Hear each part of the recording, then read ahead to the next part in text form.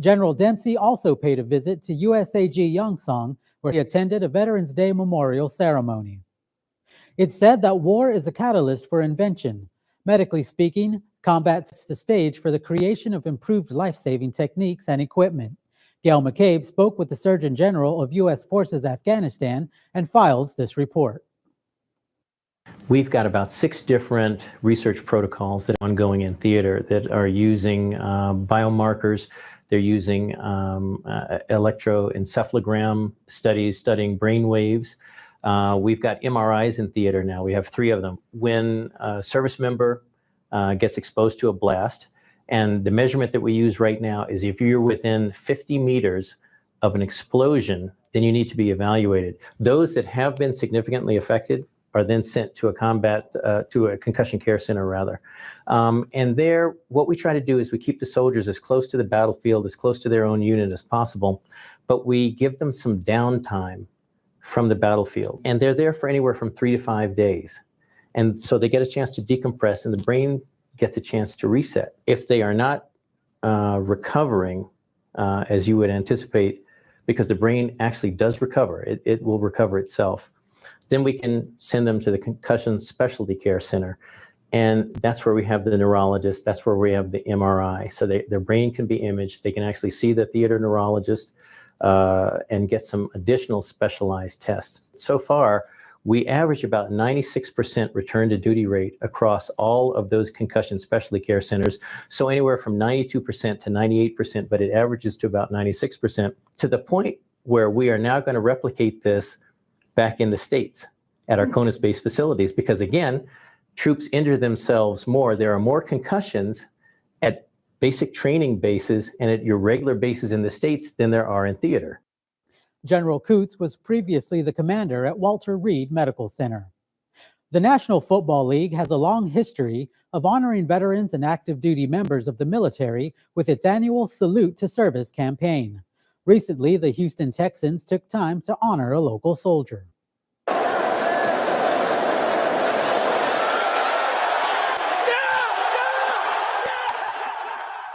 Home is what, drives me to do what I do, to do what soldiers do.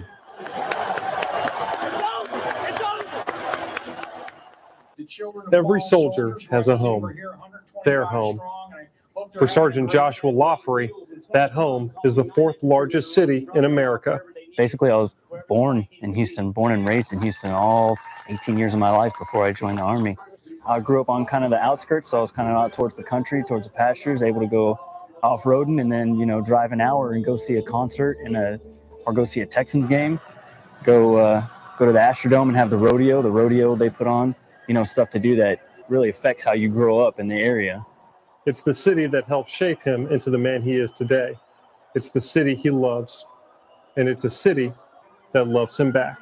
I never thought that I would be in Reliant Stadium, waving to all the fans. Definitely one of the most profound moments of my life, one of the most amazing things that I've ever seen. Sergeant Lawfrey's courage and ability when 5 of his men went down earned him the Silver Star.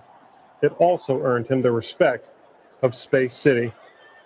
Everybody in Texas loves the military, but there's no one like Texans fans, and there's no city in Texas like Houston that supports us, and it's just an amazing honor and a privilege to have done it.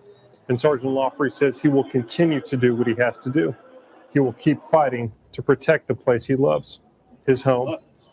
We fight for this country. We love the country. We fight for, everybody in the country, and we really love it. But home is what, drives you. I want a place where my family can, live, my daughters can grow up in. You're always thinking of home. When you're deployed, you're thinking of home.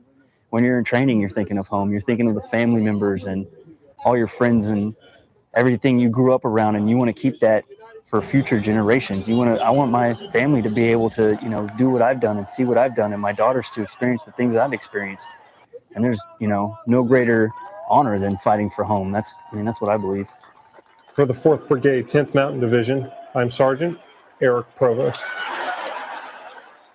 As we've reported last month, not only does the NFL recognize soldiers like Sergeant Lawfrey, they and the Army are working together to promote culture change in both organizations regarding the identification and treatment of traumatic brain injuries. Having a sniper gives a platoon the ability to spot, identify, and engage the enemy at long distances. One U.S. soldier passes his skills on to Afghan Army soldiers who will need this advantage in the volatile mountains of Kunar Province, Afghanistan. At Outpost Stallion in the mountainous Kunar Province, the Taliban attack multiple times a week.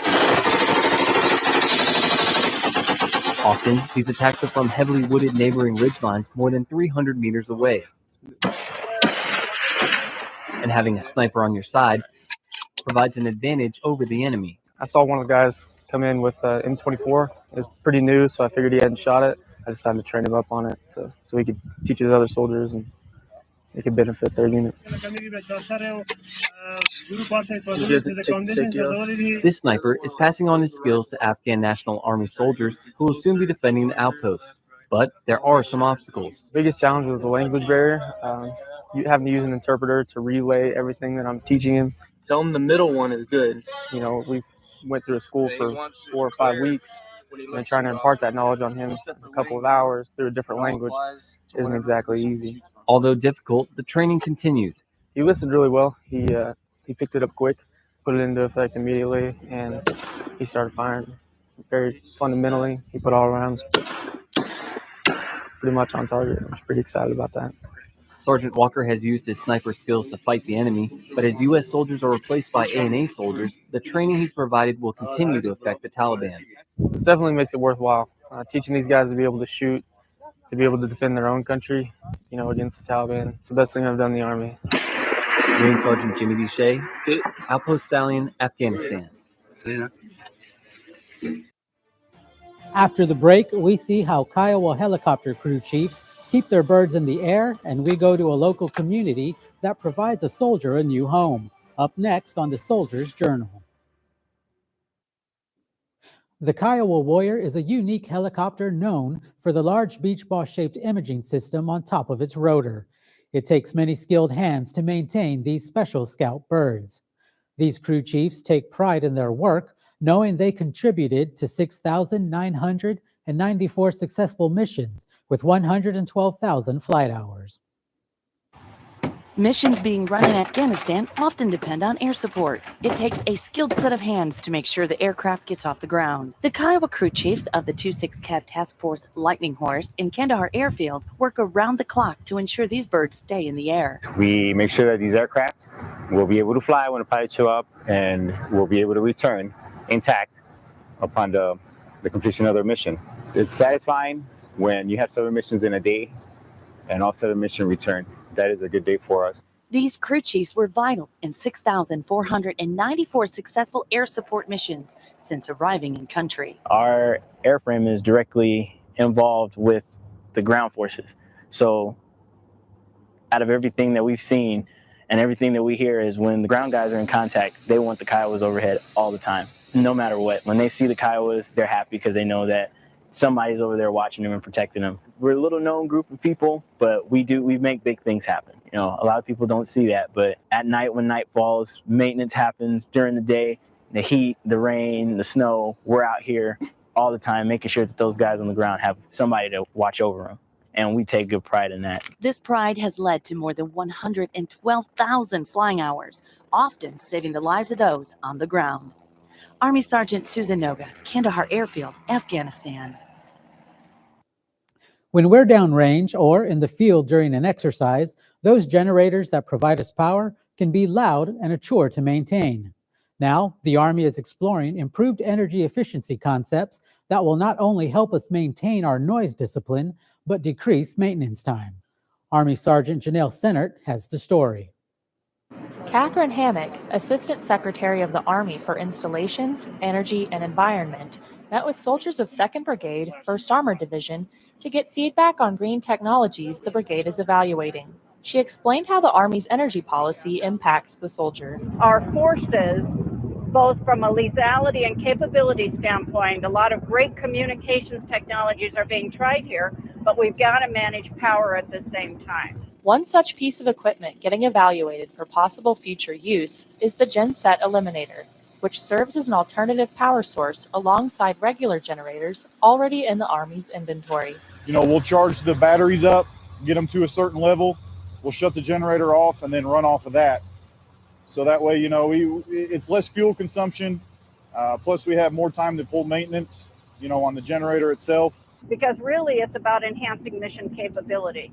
If we can put more soldiers in the fight and reduce logistics as a inhibitor to our mission, then we're all going to be better off, and we're going to be able to handle a lot of these new capabilities and technologies. In addition to reducing strain on logistics, the Genset Eliminator provides some tactical benefits. It also helps with operation environments, as far as noise discipline, downrange. If you're way out in the sticks, it's better to be quiet. From McGregor Range, New Mexico, I'm Army Sergeant Janelle Sennert. In addition to the Genset Eliminator, 2nd Brigade soldiers are also evaluating other green technologies utilizing solar power. Many private organizations have stepped forward to support our returning warriors. One such warrior, a Purple Heart recipient, recently received a gift that he and his wife will never forget. Sergeant Eric Provost has the story. This young man is truly a hero. As a freshman, Staff Sergeant Edward Cummings from the 2nd Battalion, 30th Infantry Regiment received a very special thank you this Veterans Day. The Military Warrior Support Foundation awarded him and his wife a 100% mortgage-free house up in their home of New Hampshire. Thank you. We're just very grateful for this blessing, and it's a gigantic financial relief that's going to help out me and my wife here, April, to transition into civilian life. So again, thank you, everybody. After being sent home due to injuries sustained in combat, Sergeant Cummings successfully petitioned to rejoin his unit in Afghanistan and finished off his deployment. Once he's out, Sergeant Cummings plans on going back to school and becoming an air traffic controller. For the 4th Brigade, 10th Mountain Division, I'm Sergeant Eric Provost.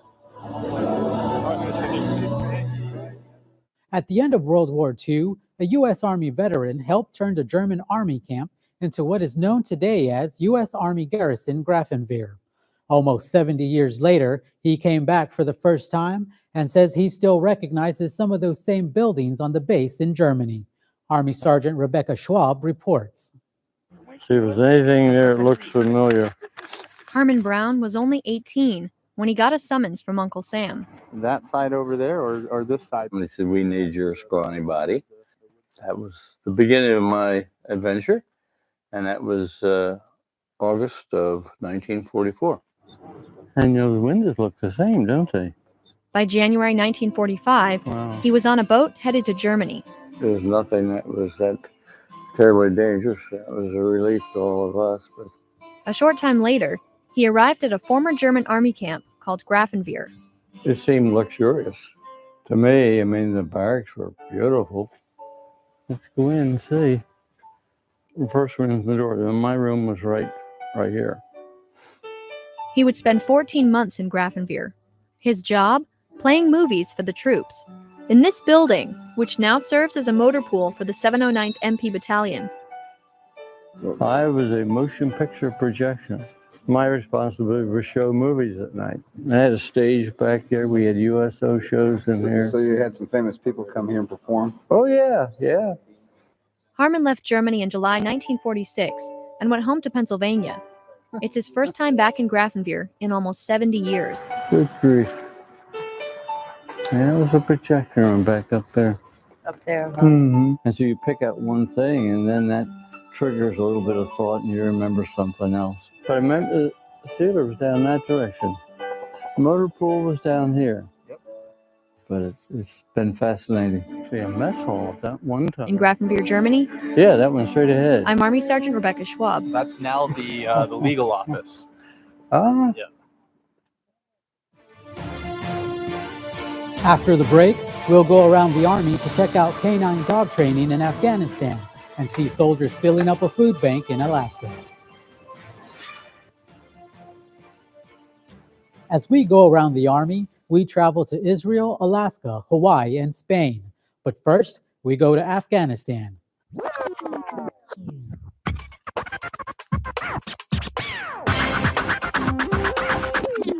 Forward Operating Base Shank.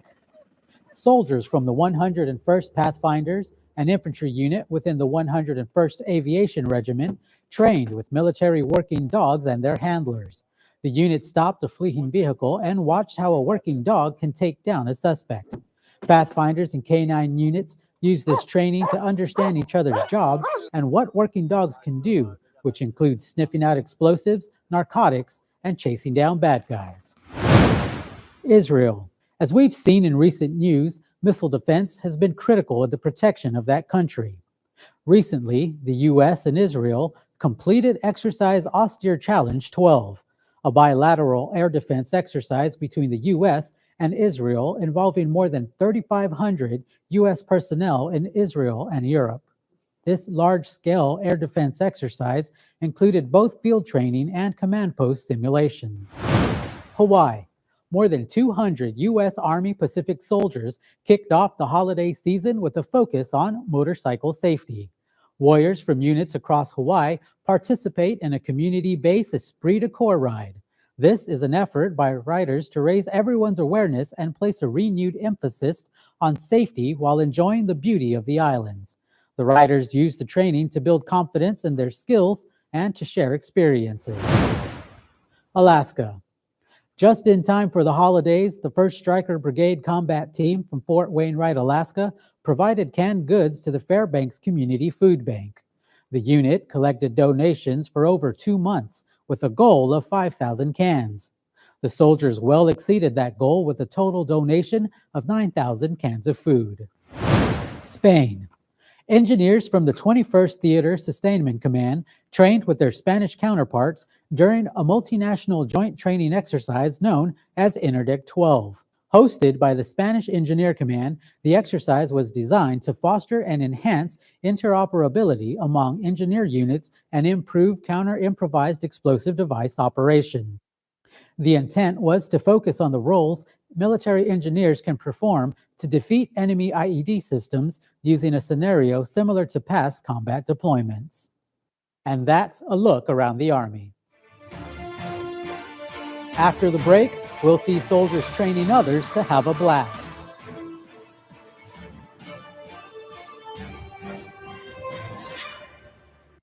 Coalition forces continue to transition security operations to the Afghan National Army. Specialist Tiana Waite shows us one area of mentorship that's taking off with a bang. What we're doing, and he'll understand it better. Learning can be a tedious task, but for 9 Afghan National Army soldiers going through mortar training, it's a complete blast. The recent instructional course took place in Nangarhar Province, Afghanistan, and included a live fire exercise.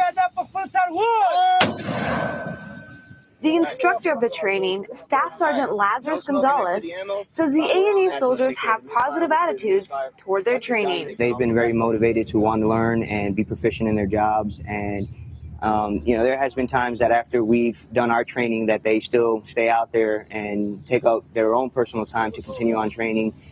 Overcoming the language barrier is just the beginning, as instructors like Gonzalez need to teach math that involves distance, elevation, and direction, all through a translator.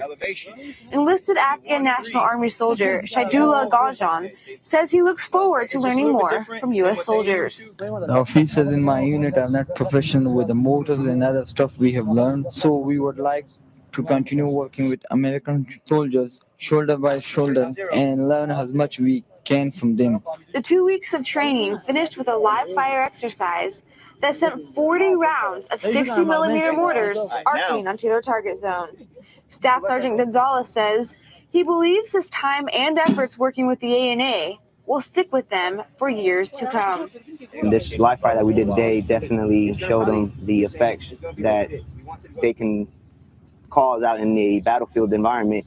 So they definitely understand that training is very important, and then I can see them, yes, continue on with their training and passing on their knowledge to other fellow mortarmen. Reporting from Nangarhar Province, Afghanistan, I'm Specialist Tiana Waite. Look for us throughout the week with the latest in news about the Army on Soldiers Update. Also, check us out on radio with Soldiers Radio News on the American Forces Radio and TV network. That does it for this edition of the Soldier's Journal. Join us again next time for the stories all about you, the soldier.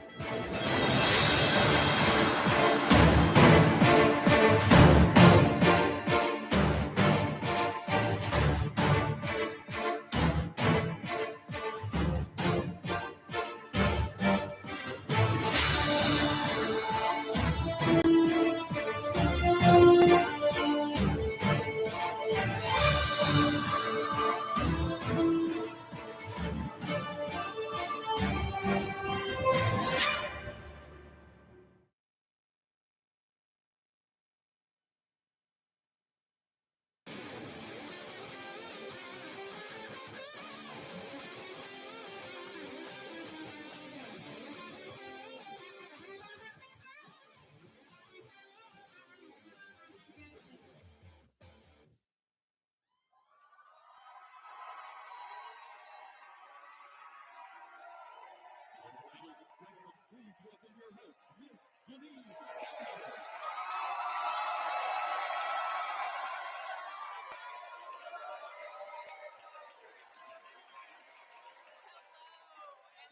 back to another great season of Operation Rising Star.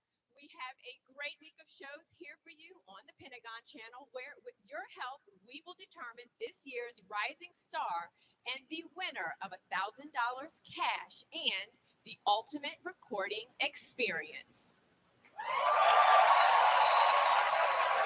Now, on behalf of our presenting organizations, the United States Army Installation Management Command and family in MWR, it is my pleasure to present your 2012 Operation Rising Star Top 12.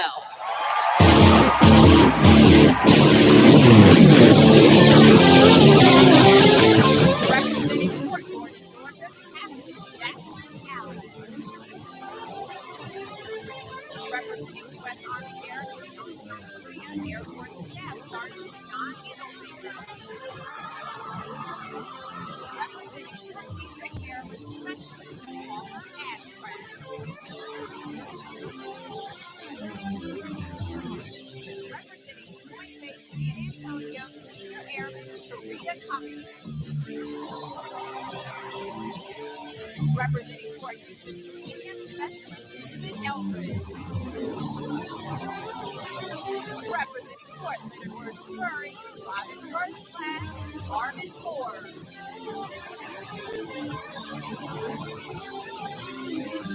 Representing Fort Jackson, South Carolina, First Lieutenant Thomas Johnson. Representing the city of Monterey, California, Specialist Constance Mack. Representing United States Army Garrison, Grafenwehr, Germany, Staff Sergeant Darren Eichroth.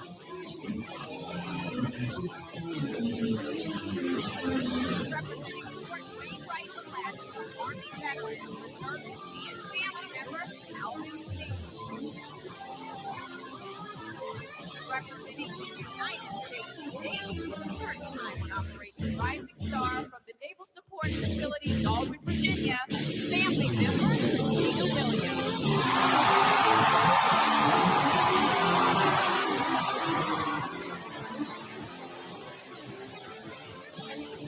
And representing United States Army Garrison, First Germany Specialist Mary Wilson.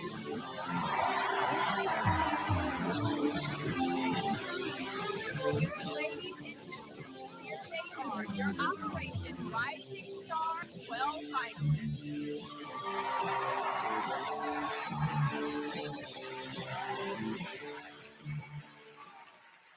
I can tell you from watching the rehearsals that we are in for a great week of talented competition. And this is due in part to the fact that this year's finalists competed against hundreds of other talented family and service members around the world. Now, as you might imagine, this was not an overnight process. So let's take a look at how they got here.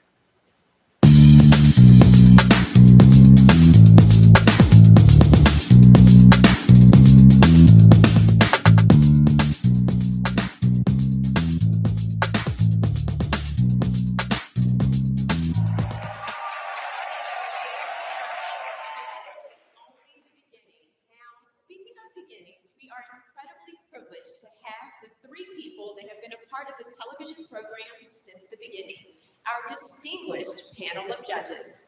Joining us for his 8th season, everybody's Operation Rising Star favorite, the 12th Sergeant Major of the Army, Sergeant Major of the Army retired, Jack Tilley.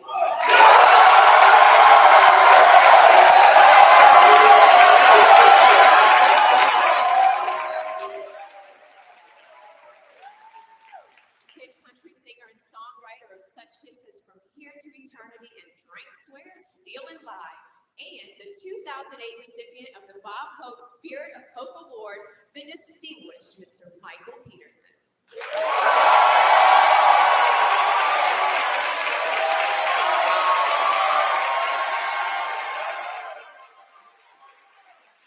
And last but not least, producer, recording artist and vocal coach for The Voice, our dear friend, the lovely and very talented Miss Deborah Bird.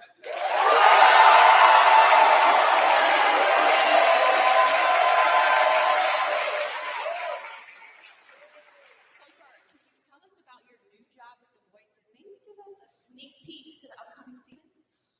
A sneak peek to the upcoming season on The Voice, which will be season 4, is that, as you know, Christina Aguilera will not be there and Nicholas CeeLo Green. Blake Shelton will still be there, as will Adam Levine. However, you're going to be surprised at how much you're going to love seeing Shakira and Usher judge. They are very wonderful. I was very pleasantly surprised. So that's my sneak peek. Well, thanks for the inside scoop. Now, Michael, I hear you've been busy since we were last with you last year. You want to give us any updates? Well, the biggest thing I learned today is that if you really want to get a lot of applause, all you have to do is say Navy.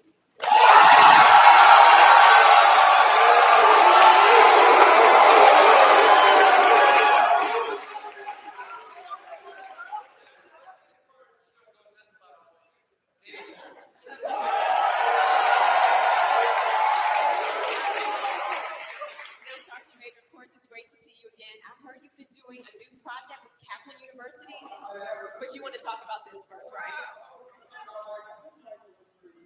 He does.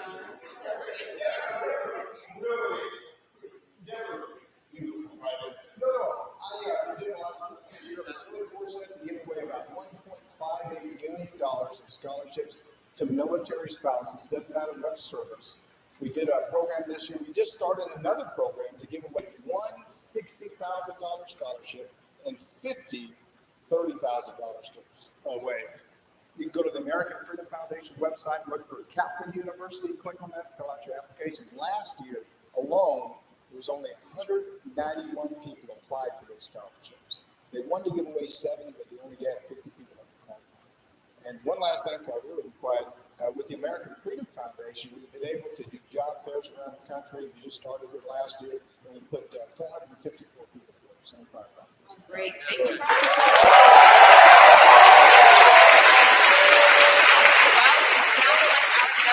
Certainly been busy with some exciting projects. Now, for tonight, our contestants will have just one chance to impress our judges and win your vote. On Tuesday, we'll see who the top 8 will be, and you will again have an opportunity to vote on your favorite performer.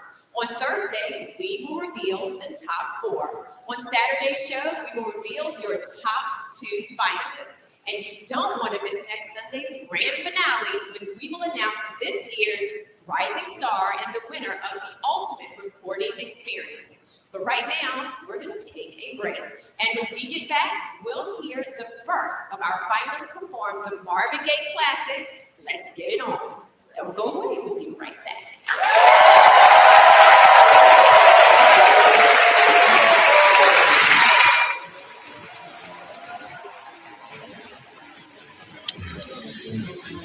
I'd like to give a shout out to all my family, friends, National Society of Persian Musicians,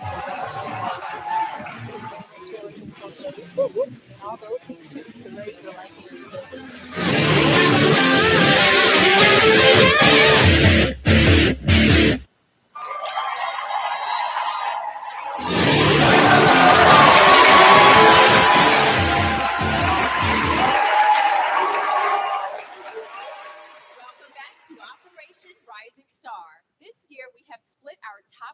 Into 2 groups of 6 that will perform the same group number for you prior to their individual performances.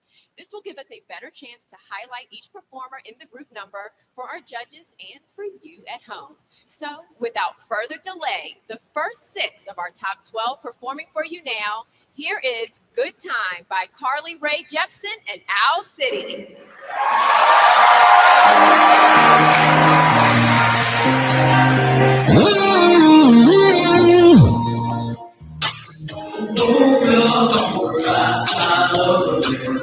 What's up, Prince talking on my head? Hands up, it's down tonight. We're having good times. Something on those my How can you get it? Well, I can't get you down, down, down. We're having a good time.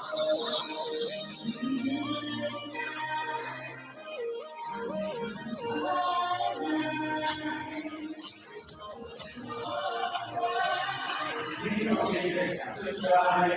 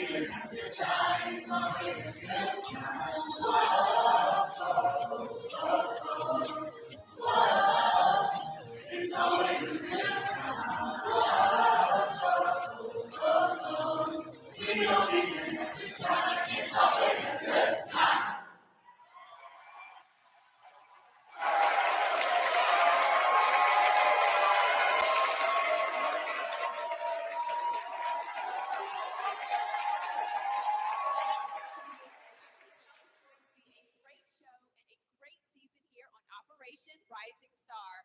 Great job, everyone.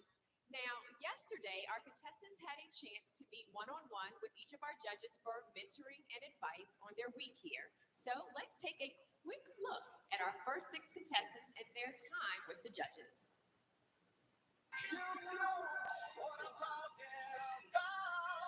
Do you feel like you just ran a sprint, or do you feel like you took a casual walk? Sprint. You sing in tune, which is like, that's like the big thing, right?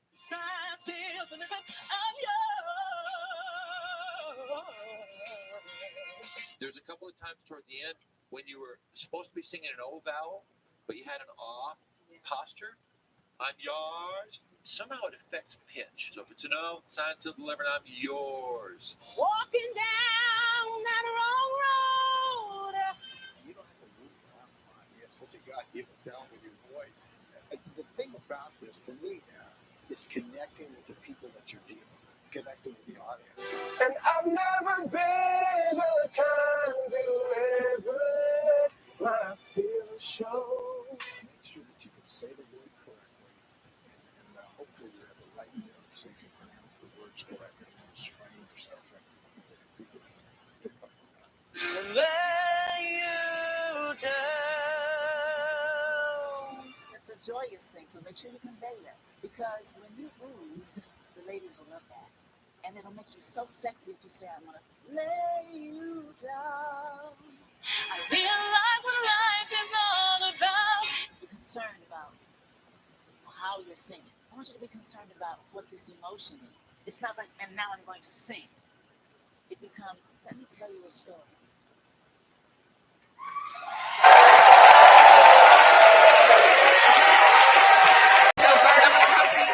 Did your time with the contestants help you prepare today as a judge, or maybe even set some expectations?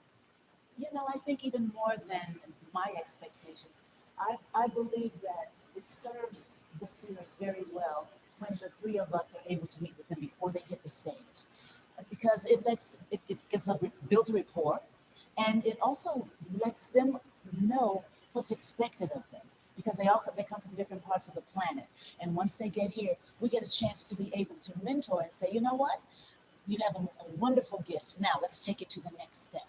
And I think that's very important for them. So I think it's more important for them than it is for us. But for us, it becomes enjoying their talent and seeing who they really are. All right. Michael, anything to add? Well, you know, in the past, we haven't had a chance to meet with singers till later in the week. And last year, Bird, suggested and really encouraged that we ought to do it ahead of time. And I think that was a great idea. It gives us a chance. You're nervous enough if you're a contestant on a show like this. So you need to have a chance to spend some time with the judges and realize that you can trust them, that they're here to help you improve. I think that helps them relax and deliver their best performance. So fun for us to get to know them, but really we're here for them.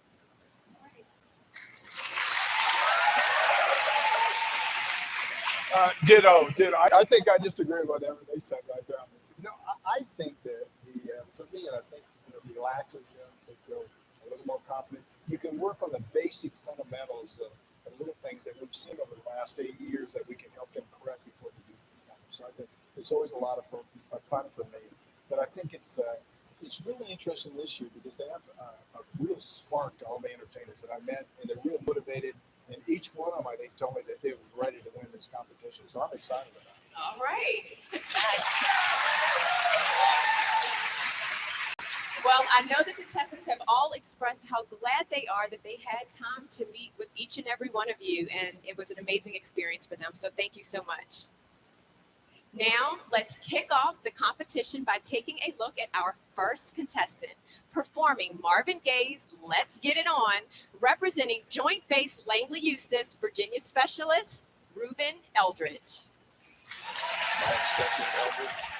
I am from Fort Eustis, Virginia, which is now Joint Base Langley Eustis. I'm representing 688 Hard Mode. What do you do for a living? I'm an 88 Mike, which is Army truck driver.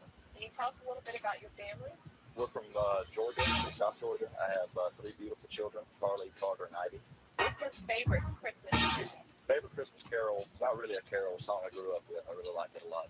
Grandma Got Run Over by the What's your most embarrassing performance moment? One time, it was my birthday, 23rd birthday. Josh will remember this. I was singing karaoke and I kept paying the KJ so I didn't have to get off stage. I didn't know any of the songs that were playing, but I wouldn't let anybody else sing it. But I think that's probably my most embarrassing.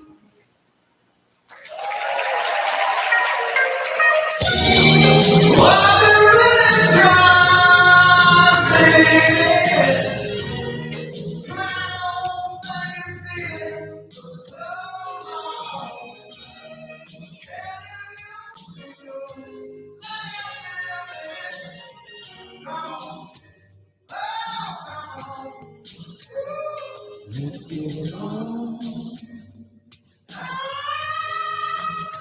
Let's get it on.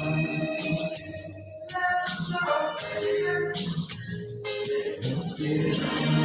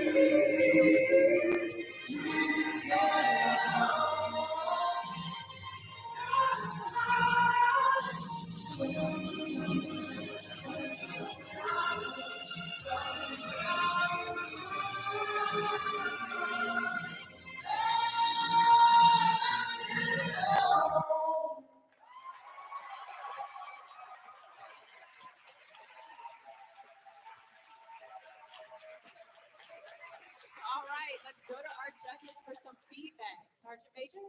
I knew you'd call me first. First of all, I wrote all this stuff. You have a good time? Well, that really comes across when you're singing because you're motivated, you're enthusiastic. So I know you had a good time. And I like the way that you work the crowd. I think, there's no question that you like talking and singing with people, you like being in front of people.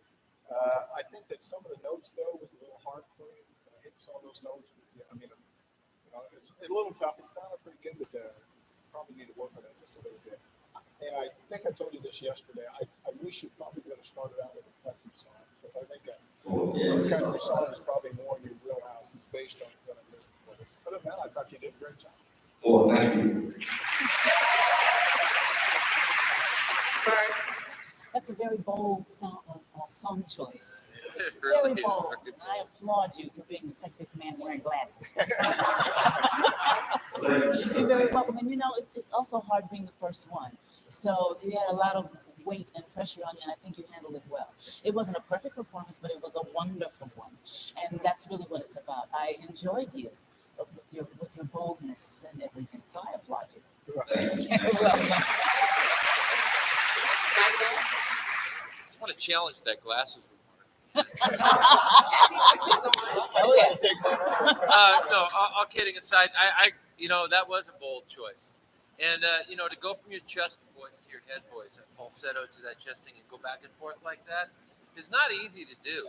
And, I'd say hit like 95% in terms of like your transitions, in terms of pitch and all of that. And that's cool. They show a lot of range. I'm really excited to see what you do the rest of the competition, should you have a chance to proceed forward. I'd really like to see stylistically, like Sergeant Major said, maybe something that maybe might be more in your more historical wheelhouse, from the South, grew up in the South, love country music. I'd like to see how that fits in. So, nice job. All right, to vote for Specialist Ruben Eldridge, log on to oprizingstar.com immediately following the end of our show. The voting window will be open for 2 hours. Find the photo of the contestant you want to vote for and select the vote button. You can vote as many times as you want. Also, new this year, our top 2 contestants will be chosen based on the combined votes of the first 3 rounds of competition. Those totals will count toward the 50% audience vote to determine who will be in the finals. So your votes are important if you want Ruben to continue his journey. Thank you, Ruben. Now let's keep the excitement going and see what our next contestant has in store for us. From Fort Gordon, Georgia, performing Stevie Wonder's Signed, Sealed, Delivered, Captain Jacqueline Allen. North Carolina, and I'm representing Fort Gordon, Georgia. And what is your MOS? I'm a 25 Alpha, which is a signal officer. I deal in communications, so you can talk about me, but you can't talk without me.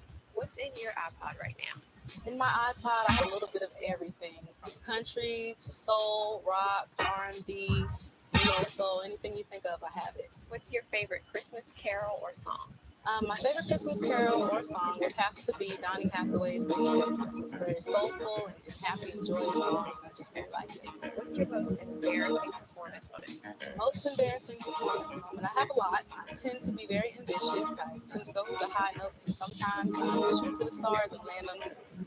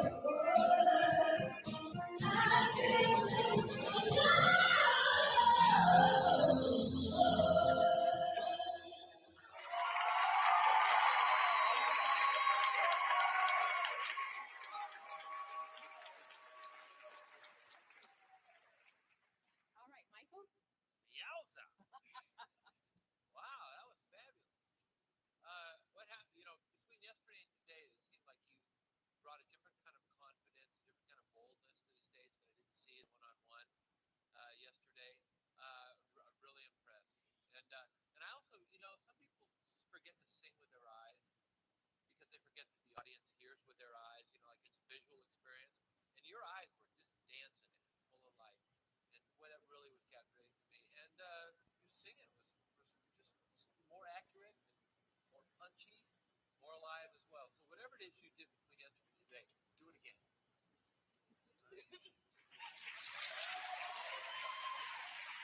All right, Bird. Jackie, you are a prime example of what a day like yesterday is like, because exactly the same for me. It's as if you got it. You took everything that we gave you and you threw it on that stage and you delivered it. Who can ask for anything more? I mean, you sang great. You were alive. You were vibrant. I could feel the audience going with you. You got it. I applaud you for that. You're wonderful.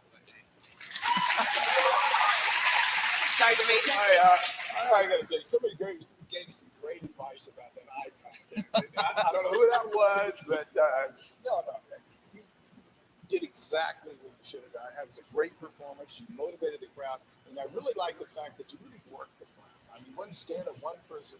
You're singing to all of us, and that's what you're supposed to be doing. I absolutely love it. Great job. Thank you so much. All right. To vote for Captain Jacqueline Allen, log on to oprisingstar.com immediately following the end of our show.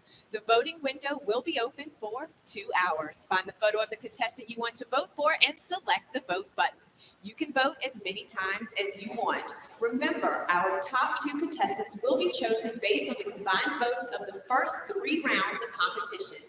Those totals will count toward the 50% audience vote to determine who will be in the finals. So your votes are important if you want Jacqueline to continue her journey. Thank you.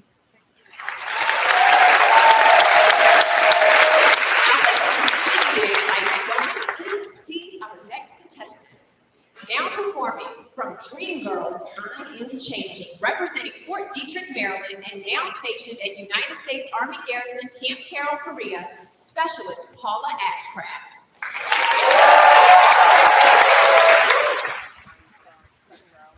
I'm representing Fort Detrick, 298 Signal Company in Maryland, and I'm also representing DLA Mapping in Camp Carroll, Korea. Tell us a little bit about your family. I have 3 beautiful children. I'm married. My children's names are Marquise, Micaiah, and Maya. Have you ever been deployed? If so, where? I have been deployed one time, 07, when I was supporting Iraqi freedom with Cops Fighter in Iraq. Tell us about your performances, what's your most embarrassing moment? Writing the song at the last minute and words. Who's your favorite Christmas carol? Solid. My mom's played a lot. She passed away in 6. So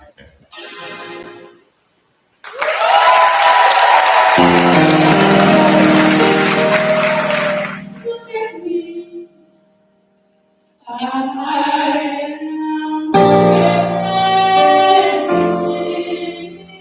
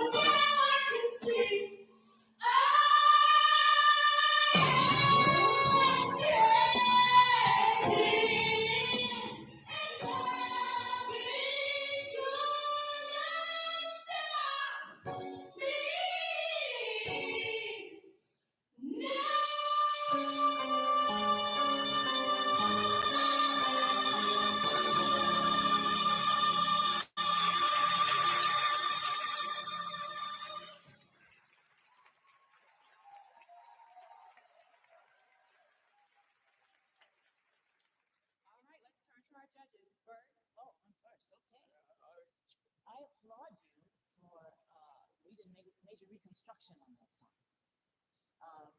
And it's a very hard edit, and the beginning was very hard. It's very ambitious. I applaud you for you maneuvered through that song nicely. However, I think that all the applause either scared you, frightened you, or it made you excited or whatever, because bless your heart, the end of the song, you kind of missed the key change. And I know you knew it, but what I love about you is you never let us see you sweat. I applaud you. You just plowed on like a trooper.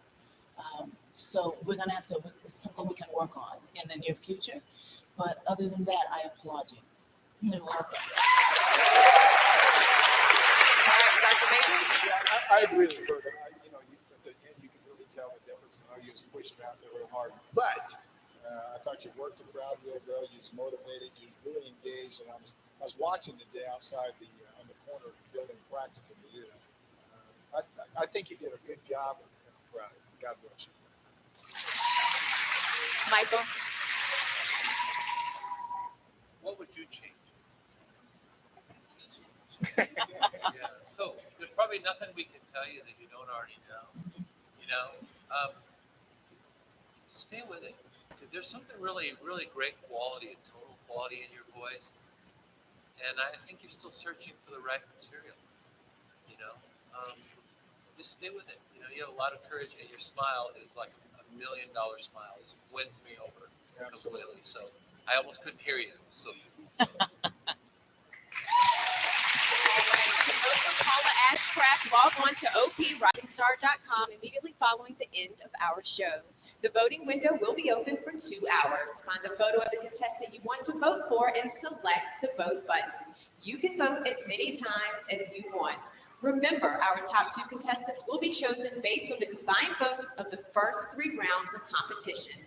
Those totals will count toward the 50% audience vote to determine who will be in the finals. Your votes are important if you want Paula to continue her journey. Thank you, Paula. Well, there you have it, our first 3 contestants. It's been a great start to this year's competition. We want to take a moment to thank U.S. Army Installation Management Command, whose support makes this competition possible. And we would also wish to thank United States Army Family and MWR, who supports, educates, and entertains soldiers, families, retirees, and civilians at home and around the world. Thank you for making this great service and family member programming possible here on the Pentagon Channel. We especially want to thank all of you out there for watching us here on the Pentagon Channel and for casting your votes at oprizingstar.com. Tonight and this coming week would not be possible without you. But now we're going to take a short break, so don't go away. We'll be right back.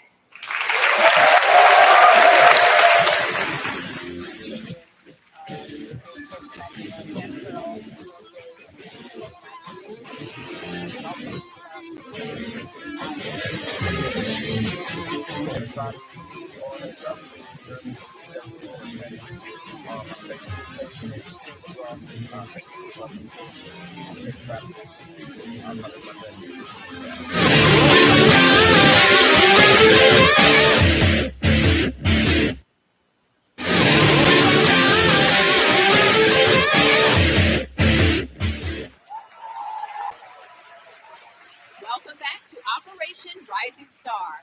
We've only seen our first 3 contestants, and already it's been a talent-packed show. Excellent job to all of you. So tell me, what has been the most rewarding experience so far about being here in the top 12? Janine, for me, the most rewarding experience is being around all this amazing talent. I mean, there's a plethora of knowledge, and I just can't wait to soak it all up. All right. I think we're all just grateful to God for allowing us the opportunity, the chance to share our gifts with others. Janine, I have to agree with my contestants. I mean, they are absolutely world class, and our instructors, vocal coach, choreographer, they're all top-notch people. It's just a privilege. Okay. So let's get right back to it and see what our 4th Tested is bringing to us tonight, performing Keith Urban's Tonight I Wanna Cry. Representing United States Army Garrison Grafenwehr, Germany, Staff Sergeant Darren McGraw. Originally from Pensacola, Florida, representing Grafenwehr, Germany. Have you ever been deployed, and if so, where? Yes, numerous times to Taji, Mosul, Kosovo, Kuwait, and a couple places. So what's in your iPod right now? A little bit of everything. If it catches my ear, I just listen to it. I'm pretty much open to anything. What's your most embarrassing performance moment? I was doing a talent show in Camp Taji. I was performing Usher, You Got It Bad. And because the ladies of the audience were sitting, I got a little bit ahead of myself. I forgot the lyrics. So where I told them, well, we all know the lyrics. I go ahead and sing along. They started laughing. I started laughing. And I kept going. What's your favorite Chess I did not King Go version.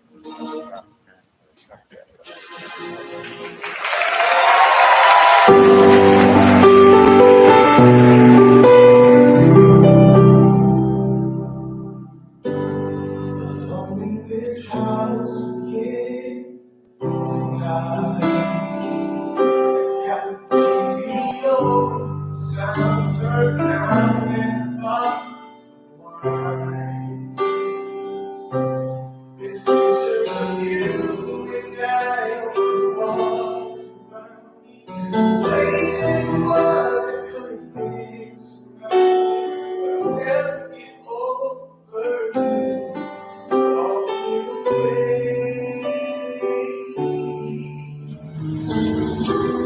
And I'll never be the kind to ever let my feelings show. And I know that being strong and never losing self-control. I'm just rough enough to let go of my pain, to help my pride, and all like rain from my eyes.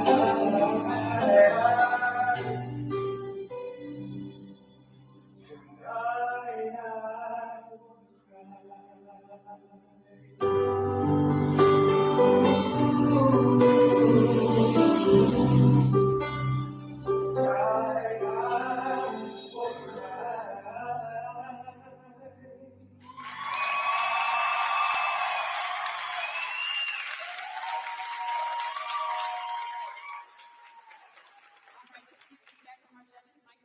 You know, there are people who have like classic great voices, like Celine Dion or people like that, and then most people judge themselves by that. They say, well, you know, I can't sing like that, but they forget the fact that most people who make records that move people with music, they're not that kind of voice. They have something else that just moves people, whether it's a little scratchy or whether it's a little off pitch. And sometimes the whole point is to move people, right? So while there were some pitch issues in that middle section, right? I was moved by your performance. And the second thing that I really want to applaud you with is to take a song that was done in a different style, like let's say country song by a country artist, a country genre, and to take it and give it an R&B kind of like soulful your spin on it and make it yours. That's not easy to do. You did that. And that's powerful. You have a lot of talent. And I really moved. And I think you moved this audience as well. Thank you. Sergeant Major? All right. Well, first of all, I think it was a great selection. The song was perfect for you. It stayed in your real. I mean, it sort of stayed. You didn't push yourself. It was a nice, smooth song. It was a great performance. Whether or not there was pitch issues or not, as soon as you started singing, I was connected. I listened to every word you said. So I think the whole crowd was the same way. I thought you did a wonderful job. Great job. Bird?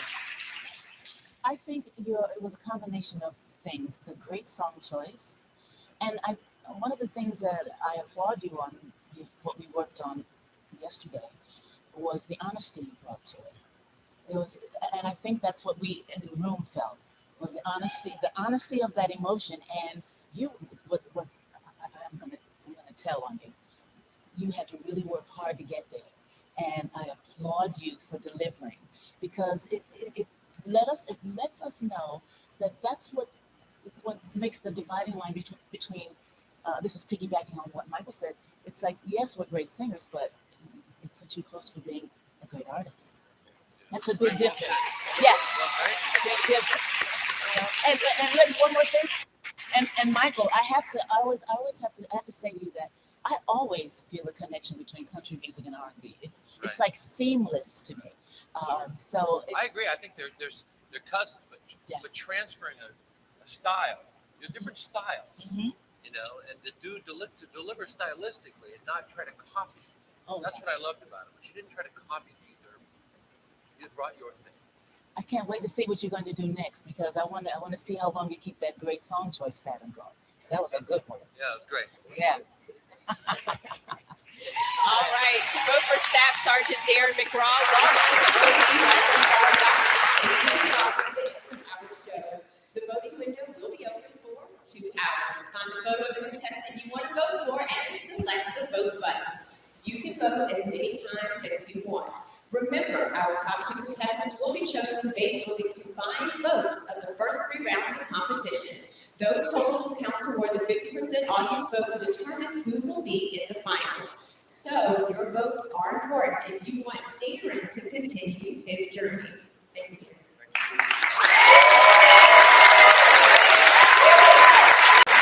We're moving on to our 5th contestant performing Bon Jovi's Bed of Roses. Let's meet Staff Sergeant John Abelfinger.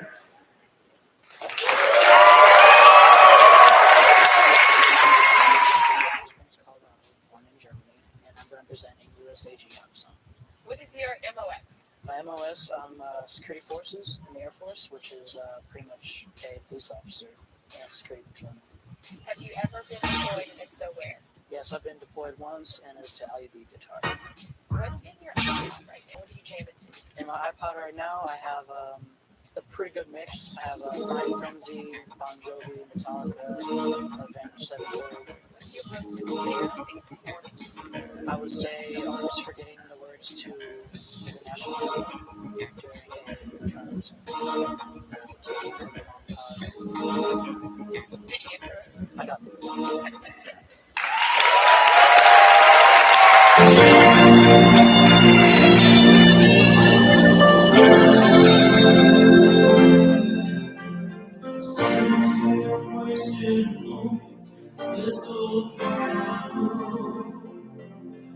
Trying hard to capture the moment, this moment I don't know. Because of that, I still lost in my head, so long getting nothing.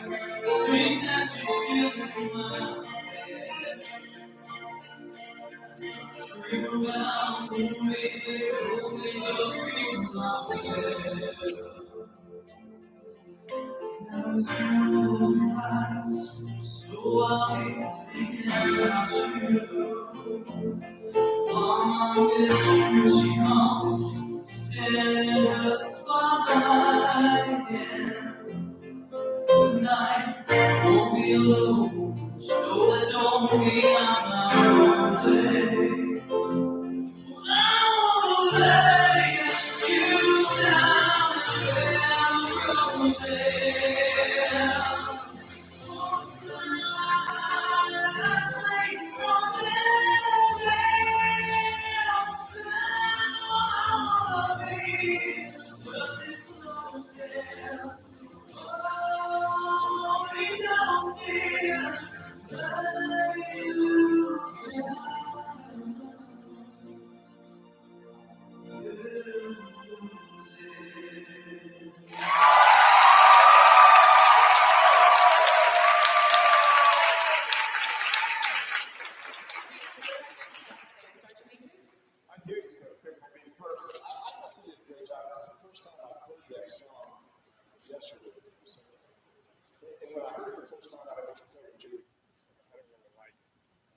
this time, I think you put a lot more into it, and I thought it sounded real good, so my hat's off to you. There may have been a couple things in the squeaking there, well, not squeaking, but some notes I think you had a little bit of problem with, but other than that, I think you did a fine job.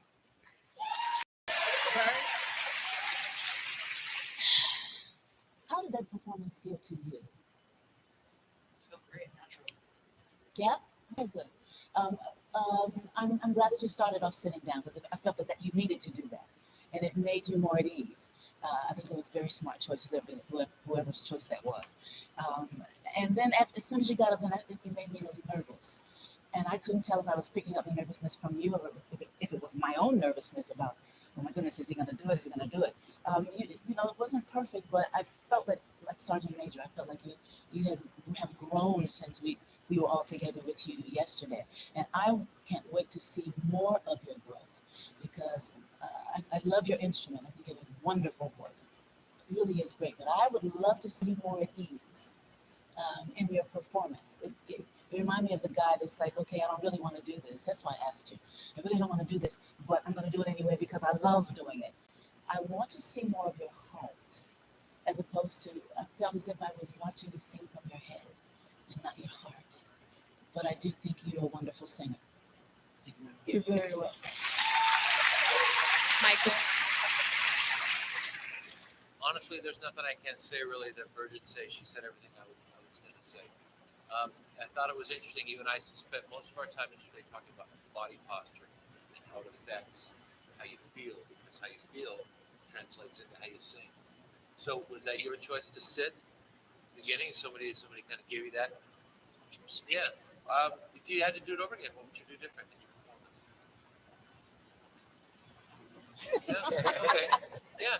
Well, you know, I think Bird had I felt the same as she did, in that I started feeling nervous once you got up and started moving towards the front of the stage. And I think what I was feeling was your a little bit uncomfortability.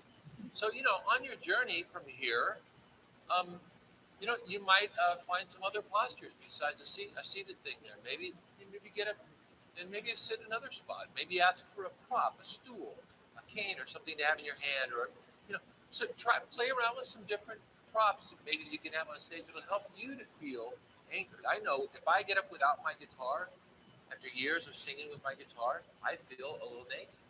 And it helps to have something in my hand. So, I mean, it's not an amateur thing. It's a sort of experiential thing. So maybe that would help you. Can I throw one thing? This may or may not make sense, but I agree exactly what you say. Sometimes when you do things like this, make it simple the first time. You know what I'm talking about? That you don't move around. You don't do a whole lot of stuff. You make it real easy so you don't forget to do certain kind of things. So you get up and move around. But yeah, you're thinking too much when you do your performance. Make it simple, easy for you. You know, walk out, stop a little bit, maybe move back and forth. And because you have a God-given talent, you have a great voice. It's the additional things that you try to do sometimes make sure. And with that said, you are most comfortable seated. Mm-hmm. And if you had stayed most comfortable the whole time, I think you'd have sang better. Yep. So whatever it is, the combination between finding a prop or whatever and keeping it simple, so that you can stay comfortable. Thank you. You're welcome. All right. To vote for Staff Sergeant John Andelfinger, log on to oprisingstar.com immediately following the end of our show. The voting window will be open for 2 hours. Find the photo of the contestant you want to vote for and select the vote button. You can vote as many times as you want. Remember, our top 2 contestants will be chosen based on the combined votes of the first 3 rounds of competition. Those totals will count toward the 50% audience vote to determine who will be in the finals. So your votes are important if you want John to continue his journey. We're moving on to the last of our first 6 contestants who are ready to perform. Performing Martina McBride's In My Daughter's Eyes from United States Army Garrison, Wiesenbach Specialist Mary Wilson. I'm originally from Atascadero, California, and I'm representing Wiesbaden, Germany. What is your MOS? Can you explain it? I'm a 68 Papa X-ray tech. So I can do X-rays, CAT scans. I work in the ER, OR, everything like that. Can you tell us a little bit about your family? Well, I have a 4-year-old son named Dylan, 6-year-old daughter named Haley, and my youngest named Rick, who are all, well, he's in Germany and the kids are here, so I miss them. What's your favorite? I like Old Holy Night. It's just really beautiful and cinematic. What's your best favorite? Well, I'd have to say, I guess Operation Rising Star, the first round, I forgot. I started with the second verse, and I just kind of sang it again, and I don't think anybody noticed, but I sure did.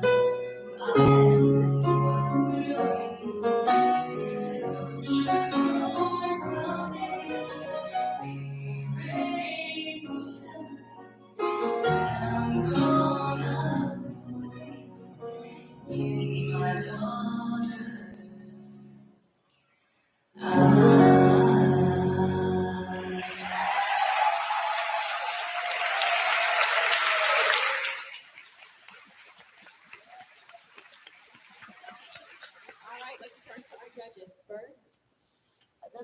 Another great song choice, and I think you delivered it well, man. You really did.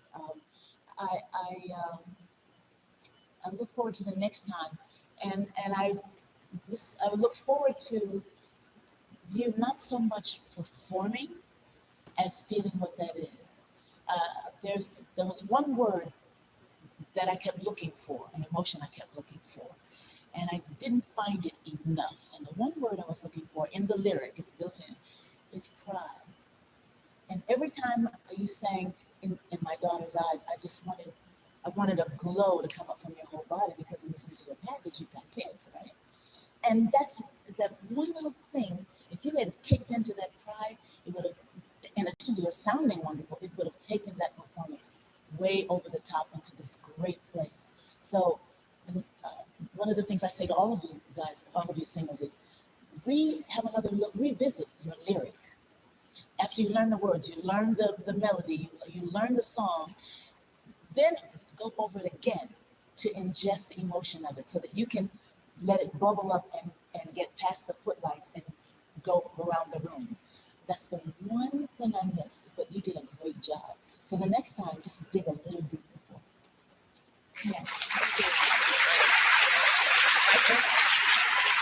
You know, when they were doing the interview, preceded your performance, and you were talking about your kids, and about your work, about your husband, and how you missed them. You were just in the place of just being that. You asked a question and you responded conversationally. You were being all that she said she missed. A little more of, wanted more of, not missed, but wanted more of in your performance. And I think she's exactly right. How do you get there from here? There's not an exact road, but having the eye on the ball, that somehow makes it less of a performance and more of just her answering the question. Make it more conversational. And reviewing it, like she said, I think is a good way to start.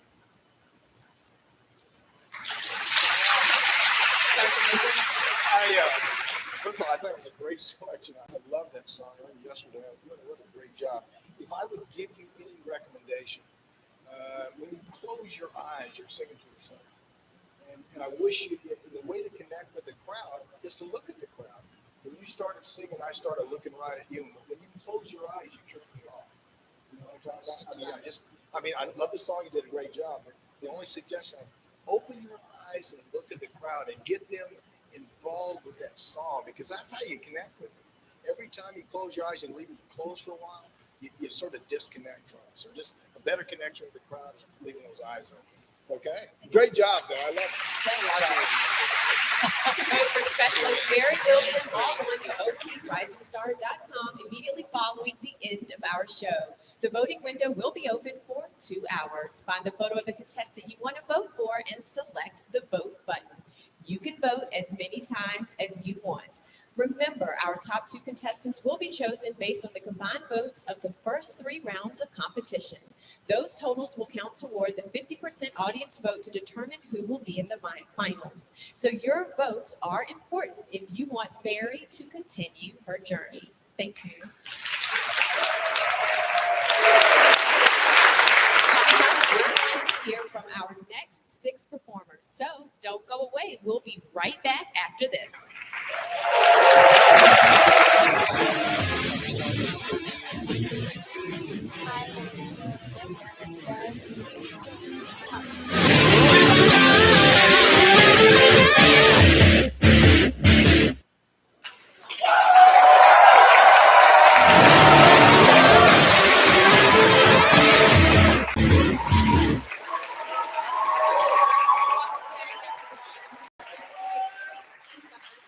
that make this event possible, and we are so thankful for their time and efforts to bring this annual production to the Pentagon Channel.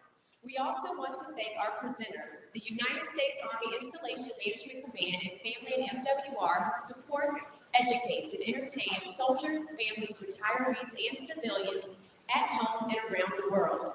Thank you for making this great service and family member programming possible here on the Pentagon Channel. We especially want to thank all of you out there for watching us here on the Pentagon Channel and for casting your votes at oprisingstar.com. Tonight and this coming week will not be possible without you as well. Now we're halfway through our contestants. Judges, what do you think so far?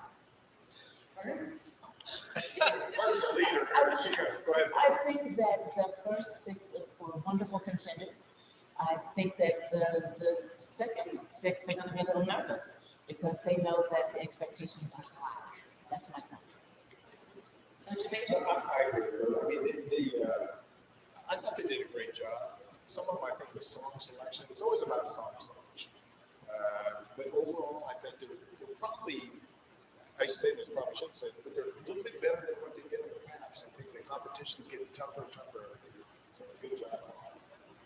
Michael? You know, I've been grateful for the level of talent that's here, and I'm also grateful for the Navy. Yes.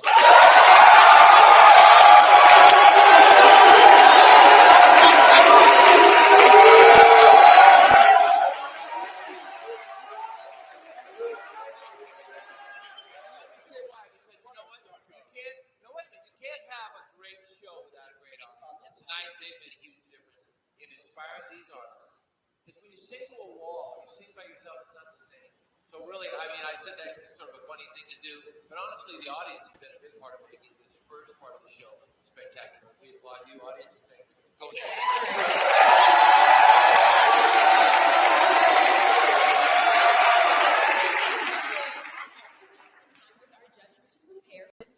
So let's take a quick look at their mentoring sessions.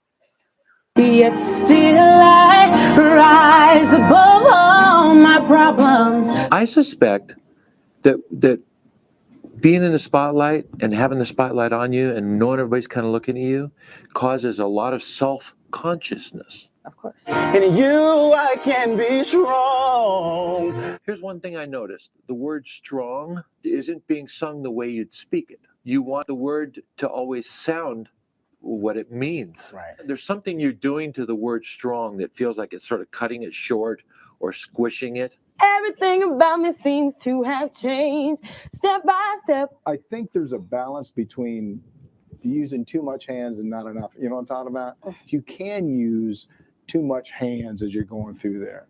So I think you got to be conscious about that. I would ask, will I live or die? But I know. I don't know how you do it, but you don't move your arms at all. Sure. I think if you stayed all the way through, and you look so stern, yeah, you almost have attention. I'm your man, you're my girl. I'm gonna tell it to the whole wide world. Whenever people pick these, I call them the dancing men song. There's a cool that comes with it, and there's a stylized energy, even if it's nothing.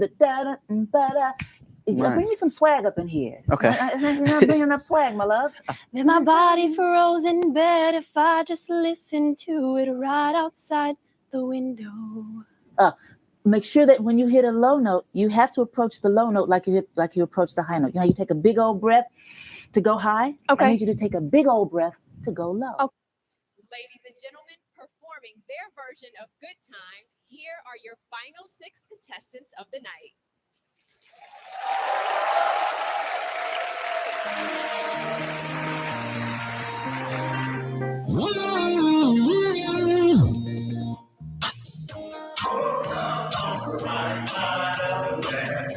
what's up? Sweet song inside my head. Hands up, if it's down, to get down tonight. It's always a good time. Come here to the gap, taking everywhere. I ain't it's down, to get down tonight. It's always a good time.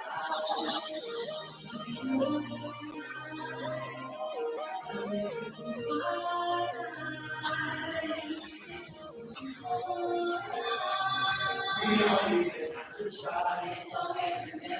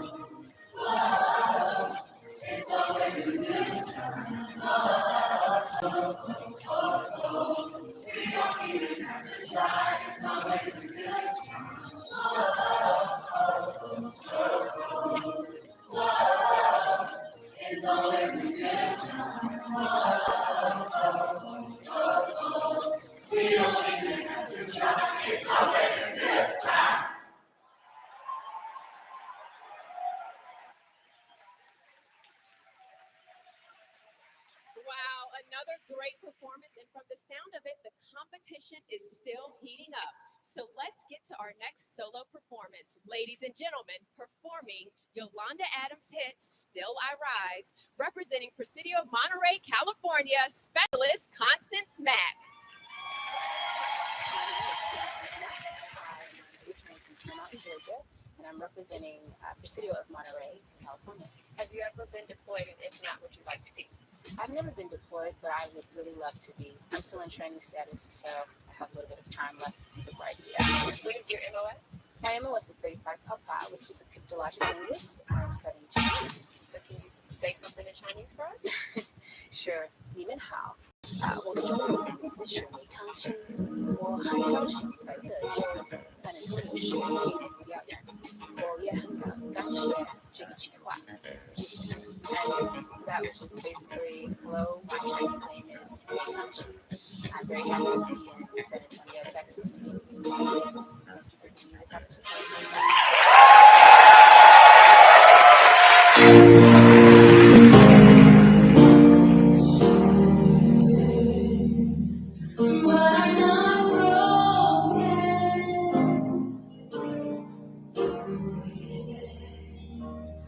Time will heal,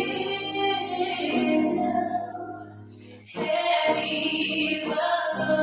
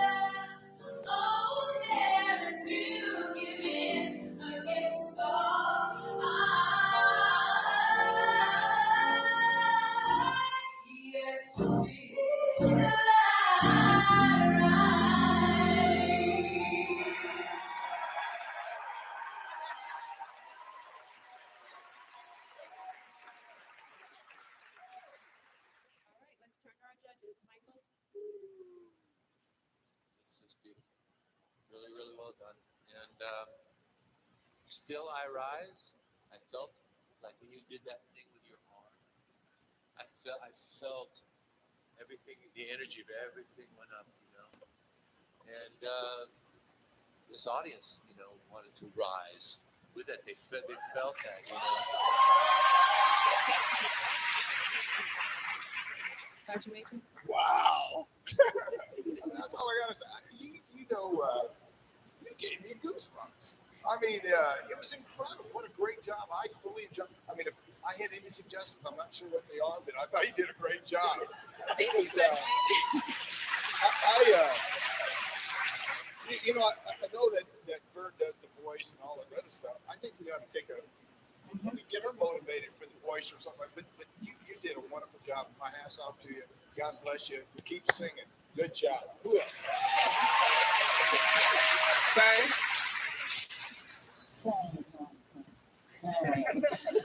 Number one, thank you for trusting me. Thank you very, very, very much. And you saw the response. It's very small, but I applaud you for taking that step that I dared you to take. And it worked. Absolutely. Wonderful job. Thank you. You're welcome. Thank you. To vote for Specialist Constance Mack, log on to oprisingstar.com immediately following the end of our show.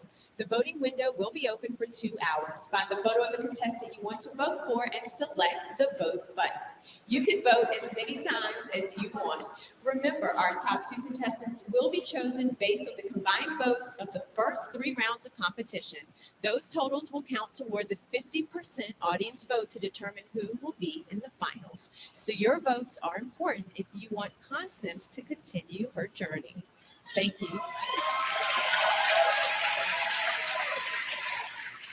I believe our next contestant is ready, and here he is, performing Whitney Houston's I Look to You, representing Fort Wainwright, Alaska, Army veteran, reservist, and family member, Calvin Sneed. My name is Calvin Sneed.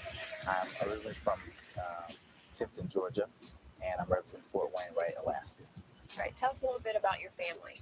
My family is great. My wife, she's a staff sergeant in the DENTAC Command in Fort Wainwright, Alaska. Together we have 7 kids. And what's your favorite Christmas carol? Favorite Christmas carol has to be Silent Night. Just because it's just a song that you can just really sing with your heart and communicate with the audience while they're singing to. What's currently in your album? Listen to all sorts of music. Smokey Norfolk, James Fortune, Fred Hammond. Most of this to a lot of guys. What's your most embarrassing performance? I'll probably forget the words to a rap on stage at a social show.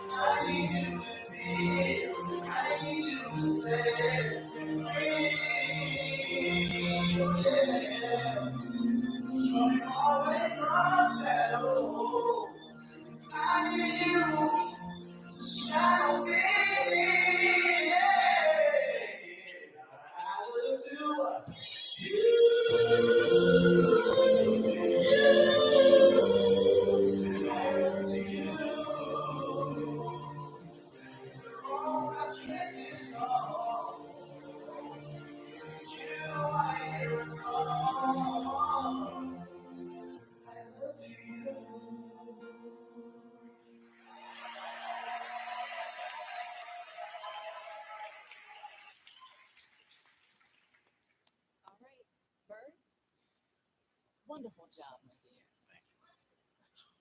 See, there's an echo. I would have, I want to thank you for trusting me as well. And you know exactly what I mean. It worked, as you heard from the response, number one. Also, if I have one word of caution for you, I would like to caution you against some of your riffs that become what I call the super fast riffs. We get lost and we miss some of your notes. It's okay. Relax within your riff, and they will become more effective. That's my only word of caution for you. Okay? Thank you. You're very welcome. Sergeant Major. I have one question. With those 7 kids, I guess you're singing every day, trying to get them to go in the right direction. I thought it was a great job. If I did have a word of advice to you, I think we talked about it yesterday. When you leave your eyes open, you connect with the audience. When you close your eyes, you're singing to the song. So I know there's some points there. I think you can close your eyes just for a second and come back. But you need to, I think, when you're singing, look at people and get them involved with your song. That's what people do. They look at them and they sort of pull everybody in the audience. But other than that, I thought you did a great job. Thank you so much. Sure. Michael. It's each his own, right?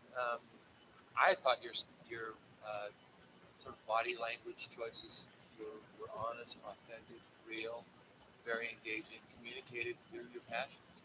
So, of all the performers I've seen tonight, I thought you put it all together. Like, you seemed comfortable, you seemed at ease. I liked you right away when you walked out. I liked your vibe.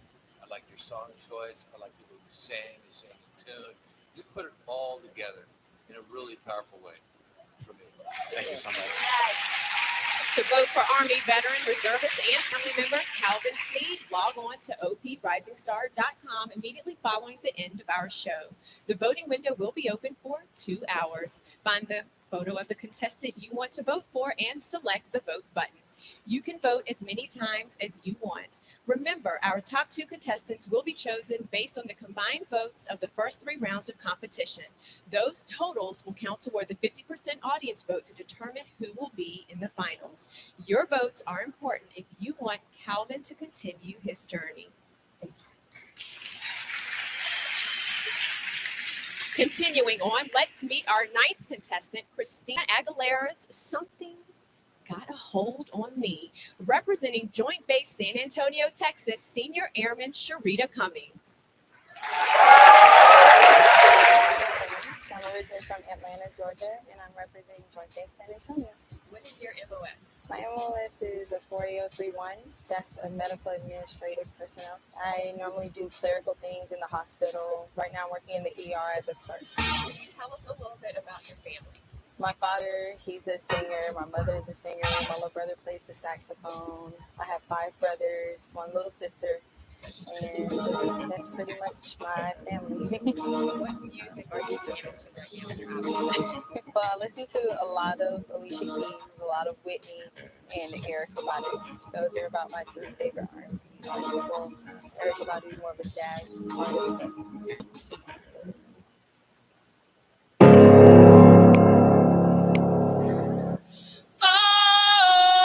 sometimes I get the feeling here.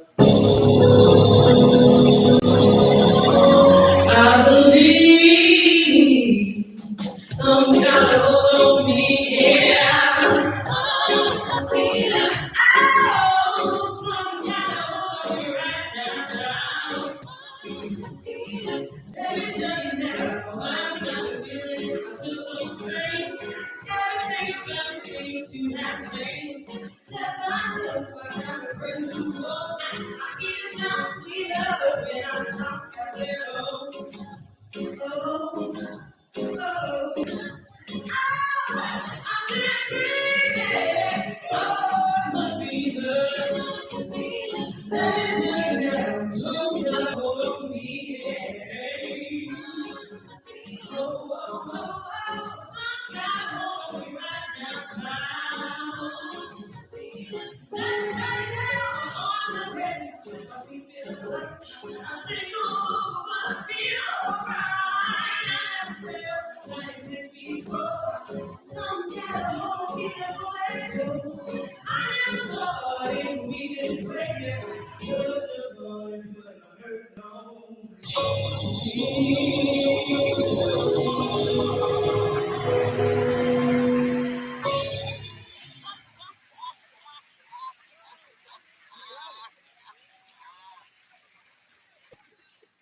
Let's go to our judges. Sergeant Major? Oh, I know you always pick me. I wrote these down. You remind me of the dream girl when I was listening to singing or something.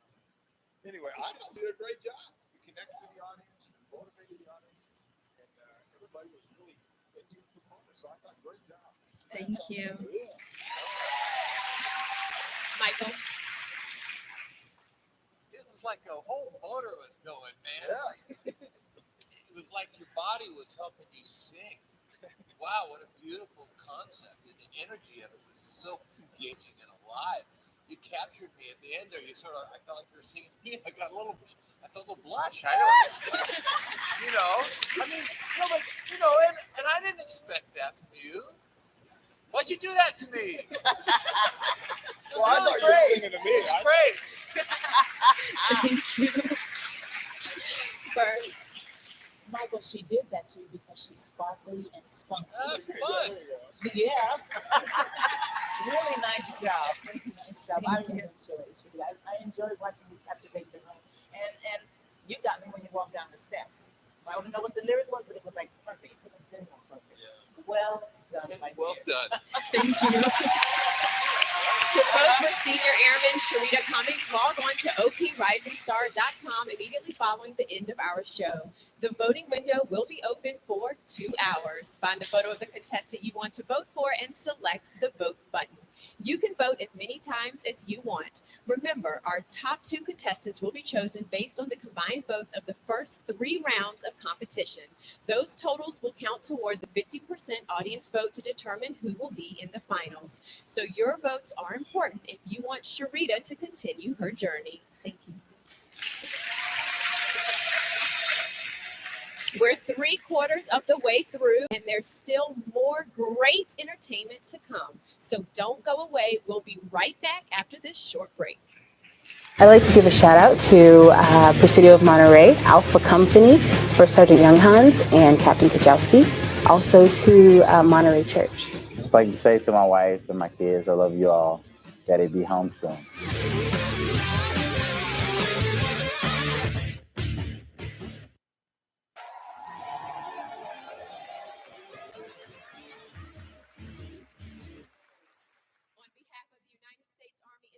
Management Command and Family and MWR, welcome back to Operation Rising Star. I am joined by Seaman Apprentice Taylor Nolan, who is in training here at Joint Base San Antonio. So what do you think of the show so far? The show is great. It's amazing. It's a really good opportunity to be here. Great. Well, we appreciate you being here. And for all of you at home, please don't forget to vote for your favorite at oprisingstar.com. Now let's get back to it and welcome our 10th performer this evening. Performing Broadway musical hit Close Every Door, representing Fort Jackson, South Carolina, First Lieutenant Thomas Johnson.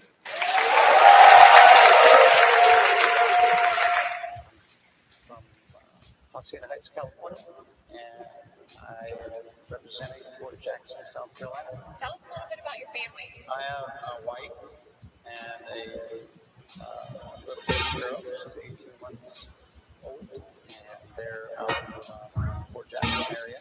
Have you ever been deployed, and if so, where? Yes, I've been deployed Iraq twice, Afghanistan once. What's your most embarrassing performance given? I really can't think of anything that is an embarrassing performance. So you're that good. I hope so.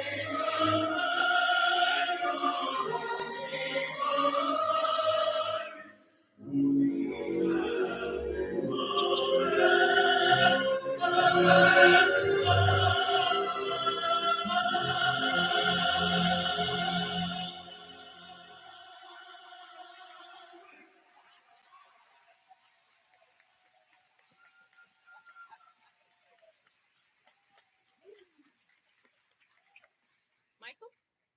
Well, we talked yesterday about commitment and about intensity and about focus. From the moment you walked on stage, you had put yourself in a place where that was going to be your total, complete focus. And until the very end of your last note. And then your energy completely changed. You grabbed the mic, walked downstairs, big smile on your face. It's like a different guy, you know? And I think one of the challenges in a contest like this, or an exhibition like this, is when you choose a stylistic thing that's so vastly different from what current pop music is, you know, sometimes that can stand against you, you know? But I think it takes a lot of courage to say, this is who I am, this is where I come from, and this is what I feel most comfortable. So I applaud you for the courage to do that. And I hope that the audience will understand the context, you know, when it sort of weighs against popular music that they might have heard today on the show, and recognize your great talent. Sergeant Major? I really agree. I thought you did an outstanding job, and there's no question in my mind that you was just what Michael just said too. That you was definitely focused when you come out. I really enjoyed it, and the other thing I liked about it is I listened to every word that you said. Yeah. Because once you start singing, I listened to it. It was very well done. I thought it was a great job. I may have liked to listen to something else, but I thought what you just performed out here was outstanding. Great job. Thank you, Sergeant Major. Bird? I'm glad that Michael had that commitment conversation when you were in your mentoring session with me, because it made a big difference, huge difference. I thank you for hearing me, and you did, as I put so much pressure on you guys, you know, vocally, and I nailed you too, and you got it. You got it, and it worked. I applaud you. I'm glad you're here because you're so uniquely different. And we've done this for quite a few seasons, and I wanted you to be here. I wanted the Pentagon Channel to experience you, to experience someone like you and your talent. So I'm very glad you're here. Well done, Michael. Thank you. To vote for First Lieutenant Thomas Johnson, log on to oprisingstar.com immediately following the end of our show. The voting window will be open for 2 hours. Find the photo of the contestant you want to vote for and select the vote button. You can vote as many times as you want. Remember, our top 2 contestants will be chosen based on the combined votes of the first 3 rounds of competition. Those totals will count toward the 50% audience vote to determine who will be in the finals. So your votes are important if you want Thomas to continue his journey. Thank you. Only 2 contestants to go, so let's move on. Performing Usher's You Got It Bad, Private First Class Marvin Forbes. I am PFC Marvin Forbes. I am originally from New York, it's where I was born. It's not where I was raised. And I'm representing Fort Leonard Wood, Missouri. Right. Can you talk a little bit about your family? My grandmother is from Italy. She grew up in New York. My grandfather is Cherokee Indian Black. So I grew up in a mixed household. What's your favorite Christmas carol or song? Well, it's not really a carol. My favorite Christmas song is This Christmas. Donny Hathaway, I believe, was the first person to sing it. It's been covered by Chris Brown a lot of over the years. But I like the beat of it. It's something I grew up listening to a lot for Christmas. What's in your iPod? A lot of stuff. I have stuff from like Pat Benatar, Beyonce, Michael Jackson, a lot of old school stuff, Neo, Chris Brown. I listen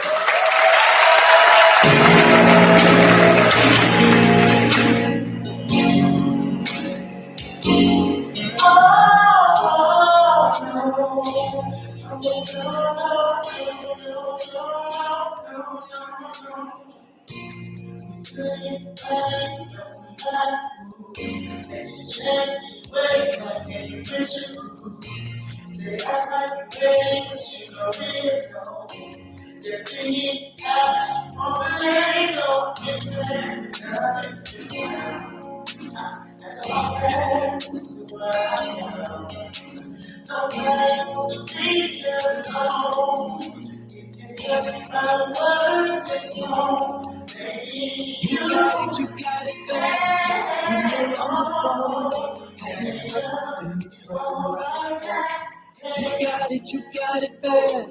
If you miss a day, you got your whole life on track.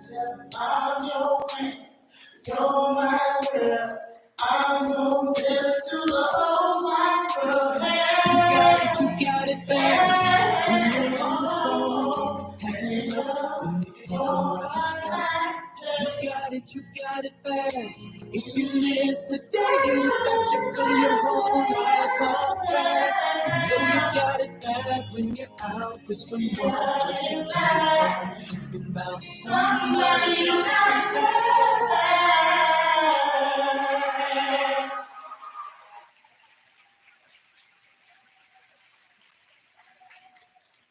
All right, let's go to our judges. Michael?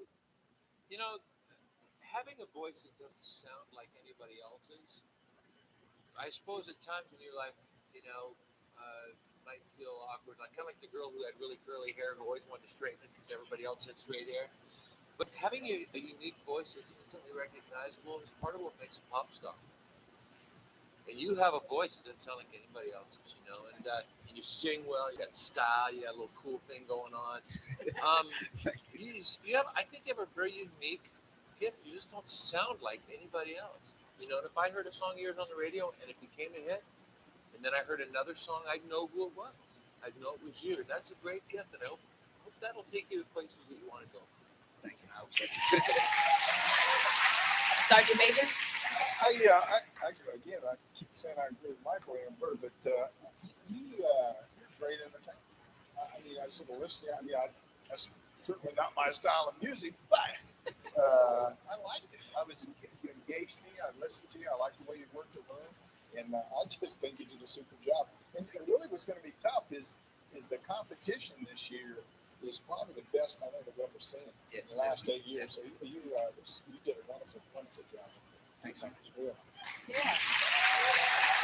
Bird? I agree. I love it. The fear on your face. I agree with Michael and Sergeant Major. You really did a great job. I enjoyed it. My challenge to you is I look forward to hearing you sing something else. I want to hear what else is in your arsenal, in your musical arsenal, because of what Michael said. Because your voice is so recognizable, and what would that be? Because unfortunately, those dancing guy songs, you know, those dancing guy songs kind of hang out in this one spot because it's got swag to it, because of the vibe. You know, that's what you're going for. I can't wait to see what you're going to do next week. I enjoy it. Next show. To vote for Private First Class Marvin Forbes, log on to oprisingstar.com immediately following the end of our show. The voting window will be open for 2 hours. Find the photo of the contestant you want to vote for and select the vote button. You can vote as many times as you want. Remember, our top 2 contestants will be chosen based on the combined votes of the first 3 rounds of competition. Those totals will count toward the 50% audience vote to determine who will be in the finals. So your votes are important if you want Marvin to continue his journey. Thank you. Thank you. We've seen 11 talented contestants. There's only one left. Please give a warm welcome to the United States Navy representative, Christina Williams. I'm from Tennessee, and I'm representing Naval Support Facility Dalton. What do you do back home? I'm a stay-at-home wife. My husband and I are recently married 6 months ago. So tell us a little bit about your family. My husband, Cody Williams, is a fire controlman 3rd class in the Navy. I have a mom and dad and 2 sisters back in Covington and grandparents in Florida. What's your favorite Christmas carol or song? My favorite Christmas carol or song would be My Grown Up Christmas List. We did it in high school and I really liked it. Most embarrassing performance moment would probably have to be me starting the music before the track came on.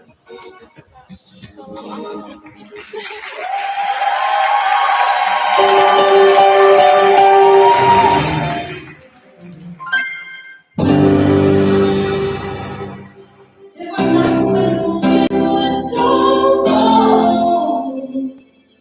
My body froze in bed if I just listened to it right outside the window. I finished crying in the instant that you left, and I can't drink now.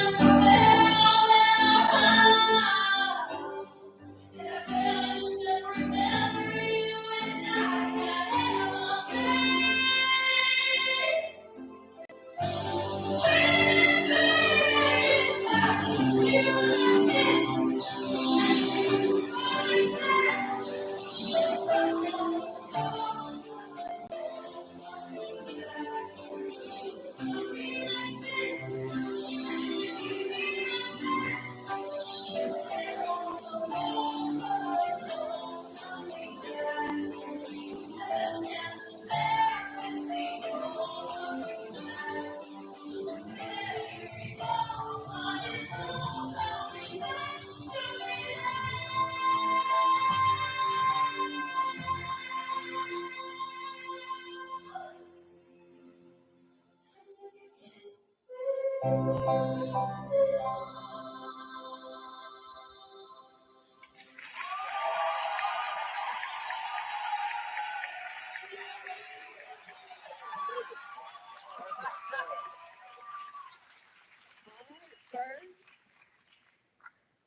job, Christina. You worked it out. You really did.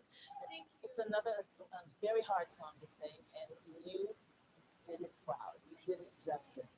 You're very, very welcome. I acknowledge the emotion that you brought to it, and your vocal performance was spot on. Really great job, Christina. You're very welcome. Sergeant Major. You know, I'm getting tired of saying great job. I don't know about you, but this, you know, none of it, you did a great job. I mean, it was super. Now, I was a little biased, the Navy people that are in the audience here, but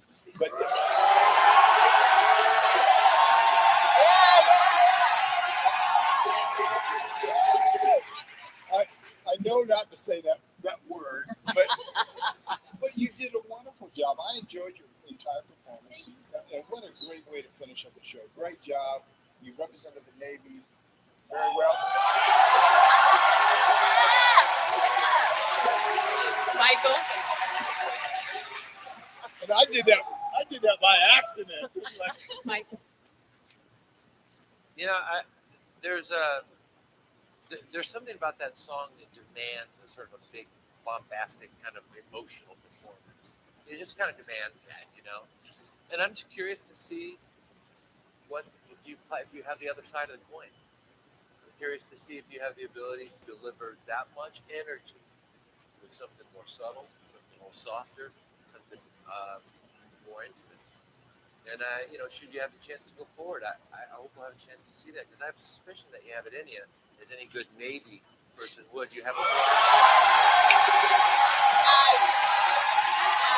Okay. All right. Okay. Wait a minute. Now I had to say that because it's the end of the show and I'm the last guy to speak. So thank you very much. All right. To vote for Navy family member Christina Williams, log on to oprisingstar.com immediately following the end of our show. The voting window will be open for 2 hours. Find the photo of the contestant you want to vote for and select the vote button. You can vote as many times as you want. Remember, our top 2 contestants will be chosen based on the combined votes of the first 3 rounds of competition. Those totals will count her journey. Thank you.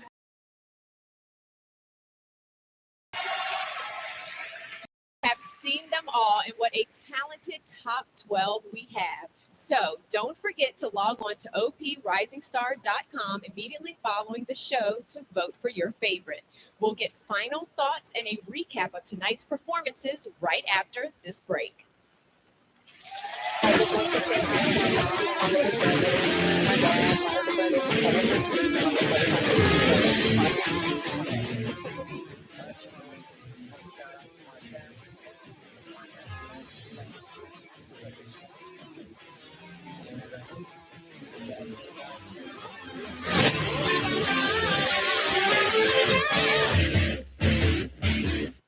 I want to give a shout out to Columbus, Georgia, to my grandmother, my mother, my grandparents, my father, my brothers, sisters, all my family, everybody supporting me back in Columbus, Georgia.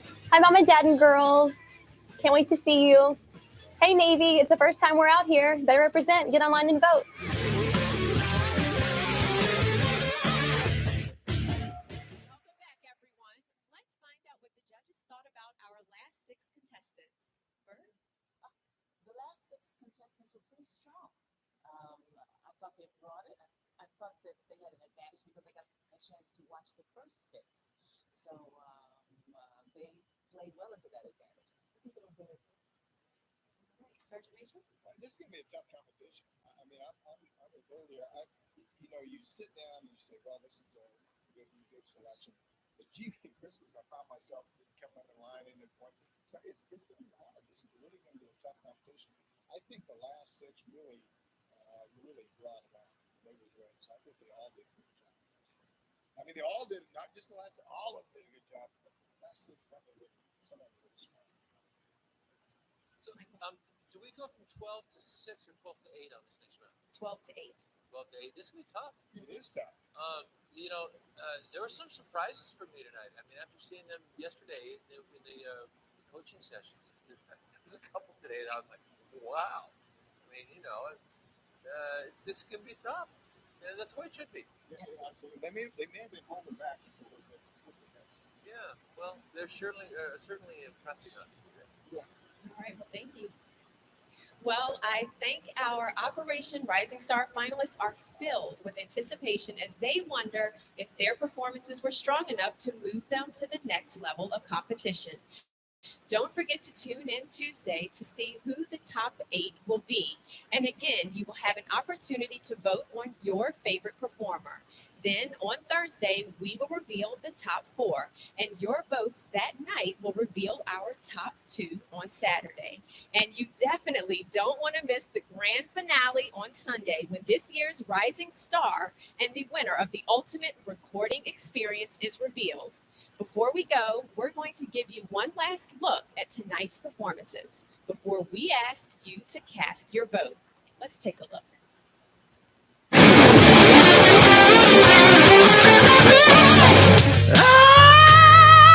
Let's get it on.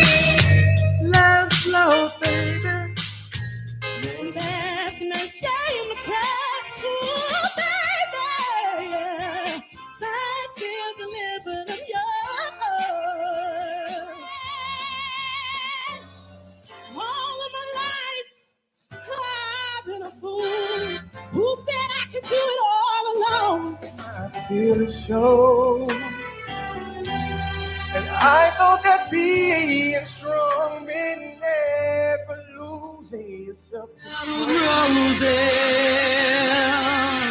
for tonight, I say from a better man. Life is all about, it's hanging on when your heart has had enough. It's giving more when you feel like giving up. Never to give up. Never to give in against all odds. It's falling. I need you to be here. I need you to set me free. Oh yeah. Oh, oh, oh, oh. I can't breathe it. Oh, it must be important. I would ask.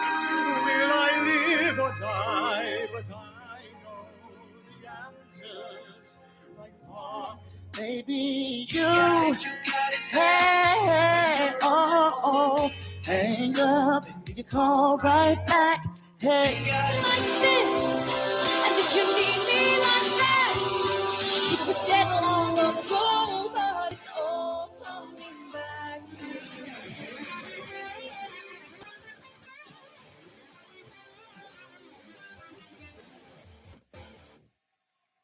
Remember to log on to oprisingstar.com immediately following the end of our show. The voting window will be open for 2 hours, and you only need to find the photo of the contestant you want to vote for and select the vote button. You can vote as many times as you want. Remember, our top 2 contestants will be chosen based on the combined votes of the first 3 rounds of competition. Those totals will count toward the 50% audience vote to determine who will be in the finals. So your votes are important if you want your favorite contestant to continue their journey. Now we want to take a moment to thank our top 12 contestants for their outstanding performances.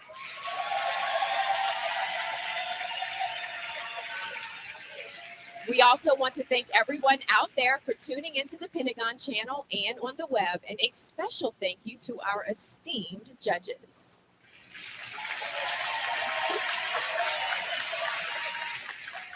We want to thank our presenters, the United States Army Installation Management Command and Family and MWR, for providing quality of life programs for soldiers, families, retirees, and civilians, such as Operation Rising Star. Thank you for making this great service and family member programming possible here on the Pentagon Channel.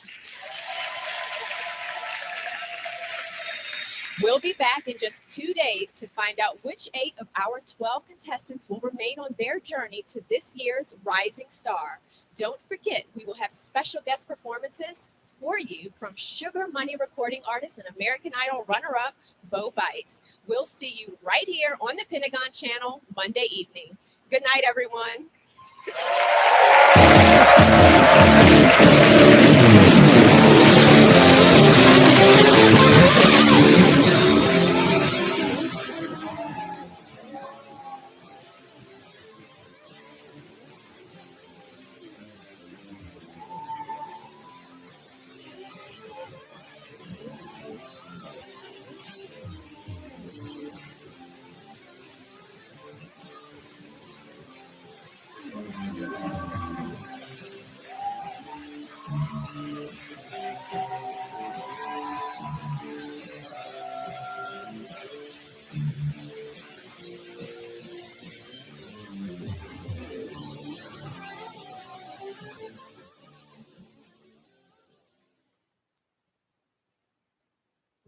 November 12th, 1992, I saw my husband and 7 other soldiers off on what was to be just a routine flight out to visit a unit.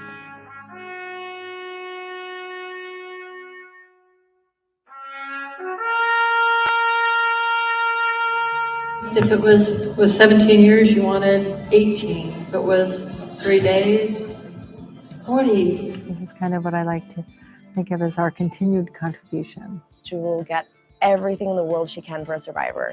He's a godsend. Oh, honey. We're linked not through the death of someone we love. You and I are linked through the love of someone we still love.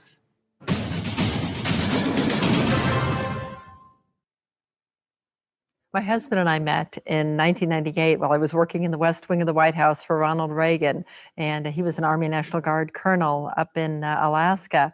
We actually met during the rescue of 3 stranded gray whales. 3 gray whales are now trapped in walls of ice 6 inches thick. Their love story played out in the Universal Studios movie Big Miracle. Tom Carroll, a colonel in the Alaska National Guard. Nothing's that simple in the Arctic. Played by Dermot Mulroney. If I'd known you were this pretty, I would have returned that first phone call of yours right away. Bonnie Mersinger, played by Vanessa Shaw. I was in the neighborhood.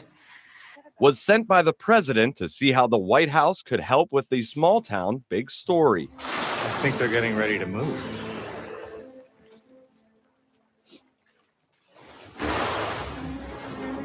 Hollywood loves a happy ending. With the help of a Soviet icebreaker boarded by Colonel Carroll, no small feat during the Cold War of the 80s, the whales are freed. And the hero gets the girl. Life was amazing. It was wonderful. I was working for the National Guard at the time, for the Air National Guard. He was the Deputy Commissioner of Military and Veterans Affairs. Our family was doing great. Life was just as good as it could possibly be. November 12th, 1992, I saw my husband and 7 other soldiers off on what was to be just a routine flight out to visit a unit. 2 hours later, and hundreds of miles away, they went into the mountains in a complete whiteout snowstorm, having mechanical difficulties.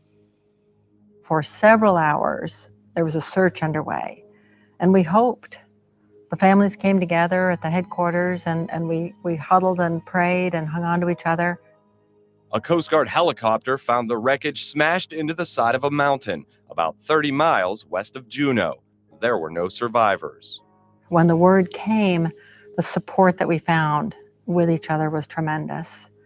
It was just this immediate bond that our lives would forever be different from that day forward. At a ceremony honoring our husbands, the wives who lost loved ones that fated day came together, and we just spent the entire day finding out that we had lived parallel lives. We had everything in common. We had the same dreams, the same nightmares, the same fears, the same questions, the same pain. And we found in talking with each other, it just helped lift that burden just a little bit. It was that bond between sudden widows that formed the basis for her life's work.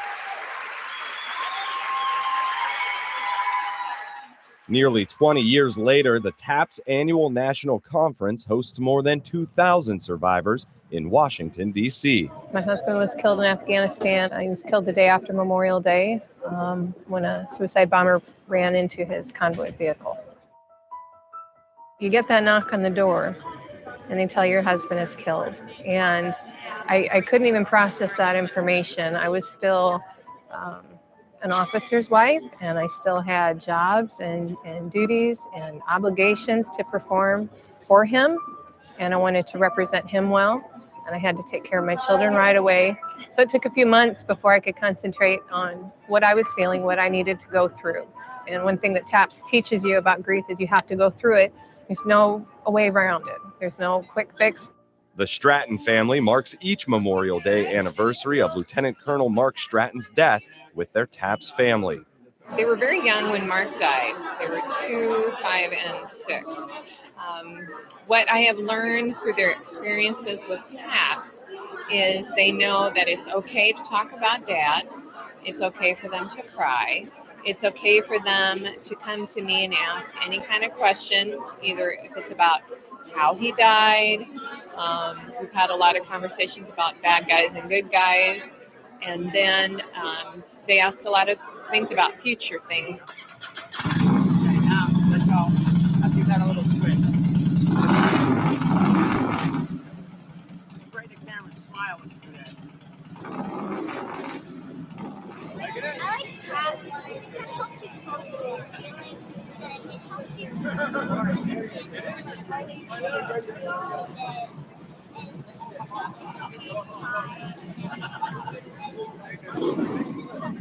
Now, I want you to put on your real bad face, all right? Look at me. Like somebody just stole one of your things. Oh, Delaney is just my little sweetie, and I always describe her as my old soul in a 9-year-old's body because she's very mature for her age, and she's just wonderful. She is so sweet because now she starts to look at what I do as a single parent, and she says, you need to take some time for yourself, or I want to make sure that that people treat you right. Oh, way to go. Ooh, almost hit the camera. Jake just turned 8 a few months ago. He's our little family clown and is always laughing and talking and everything. But I actually had an incident with Jake about a month and a half ago. His guidance counselor called me and says, Jake's in my office. He's missing Daddy. We saw a picture of Mark that morning. We were going to take a family trip for spring break, and he was feeling that Daddy should be with us, or wish Daddy was here.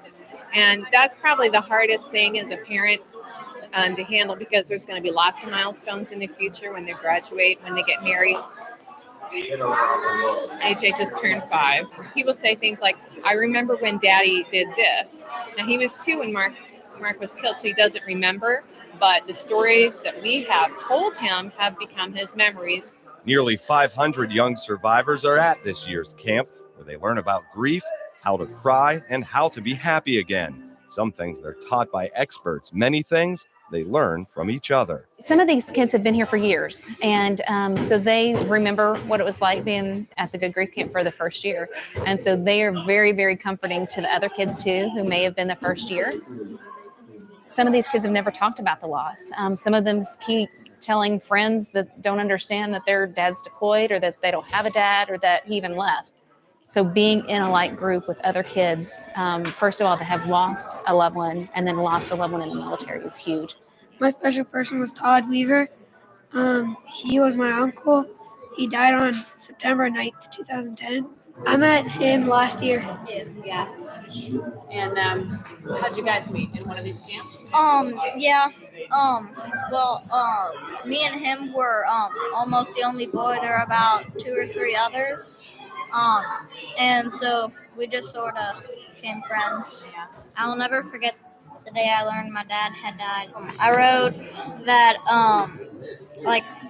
I would like to meet him and know what he was like, because I never really knew what he was like, because he died when I was 2 months old. It's our journey book. We have to draw the picture of our special person, my dad. He passed away by a roadside bomb. but sometimes like if I start talking like about my dad, like what happened to him, sometimes I'll like start getting teary-eyed. Kids are great. The amazing stories you get to hear from some of these kids and the stuff they've been through and the strength and courage they have, it's amazing. It's very humbling, honoring, and it gives you a sense of service of actually what you're doing. It kind of brings it back to reality. We have now trained over 1,000 peer mentors to be there to comfort those who are newly bereaved. The secret of making that connection is finding those who have had a similar loss. And now that we have so many wonderful peer mentors, we can match folks right down to, this was their only son, he was killed in combat, maybe he grew up as a baseball player, and we'll find a similar mom.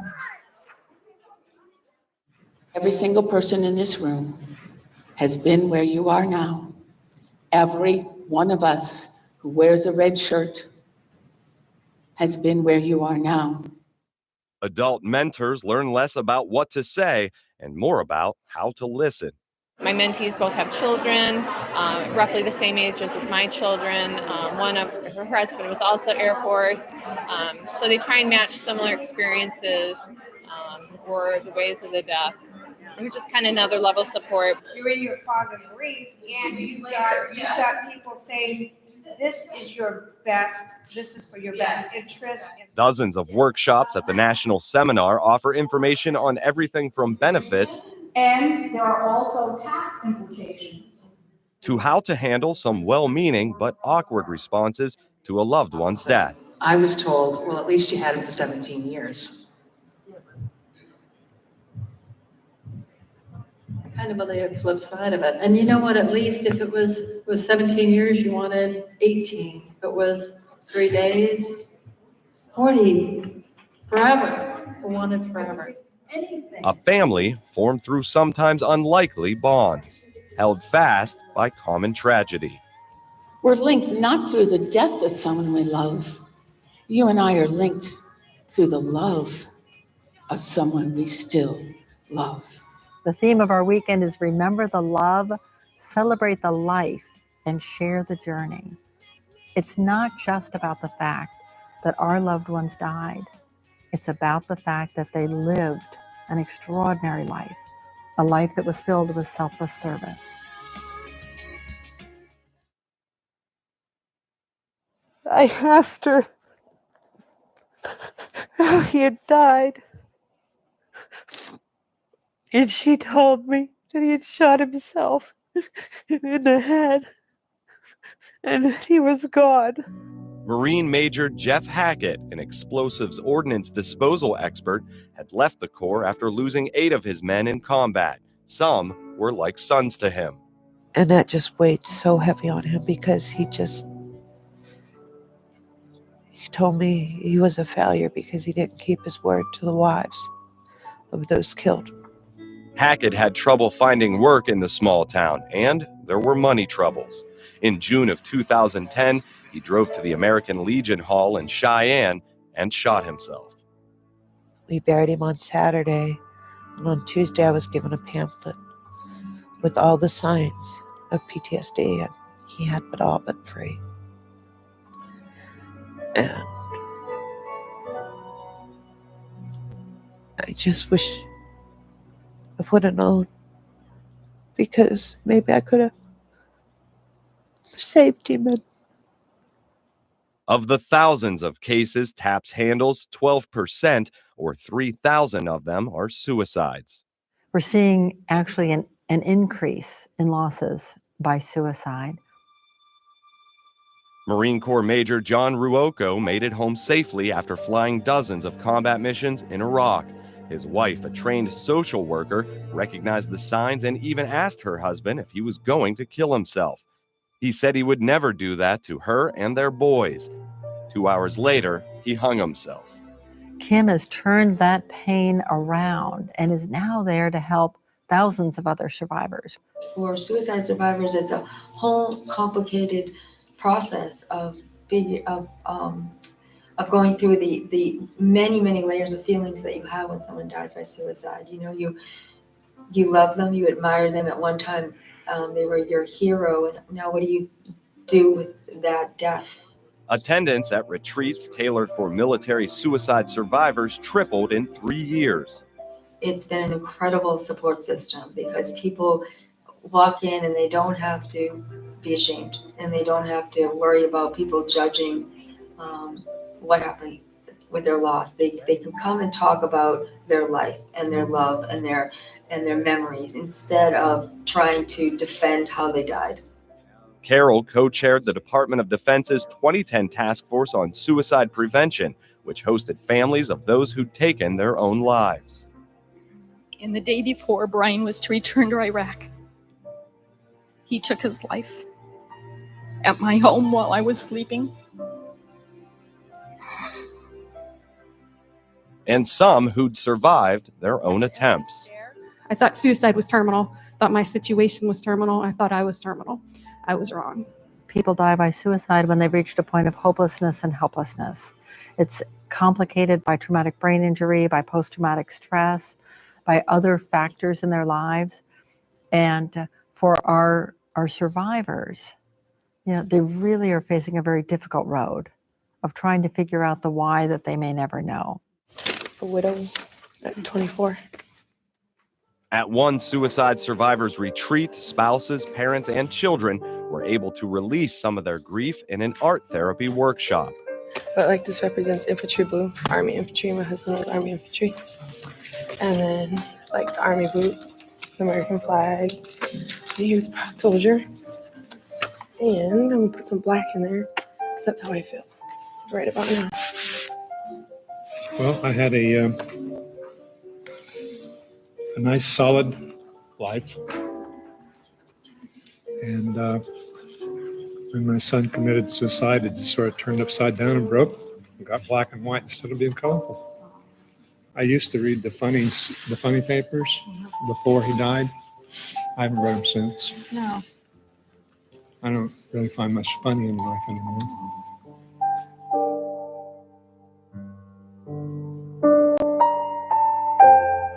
When you look back and you see, oh geez, I remember being there. Maybe I have healed a little bit, or look at her, boy, that's where I want to get to, where I can actually get up and talk about it without, breaking down. They can see all different stages and know that they too can heal from it. We're gonna take you up 2.5 miles above Homestead, Florida, throw you out of our airplane, bring you screaming back down at 120 miles per hour, and land you safe and soft on the drop zone. You ready to go? I'm ready. I can't All wait. right. Have a good jump.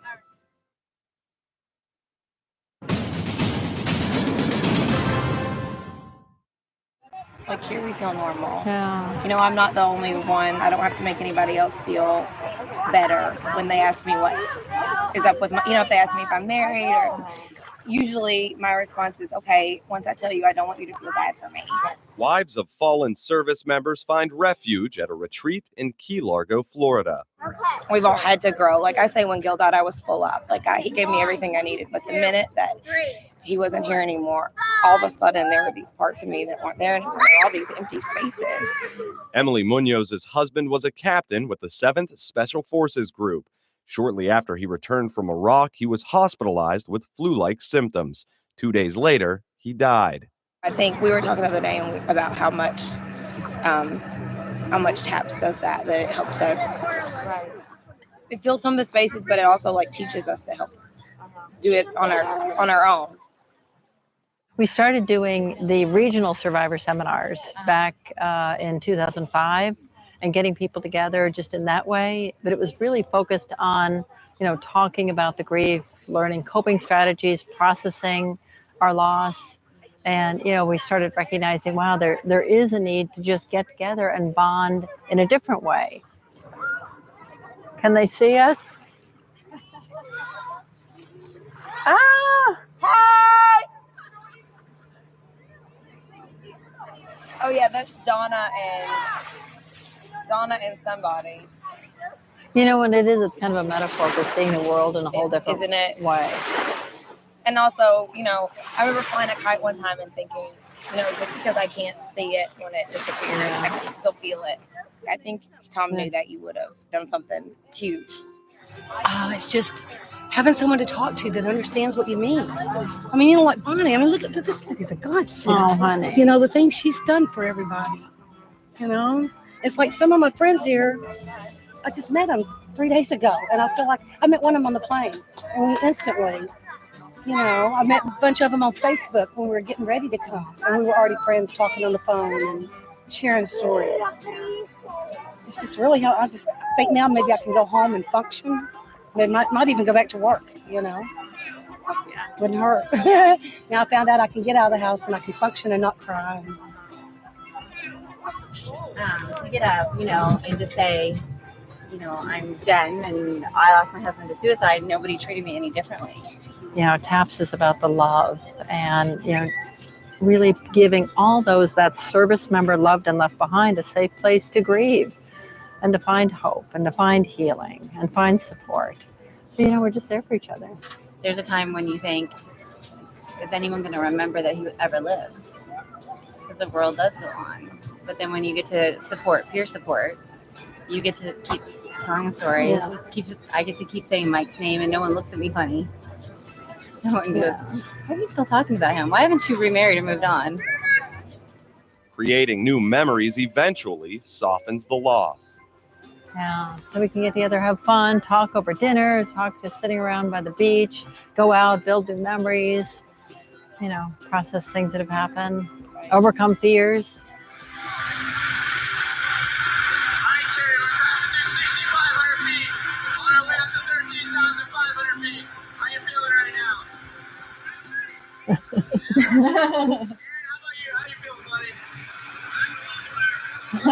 A little nervous.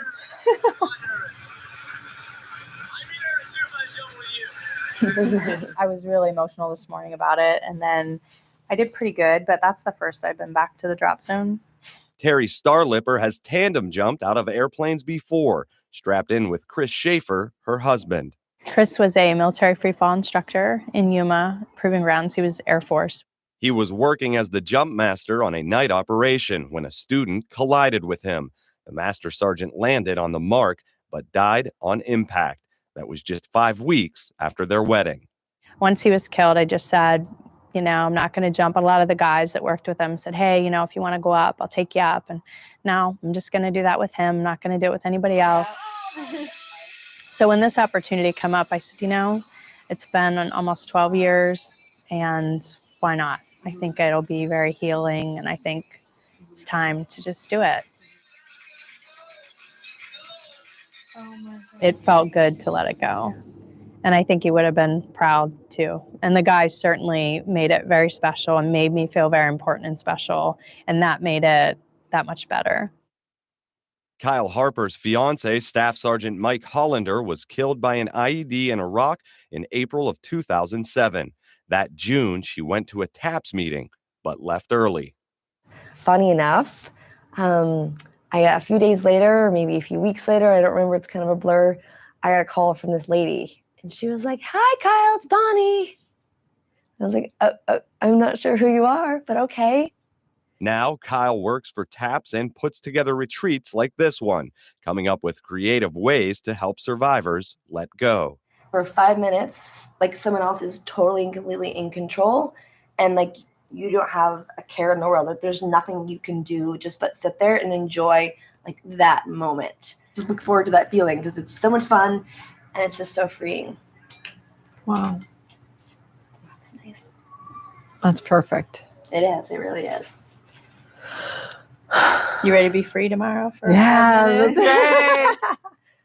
My name is Staff Sergeant Noah Watts, and I'm glad you guys are here. It's an honor for us to be able to jump with you guys today. First things first, we have here our parachute. So you guys definitely had your loved ones and everything. Hopefully this allows you guys to get a little bit of an idea of what they might have done or things like that. Are we ready to skydive? Yes, sir. All right, remember when you're asked, are you ready to skydive? Remember, nose on the whole lot, like go. Let's go.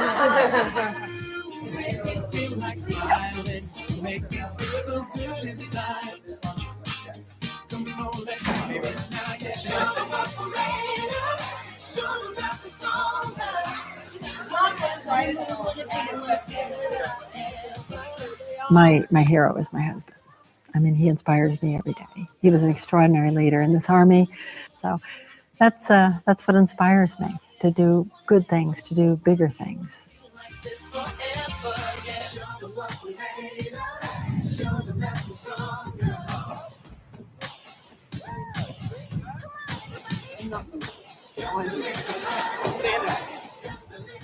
I loved every moment of it. It was incredible. You know, my husband was airborne, and to do this and feel what he felt is an incredible feeling. I'm so grateful to the Golden Knights. Come on, let's do it. Awesome. Oh, yay. It was just amazing. I got emotional. I did. It's like they pulled the canopy, and all of a sudden I got it. Like what they must feel like. It's like the peace they must have felt, like the pressure of the world off and just peace. And I got it, and I just felt like he's okay. I know he's okay. He's okay. I just know it. So blue skies, girl. Blue skies. We have a really special closing ceremony tonight, and we're going to ask Emily to start off by reading some of the wonderful words that were written for each of you. Terry, I think your husband loves your amazing combination of sweetness and toughness. Vicky, you have an inviting and protective personality, a quality that so many of us greatly admire.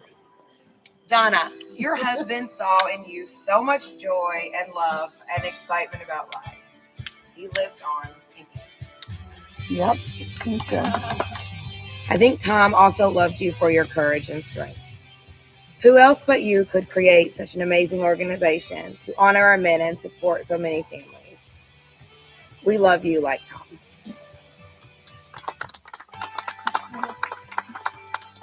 I don't know if you guys have seen Big Miracle, but at the end of the movie, you know, when the little kid comes on and he says the hole in the ice let the whole world through, that was when I realized the hole in Bonnie's heart let all of us in.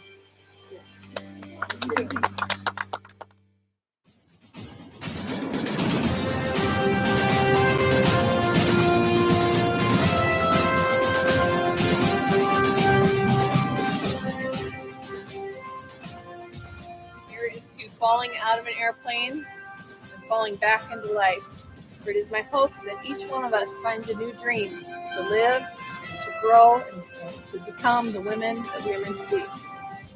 To our men.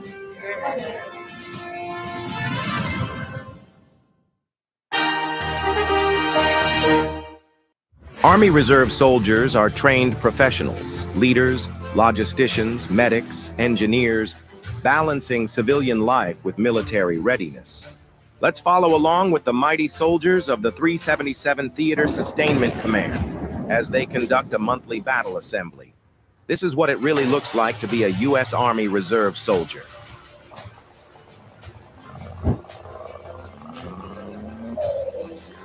Camp Shelby, Mississippi. We're doing cruiser weapons qualifications. We're doing individual weapons qualifications on your small arms, M4. Making sure that things are squared away, making sure we got accountability. We have a 1230 formation. We'll get accountability, make sure all section leaders are doing what they're supposed to be doing, and then know where their soldiers are. Sure that everybody has their, drop their stuff off in their barracks and their respective areas where they're going to put their head down. Get ready for the challenges. We're going to be chartered bus. We stop, got the soldiers something to eat, you know, so we get our minds right, so we get ready for the weapons ball.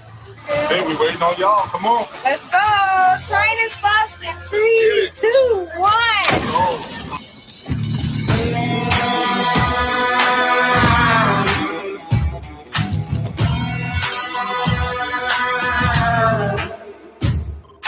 EST 2000 is a virtual platform that allows the soldier to work on their breathing techniques. They get to basically put virtual bullets down range. Are you excited?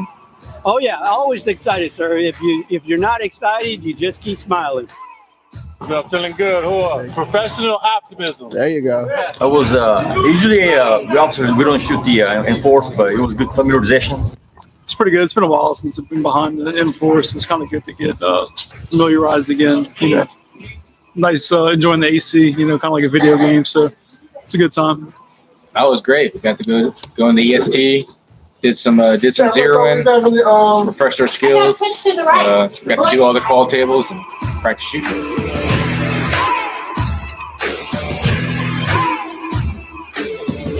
We are getting ready to do some zeroing and then weapons qual. Hopefully we can get everybody through quickly and get a bunch of experts out here today.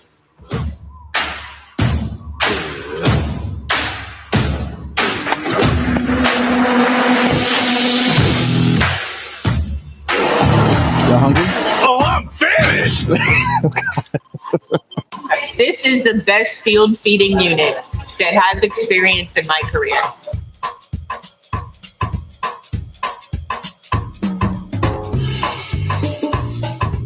So we're making some buffalo chicken, some pulled pork, green beans, and some white rice.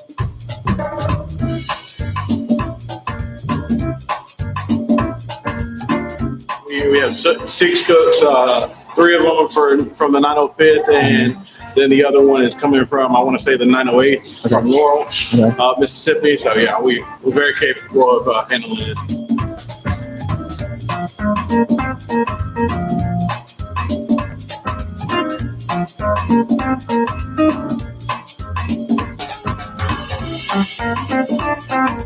Got the pork, rice and green beans.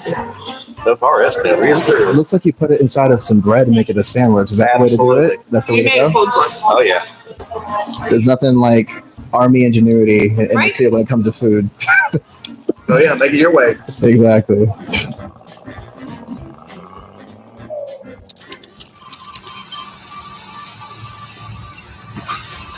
This weekend was a pretty good weekend. Can't complain. Everything was pretty thorough when it came to teamwork. No one got hurt. Being able to get out on the range, just man up down the line. This is my first time I've been at a range with the group.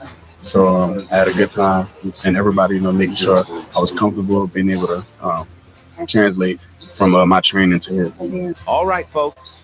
That was just a snapshot of what your Army Reserve warfighters do when they report for battle assembly. The U.S. Army Reserve stands ready to defend this nation at a moment's notice, at home and abroad, all while balancing civilian careers, families, and community life. This is what it looks like to serve with purpose, pride, and power.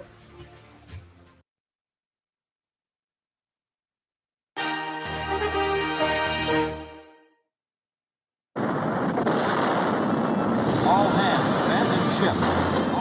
When you're in a war, there's only one thing that counts. You win it. Second best is not going to help.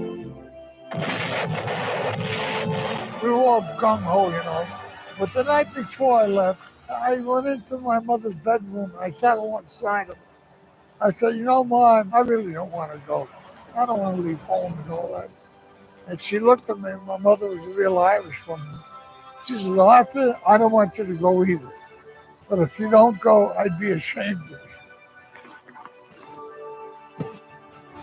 I played with guys who served in there. I played with guys that came back, and I never heard anybody gripe about it or complain about it, and everybody felt it was their sense of duty. So you just went and you did it.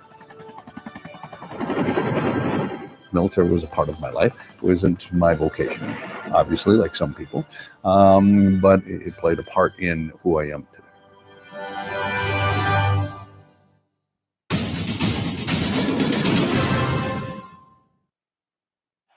When professional athletes hit the field of play, the battlefield is often far removed. War is a headline in the paper or a piece on the evening news. These men are focused on the game, their opponent, bringing home a win. The line between the playing field and the battlefield wasn't always so clear. For a number of years, baseball players and football players moved seamlessly from a team uniform to a military one and back again. They served with a sense of duty, for a love of country, and for some, there would be no more opening day, no more championship games, no more ticker tape parades. What motivated an athlete to move from one field to another? For many, it was a single moment in history. A date which will live in infamy. December 7th, 1941.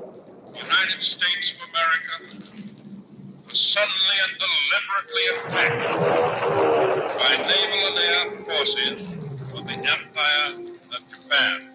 For the first time in U.S. history, the safety of America's shores was called into question. Young men from around the country answered that call. Among them, names more suited to the back of a jersey than a set of dog tags: Williams, Donovan, Feller. For these athletes, there was no hesitation. They knew they had to serve. In many ways, the response reflected what was going on in the country, and it reflected the country's response. I think so many of the athletes, when I talked to them, said that they felt that the country was in trouble. You know, that there was a real sense that, hey, when Pearl Harbor hit, you know, this isn't good. You know, this isn't going the right way. They saw Germany, you know, just going through Europe, and then with the Japanese entry, they felt, you know, our country's in trouble. We need to do something. And so, just like every other American, they reacted, and they felt that, you know, service was what mattered most. It didn't matter what you were doing and what your occupation was. Service to the country was the most important thing at that time. And so they did their part. Bob Feller was an Iowa farm boy in his 6th year in the majors when the world changed in an instant. His 3A classification allowed him to stay home and take care of the family and the farm. But for Bob, staying home was not an option. Well, the day of Pearl Harbor, I was on the way to Chicago, which is halfway between Cleveland and Des Moines, where I'm from, right near Des Moines area, Van Meter, Iowa, about 15 miles west of Des Moines. I heard about the attack on Pearl Harbor. Went in and made a phone call from the Palmer House Hotel to a friend of mine in Washington, and he said he'd fly out on Monday and sign me up on Tuesday, and it was Gene Tunney, the undefeated heavyweight champion of the world, who was the head of the Navy physical department. So I went to War College up in Newport, Rhode Island, and came out and took my gun crew to the Alabama. In 1941, Bob Feller went from being one of the highest paid and best players in Major League Baseball to a job as a gunner on the USS Alabama. He saw combat on board the ship from 1943 to 1945, and although baseball was a part of his military life, there was only one W that mattered. We played catch on board ship a lot, even sea, and when it wasn't too rough, or when the military obligations, and you didn't have to be standing around your gun or having your helmet on or your life jacket and looking for the enemy. So we played catch. Well, when they had the Army-Navy World Series, Admiral Nimitz, in charge of all the Navy in the Pacific, he wanted me to come back and pitch in the Army-Navy World Series, and the captain asked me if I wanted to do it. That was when we were in the Philippine Sea, and I said, "Thank you, Captain. If you please radio Admiral Nimitz, I thank you very much for the invitation, but he's going to win the Army-Navy World Series anyway." I named the ball players you had there, and I say I couldn't pitch Major League ball for a couple of years, and I'm out here to help win a war. And the captain said, "Bob, I know that I knew the answer to that question before I even asked you." So he radioed Admiral Nimitz back, and Bob's staying with me, and that's what happened. I only wanted one win during those years, and that was to win World War II. One win satisfied me. Winning World War II was the most important war in the history of the world. When you're in a war, there's only one thing that counts. You win it. Second best is not going to help. Just a comment, Bob. 19, the big was 54. You pitch a no-hit, no-run game at Cleveland Stadium. Was that 54? Bob Feller was away from the game he loved for almost 4 years. He was a highly decorated war veteran when he came back to the pros and worked to regain his dominance on the mound.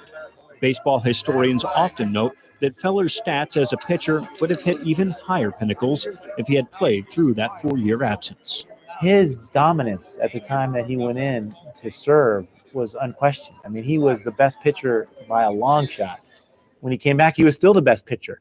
But there's that gap that really did have a significant impact on what his final numbers are. But yet when you talk to him, you say, you know, hey, would you have done it over? And he looks at you like you're crazy. You know, he said, without question, my service in the war was way more important. I would have taken that one big win rather than another 100 wins any day. Bob Feller was elected to the Baseball Hall of Fame on the first ballot in 1962. Experts say that without his time in the Navy, he would have had another 100 wins and another 1,000 strikeouts. These are stats Feller simply didn't think about.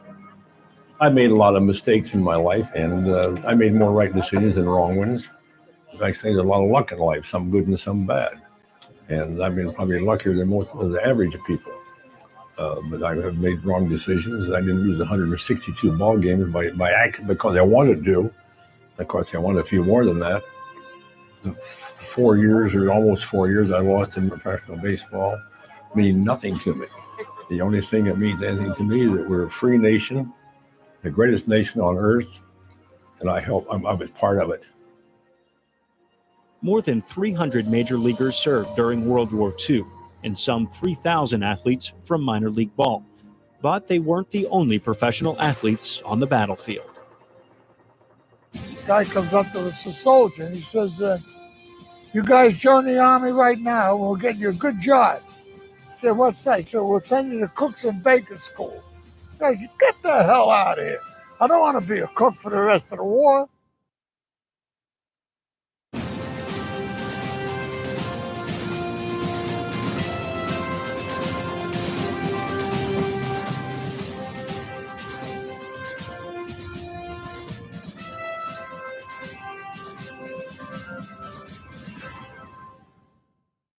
On December 7th, 1941, when many of the biggest names in the majors left for the war, baseball was America's sport. But the fledgling NFL wasn't far behind. A long list of gridiron greats and future NFL Hall of Famers joined the fight on the front lines of World War II. You know, when you were getting to be in high school and you were getting to be near 18, you had to go down and register for the draft. We got in there, and the guy comes up to us, a soldier, and he says, you guys join the Army right now, and we'll get you a good job. I said, what's that? He said, we'll send you to Cooks and Bakers School. Guys, get the hell out of here. I don't want to be a cook for the rest of the war. So 3 of us went across the aisle to the Marine thing, and the only thing you had to be that you could get into the Marine Corps, you had to pass the colorblind test. So 3 of us passed it, and they said, all right, go home and we'll be in touch with you. So we went home, and about 2 weeks later, we get the letter, report to your draft board. We did, right down to 6 of us sitting on the curb on the Grand Concourse, waiting for this guy to come to pick us up. Art Donovan, NFL Hall of Famer and longtime Baltimore Colt, grew up in the Bronx. Sports were a part of his life. His grandfather taught Theodore Roosevelt how to spar. His father was a famous boxing referee. His dream was to become a football player, but the Marines would come first.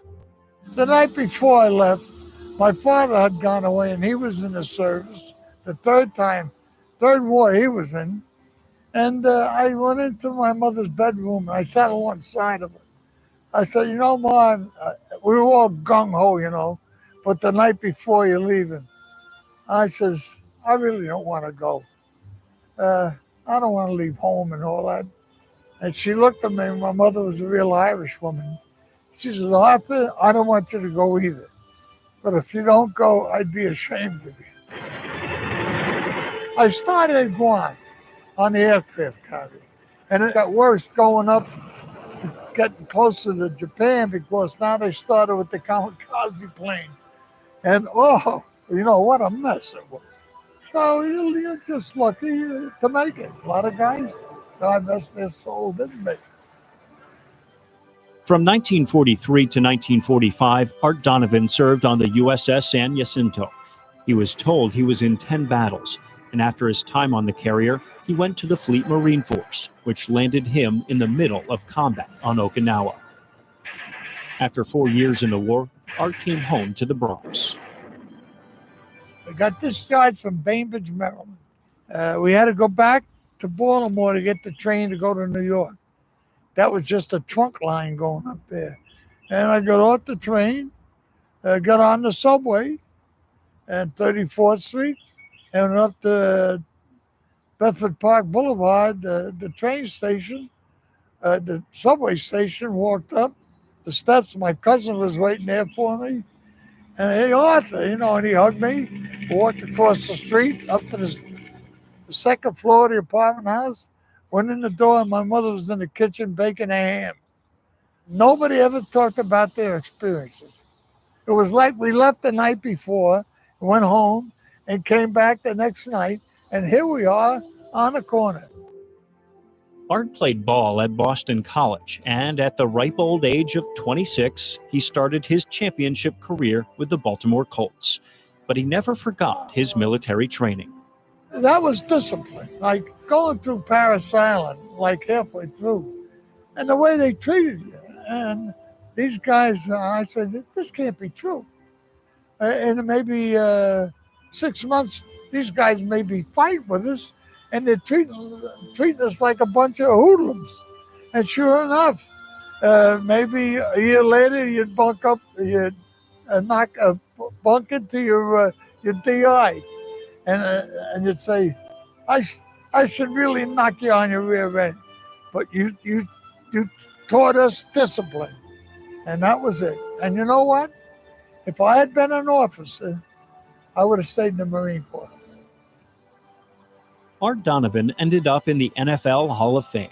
Over 60 years later, his memories are crystal clear, but his view is only on the future. You never look backwards. I wouldn't never want to do it again, but I wouldn't want to miss it.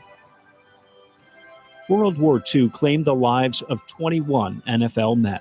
2 players, Maurice Britt and Jack Loomis, received the Medal of Honor. And it would not be long before the NFL was represented on the battlefield again.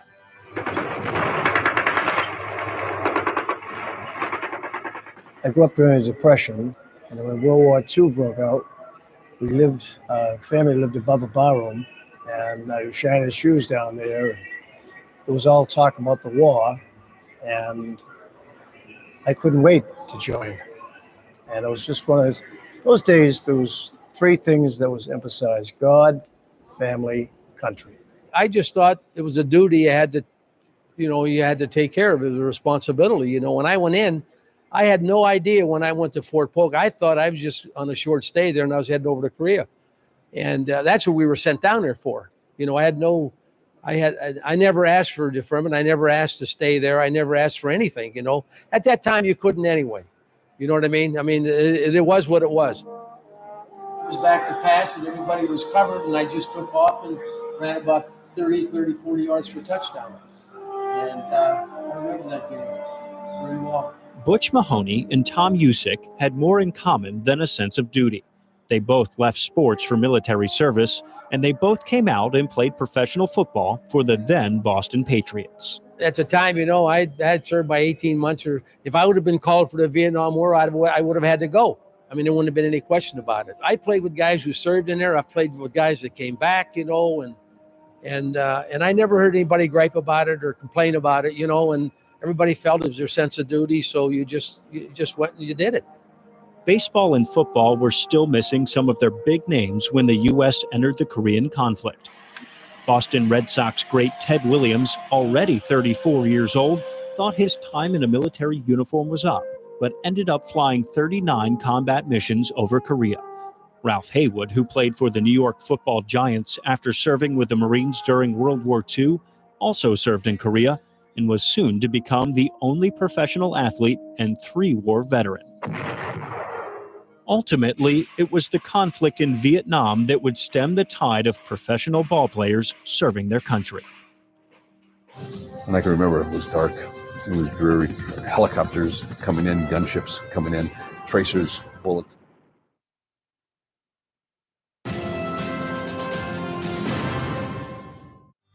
I grew up in, Appleton. Appleton was the epitome of life. It was the happy days. It was basically between wars. Eisenhower was president. As I was growing up in the latter part of the 50s, things were fine. Nothing was going on. You lived life. You had the neighborhood. You had your bike. Rocky Bleier grew up playing football. So when the telegram came from legendary coach Ara Parseghian to come and play for the University of Notre Dame, Rocky thought his playbook was set.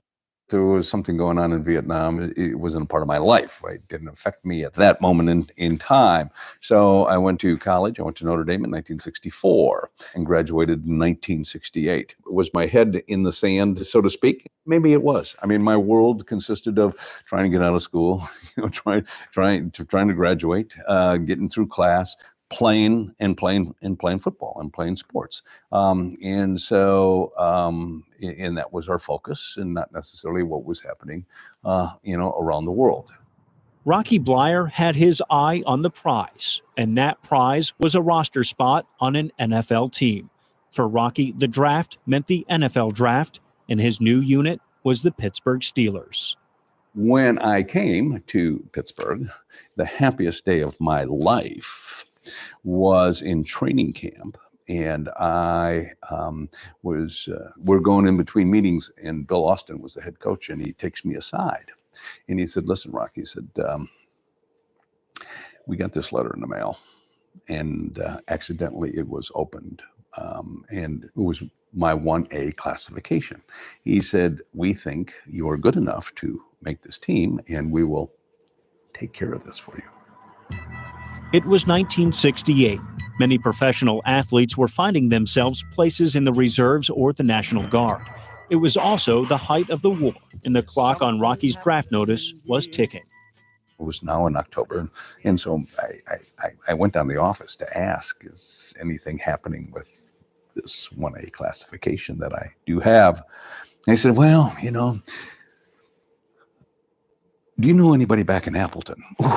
When they said this, I knew I was in trouble. And then with a conflict that is taking place, a war that is happening over here, all of a sudden touches my life in this regards. So I get drafted. I got drafted like thousands of other young men during that period of time. And so you have choices. I mean, you have choices in your lives of what you can and cannot do. So the choices, what? Choices, well, I can leave the country. Well, I don't want to do that. I can I can go to jail. Well, that's a choice, well, I'm not going to do that. And be a conscientious objector, I couldn't do that. And so it was to serve. Within 24 hours, Rocky was signed, sealed, and delivered to the United States Army. May 1960. Rocky Bleier was thousands of miles away from Pittsburgh and the Steelers.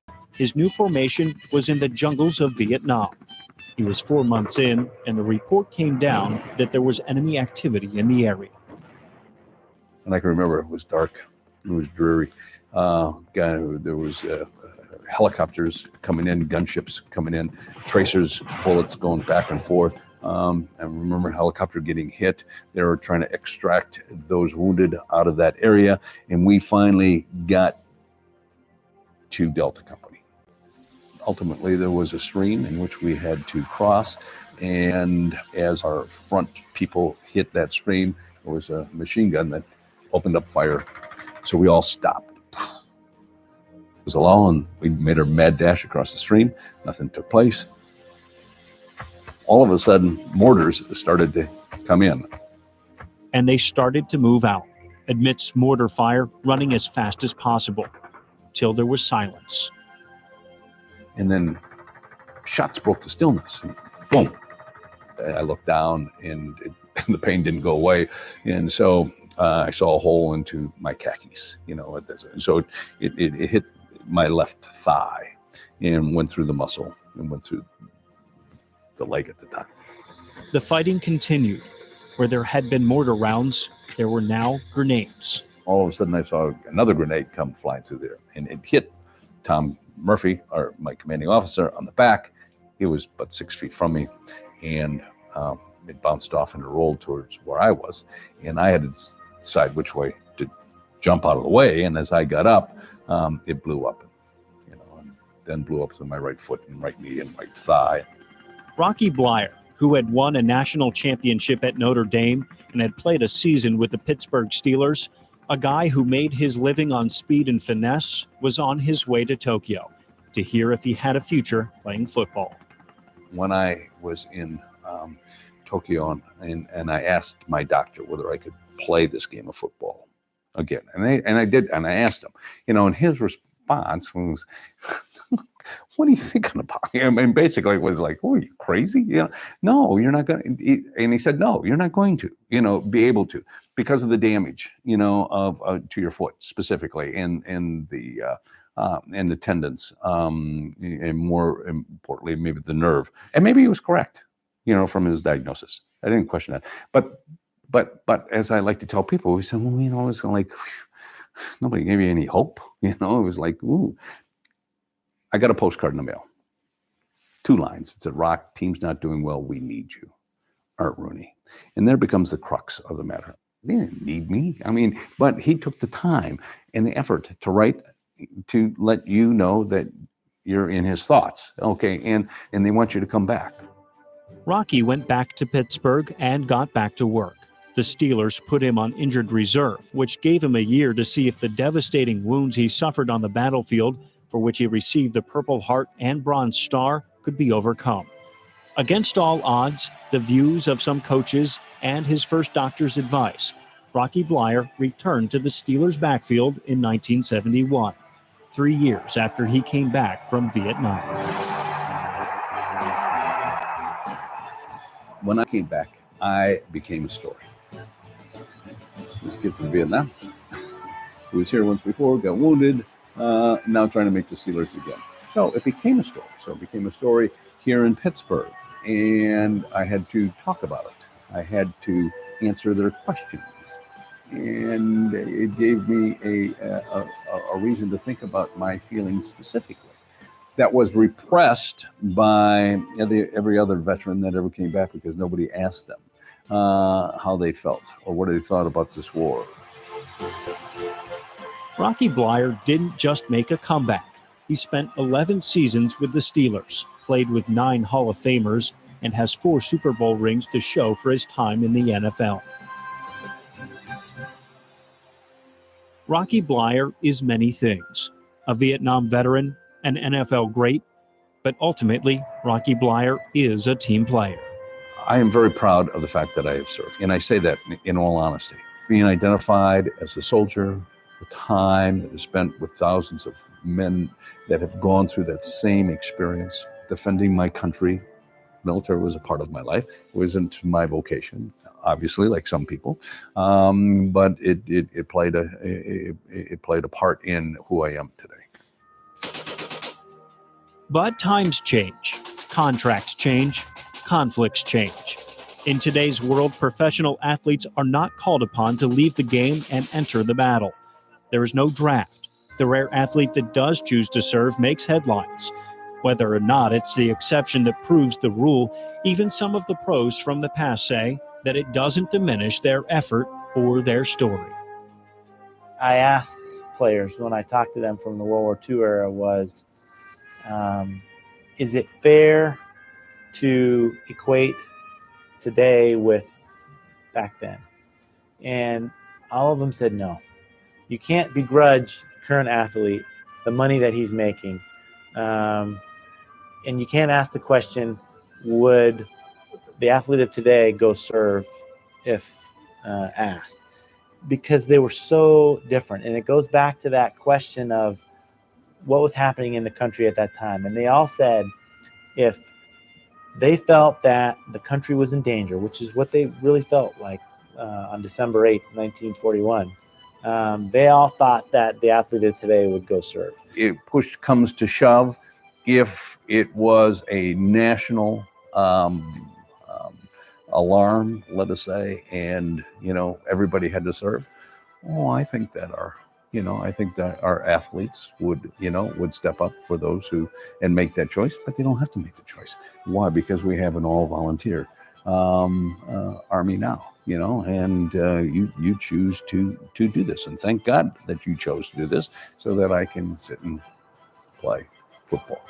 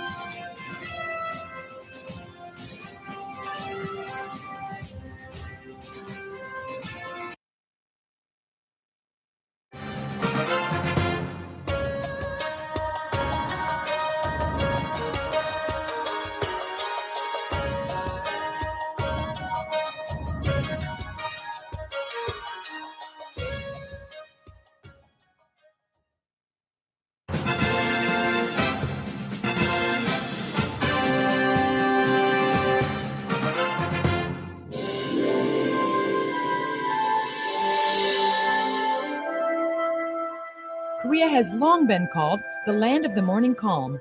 But early in the morning, June 25, 1950, that calm was shattered by the thunder of artillery shells. North Korean soldiers poured across the border, and within 3 days, Seoul had fallen to the communists. The United Nations responded with a call to member nations. The United States led the effort, and President Truman ordered American combat troops into Korea. For the next 3 years, hard-fought battles would rage across the peninsula. By the end of the war, Korea was in shambles, its infrastructure and resources having been almost completely destroyed. For years, American soldiers served in Korea in what was commonly known as a hardship tour, far away from family in a stressful environment that included austere living conditions and a lot of time in the field. Today, Korea is one of the most modern countries in the world. It's a place where visitors discover spacious Western-style housing, familiar restaurant chains, world-class department stores, and a host of family-friendly activities like museums, festivals, amusement parks, and ancient temples and palaces. Korea is also one of the most connected countries on the planet, whether it's high-speed broadband internet service or flights to Asia's gateway cities through a modern international airport in Incheon. Your first stop in Korea will likely be here. Located just 45 minutes from downtown Seoul, the airport was recently voted best airport worldwide. And as soon as you land, you'll see why. New arrivals to Korea have instant access to a variety of airport shops, eateries, banks, and information outlets, including the United States Forces Korea Help Desk. Getting from the airport to your final destination is easy, and if you're headed off-post, there are plenty of inexpensive taxis, subways, and commercial buses to help you get where you need to go.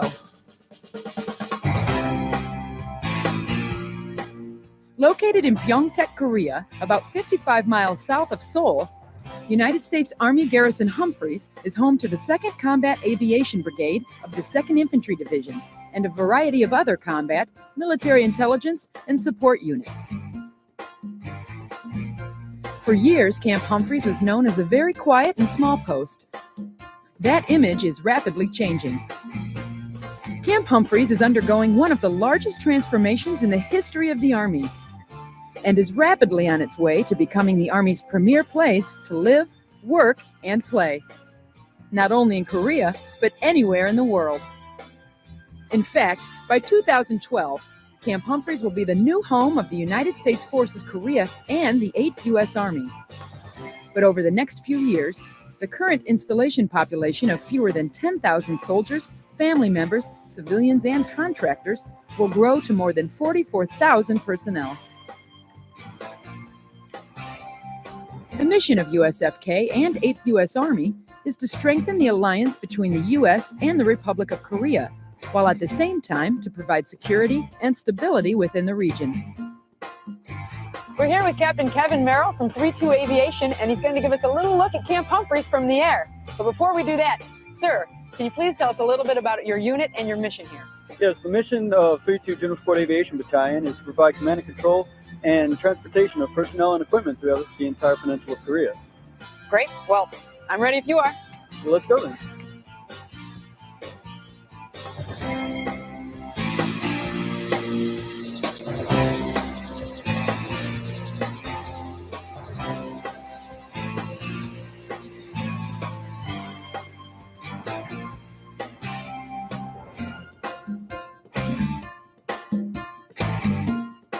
During our flyover of the base, it was really amazing to see the land expansion project underway.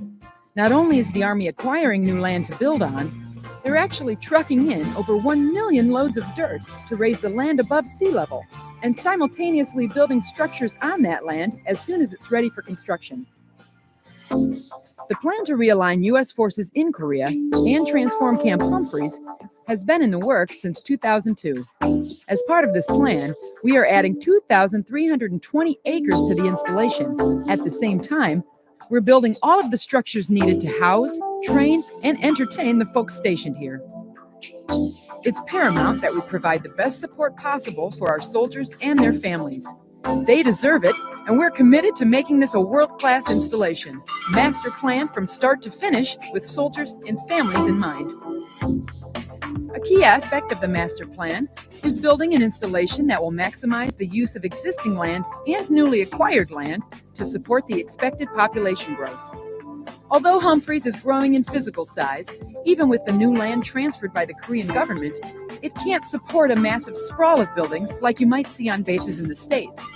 Consequently, the philosophy here is to build up instead of out. Family housing units, as well as barracks and other facilities, are multi-story buildings. This building philosophy is not new to Korea, where land is at a premium. By embracing local construction methods, including high-rise structures and underground parking, Camp Humphreys is optimizing land space in order to conserve our natural resources, an effort that is in direct support of our cooperative alliance with the Republic of Korea.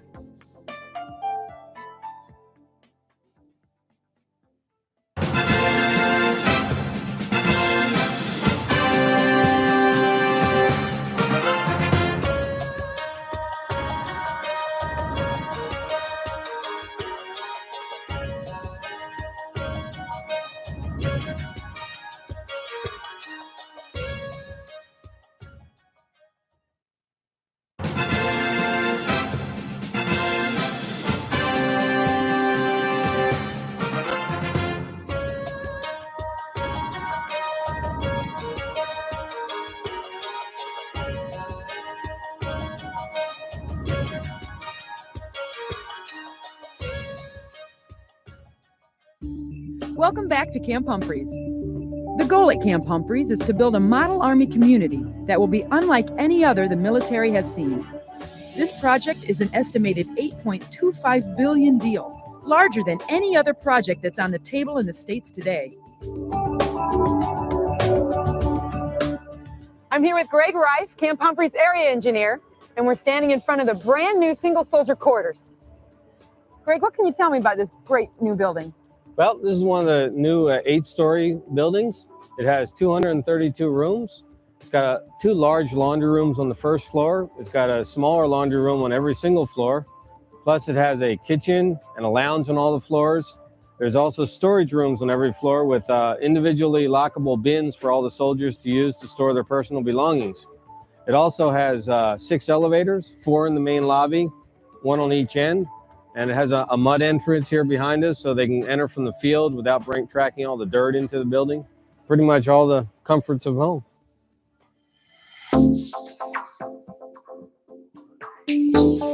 We're here with Joan Bradford, and she's the housing chief here at Camp Humphreys. She's going to tell us a little bit about this new family housing and how it's definitely designed with families in mind.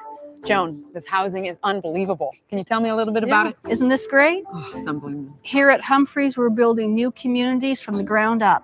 We've kept the families in mind as we built and designed these quarters.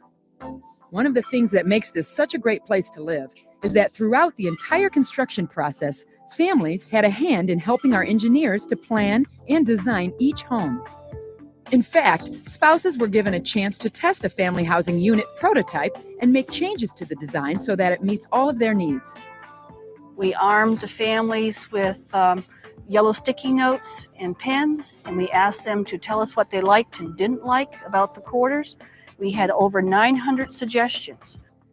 From choosing the style and location of the kitchen cabinets to deciding the placement of utilities and doors, Army spouses were instrumental in helping make this a great place to live. We'll take those suggestions and we'll use them as we design the towers for the new land. So it's almost designed by families for families. That's correct. We try to keep everything that the families like in mind. For example, the brand new Child Development Center is located right across the street from family housing and near the soldiers' work sites. This state-of-the-art facility is really a home away from home for preschool-aged youth and contains all of the latest in early childhood development support services.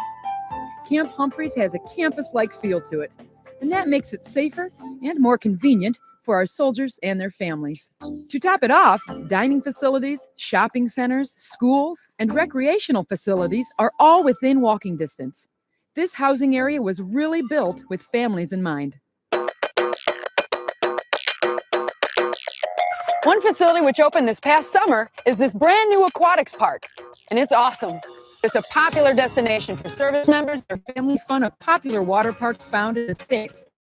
This is just one of the many facilities. I'm here with Greg Reif, Camp Humphreys area engineer. Hi, Greg. Hi. Tell me what's going on here. Well, you probably saw this new community fitness center from your flyover. It's one of 3 new fitness centers currently under construction here at Humphreys. This is the largest and it has many features. It's got an indoor swimming pool, 25 meters, elevated 200-meter running track.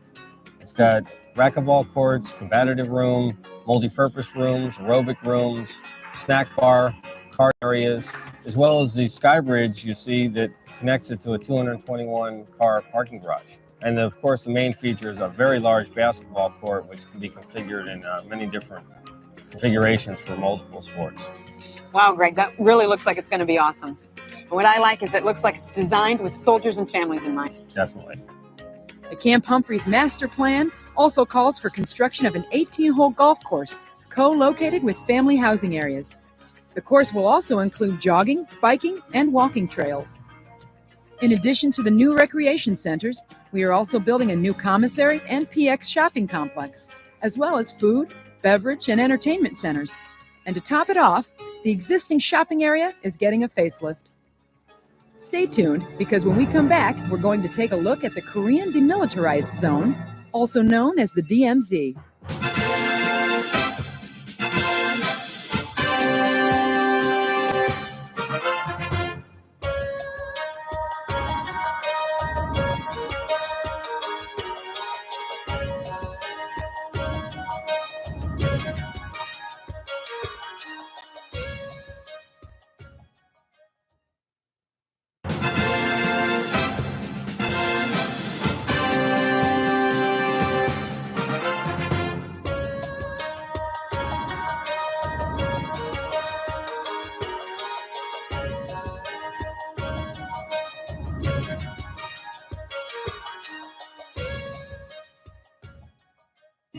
Welcome back to Camp Humphreys. Of course, no tour of duty in Korea would be complete without a visit to the Demilitarized Zone.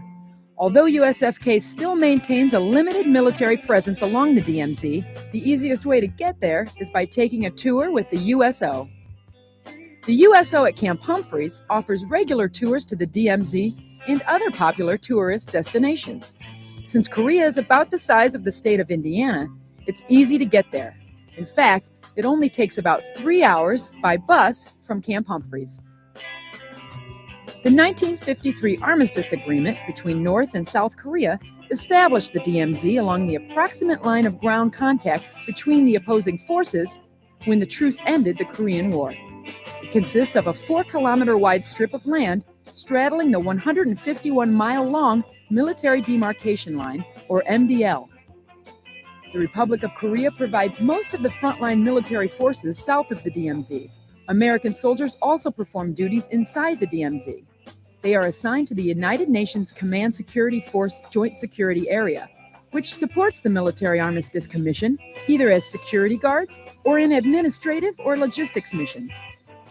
Visitors to the JSA can see the conference rooms used by the North and South to exchange prisoners or the remains of fallen soldiers. One of the unique things about serving up here in the Joint Security Area is working with host nation soldiers. As I said, over 90% of our soldiers are soldiers that come from the Republic of Korea.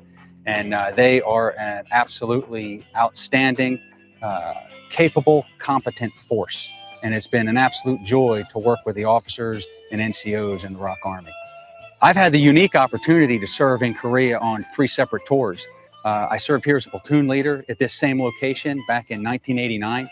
I was also a company commander here in 1995, and I was very pleased that I came back again as a lieutenant colonel 2 years ago. And I can tell you that the quality of life improvements in Korea over the past 18 or 19 years has been extremely dramatic.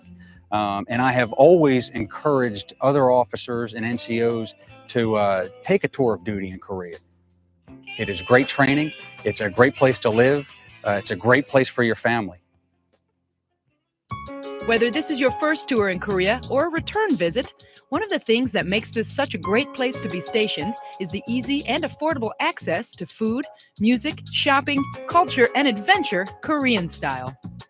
Seasonal festivals abound in the land of the morning calm. From the summer festivals to traditional holiday celebrations, Koreans find ways to come together and enjoy life's bounty. Whatever the theme, live music is always a part of the festivities. At most venues, you're likely to find a fusion of old-world drum beats and modern Korean-style pop dance performances, sometimes on the same stage. For those not content to simply watch the show, there's no shortage of opportunities to become a karaoke star. Be it on an outdoor festival stage or at a downtown nightclub, karaoke is a mainstay at Korea's social gatherings. If karaoke isn't daring enough, you can also take advantage of Korea's more adventurous activities. Skiing and snowboarding, hands-on taekwondo demonstrations, and deep-sea fishing will get your adrenaline pumping. What about shopping? Well, Namdaemun and Dongdaemun markets, both located in the center of Seoul, are just two of Korea's popular shopping areas.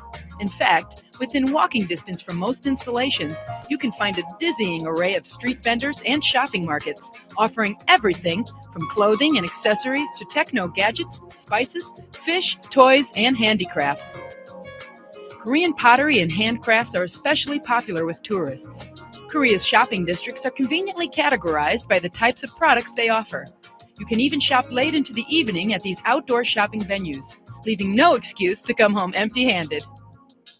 To top it off, Korea is a truly modern country with a variety of easy-to-use public transportation systems.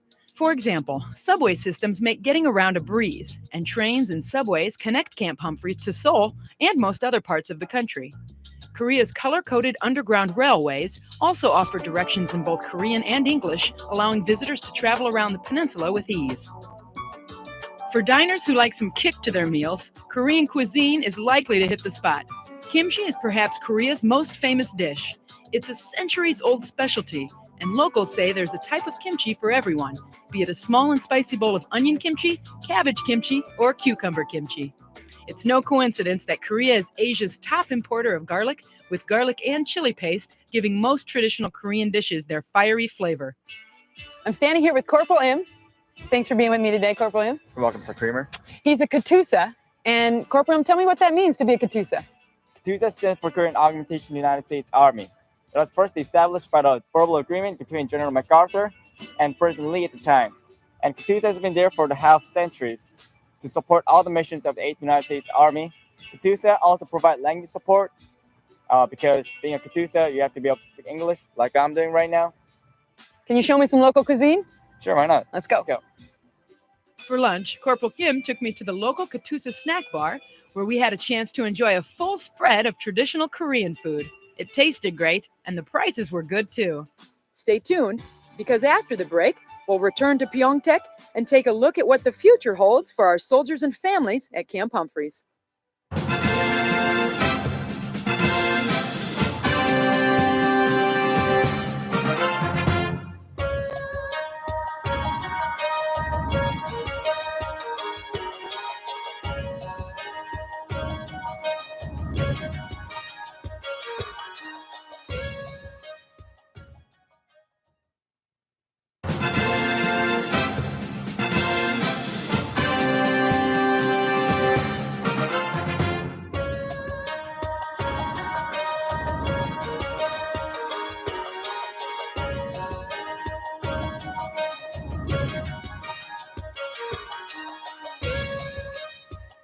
Welcome back to Camp Humphreys.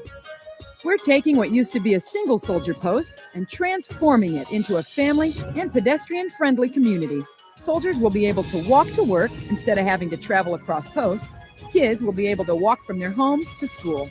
But one thing that will not change as Camp Humphreys transforms is the garrison's guiding philosophy: to continue providing world-class customer service, housing, and facilities for our soldiers, families, civilians, and retirees. For the past 30 minutes, we've learned about the mission, history, and future of Camp Humphreys, and we've gotten a good taste of the Korean culture, too. If you ever come to Camp Humphreys, rest assured it'll be the assignment of choice and the tour of a lifetime. Thank you for watching Tour of Duty on the Pentagon Channel. Thank you for joining us. 감사합니다.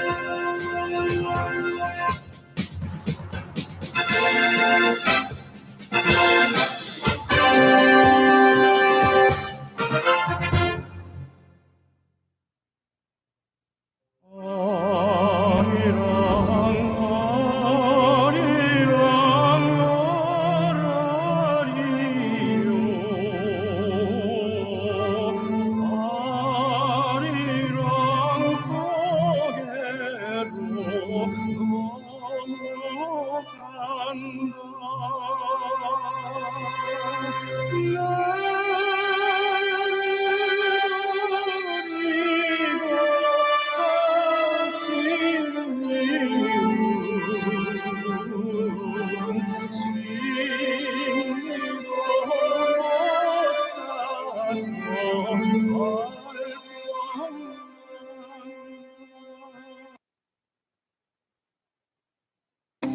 can never have too much of a good thing, right?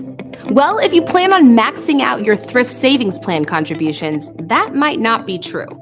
Believe it or not, it's entirely possible to save too much too quickly into your TSP and miss out on some free money. But before we get into that, let's talk about what maxing out your TSP means. Picture your TSP as a piggy bank, a really big piggy bank. For active duty service members, it can accept up to $19,500 of your contributions in 2020, and even more in some situations. Guard and reserve members, the same limit generally applies, but it's across all your employer-provided retirement plans combined. So back to the potential problem. If you plan to max out your TSP, which could be a great idea, it matters how you do it. Let's see why by looking at two slightly oversimplified examples involving service member Randy.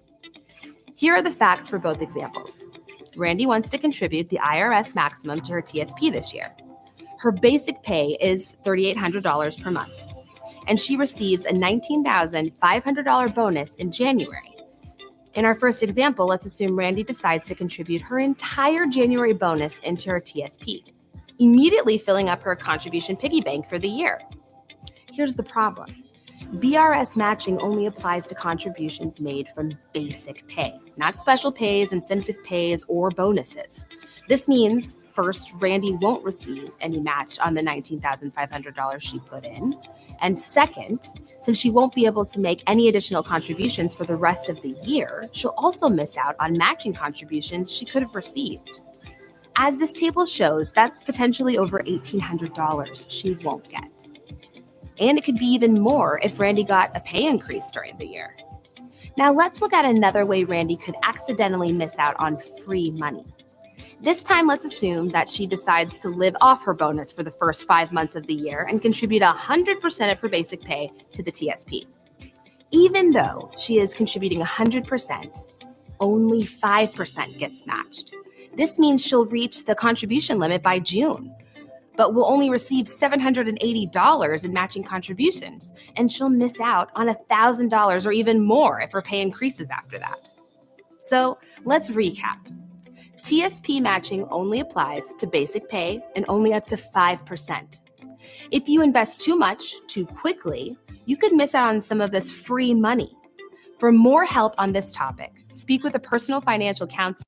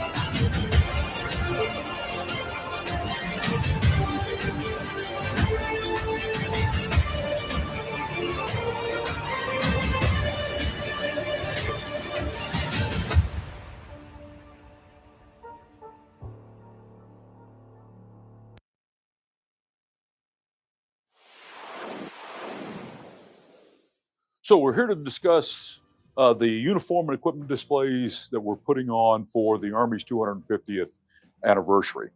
And I think if you study the uniforms, and here we're really going to talk about the uniforms of the 20th century, you really chart the history of America's rise to being a world power. But what you also see is the Army's effort to adapt to the changing realities of war and also the needs of the soldiers as we move through the era. And I think that's first evident here. This is a model 1899 cotton uniform. This is worn by the American soldiers in the Philippine insurrection. And to a very large extent, this is the Army's first effort to both blending in tactically, but also comfort of the soldiers. Prior to this, the Army's combat uniforms were relatively colorful, dark blue and light blue pants. That, of course, is not very conducive to a modern battlefield, and definitely with 100% wool, not conducive to the climate of the Philippines. So it's interesting. By the time you get to the end of the 20th century, many armies start to copy the fashion of the U.S. Army, especially our design to have things really making the uniform more comfortable for the soldiers. But that's not always been the case. In fact, through the majority of American military history, we're actually copying the uniform trends of other nations. In fact, through most of the early history of the Republic, up into the 1880s, we're copying the French. So you see the kepis of the American Civil War, the frock coats, etc.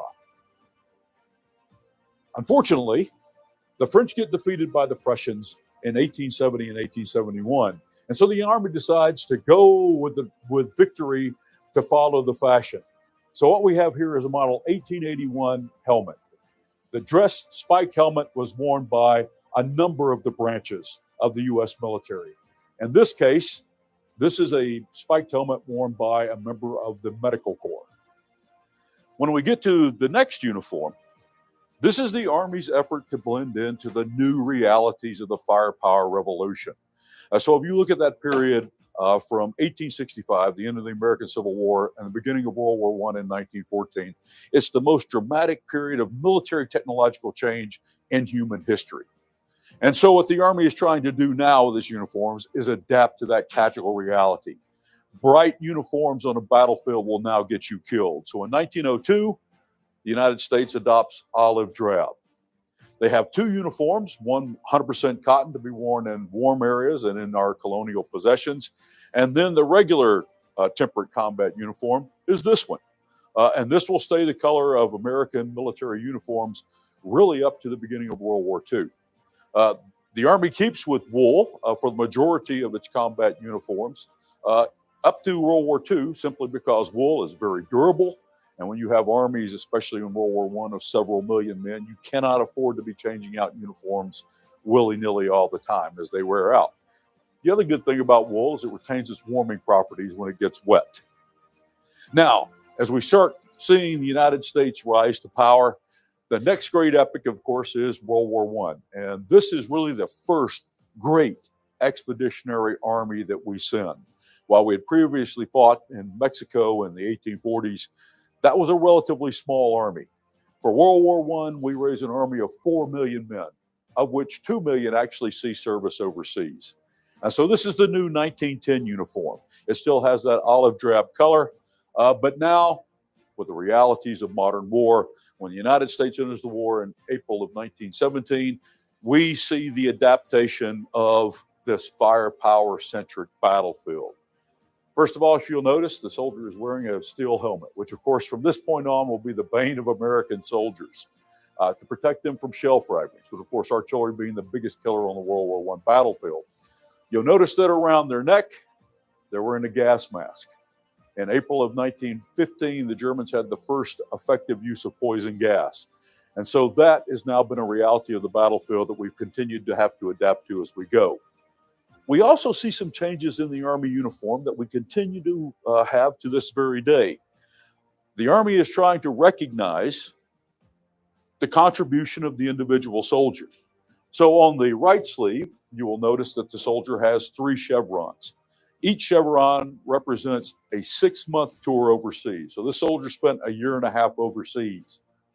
On the right sleeve, you'll see 2 other chevrons. Those are wound stripes in World War I. So this soldier received 2 wounds.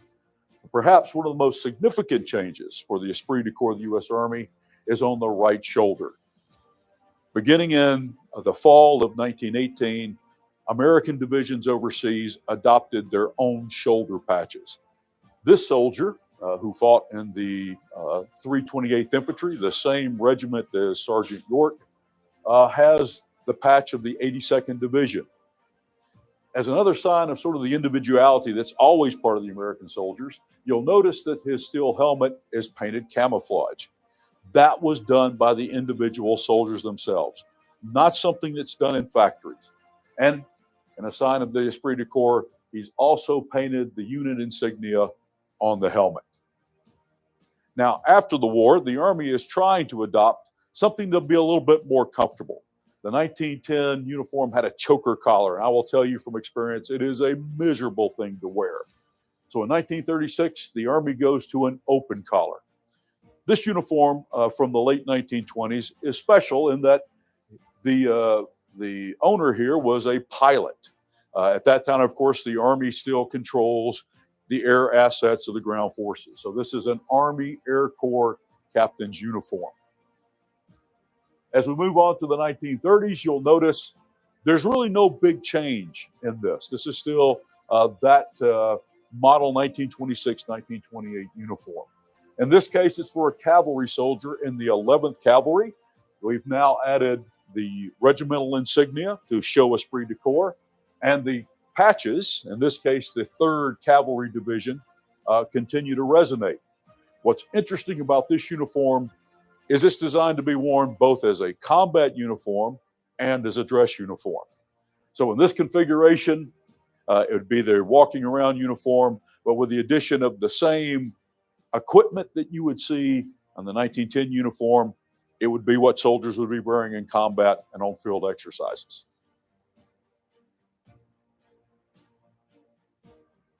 As in the case of most American wars, in the aftermath of World War I, the Army greatly downsizes, but it still keeps a number of its traditional regiments. For example, throughout the 1920s and 1930s, we continue to have the 9th, 10th Cavalry, and also the 24th and 25th Infantry. These were all African-American regiments. And what you see here in the picture is one of those soldiers. He is, unfortunately, an anonymous member of the 10th Cavalry. He is wearing the same uniform that you see in the display case, but he also has the patch for the 2nd Cavalry Division. So as we shift to the 1940s, in the beginning of World War II, we see other changes to the Army combat uniform. The uniform depicted here would be what a private would have been wearing on the invasion of Normandy on the 6th of June, 1944.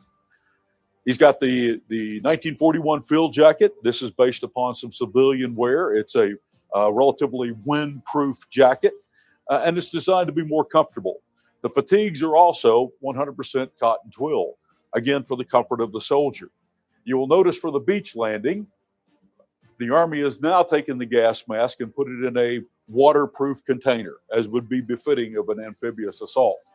Around the waist is a Navy life belt. So if the soldier got caught in the water, they could activate the life belt and hopefully keep from drowning. Despite the good intentions, though, the life belts were actually a bad idea. Because of the weight that the soldiers were wearing, if the life belt was activated, they actually tended to pitch the soldier forward into the surf. The Army continued to develop its combat patches, and the combat patches on the lower row are actually quite special. In the months leading up to the invasion of Normandy, the Army developed a massive deception plan to try to keep the German focus away from the actual invasion beaches at Normandy. This elaborate plan created a whole fictitious army. And in that fictitious army, there were fictitious divisions. So these patches are from what we called phantom divisions. And to deceive the Germans, you would actually have small groups of soldiers running around with these patches on. Even though the divisions never existed, you would have inflatable tanks, inflatable landing craft to add the picture that there is a separate American army getting to land, preparing to land at the Pas de Calais as opposed to Normandy. As we move to the 1950s, this is the uniform initially worn by American soldiers in Korea. Now, the Army, which had been drastically reduced after World War II, was ill prepared for the challenges they're going to face in the summer and winter of 1950 when the war begins. In fact, most of the equipment you see here is actually surplus gear from World War II, to include the 1943 field jacket, which was designed as an improvement over the 41 field jacket. The equipment is for an M1 carbine, all World War II vintage. The only big change here is the pile cap, which is introduced in 1951.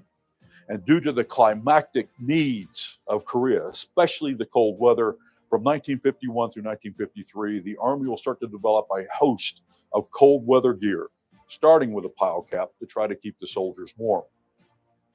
As we move to the 1960s, we see this continual development of U.S. uniforms, again focused on the climactic reality of the individual soldier. What's pictured here is the first purpose-designed jungle uniform worn by the Army in Vietnam. While later uniforms will not have the exposed buttons or the epaulets, this is a very comfortable uniform. In fact, throughout the early 1980s, the Army continued to issue these uniforms. From personal experience, I will tell you that's the most comfortable uniform I ever wore while I was in the Army. You'll also notice a continual change of Army technology and Army doctrine. The helmet on the right is a helicopter helmet worn by a pilot who flew Chinooks in Vietnam. The Army tried to be on the cutting edge of air mobile operations. In fact, from then on, all the other nations of the world were actually copying what we were doing. As we move to the 1970s, coming out of Vietnam, the Army was in shambles. The morale of the Army, the discipline in the ranks was at the lowest ebb perhaps in the American Army's history. And so what we see here in the 1970s is an effort by several units to try to restore the esprit de corps that had been lost coming out of Vietnam. I love this uniform. This is an unofficial tanker's uniform, and you would see this quite often in armored cavalry regiments and in armor units throughout the late 70s and the early 1980s. The uniform itself is handmade by local German tailors. This uniform actually belonged to a former member of the CGSC faculty, Jeff Lesser, who served in the 3rd Infantry Division as a tanker in Germany in the 1970s, and then later in the 4th Infantry. Now, there is no uniformity here. Individual units would go to the tailor, get their uniforms made. That is also reflected in the patches. In an effort to build both tactical proficiency and esprit de corps, armored regiments, some infantry units, had individual patches made to certify that the crew members had scored distinguished or higher in the tank gunnery skills test. This reflected the Army's efforts, led by General William Depew, to increase the lethality of the Army. Lastly, we have the uniforms of the 1980s and 1990s. On the left is a uniform worn by Warrant Officer Hawkins, who was an Apache helicopter pilot in the 3rd Armored Division. The uniform itself comes out in the 1980s. It's sometimes known as the chocolate chip desert uniform. Because in the 1980s, the Army believed that there was a distinct possibility we're going to have to fight in the Middle East. This uniform, of course, was changed shortly thereafter as the pattern did not match a lot of the terrain in the areas that we'd be fighting. The uniform on the right reflects our continued commitment to the security and to the independence of South Korea. This uniform was worn by an American officer assigned to the United Nations Joint Security Detachment at Panmunjom.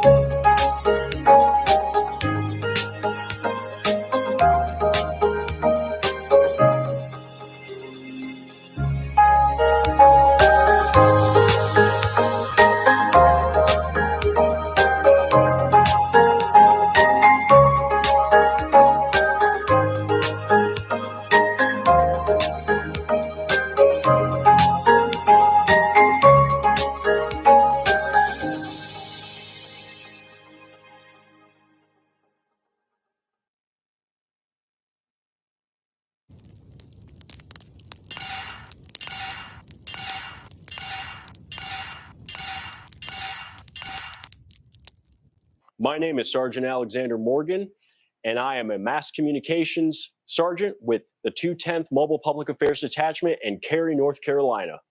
So I served on active duty from 2012 to 16. I originally enlisted as an 11 Bravo infantryman. I did a few different things. My first assignment when I got to my first duty station at Fort Knox in Kentucky was I was part of a reconnaissance platoon, and then when we went forward, I served on a personal security detail for the brigade commander in 1st Infantry Division. After I left active duty, I immediately started my academic career pursuing a bachelor's degree in English literature. It wasn't until over halfway through my degree when I found out about the public affairs job, which I never even knew existed while I was active duty. These are the soldiers that write and capture the story of the Army. My first assignment in the Army Reserve was at Fort Carson in Colorado with the 11th Expeditionary Combat Aviation Brigade as a mass communications sergeant. I actually ended up falling in love with photography, which I then picked up as a personal passion. And to be able to get on Blackhawks and other aircraft and, take photos while in the air and work with the pilots and crews was incredible. While serving a couple years with the 11th ECAP, I was able to finally build a portfolio that helped me land a civilian job working for a news station in Colorado Springs, where I got to film a lot of exciting stuff and work with some really cool people. Several months into working for the news, I was offered an opportunity to work as a technical documentarian in Panama City Beach, Florida, at the Naval Surface Warfare Center while on full-time active duty orders. And there are so many other positions like this all over the world, especially for public affairs soldiers. You also learn so much about all sorts of other jobs in the military that not a lot of people know about. I've had the chance to tell some incredible stories about some of the amazing things people have done outside of the uniform too. One of them was about a cop that actually convinced somebody not to take their own life and helped support them through their recovery. I never thought I would find a job in the Army. I'm here today because one of our brigades, the 3rd Cav Regiment, is here supporting cadet summer training. This really is a first-class event. I mean, this is an exemplar for all training that gets done in the United States Army. This is Cadet 1, 9 line to follow. I'm confident that our soldiers are showing exactly what a professional soldier is and teaching them the exact standards that we have to adhere ourselves to. In many cases, it's the first time the cadets have a chance to interact with a large number of enlisted soldiers. I'm confident that our soldiers are showing, what that proper relationship looks like between our enlisted soldiers and our officers. And the cadets begin to understand what they can expect out of the soldiers. Your location will be on a sticky note at the mat. So I'm hoping that they understand that their junior enlisters, their Joes, are essential to their job. Yes, they may be the officer, they may be the ones in charge, but understanding they can trust their Joes, understanding that if they need them, they will be there for them, and that they can count on us to make their lives easier. Got a lot of my training from my NCOs back in my unit. They're really about constantly training and perfecting our craft, making sure that we're proficient in all of our tasks and all of our drills. What they do here absolutely matters every single day. Those little individual actions that they have on each of the stations, those little coaching, those little tips they do, they absolutely make a huge difference. Training's been really cool. We're able to educate these new soldiers, and for us enlisted, we kind of know the grit and grind of the Army, so we can give them a better sense of what's to come. And just through our experiences, through our teachings, we want to give them the best opportunity to be successful. At this time you are a go. Please reset the station for your bow. The graders will teach you everything you need to know. Even if you come here knowing nothing, I know every school teaches things a little bit differently. They teach you everything you need to know, the conditions and standards, and as long as you have that attention to detail, you'll get a go. What happens here is critically important because it sets the foundation for these cadets to step up to be future leaders. For our soldiers, being a part of that critical experience in foundational training is a pretty big deal. My name is Sergeant Connor French. I'm with Charlie Company 264th DSSB, 101st DSB, and Task Force Desert Eagle.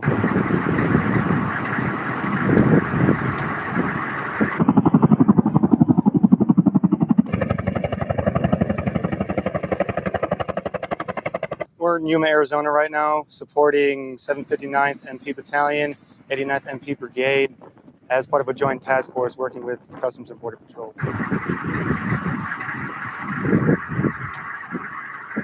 Our mission out here today is to test our capabilities of maneuverability by way of sling load.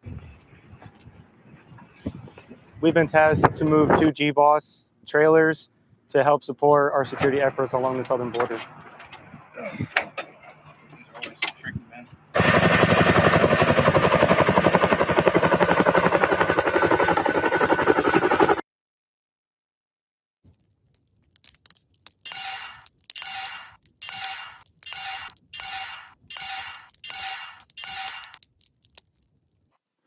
I graduated from Penn State University with a degree in journalism in 1997 and enlisted in the Army September 12, 2001. The day before, my best friend from our hometown of Wyalusing, Pennsylvania, survived the terrible attack on our country from the 54th floor of Tower 1 of the World Trade Center. In my 20-plus years in the Army and Army Reserve, I've circled the globe countless times, telling the story of our Army's infantry soldiers at war, our pilots, our cooks, our mechanics, practically any soldier doing any job the Army has to offer. It has been my greatest honor to inform our country about their soldiers. I've been to Germany, Poland, Bulgaria, the Dominican Republic, Egypt, the U.S. Virgin Islands, Iraq, Afghanistan, all across the U.S. and 100 places in between, telling the tales of these amazing soldiers. I do this all while maintaining a full-time civilian job as a crime scene investigator with the Nashville Metropolitan Police Department. It's a job I got in part thanks to my Army training. We have tolerated in America, not just in the illegal and highly dangerous drug traffic, but in many other areas, a syndicate of organized criminals whose power is now reaching unparalleled heights. Department of Defense tracking and pursuit capability will be made available. I believe that these task forces will allow us to mount an intensive and coordinated campaign against international and domestic drug trafficking and other organized criminal enterprises. To our friends in foreign countries, we need your success as well as ours. Then those who are killing America and terrorizing it with slow but sure chemical destruction will see that they are up against the mightiest force for good that we know. Under the orders I signed today, we will also be designating the cartels as foreign terrorist organizations.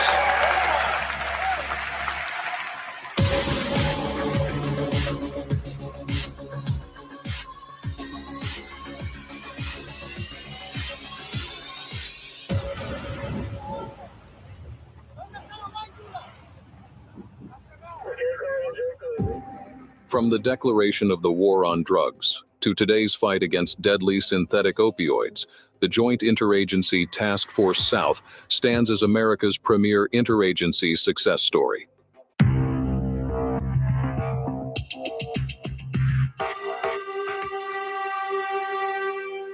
What began as disparate organizations working separately and with limited efficacy has evolved through decades of innovation and partnership building into the front line of defense against an increasing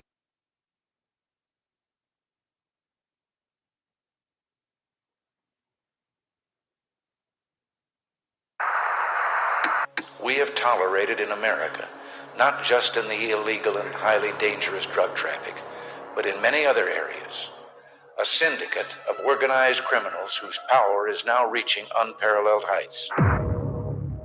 Department of Defense tracking and pursuit capability will be made available. I believe that these task forces will allow us to mount an intensive and coordinated campaign against international and domestic drug trafficking and other organized criminal enterprises.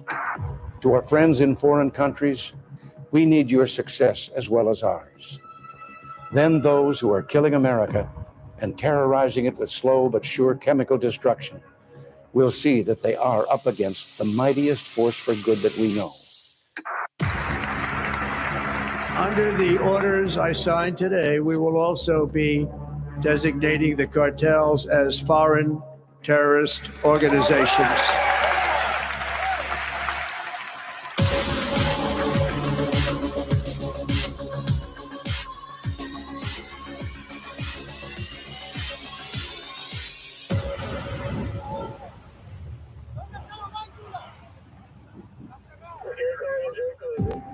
From the declaration of the war on drugs to today's fight against deadly synthetic opioids, the Joint Interagency Task Force South stands as America's premier interagency success story.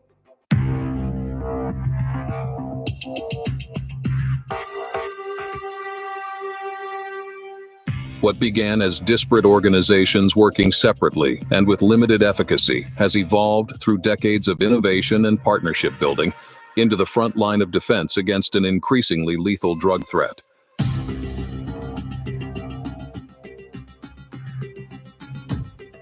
Working seamlessly across all U.S. military services, federal law enforcement agencies, and partner nations, the Joint Interagency Task Force South employs cutting-edge technology and tactics to detect, monitor, and interdict drug trafficking, disrupting over 25% of the world's global cocaine trade. We're working with U.S. and partner nation law enforcement on primarily drug interdiction ops here in the Eastern Pacific region of the JIATF-JOA. We bring in everyone who has expertise, authority, capability, and jurisdiction here in one house so that we can work together and fight the transnational criminal organizations. JIATF South's construct here with its 22 liaison officers from 19 different countries. All those people are working on the same floor in adjacent offices. It makes liaison between each of us very easy.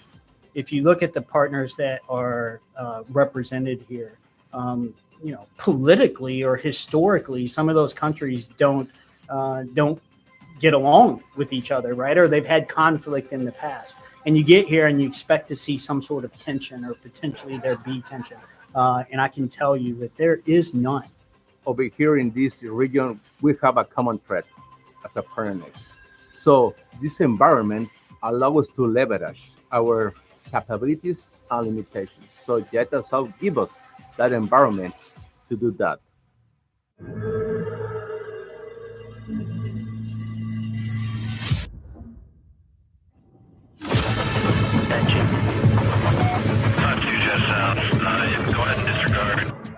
As illegal drugs claim American lives at unprecedented rates and criminal organizations grow increasingly sophisticated, this mission has never been more critical. The Air Force brings unparalleled capabilities to the fight. We bring in the Air Force assets and help facilitate effective employment by working with JIATF South entities to be able to affect the counter-drug mission. Primarily, we're looking for drug smuggling vessels that are moving into Mexico and other Central American countries. We're flying well out off the coast into the Pacific Ocean in search of those vehicles. By giving it air assets, you take the area that they're able to patrol and look and see, and you vastly increase it. So it's a force multiplier. Radar coverage in the ocean is not great because there's no way to put a radar on. So we have our mobile airborne radar that we can move around as necessary to see areas that are harder to see by other means. That eye in the sky is very important because the JOA, the Joint Operating Area that JIATF South oversees, is 42 million square miles. Huge, just a vast, vast area.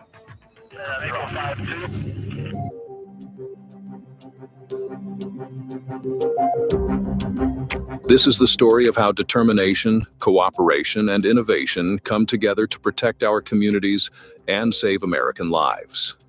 In today's interconnected world, information is the ultimate weapon. That information coming in comes in as quickly as we're able to disseminate it. And that ability to get it in quickly and then get that information out quickly is basically the difference between getting a successful seizure of drugs and drugs off the water or not. So JIATF South is transforming data into a decisive advantage using supervised machine learning to predict drug trafficking routes before they happen. AI allows us to be ruthless in improving interdiction effectiveness by prioritizing the limited resources we get on the most actionable targets, allowing us to act faster and with more precision. Move forward, move forward. The con-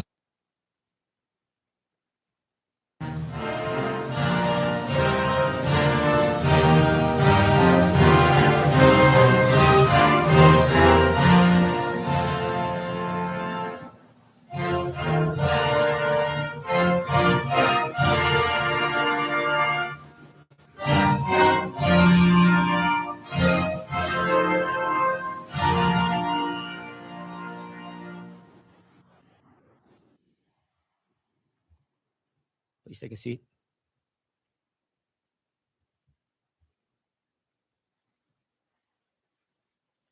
Good morning. Colonel Elridge Singleton, WINSEC Commandant. Command Sergeant Major Roberto Alvarez, WINSEC Command Sergeant Major. Lieutenant Colonel Donald Sapp, WINSEC Deputy Commandant. Dr. Florentino Santana, WINSEC Dean of Academics. Distinguished guests, ladies and gentlemen, welcome to today's ceremony for the month of June. Today's awards include 1 Meritorious Service Medal, 2 Army Accommodation Medals, 3 Certificate of Appreciation, 1 Educator of the Quarter Certificate, 1 Assistant Professor Certificate, and 3 Basic Army Instructor Badges. Colonel Singleton and Sergeant Major Alvarez, please come to the stage.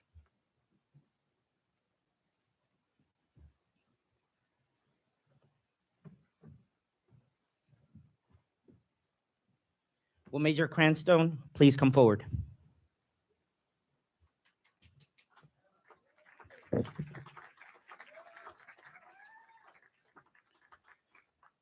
Please remain seated. Attention all orders. The Meritorious Service Medal is awarded to Major Christopher Cranstone for exceptional meritorious service while serving in the School of Professional Military Education. Major Cranstone's exceptional leadership, organizational expertise, and instructional excellence were instrumental to the success of the Western Hemisphere Institute for Security Cooperation mission. Major Cranstone's dedication to duty and commitment to excellence are in keeping with the finest tradition of military service and reflect great credit upon himself, the School of Military Education, the Western Hemisphere Institute for Security Cooperation, and the United States Army. Signed, Jason H. Rosenstraut, Brigadier General, U.S. Army Provost.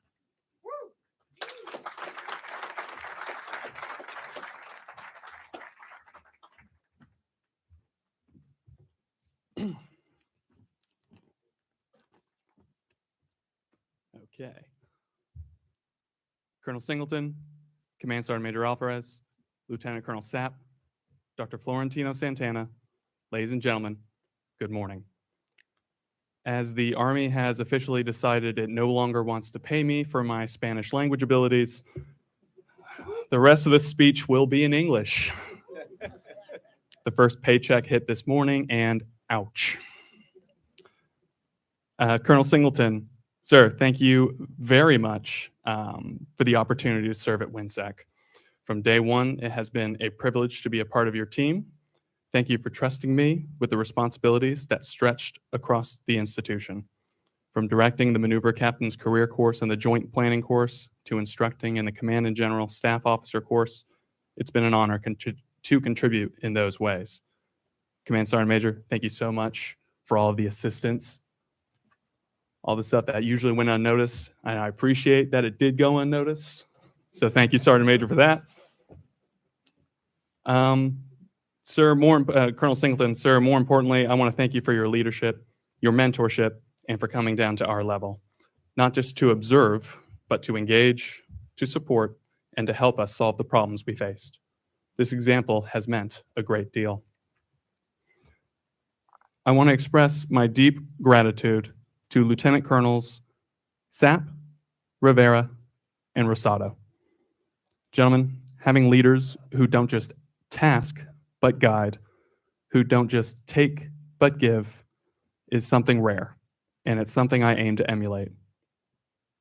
Thank you both for being, thank you all for being steady hands, sounding boards, and helping me to refine the message, especially when my initial delivery leaned a little too spirited. To Lieutenant Colonel Hill of CGSOC, Lieutenant Colonel Branch Romero of Bravo Team, and the rest of the Bad Batch.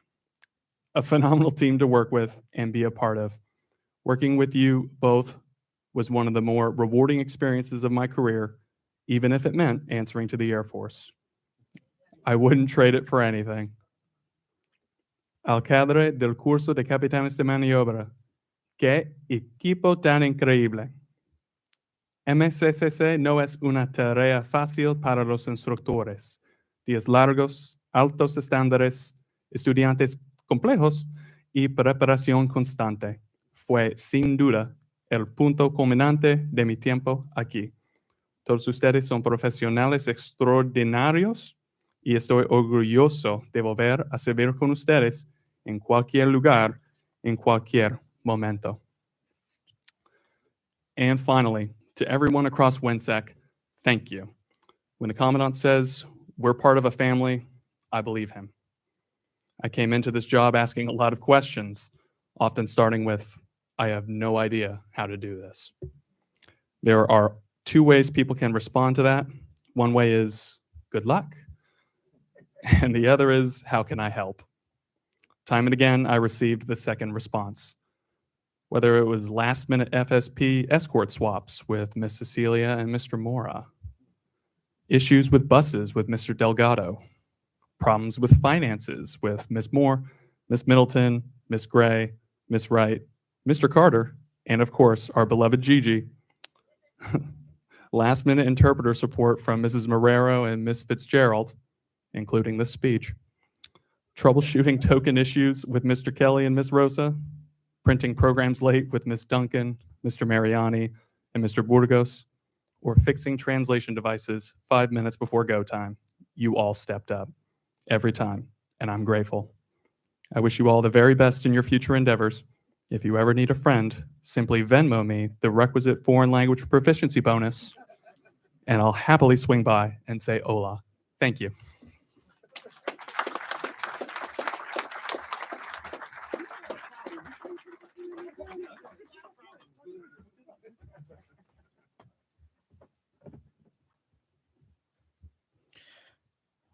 Will Sergeant Berrios please come forward?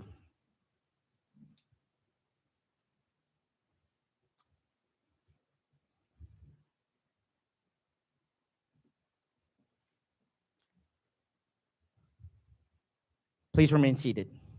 Attention to orders. The Army Commendation Medal is awarded to Sergeant Miguel Barrios Rivera for outstanding service as a human resource sergeant for the Western Hemisphere Institute for Security Cooperation, Fort Benning, Georgia, from 7 August 2023 to 31 July 2025. Sergeant Barrios' contributions and superior performance are in keeping with the finest traditions of military service and reflect great credit upon himself, Army University, the Combined Arms Center, and the United States Army. Signed, Elridge R. Singleton, Colonel, Commandant.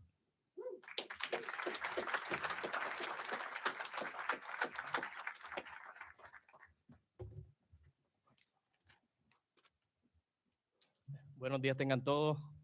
Primero que todo, quiero agradecer a Dios por permitirme estar aquí. Coronel Singleton, Command Sergeant Major Álvarez, Lieutenant Colonel Sapp, gracias por todo el apoyo desde el día 1 que llegué a esta unidad. Tenía una meta y era pertenecer a las ramas oficiales y ustedes lo hicieron posible. Eternamente agradecido con todo el apoyo que recibí desde el día 1. Como hay una frase que dice, Dios obra por senderos misteriosos, y yo soy prueba de eso. Cuando a mí me llegaron las órdenes a Fort Drum, New York, yo estaba asignado a servir en Benning, pero en la unidad de 316 de caballería. Tan pronto me presenté a la unidad que me entrevisté con el sargento mayor de esa unidad. Lo primero que me pregunté, where are you from? As soon as I said Puerto Rico, the conversation became in Spanish, and he told me, you speak Spanish? Le dije, sí, sargento mayor, yo hablo español, lo que no hablo es inglés. Y me dijo inmediatamente, tengo el lugar perfecto para ti, entiendo que la unidad se va a beneficiar contigo porque hablas español y tú te vas a ver beneficiado de esa unidad también, va a ser un ganar-ganar. Y efectivamente, 2 años después, aquí estoy. ¿Qué más puedo decir? Me gustaría enviarle un saludo especial a mi mamá y a mi papá que me están viendo desde Puerto Rico. Esta es la primera vez que me ven oficialmente en uniforme. Sé que están ansiosos porque llegue a Puerto Rico. Ya prontito nos vemos por allá. Los amo. Gracias por todo el sacrificio. No será en vano. A mi esposa, que no pudo asistir hoy, el pilar de la casa, la que se encarga de todo, de que siempre hay un almuerzo para mí. Y es buena cocinando. Algunos por aquí pueden dar fe de eso. Se encarga de que no repita una comida en la semana. Gracias, mi amor, te amo. Y a todos y cada uno de ustedes que de alguna manera u otra me ayudaron durante el camino, ya fuera llevándome trabajo al S1 o en otras actividades. Gracias, de verdad, Fersayon López. Definitivamente el mejor First Sergeant que he tenido hasta ahora, y no lo digo por caer bien, lo digo porque realmente lo siento. Tu carácter, tu personalidad son un ejemplo a seguir. Muchas gracias por todo. Captain Blyden, thank you for all the support, all the guidance. I'm really going to miss you, man. I love to work with you, and for you, it's been a pleasure, man. Thank you. A todos y cada uno de ustedes, gracias. First Sergeant Bustamante. Cuando no tenía un sponsor para ir al board de promoción, tan pronto recibiste mi llamada, que te pregunté, no dudaste ni un momento en decirme sí, vamos a hacer board, vamos a ayudarte en todo lo que podamos. Y gracias a Dios obtuve el Promotable Status. Gracias a ustedes. Gracias, WinSec. Los voy a extrañar.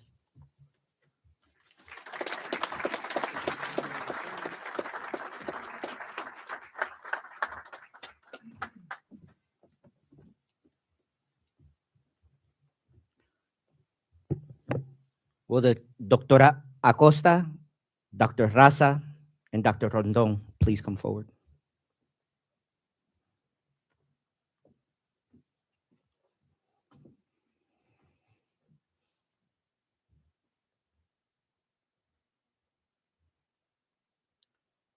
The certificate of appreciation is presented to Doctora Nima Acosta, Dr. Asa Raza, and Dr. Edwin Rondon in recognition of their dedication and efforts as a member of the Master of Military Art and Science Committee during academic year 2024 through 2025.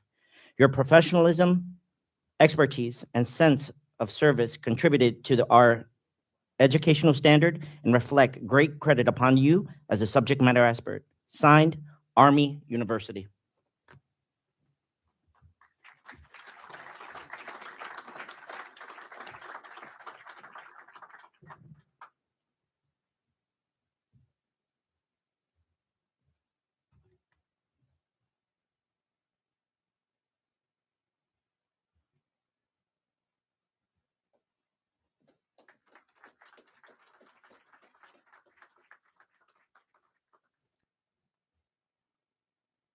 Will Lieutenant Colonel Gonzalez Mantilla please come forward?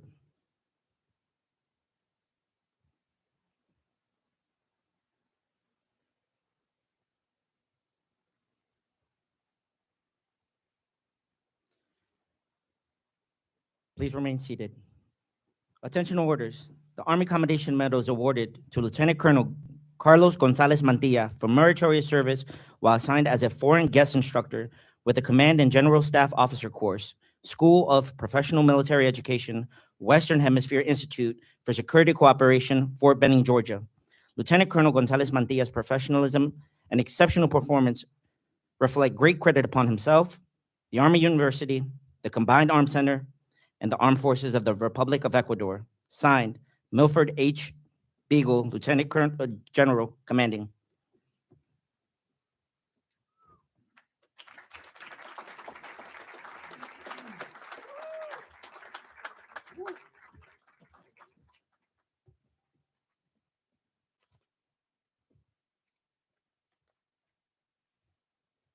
Buen día con todos. Disculpen, a diferencia de mis antecesores, a mí sí me toca utilizar lentes.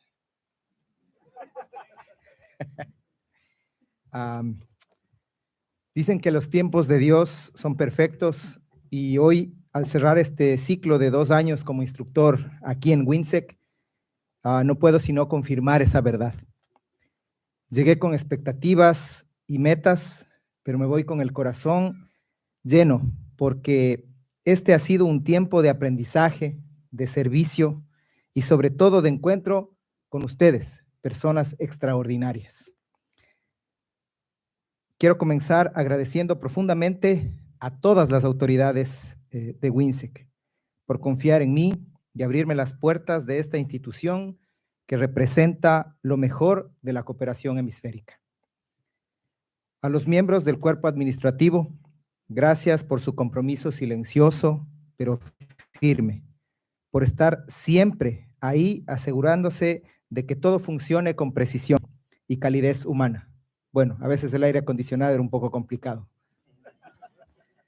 A mis compañeros instructores, absolutamente a todos mis compañeros de tantas naciones hermanas de toda América Latina, gracias por las conversaciones profundas, los debates apasionados, las risas sinceras y por ese café que compartíamos, como si de él dependiera solucionar al mundo.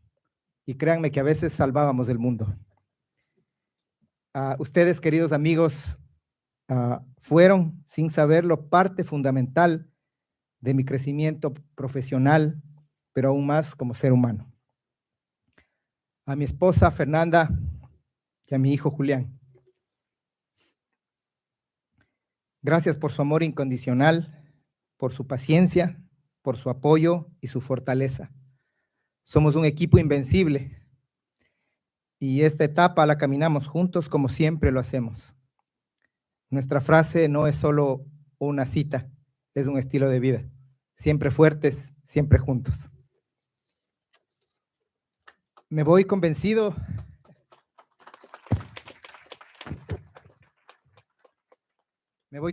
de que uno nunca regresa igual de un lugar donde ha sido verdaderamente feliz. Como decía Maya Angelou, he aprendido que la gente olvidará lo que dijiste. La gente olvidará lo que hiciste, pero nunca olvidará cómo la hiciste sentir. Y eso es exactamente lo que me llevo de WINSEC. No solo lo que vivimos o hicimos, sino lo que vivimos juntos y lo que sentimos. Nos vamos llevando más de lo que dejamos. Dejamos amigos, pero nos llevamos hermanos. Dejamos horas de trabajo, pero nos llevamos experiencias de vida. Dejamos un rol, pero nos llevamos una misión cumplida. Y antes de despedirme, recuerden siempre, en Ecuador tienen un hogar. Las puertas de mi país y de mi casa están abiertas para todos ustedes. Hasta siempre, WINSEC.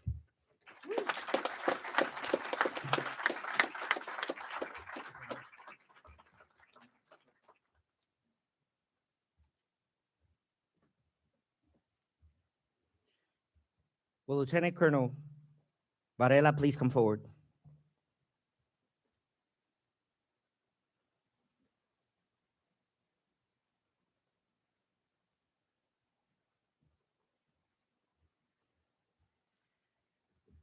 Every quarter, WINSEC recognizes an instructor whose performance merits special recognition. In competition against his peers, Lieutenant Colonel Jose Varela's performance was clearly exceptional, and he is therefore recognized as Educator of the Quarter for the second quarter of fiscal year 2025. Signed, Elritich R. Singleton, Colonel Commandant.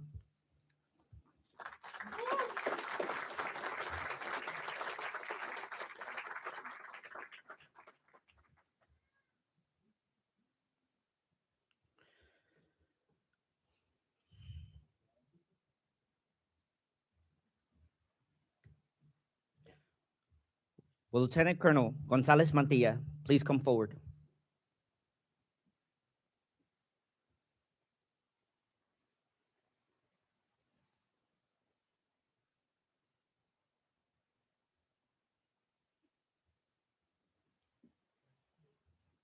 Having worked arduously and diligently toward excellence on the platform, it is with great honor and distinction that Lieutenant Colonel Gonzalez Mantilla is recognized for the achievement of such excellence and is therefore advanced to assistant professor. Given WINSEC's mission of providing quality instruction to our guest customers, this achievement is indicative of the professionalism and WINSEC's continued efforts to maintain and promote quality educators. Signed, Jason H. Rosenstraw, Brigadier General, U.S. Army Provost.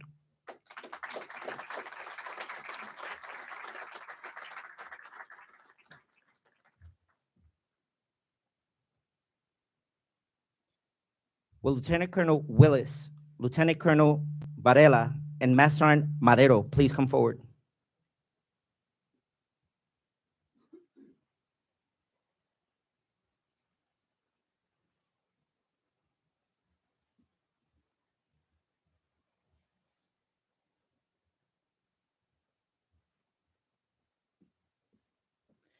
Please remain seated. Attention orders. The Basic Army Instructor Badge is awarded to Lieutenant Colonel Michael Willis, Lieutenant Colonel Jose Varela, and Master Sergeant Juan Madero for meeting all the requirements outlined in TRADOC Regulation 600-21 and the Institute's requirements. Signed, Elridge R. Singleton, Colonel Commandant.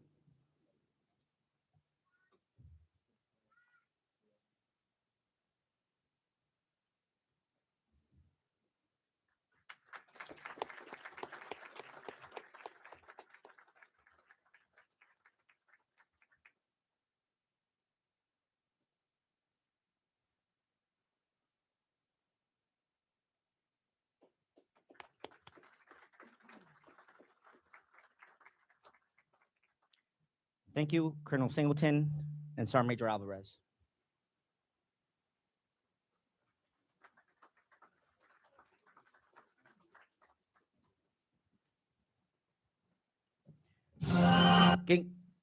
Congratulations to all our awardees. Please stand for the Army song.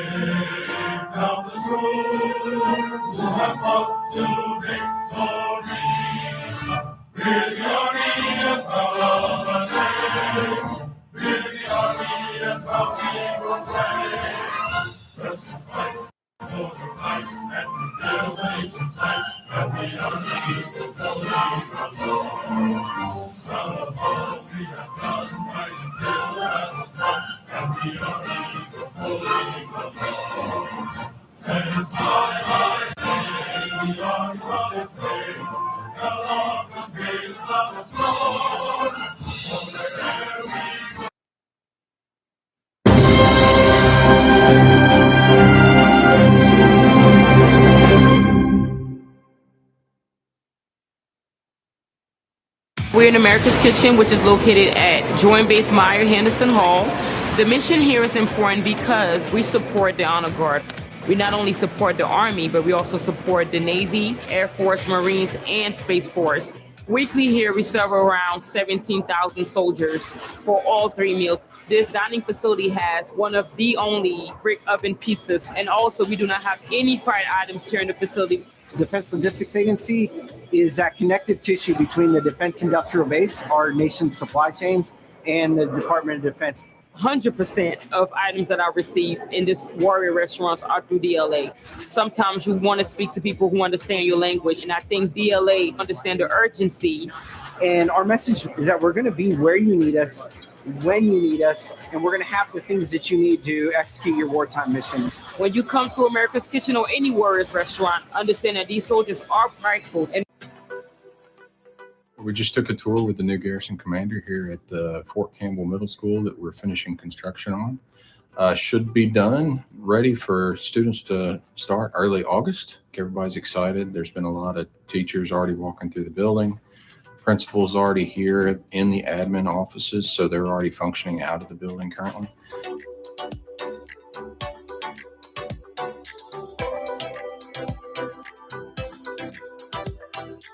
very high-tech school with everything from the air conditioning system to the learning pods that they can use to develop. It's part of the new design concept for DoDEA, and it's part of their 21st century learning concept.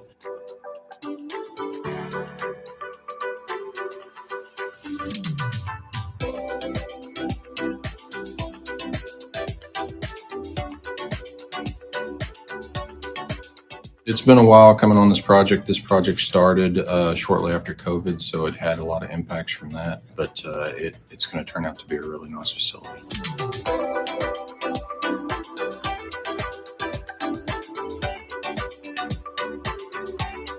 I hope everybody enjoys it, and hope the new middle schoolers and the teachers really enjoy this new facility.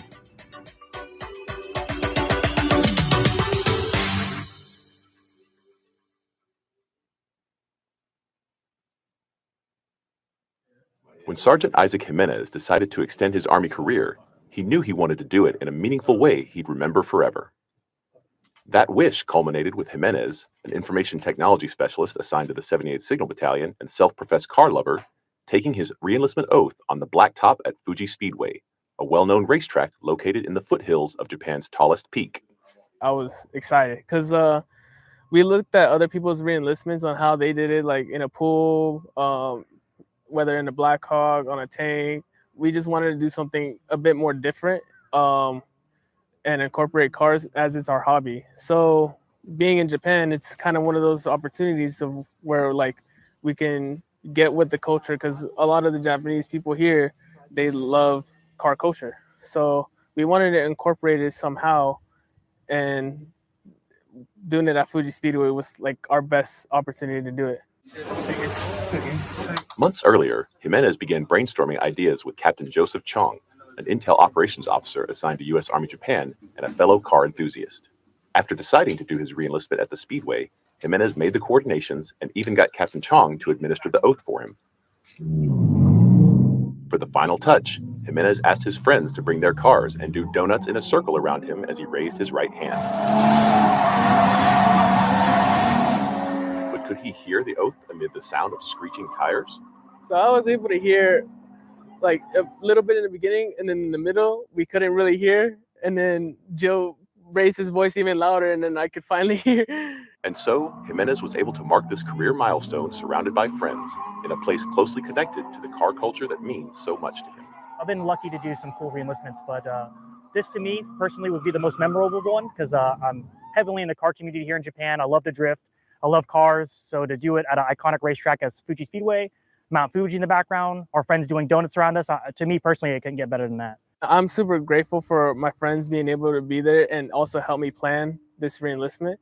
And not only is it was a good thing for it to happen at a track, as it was more like a closed area so we can do what we wanted to do, but it was just like a good opportunity, because like it shows like how the U.S. military is also involved with being in the car community too, because there's a lot of us, we're all out here, we're interacting with the locals and just having fun and a great connection. Soldiers can re-enlist for 3 to 6 years or for an indefinite period under the Career Status Program. And like Jimenez, they can choose to take their oath in a location significant to them. Soldiers have re-enlisted in sports arenas, at historic battle sites, and even in the air in a helicopter. For U.S. Army Garrison Japan Public Affairs, this is Dustin.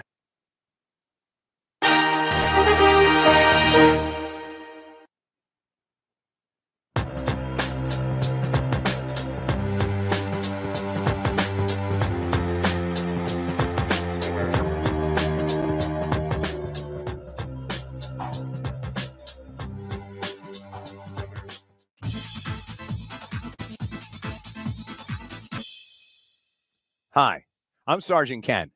I know it's not easy. Working out requires time, sweat, and dedication. In the next few minutes, I'll show you a few extreme conditioning programs, and at the best part, each one takes no more than a few minutes. And trust me, you will still get a great workout in. Keep up the good work, and most of all, keep a positive attitude.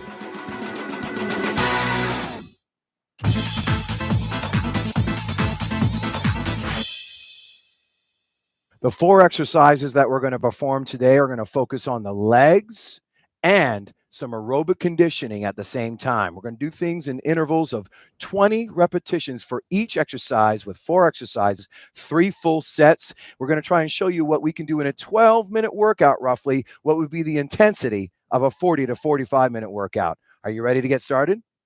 All right, well, let's pick up those dumbbells and let's do some forward lunges. Kelvin and Lynn are going to line up a neutral stance with their feet shoulder width apart and their toes forward, starting with our left leg first. Count to 20, and I'll coach with you. Begin. Now notice what's going on here is that both of them are going to come forward but keep their shoulders back as they go down. That way, they're not putting any unwarranted strain on that forward stepping knee by stepping so far forward that it goes beyond the toe line. That's very important in the way that we're going to perform this exercise. You want to exhale the point of exertion, but most of all, breathe naturally, in through your nose and out through your mouth. Kelvin is doing a great job over here as well, maintaining that neutral spine, back perpendicular to the ground each time. Give me one more and then step in with the right. And good. All right, you ready to do some squats? Let's do this. Ready? Begin. Good. Now, right away when you're performing the squat exercise, you want to make certain that you stick your tailbone back as you go down and sink those shoulders into your back pockets. That'll create a neutral spine, a straight back. You always want to make certain that you've got your balance in your heels and never beyond your toe line with your knee position. That way, if you wanted to ever test this at home, what you can do is you can simply just hold on one of the down position during one of those repetitions. And if you can wiggle your toes when you're in the down position, then you know you've got the right balance. Good job, you two. Give me 4 and 3 and 2 and 1. We can't put down the dumbbells yet. Now we're going to line ourselves up for backwards lunges. All right. Make certain we start with the left leg. Take your time. 20 counts. Ready? Begin. Good. Now, even though that we're holding the dumbbells and we're performing the lunges now in a reverse fashion, we still got to make certain that our shoulders go back as we go down so that they line up over our hips. That's the right placement. Keep our back perpendicular to the ground. Neutral spine, neutral spine. And again, exhale at the point of exertion. Lynn's doing a great job over here. Let's check Kelvin. Kelvin 2. We add the balance technique now to the muscular endurance phase. Muscular endurance because we're doing more than 10 reps. We're doing 20. One more set. Finish with the right. And up. Good. Now let's put the dumbbells down in a safe spot. You always want to put the dumbbells in a safe spot so you don't trip over them. Time to put our hearts into our roller coaster ride. It's burpee time. Ready? Begin. Now what's going to happen here is we're going to show you 2 versions of this burpee.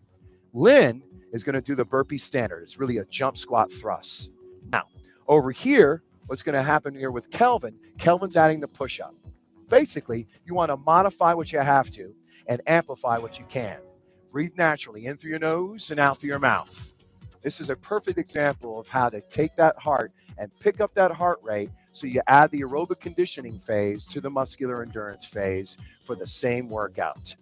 Give me 2 more, you two. Give me 1 more. Good. All right. You ready for another round? Let's pick up those dumbbells. And let's go right to the position for our forward lunges. Remember, keep those shoulders back. You're doing a great job. Round 2, ready, begin. Keep those shoulders back as you go down. Awesome. Great correction, you two. Looking good. Now, again, we're trying to show you what you can do in a 10 or 12-minute period, what would be the intensity of a 40 or 45-minute workout. If you had more time, great. Add a 4th set or a 5th set of the entire workout. Then all of a sudden, it's now 20 or 25 minutes. You do what you can fit in, but never say you don't have time.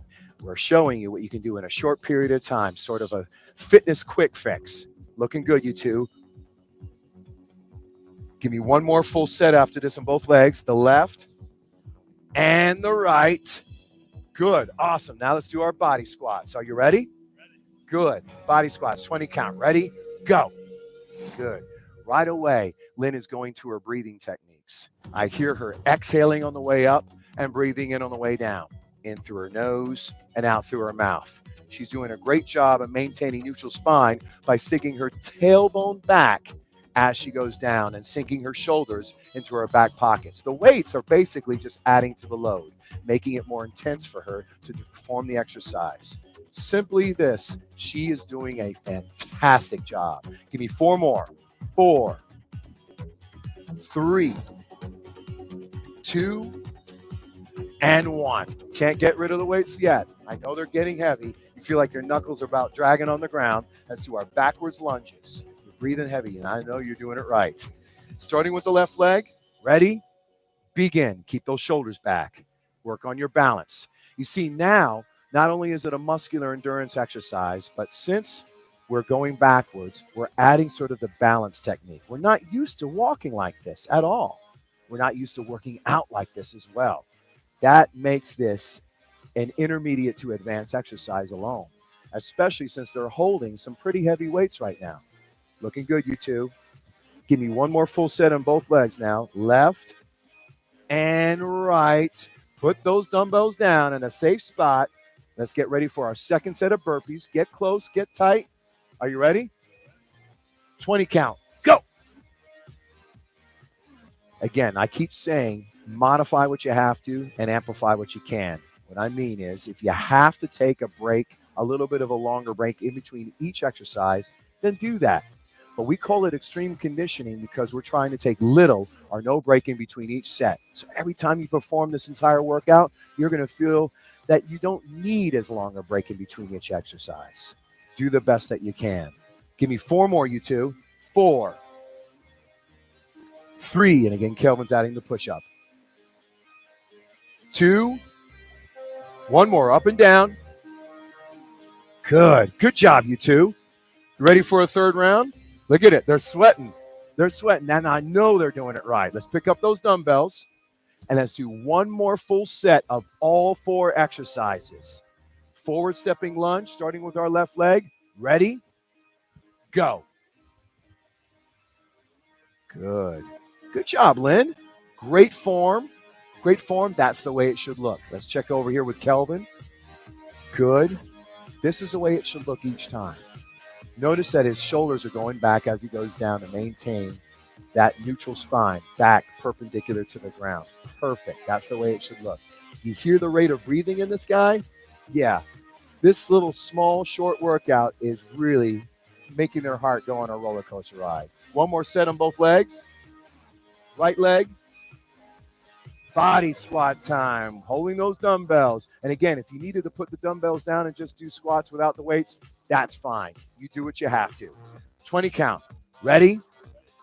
Go. This is an awesome example of extreme conditioning at its best. Look at the way they're perspiring. That's the way to do the workout. Extreme conditioning style. They're maintaining proper form.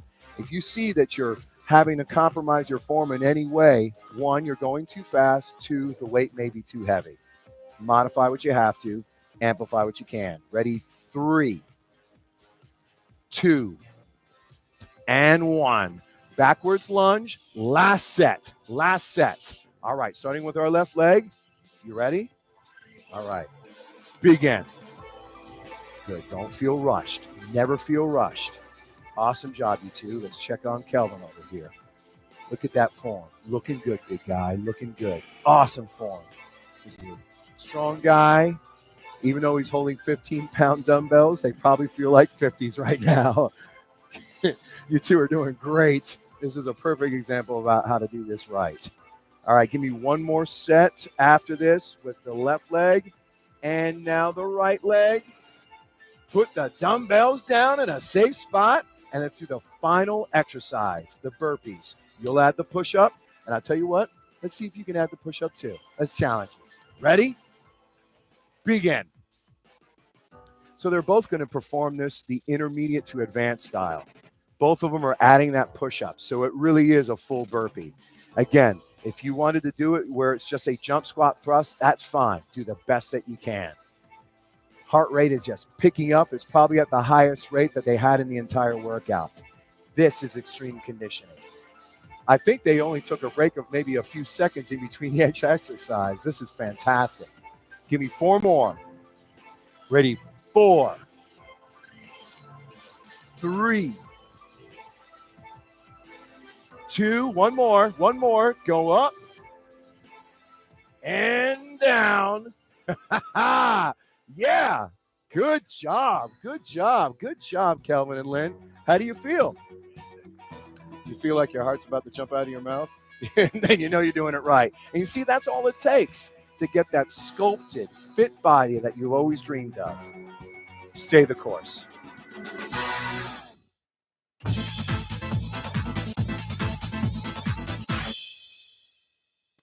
Boy, this workout's going to be a tough one. We're going to start out with dumbbell lateral raises, plyometric push-ups, and some oblique crunches or oblique sit-ups. We're going to do a sort of a descending ladder where we start with 25 and decrease by 5 repetitions every time we do it until we're actually on that last set with 5 repetitions each. This is going to be a tough one. We're going to do the best we can. If you need to modify what you have to, but it's extreme conditioning style. That means little or no break in between each set. Y'all ready to get started?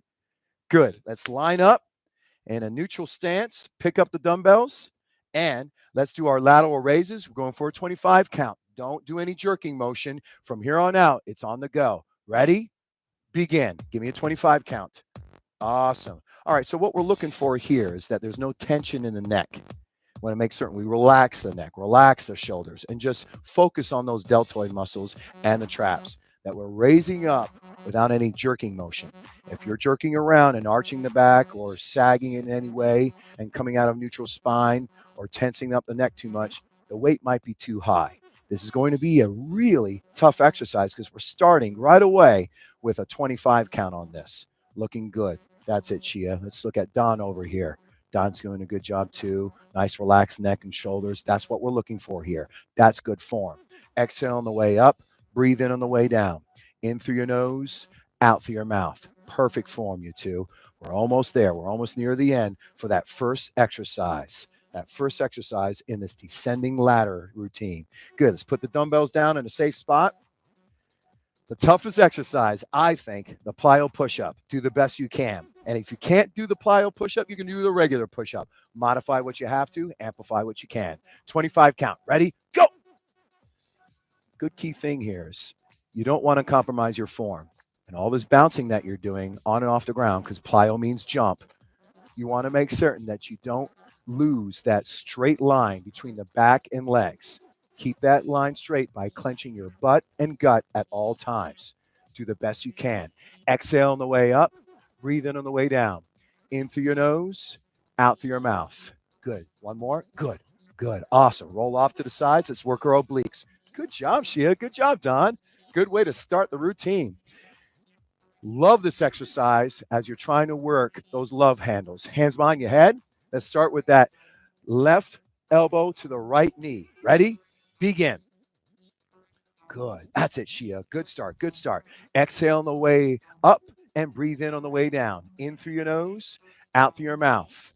What you're trying to do is you're trying to work those sides of your body. Good. Good job, you two. Breathe deeper, though. You need to fuel your blood and muscles with the oxygen it needs. That's it. That's it. Good. Keep counting. Keep counting. Feel that little bit of a friendly competition between the two of you. That's good. That's awesome. Good. Keep going. Keep going. Don't pull so hard on your neck that you're going to throw that spine out. Good. Awesome. That's it. Perfect adjustments there. Perfect adjustments there. I know. Starting with a 25 count, it's not easy, is it? That's why we're trying to do a workout in around 10 minutes of what you would normally do in a 40-minute period. Good job. Almost there. Almost there. Almost there. Feeling that tug, buddy? Yeah, good. Now you know you're doing it right. Okay, relax. Carefully come up. Release the hand position. Use your legs to come on up. Round 2, a 20 count. You ready? All right. Remember, modify what you have to and amplify what you can. If you need to decrease the amount of reps and increase the transition period, that's fine. Lateral raises. Ready? Go. Good. Relax that neck. Relax that neck. Good. Good job, Shia. Let's see what you got over here. Beautiful, beautiful. No tension in the neck. That's what you're looking for. Only coming up till it's level with the shoulders. Slight bend in the elbows. That promotes circulation. You don't want them locked out like that. Wrists are straight. Wrists are straight, but they're not too stiff. This is perfect. Perfect demonstration of how to do this exercise. Good job, you two. Almost at that 20 count because we're climbing down that ladder together. Good job. Good job. Breathe deeply. You got it, Shia. Awesome. Good. That's it, Don. Almost there. Almost there. And let's get to that next exercise. We're ready for those plyo push-ups? Well, even if you're not, we're ready now. Let's do it. And again, if you have to do regular push-ups, that's fine. Do what you have. Do what you can. Ready? Begin. Push off. Push off. Squeeze tighter in your butt and gut. That's going to keep your back from sagging. That's right. That's what you should be doing. Reach muscle fatigue or muscle failure. Good. Good job, you two. Good job. Push hard. Push hard. That's it. Do the best you can. Do the best you can. This is an advanced exercise. If you have to do regular push-ups, that's fine. If you have to do them off your knees, that's fine. But never, ever stop. Push hard. Push hard. One more, Shia. One more. Push, push, push, push. Good. Awesome. Roll off into the mat. Let's work our obliques. Never sacrifice that core training. That's very important to have that core training in all of your workouts in some way. Good. Hands behind the head. Fingers clasped. Left elbow to right knee first. Let's do it. 20 count. Go. Good. Good. Look at that. Burning the sides of your body right off. That's the way to work the love handles. I'm not saying you have love handles, but if you want to work off those love handles, those obliques, this is a great way to do it. And after those plyo push-ups, it's not easy. No. You're doing great. Awesome. Let's see how Don's doing over here. Good job, Don. Good job, Don. Push hard, push hard, push hard. Remember, even though we're going down to 15 next, it's still going to feel like just as hard as it was before. Good, good, good, good. Good, good, good. All right. One last set. One last set. Boom. All right. Let's come on off. Peel yourself off the ground. If you need to make a longer break in between sets, that's fine. You do what you have to. Let's do the 15 reps. Pick it up. Let's do the lateral raises. Remember, relax the necks. Are you ready? Begin. Awesome. Awesome. Relax that neck. Looking good. Don, perfect. Shia, perfect. Keep counting. Exhale. Exhale when you bring them up. Breathing in on the way down. In through your nose, out through your mouth. So you always exhale, the point of exertion when you're doing muscular endurance training like this. Good. Awesome job. Awesome job. And this high repetition, boy, you're breaking the anaerobic threshold here. Good job. That's right. It's tough, isn't it? Good job. Good. All right. Put them down in a safe spot. Remember, always to put your dumbbells down in a safe spot so you'll never bump into them. All right. Let's get down to the push-up position. It's only a 15 count this time. Do the best you can. If you can't do the plyo push-up, we'll do a regular push-up or push-ups modified off our knees. Ready? Begin.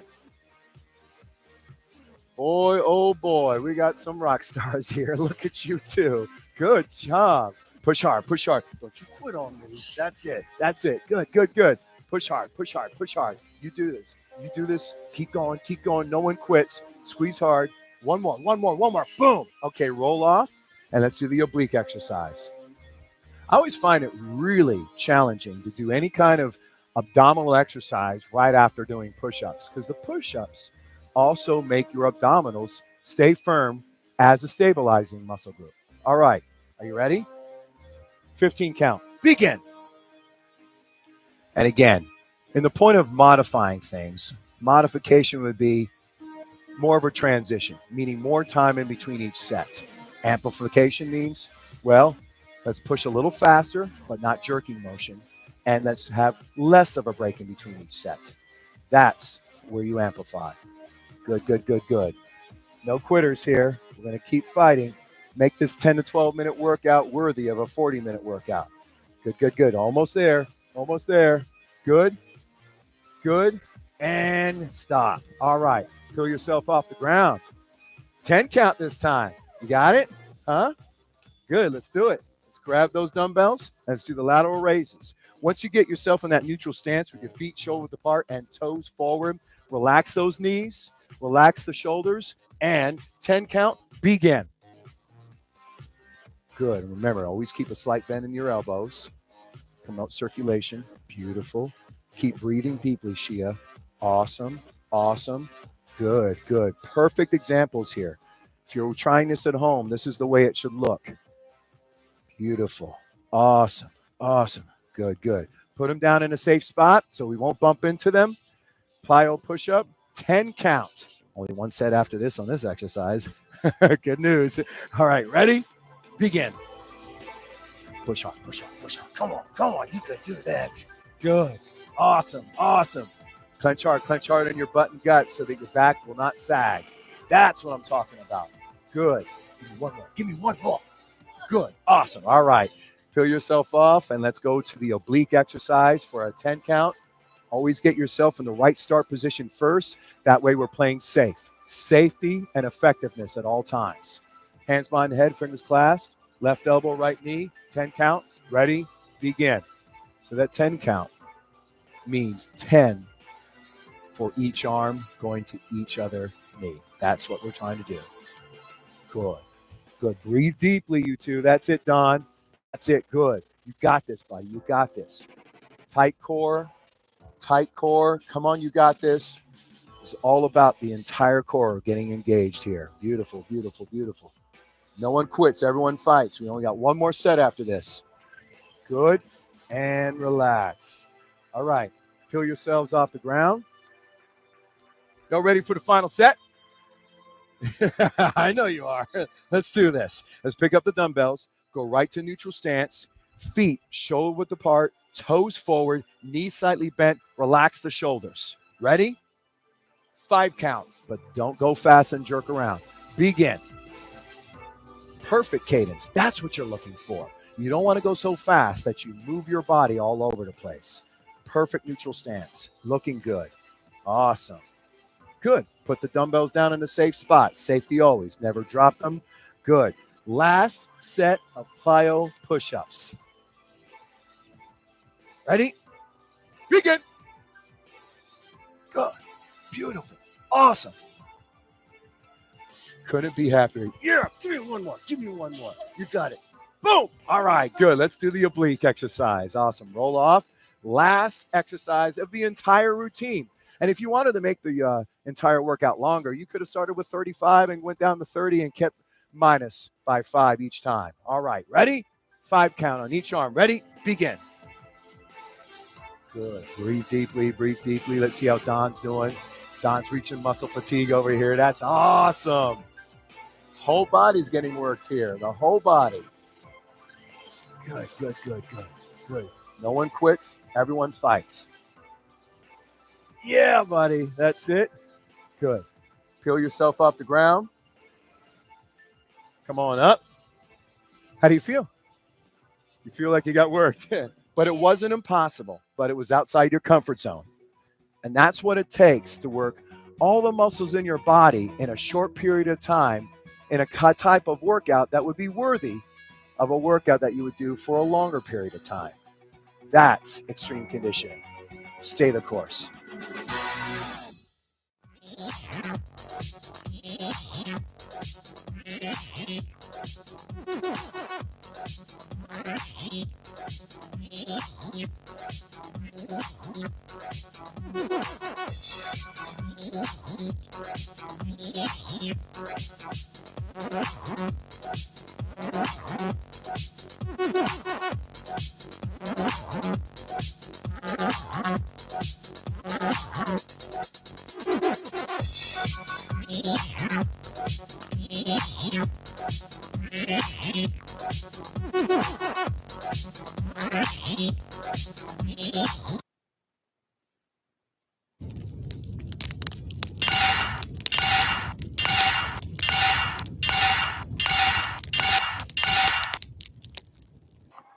So are you ready to join our team yet? Here's the contact information for myself and representatives from each of our 8 units across the Southeast. Join us in telling the Army story and use your talents to truly be all you can be. And remember, if you join our team, you're not just doing a job, you're covering a piece of American history.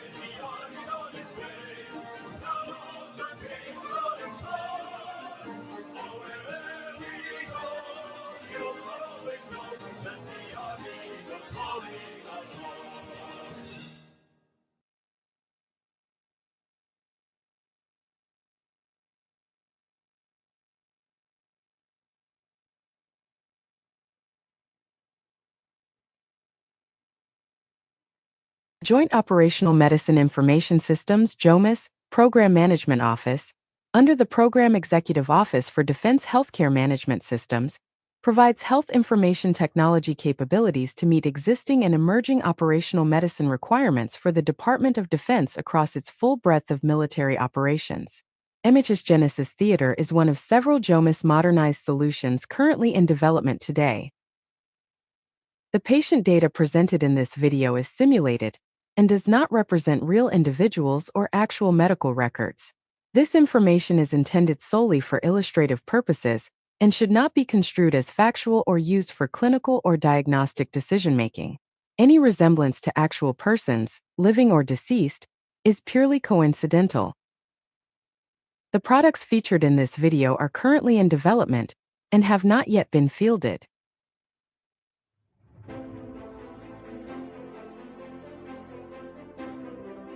MHS Genesis Theater is the theater configuration of MHS Genesis, the Department of Defense's Federal Electronic Health Record. MHS Genesis Theater will support theater hospitals, hospital ships, and any healthcare facility that provides robust, advanced clinical care in potentially disconnected environments, enabling support of military operations, as well as humanitarian and civil authorities' missions. It will replace legacy operational medicine health record systems. MHS Genesis Theater will have a similar look and feel to MHS Genesis, minimizing the training burden while still adhering to the unique needs of operational medicine in theater environments. In addition to providing a robust and modernized electronic health record, MHS Genesis Theater will also scale to fit changes in facility roles of care during contingency planning. This will enable healthcare delivery and documentation of the full spectrum of care, from sick call to resuscitation, initial wound surgery and post-operative care, dental treatment and ancillary services, to all patient types at deployed sites. When operating in a communications-enabled environment, MHS Genesis Theater will support patient care data exchange through the Operational Medicine Data Service. This interface will feed data from the point of injury to MHS Genesis at garrison military treatment facilities and make current patient data available to other theater systems across the continuum of care.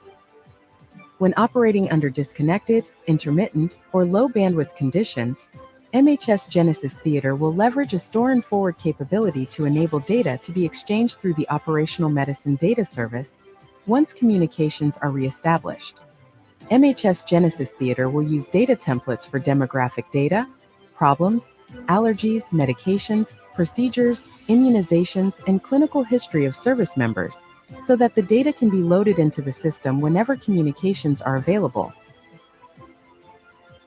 Just like in MHS Genesis, order sets for commonly ordered items, called power plans, will be available, and common note types will be available as ad hoc notes and templates. When patients arrive at the theater hospital emergency treatment section, they will be registered in FirstNet. In this application, all emergency assessment and care will be documented and care coordinated through the other sections of the hospital. Laboratory tests and radiology studies will be ordered, performed, and resulted. Medications will be ordered and administered from the pharmacy, and procedures will be ordered, performed, and documented. Specialty services or surgery consults will be ordered and completed. In the operating room, anesthesia providers will document care in SA anesthesia. When patients move to the inpatient ward, care will be documented in the familiar power chart by providers, nurses, medics, and corpsmen under their specific role logins. Ambulatory patients will also be scheduled and treated utilizing power chart. If staff need to switch roles to perform a task, they will change using the My Experience feature. MHS Genesis Theater is a modernized solution that combines all care documentation, including emergency treatment, primary care, dental, surgical, inpatient and clinical support in one application, synchronizing complex care in robust, expeditionary, and potentially disconnected environments.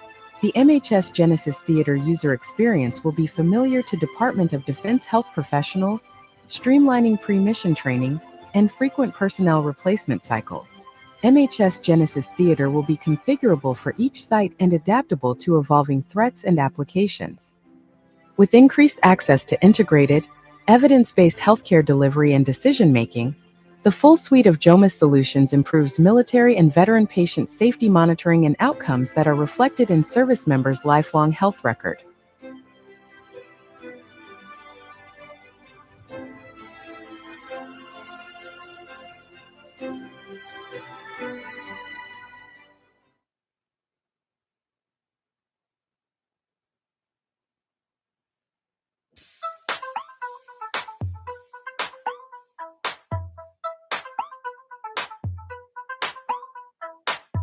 Team MIC, we did it. We've officially completed our 13-week MIC 250 Walk It Out Wednesday Challenge. And what a journey it's been. That's right, sir. By week 12, we surpassed our 10,000-mile goal and even met our new target of 12,500 miles. Just in time to celebrate the Army's 250th birthday this past Saturday. More than 366 participants across 65 teams walked over 13,000 miles in honor of the historic milestone, exceeding our goal by more than 600 miles. Your teamwork, resilience, and commitment to readiness truly exemplify what it means to be Army strong. And now, what you've all been waiting for, the winners of the coveted Golden Sneaker Awards. Our first place unit, our civilian teammates at MIC Fort Campbell with 2,334 miles. They'll receive a certificate and, of course, bragging rights. Our first place team edging out Team Striders by only 6.98 miles. Procurement Posse racking up 1,138 miles. Team members, all from the 922nd Contracting Battalion, include Lieutenant Colonel Randall Carter, Major Matt Binkins, Captain Tom Haas, Master Sergeant Renee Trujillo, and Sergeant First Class Jason Simmons. They are the first ever recipients of Team Golden Sneaker Award. Outstanding job by Team Striders from Fort Hood for putting in the extra effort and keeping it a very tight race during the last few weeks. Congratulations to both our first place team winners, Procurement Posse, and second best team, Team Striders. Our first place individual winner, Captain Tom Haas, from both MIC Fort Campbell and the Procurement Posse, logged an astounding 394 miles on his own. He is the first recipient of the individual Golden Sneaker Award. We also want to shout out the runner-up for the individual award, Mr. Stephen Heath, also from the MIC Fort Campbell with over 360 miles. Congratulations to all of our winners. Fort Campbell has set the bar high, taking home the top unit, team, and individual prizes. Their commands will receive trophies during the Senior Contracting Officials and Directors Acquisition Training, or SDAT, in July. As we look ahead to the next 250 years of Army excellence, we hope to carry this fun and motivating tradition forward for just as long. Thank you to everyone who participated, and hats off to many individuals and teams who came so close to victory. Your energy and dedication were truly inspiring. I couldn't agree more, Sergeant Major. Keep moving and stay ready. Happy birthday, Army! This will defend.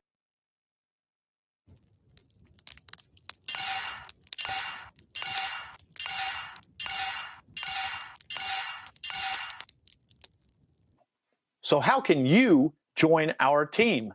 Well, first things first, sit down on your computer or phone and go to the Go Army website and look up the 46 Sierra Mass Communication Specialist job description. Then look up the requirements for the job. Step 1, contact a recruiter who can inform you of all of the bonuses and benefits you are eligible for from enlisting into the U.S. Army or Army Reserve. Step 2, take the ASVAB, basically a test to see where your aptitude strengths lie. Step 3, take a physical exam. Step 4, enlist into our career field and sign a contract and head off to basic training. Once you complete the basic combat training, required for all soldiers to serve in the Army or Army Reserve, you will travel to Fort Meade, Maryland for 87 days of training at the Department of Defense Information School. This is abbreviated as DINFOS. At DINFOS, you will learn the fundamentals of Army storytelling through news writing, still photography, videography, and graphic design with service members from all branches of the military. After completing DINFOS, depending on where you live, you will travel to one of our 8 reserve locations throughout the Southeast. We have public affairs units in Birmingham, Alabama, Orlando, Florida, Cary, North Carolina, New Orleans, Louisiana, Atlanta, Georgia, Columbia, South Carolina, Memphis, Tennessee, and Nashville, Tennessee. You will report to Battle Assembly 1 weekend a month to receive additional training and experience to refine your skills. You will also participate in an annual training mission, roughly 2 weeks in duration, putting these skills to use. These missions can be anywhere in the world the Army is doing something. For example, in 2024, we had missions in Barbados, the Philippines, and numerous other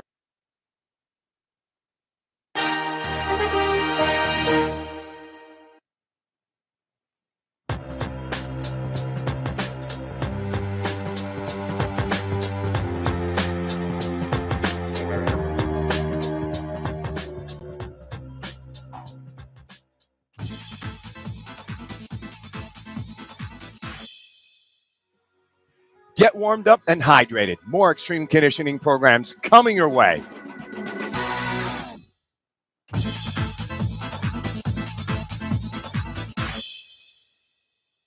We're going to do things a little differently today. Instead of doing 3 sets that are timed, we're going to go for repetitions. Make it a little competitive. Repetitions. We're going to start with 25 in our demonstration. At home, you might want to start with 35. And each time we do this exercise, we're going to do it 5 less each time. We're going to do some bicep curls with dumbbells, back flies with dumbbells, and then jumping knee tucks. It's going to be a tough workout, but we're going to climb down that ladder together, and we're going to pick up our heart rate and really get a crash course on metabolic fitness. All right, are you ready?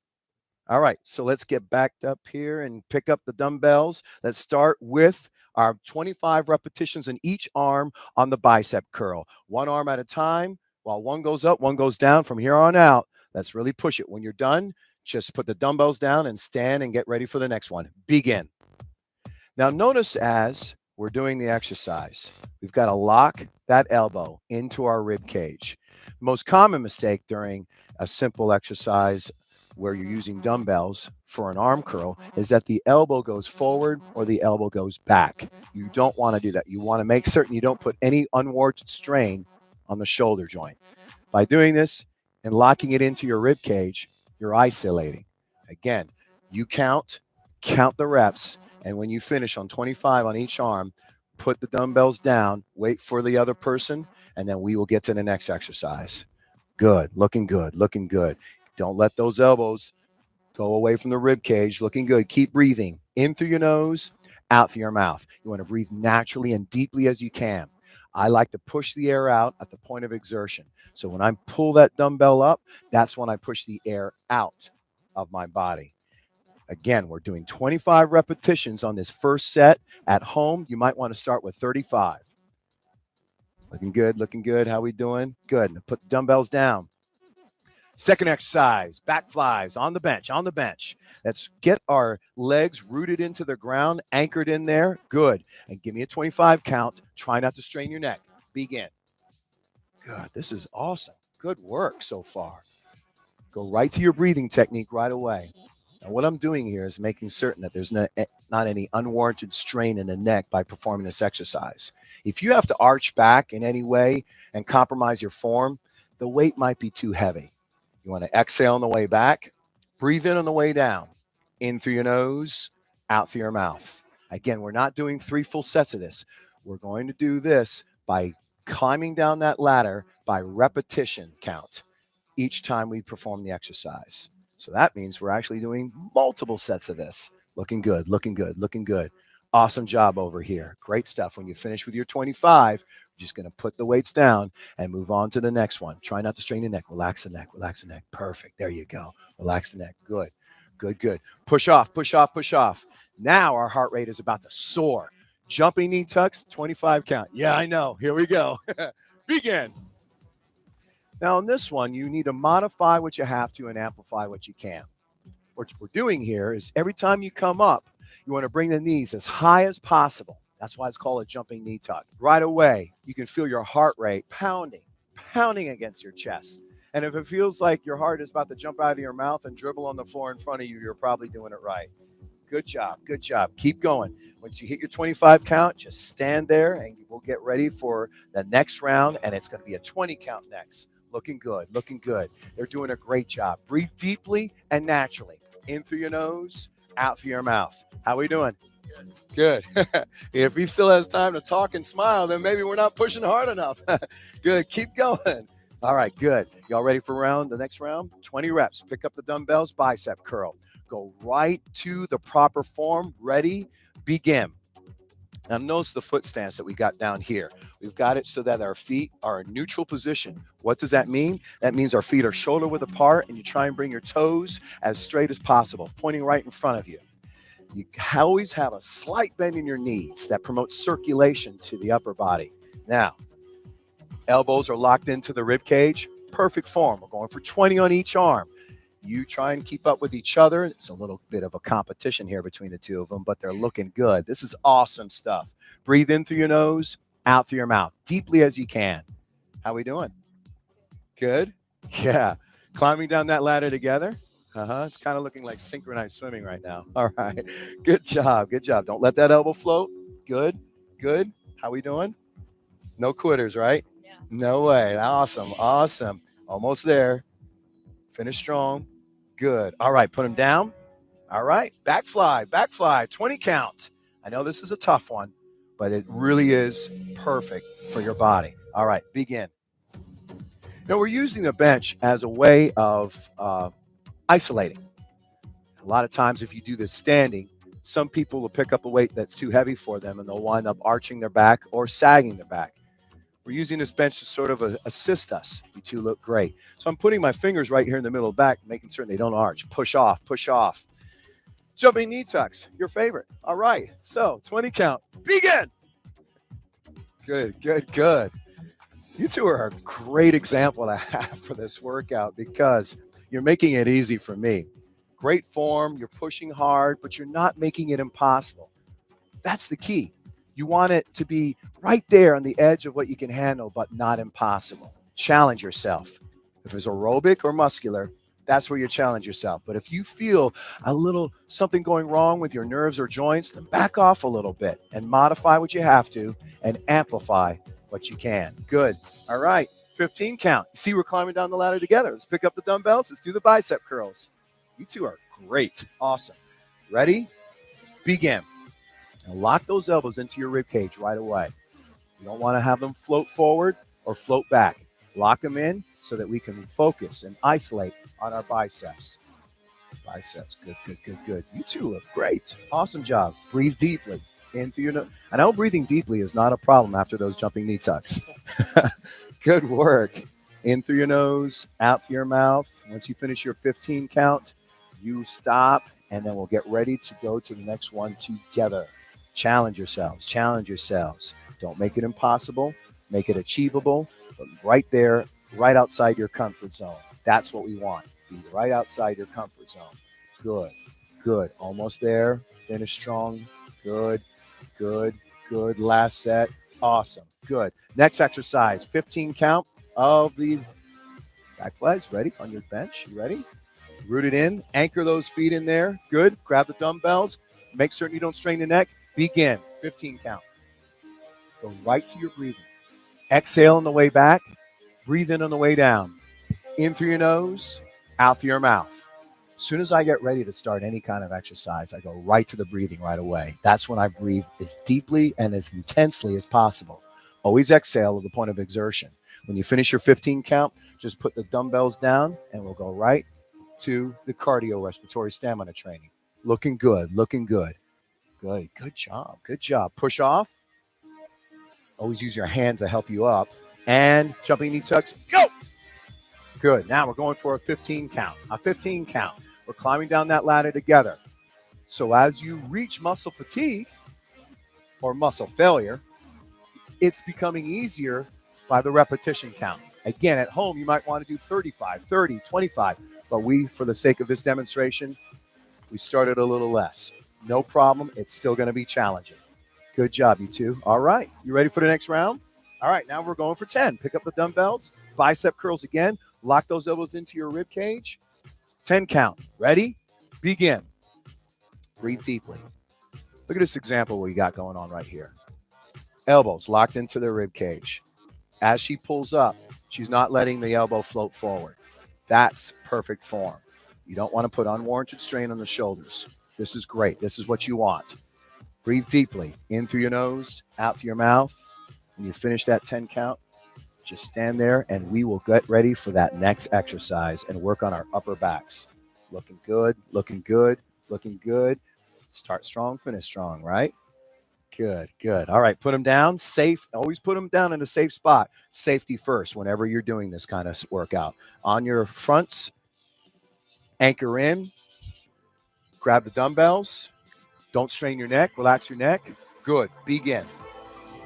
Awesome, awesome. Go right to the breathing right away. Right to the breathing right away. So again, I always put my fingers right here when I'm spotting them. Make certain that they're not arching their back. Kind of as a reminder to stay relaxed. And always just keep it right here in the muscles in the upper back. Looking good, looking good, looking good. They're doing a great job. Go to that 10 count, and then we'll push off. Push off. Use your hands to help you up. 10 count, jumping knee tucks. Begin. You know what it means? It means after this, we only have one more set. That's good news. Good, good, good. Push hard, push hard, push hard. The whole reason why you want to do it like this is you want to try and create this 10 to 12-minute workout that's worthy of what you would normally do in a workout that's about 30 to 40 minutes. All right, last set. Let's do 5, but let's not compromise our form. Since it's such a slow, such a shorter count, we don't want to compromise our form. Ready? Begin. But it's the last set. The last set. How do you feel? Good, good, good. Awesome, awesome. And again, at home, you might have started with 35, maybe with 40, 45. You modify what you have to, and you amplify what you can. Good, good. All right, last time on the next exercise on the bench. And let's do our flies. Get down, anchor in those feet, grab the dumbbells, relax the neck. Good, there you go. Begin. Just give me a 5 count. Try not to jerk. No jerking motion, no jerking motion. Looking good. They're doing a great job. Exhale on the way back. Breathe in on the way down. In through your nose, out through your mouth. Push off. Last set of jumping knee tucks. Good stuff, huh? All right, begin. Awesome. Get those knees high. Come on, get the knees high. That's it. Get the knees high. Good, good, good. Awesome. How do you feel? It wasn't easy, but it wasn't impossible. And that's all it takes to really get that metabolic fitness crash course that you really deserve, where you push the muscular endurance and aerobic conditioning in a short period of time. Stay the course.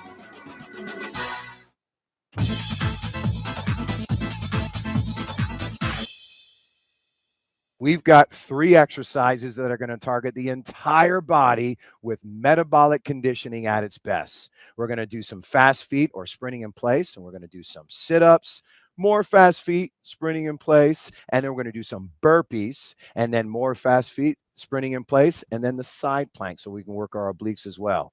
3 full sets. Y'all ready for this?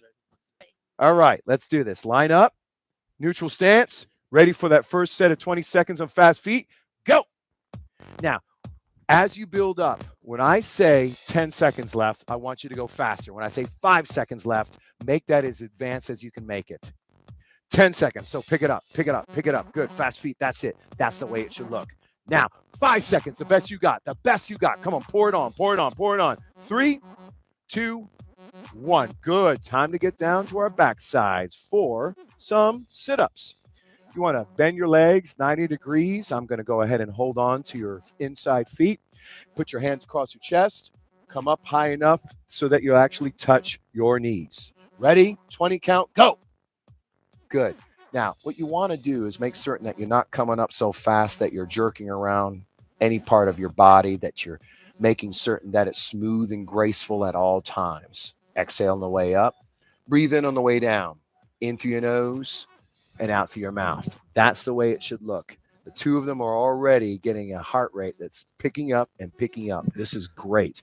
Give me 3, 2, and 1. Give me your hands. Come on up. Let's go right to the fast feet. 3, 2, 1, go. And again, you want to build up to this. That first 10 seconds is really kind of getting your groove. Then when I get to that 10 seconds left, you pick up. Get that heart rate up.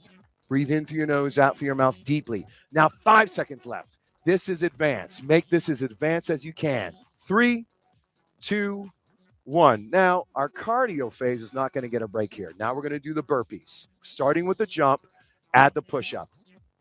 Standard. Ready? Go.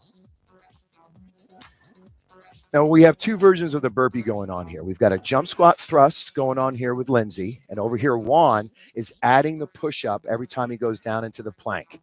That is the advanced style. And I would say, even though we call this the intermediate style, it's still pretty advanced because of the rate of movement. They've taken little or no break in between each set.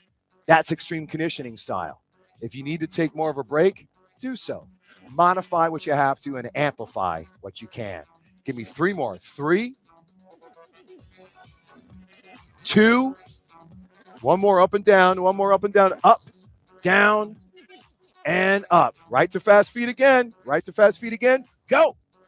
No break. No break. Do what you have to, folks. If you needed to take more of a break, that's fine. But we're trying to show you an example of an intense workout, 10 seconds left, where you would do in 10 or 12 minutes what would be the intensity of 40 or 45. 5 seconds. And stop. Time for our side planks. Let's get on our left side first. You want to rest on your left side. Get that right forearm over across the leg. Rest it against the leg. All the way straight, Lindsay. Straighten out your right arm. Good. Now, pop up to the plank, side plank, and now lift the leg, 10 count, go. Now, take your time at this. You don't want to move so fast that you're going to move your body out of the alignment. Bottom leg and back, forming a straight line at all times. 4, 3, 2, and 1. Switch over to our other side. Looking good. Let's check out Lindsay over here. Good. Rest easy and pop up and begin. Good job. Good job. Look at that. Bottom leg and back forming a straight line. Don't put any tension in the neck, Lindsay. Looking good. Pat's perfect. Perfect adjustment. Take your time at this. 5 more. 5, 4, 3, 2, 1. Carefully come up. Y'all ready for round 2? All right. That's the attitude. Round 2. Full set again, 20 seconds on the sprint. Go. They're doing a great job. Notice we only took a few seconds in between the first set and the second set. If you wanted more than a 12-minute workout or so, add a 4th or 5th set. 10 seconds left. Now we're picking it up, and that's the way it should look. 5 seconds left. The best you got, Lindsay. That's it. Pour it on. Pour it on. 3, 2, 1. All right. It's sit-up time. Let's go down. Legs bent 90 degrees. Good. Hands across the chest. Get in the right start position. And remember, breathing. Exhale on the way up. 20 count. Go. Notice right away, I can hear Lindsay right now. Every time that she comes up, she exhales on the way up. Every time that they go down, they're breathing in through their noses and out through their mouths. Remember, exhale at the point of exertion. That's the way to fuel your blood and muscles with the oxygen it needs to do it right. 3, 2, 1. Good. Give me your arms. Come on up. It's now sprinting in place time. Ready? Go. Same thing again. We're picking up that heart rate. We're trying to make certain our heart goes on this roller coaster ride. Metabolic conditioning style. back and forth between aerobic conditioning, 10 seconds left, and muscular endurance. Extreme conditioning, 5 seconds left. That means everything you got. 4, 3, 2, 1. Well, it's burpee time, your favorite. Add the push-up. Get ready. Standard over here. 3, 2, 1, go. Now we have 2 versions of the burpee going on right now. Again, we've got Lindsay over here doing a jump squat thrust, and Juan over here is adding the push-up when he gets to the plank. Either way, you want to perform this exercise to the best that you can handle. Work within your limits at all times. Give me 3 more, you two. 3, 2, 1 more full repetition. Up, down, across, and up. Fast feet again. I'm not giving you a break. Let's go. Go. You got this. You got this. Do the best you can. That's what I'm talking about. You two are doing a great job. 10 seconds left. Pour it on. Pour it on. Pour it on. Good, good, good, good. 5 seconds. Everything you got. Everything you got. Breathe, breathe, breathe. That's it. Good, good. And stop. Side plank time. Side plank time on our left side. All right. So we're going back to work those love handles. I'm not saying you have love handles, but if you're concerned about them, now you can work them off. Ready? 10 count. Go. Good. Notice right away they were in the alignment where the bottom leg is forming a straight line with their back. They're not rushing it at all. They're only going fast enough that they can perform it right. 4, 3, 2, 1. Switch over to the other side. Good. Line yourself up right. Rest easy. Pop up to the side plank and begin. Good. Now, when you're actually bringing your leg up, you don't want to go more than 45 degrees with the spread in your legs. It's just not necessary. It's not a dance class. It's just a simple workout. Good. 4, 3, 2, 1. Carefully on your feet. Round 3, the final round. Whatever you got left, let's burn it out. You can do this.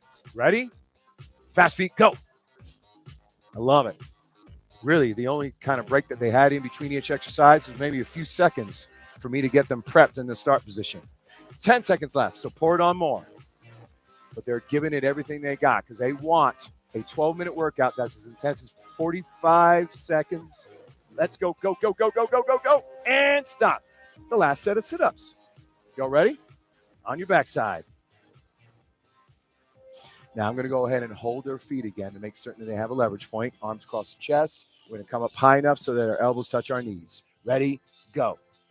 Exhale on the way up. Breathe in on the way down. In through your nose, out through your mouth.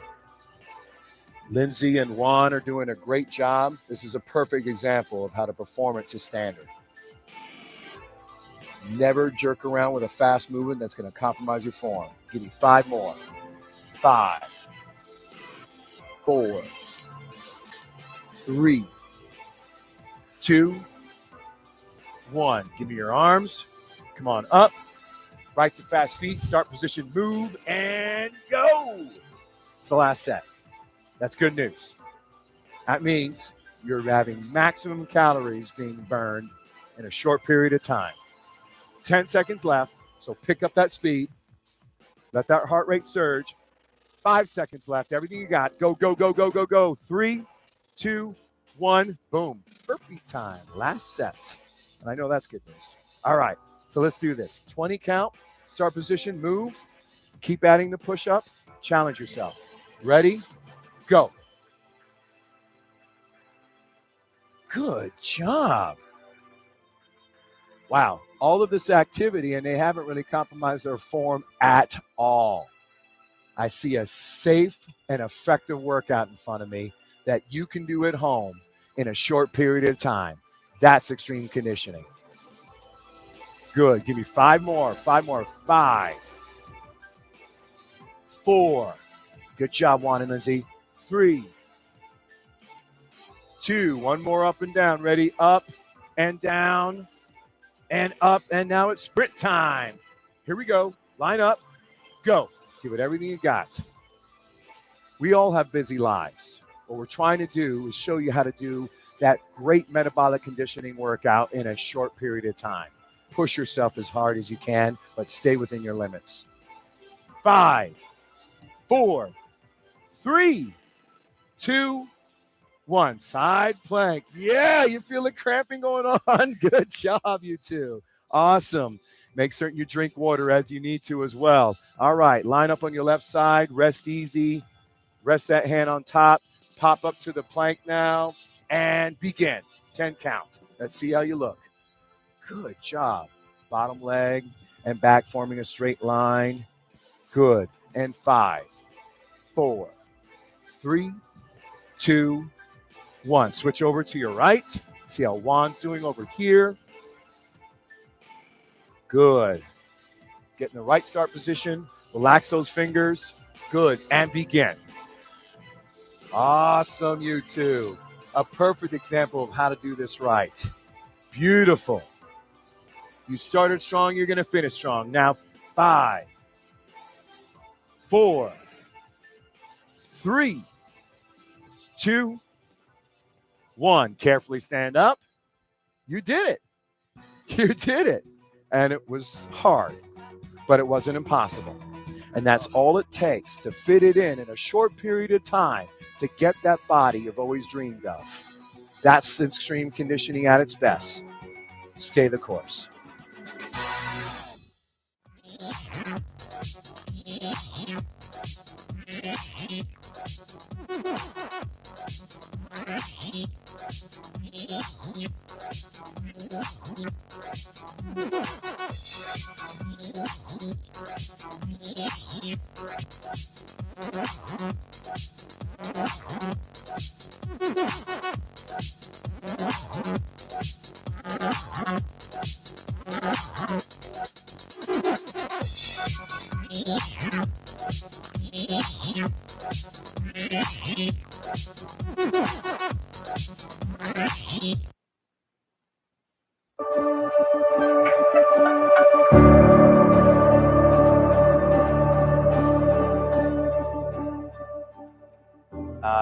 It's a little challenging, kind of adapting from the TRADOC sort of way of life.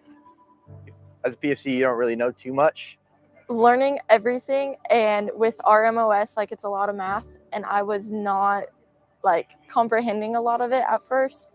Being an E4 in the 173rd, it's a good time. There's good days, there's bad days.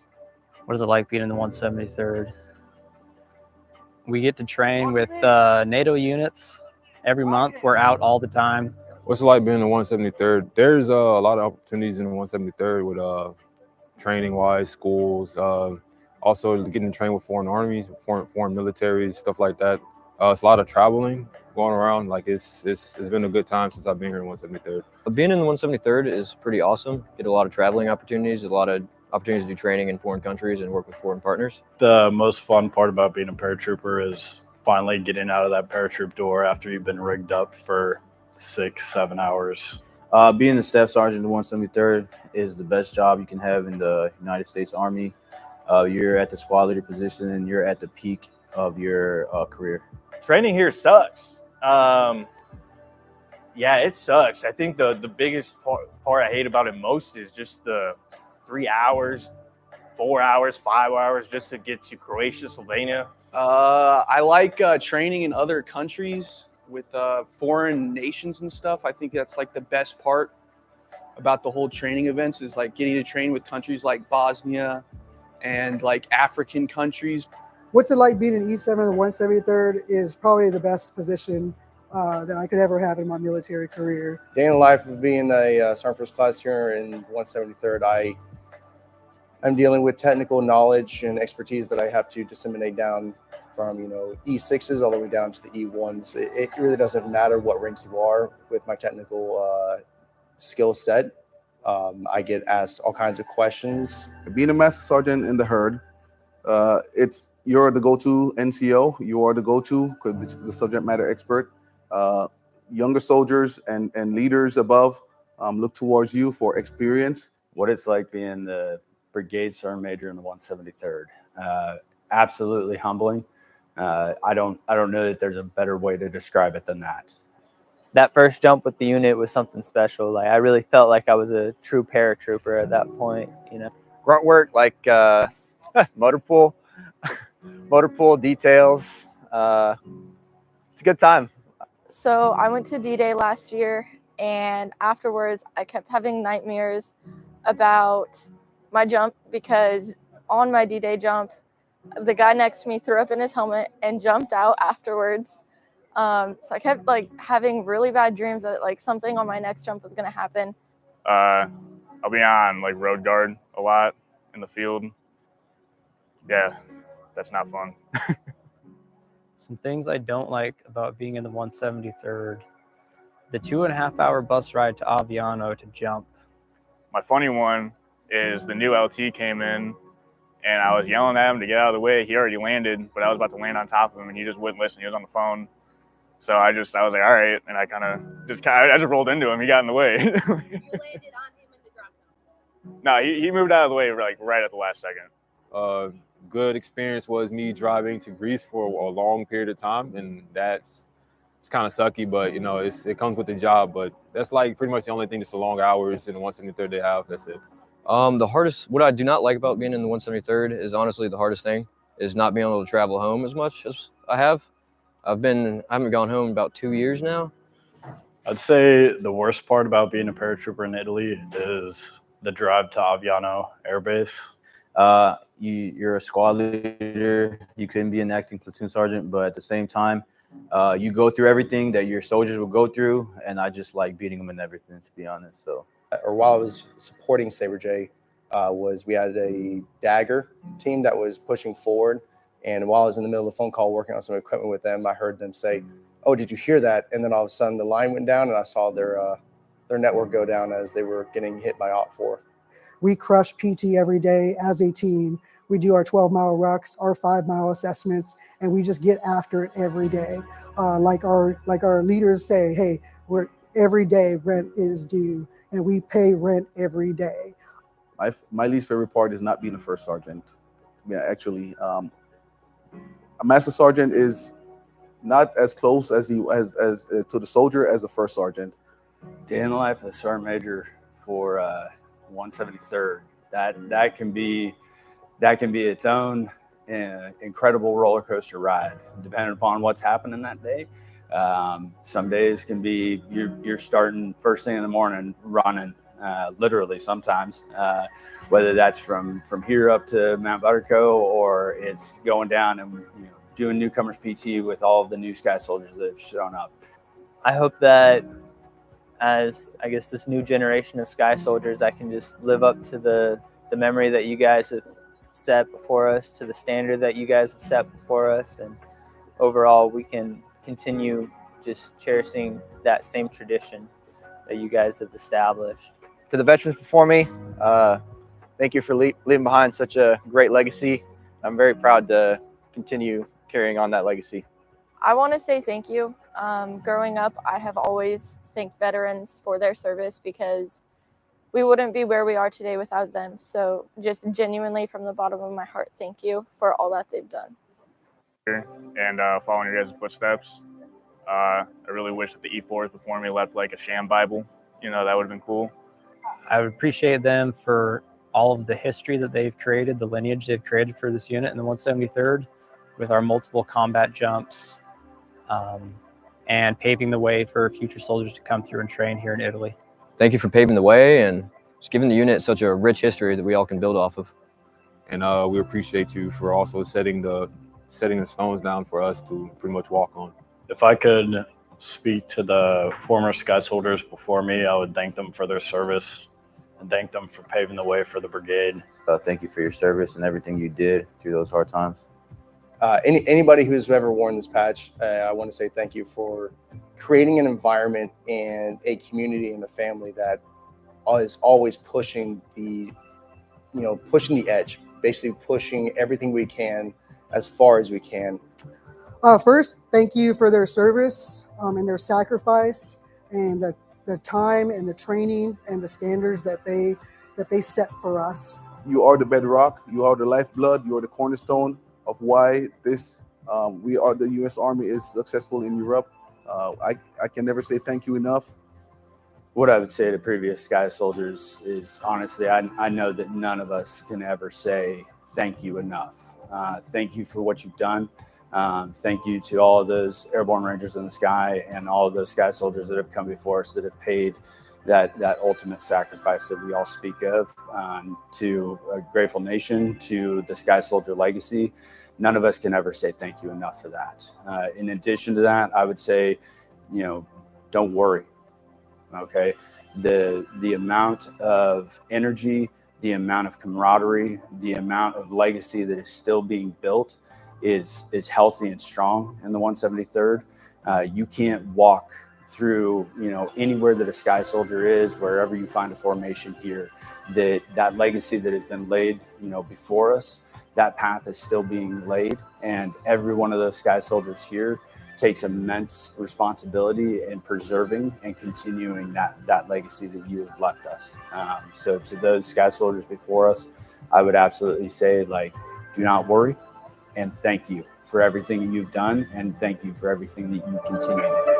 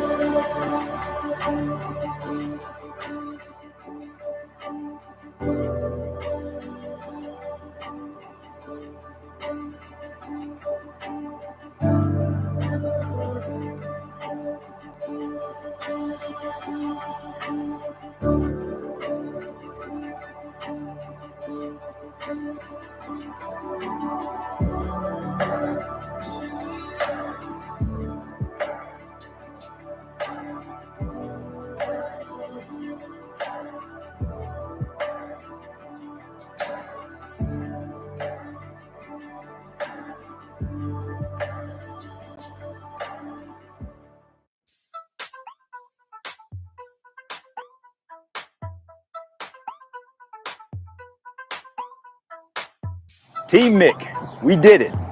We've officially completed our 13-week Mick 250 Walk It Out Wednesday Challenge. And what a journey it's been. That's right, sir. By week 12, we surpassed our 10,000-mile goal and even met our new target of 12,500 miles. Just in time to celebrate the Army's 250th birthday this past Saturday.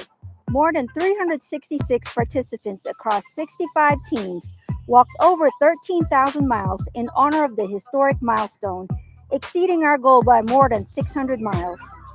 Your teamwork, resilience, and commitment to readiness truly exemplify what it means to be Army strong. And now, what you've all been waiting for, the winners of the coveted Golden Sneaker Awards. Our first place unit, our civilian teammates at Mick Fort Campbell with 2,334 miles. They'll receive a certificate and, of course, bragging rights. Our first place team, edging out Team Striders by only 6.98 miles. Procurement Posse, racking up 1,138 miles.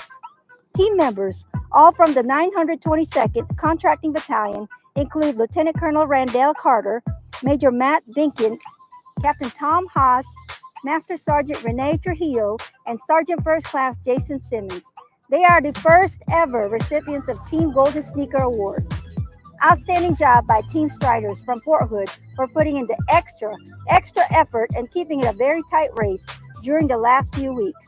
Congratulations to both our first place team winners, Procurement Posse, and second best team, Team Striders. Our first place individual winner, Captain Tom Haas from both Mick Fort Campbell and the Procurement Posse, logged an astounding 394 miles on his own. He is the first recipient of the individual Golden Sneaker Award. Congratulations to all of our winners. Fort Campbell has set the bar high, taking home the top unit, team, and individual prizes. Their commands will receive trophies during the Senior Contracting Officials and Directors Acquisition Training, or SDAT, in July. As we look ahead to the next 250 years of Army excellence, we hope to carry this fun and motivating tradition forward for just as long. Thank you to everyone who participated, and hats off to many individuals and teams who came so close to victory. Your energy and dedication were truly inspiring. I couldn't agree more, Sergeant Major. Keep moving and stay ready. Happy birthday, Army! This will defend!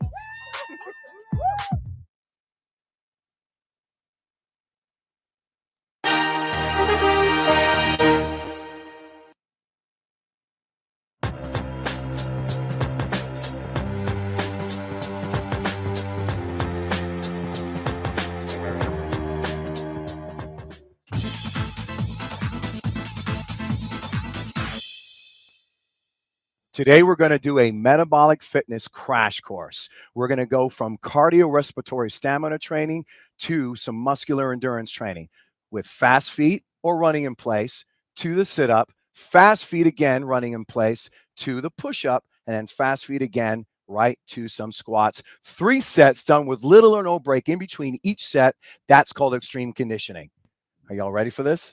All right, let's get in squat position first. And we're going to do this for approximately 20 seconds. At home, if you want to do 1 minute, 2 minutes, that's fine. But we're going for 20 seconds here so you can get how this works.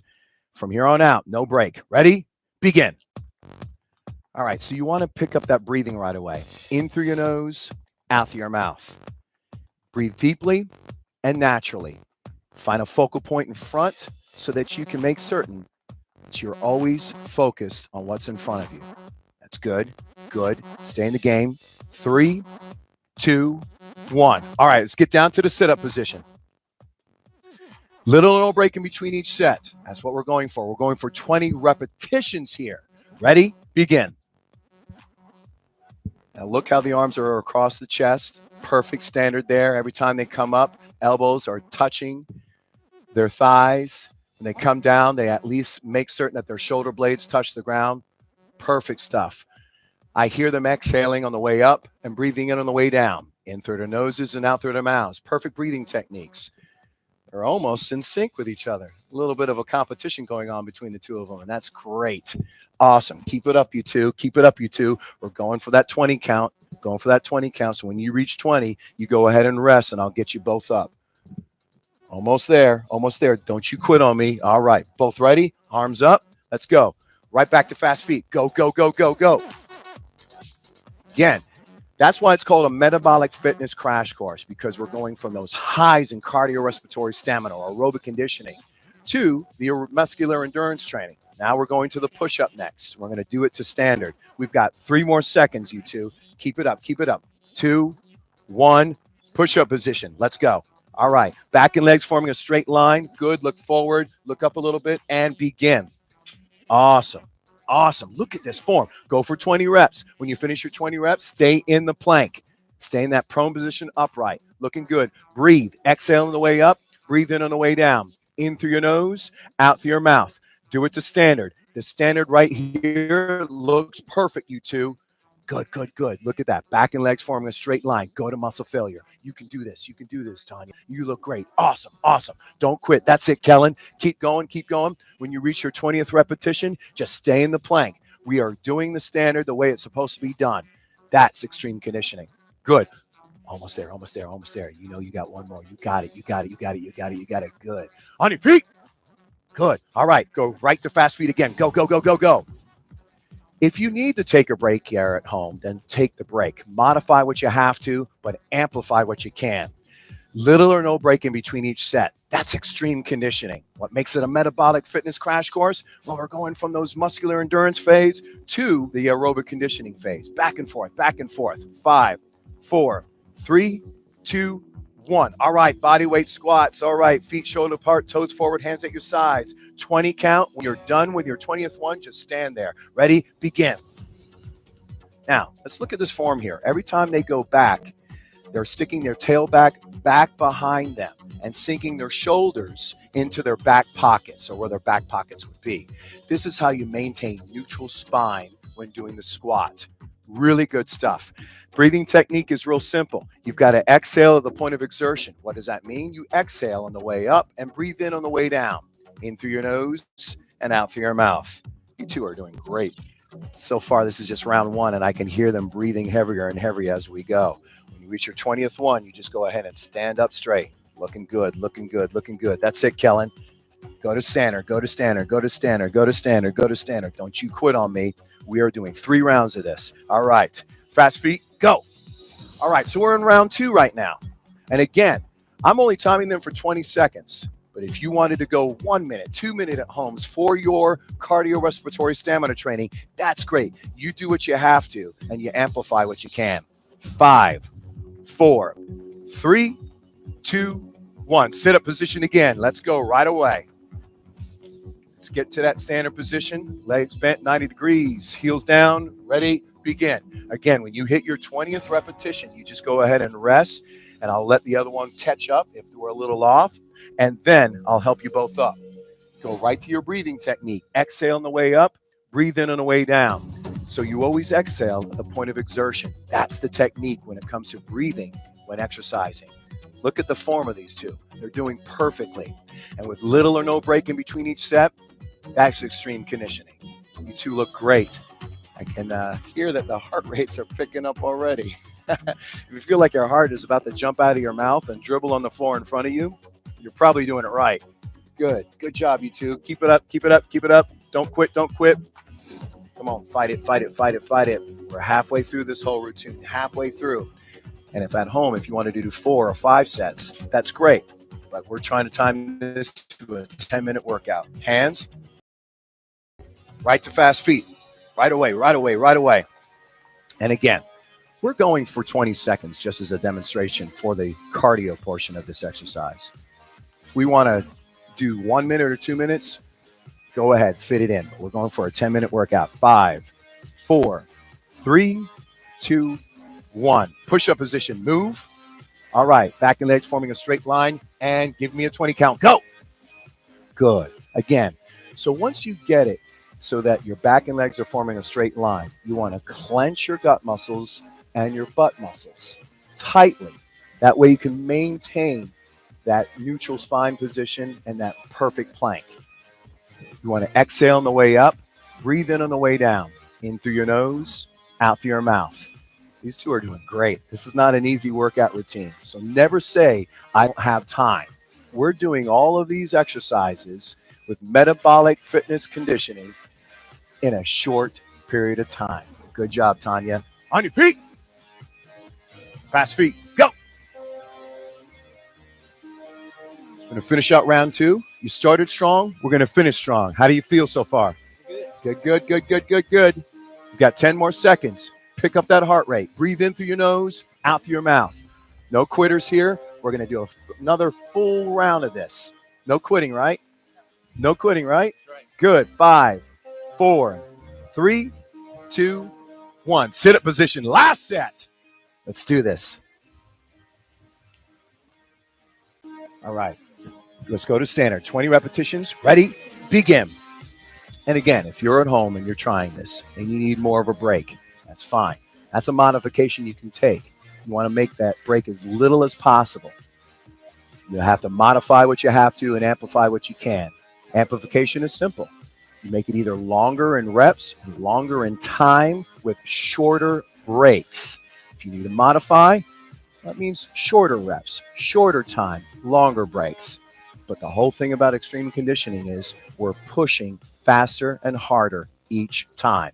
Each time these two got down on the ground, they were actually outperforming the previous round. And that's what you should try at home. All right, hands you two. On your feet. Fast feet right away. No quitting. Let's go. Boom.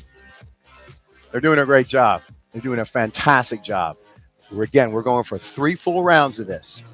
If you want to try 4 or 5, you're just adding to the time of the workout, that's fine. 5, 4, 3, 2, 1. Push-up position, move. Good. All right, straighten out. Head and eyes looking forward. Begin. Give me 20 reps and then stay in the plank. Good job, you two. Good job. Go to the breathing technique right away as soon as you do this. Exhale on the way up. Breathe in on the way down. In through your nose, out through your mouth. That's what I'm talking about. Go to muscle fatigue or muscle failure. Looking good. Awesome. Awesome, you two. This is the last set. It's the last set. Never say you don't have time, because this is what we're doing. We are fitting it in just a 10-minute crash course right here. Good, good, good, good. That's it. That's it, Kellen. That's it, Tanya. Don't quit. Don't quit. Don't quit. Go, go, go, go. Give it everything you got. Give it everything you got. We're almost done with this workout. Get everything you got. And on your feet. Right to fast feet. Go. We're nearing the end of this. Right after the fast feet, all we have are the squats left. But what you're trying to do is create a workout where you can burn more calories in about a 10-minute period than you would normally do in a 30 or 40-minute workout of just doing exercises slowly and taking longer breaks. 5, 4, 3, 2, 1. All right, squat position. Last set of 20. Ready? Go. Good job maintaining form. Look at this. Look at Kellen right here. He's got his tailbone going back every time he goes down, making certain that his knees line up over midfoot. If you ever want to test and see if you got the right balance, as you go to the down position, pause on one and then see if you can wiggle your toes. Then you know you've done it right. Keep going, you two, and then end in the standing position once you finish your 20 reps. Go until muscle fatigue or muscle failure. You're doing a great job. Good job. Look how deep. If you wanted to go deeper than 90 degrees, that's fine. But you do what you have to. Good, good, good. No quitting, no quitting. Good job. Good job, Tanya. All right. All right. How do you feel? Good. Good. It wasn't easy, was it? No, but not impossible, right? That's right. And that's all it takes to have that sort of metabolic fitness crash course to try to make certain that you can get some muscular endurance and some aerobic conditioning in a short period of time. That's what we call a crash course. Stay the course.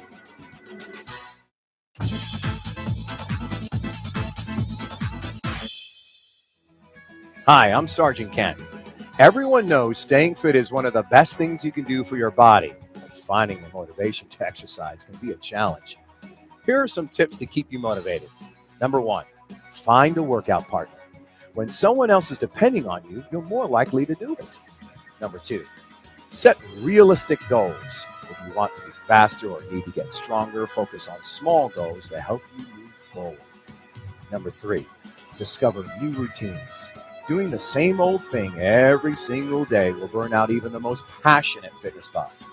Find new workouts and add them to your routines.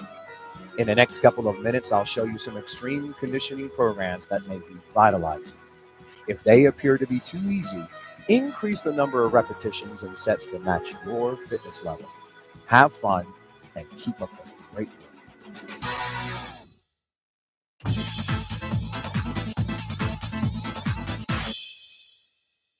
The 3 exercises that we're going to perform today are going to be the dumbbell rear raise, the dumbbell chest press, and some burpees with some jumps.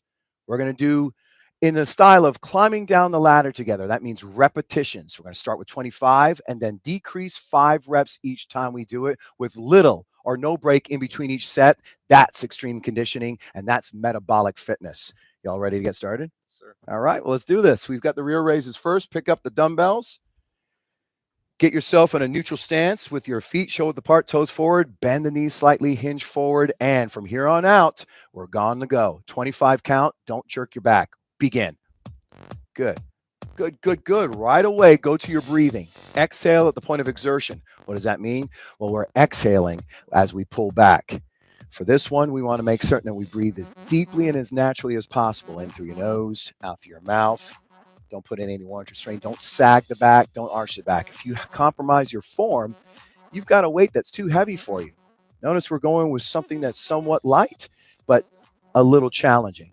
After all the repetitions we're going to do today, these weights will feel like 100 pounds each. Good job, you two. When you finish, just go ahead and just stand ready for the next exercise. Looking good. Looking good. Looking good. That's it, Brian.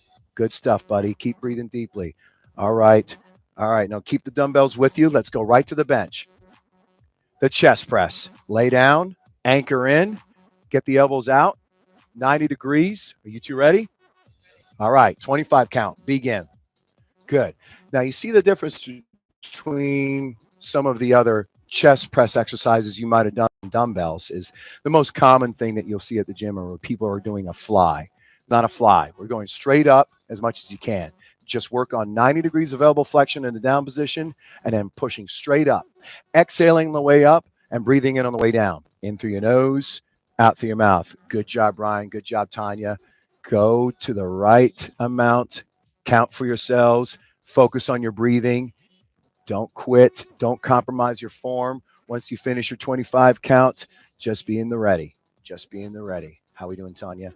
Good. Awesome. Awesome. And last one. And down. And come on up. Good. Come on back. Put the dumbbells in a safe spot. Get to the center lane. Let's do our burpees with the jump. The jump is how we start this exercise. 25 count. Ready? Begin. Now, as we're doing this, we're going to have Brian add the push-up. That's a way of amplifying this exercise. You modify what you have to. You amplify what you can. By adding that push-up, you're making it really a full burpee and intense burpee. Both of them are doing a great job. But this is going to make their heart rate just soar. And that's what we want. We want to go from that muscular endurance training to the aerobic conditioning, back and forth, and pitch these rhythms. When you hit your 25 count, you two, just be standing in the ready for that next set, which will be 20 next. Good job. Breathe deeply. In through your nose, out through your mouth. Challenge each other. Almost looks like synchronized swimming again. You guys are doing great. Good work. Good work. Good work. No quitters here. We're in the fight. We're fighting obesity in America, one community at a time. You two look great. Awesome job, Brian and Tanya. Y'all ready for the next set? Pick up the dumbbells. All right. Remember, we're going to slightly bend those knees, hinge forward at the hips, no tension in the neck, and we're going to do a 10 count. Ready? Begin. Now, go right to your breathing technique right away. See, this is perfect. Notice how the tailbone is back. Shoulders, they're like sinking into the back pockets where the back pockets would be. Neutral spine, that's the key. If you arch or sag your back in any way, then you're compromising your form and the weight may be too heavy and you're maybe going too fast. Don't compromise your form. All right, stand in the ready. Let's go right to the bench for the chest press. All right, so we get to that bench press by sitting there, laying down, starting the 90-degree angle. Ready, begin. We're going for a 20 count. Count for yourselves. Let's go over here and see how Brian's doing. Good job, Brian. Good. Notice he's going a little faster in his cadence, but he's not going so fast that he's got a jerking motion of any kind. If you're jerking your body around, you're going too fast. You want to make it slow and continuous, graceful. That's what we're looking for. Breathing is picked up. I hear him exhaling when he pushes the dumbbells up and breathing in on the way down. Two of you are doing a great job climbing down the ladder together. You know, we got those burpees next, your favorite. Good job, you two. Good job. All right. All right. Come on up. Come out and back and put the dumbbells in a safe spot. 20 count in the burpees, starting with the jump, and you can add the push-up right away if you want to. Ready? Begin. Good job, good job, guy. Good. Look at you two. All right, we're on the 20 count now. Heart rate's picking up, looking awesome. Good. Breathe deeply. Remember, as you pick up with your cardio, you need to breathe deeper. In through your nose, out through your mouth. No panting, make it deep. Fuel your blood and muscles with the oxygen it needs. Good stuff. Modify what you have to, amplify what you can. Good. Awesome. Good job, you two. It's going to be a set of 15 after this. We're climbing down that ladder. Even though it's going to be easier in reps, it's going to be harder intensity because we're not going to take much of a break. Looking good. All right. You ready for another round? Good. Let's do this. Pick up the dumbbells. Let's do this. Rear raise time. Hinge forward, slight bend in your knees, and pull them back. Don't put any tension in your neck. You're going for a 15 count. Count for yourselves. Good. I always say if you start to arch your back, stick your rear end back. It's kind of like when you're trying to go and do a squat. Stick tailbone back and sink your shoulders into your back pockets, where your back pockets would be. That'll correct your spine position. Make that neutral spine. Key thing so you don't put any unwarranted strain in the middle of the back. Looking good, you two. Remember, going for a 15 count, climbing down the ladder together. All right, go to the bench. Notice we didn't really take a break yet. You know, you have to take a break. That's fine. But extreme conditioning is little or no break. Ready? Begin. Count to 15. Go right to your breathing. Exhale on the way up. Breathe in on the way down. In through your nose, out through your mouth. Looking good, looking good, looking good. Let's see how Tanya's doing over here. Good work, you two. Good work. We're going to make this an intense workout. Don't ever say you don't have time.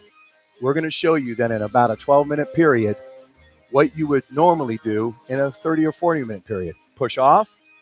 Bring the dumbbells back to a safe spot. Burpee time, 15 count, starting with the jump. Add the push-up if you want to. Ready? Begin.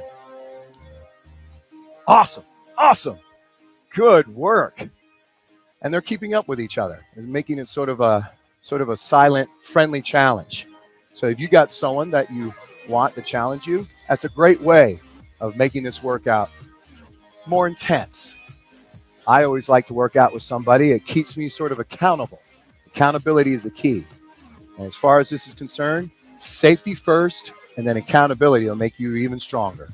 Good work, you two. When you get your 15 count, just stand in the ready. Just stand in the ready. We're climbing down the ladder. It'll be a set of 10 next. Good stuff, good stuff, good stuff. No one quits. Everyone fights. Awesome, awesome, awesome. Good job. All right, let's pick up the dumbbells. You ready for a set of 10? Let's do it. All right, Tanya. Good. All right. Remember, rear raise. Again, hinge forward, get in the right position, and pull back. No tension in the neck. Begin. Good. What's really good about their example, too, is they're going right to the breathing techniques.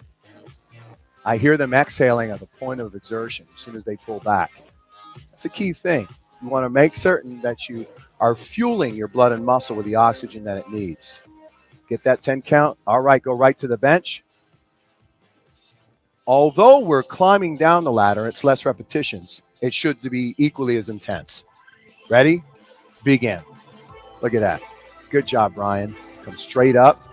No jerking motion. Make the cadence intense, but not impossible. Good, good, good, good, good. Awesome job, you two. Awesome job. Push yourself. Push yourself. Come on up.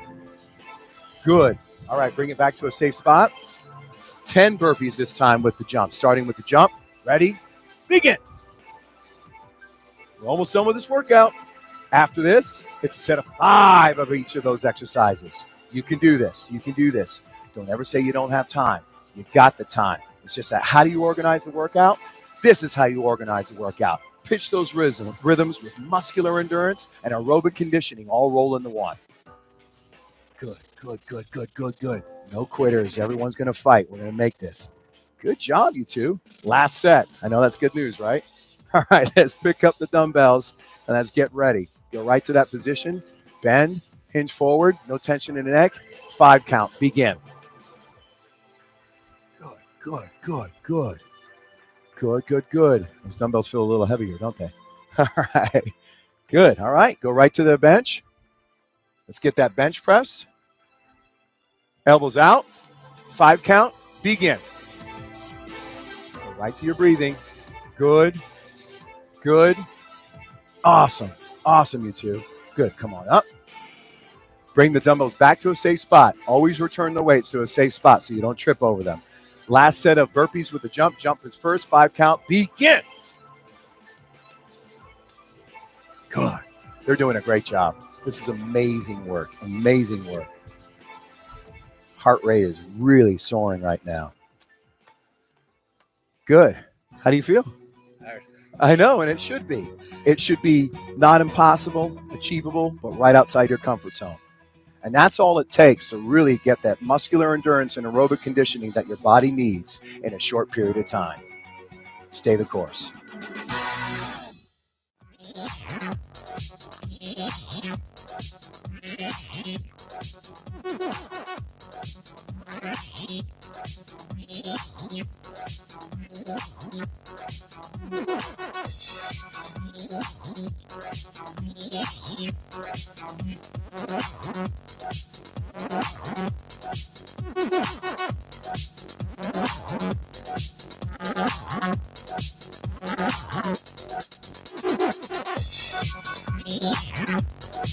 Yeah.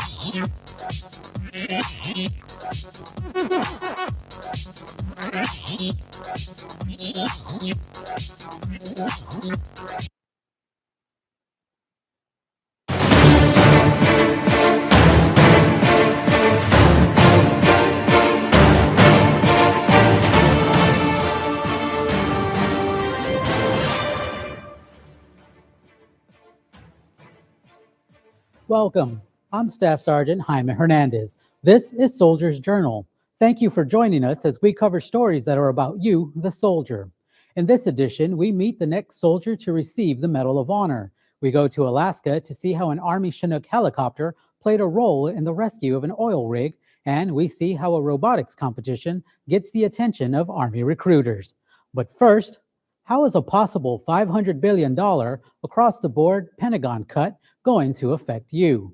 These possible automatic cuts, otherwise known as sequestration, were recently addressed by the Undersecretary of the Army, the Honorable Joseph Westfall. It'll affect the Army in its entirety because we will have to take those cuts across the board. However, it will probably have a larger impact on our operational maintenance areas, which means that we will have some challenges to training and readiness across the board. And the Secretary of Defense made that case.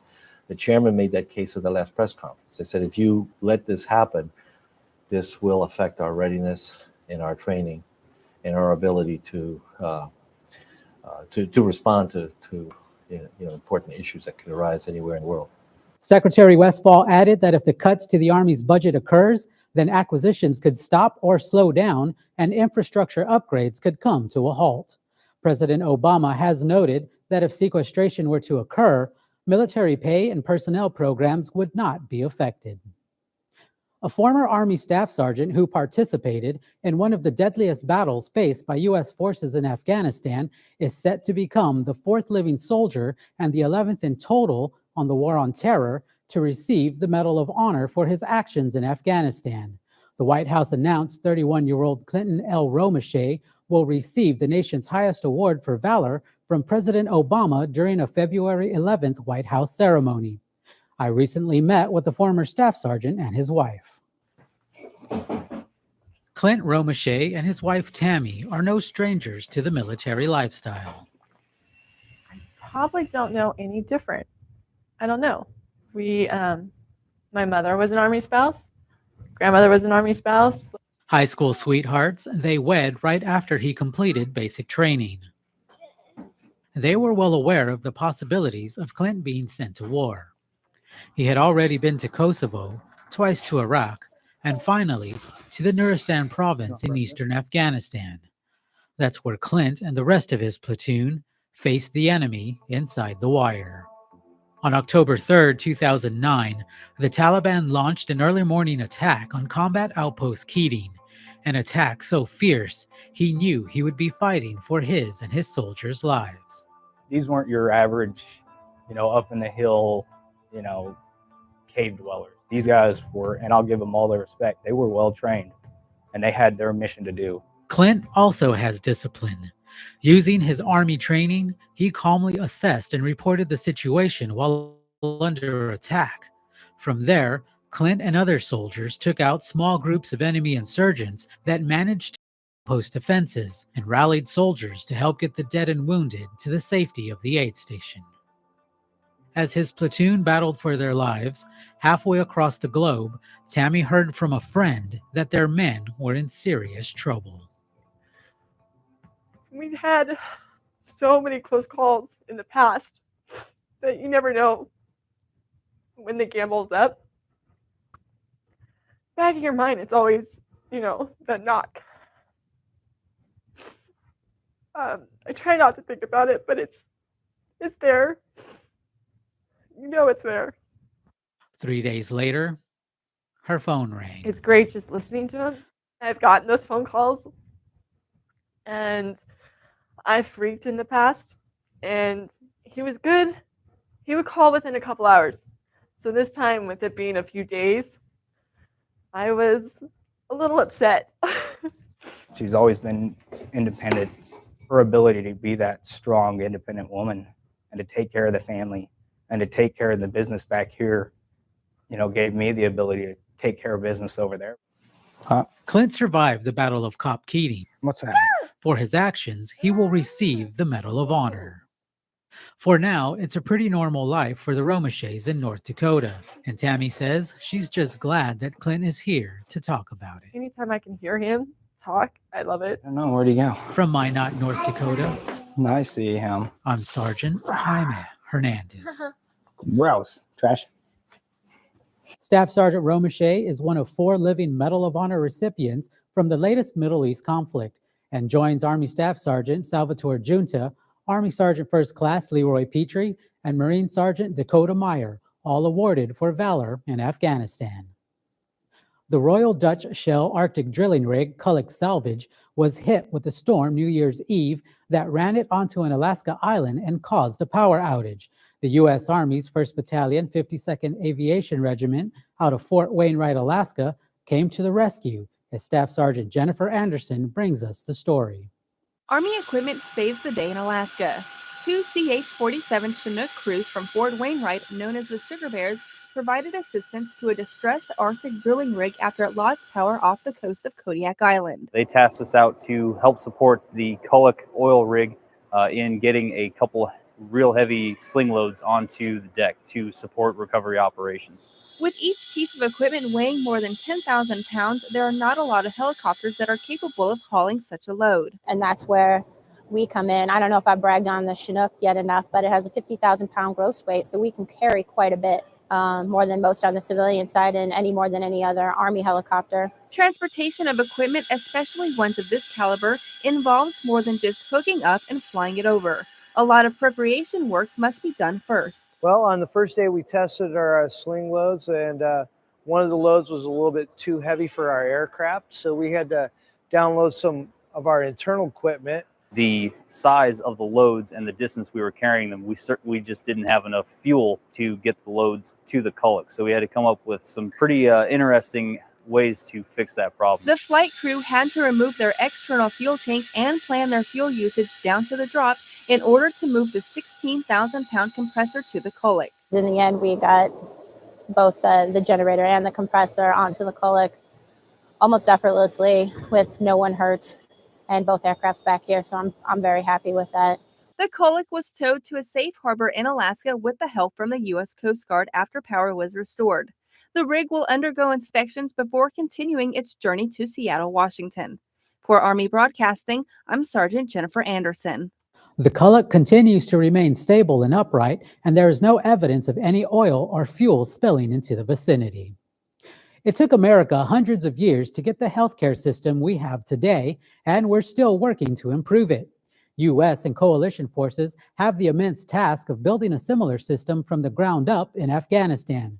Marine Staff Sergeant Jason Price introduces us to medical advisors in Kabul who risk their lives daily to help Afghans sustain their own healthcare system. American and Albanian medical mentors are headed toward an Afghan military hospital. The U.S. members are part of a military training advisory group. They're training the trainers, if you will, doing their best to ensure Afghan medical professionals can sustain a medical system of their own and pass that knowledge to their Afghan counterparts. This is Commander Stephen Yaden's second time filling the role of a medical advisor in Afghanistan. And from what he's seen, things are moving in the right direction. We have transitioned actually as the drawdown's been going to smaller and smaller teams. From 35-man teams to where we are now with about 10. And we stay more focused now in actual running of healthcare. So they're doing very well at the clinical stages. Now we're able to draw back and get that 50,000-foot view now so that we can see how the system itself is going to be sustainable for the future. Our role in Afghanistan is as mentors and advisors. We don't hands-on do the work, but we see the processes they have in place, and we mentor on improving those processes. Missions include everything from preventive medicine to long-term care of people who suffer traumatic injuries. On this day, Commander Yaden also gave Albanian doctors who have similar medical missions a tour of the hospital.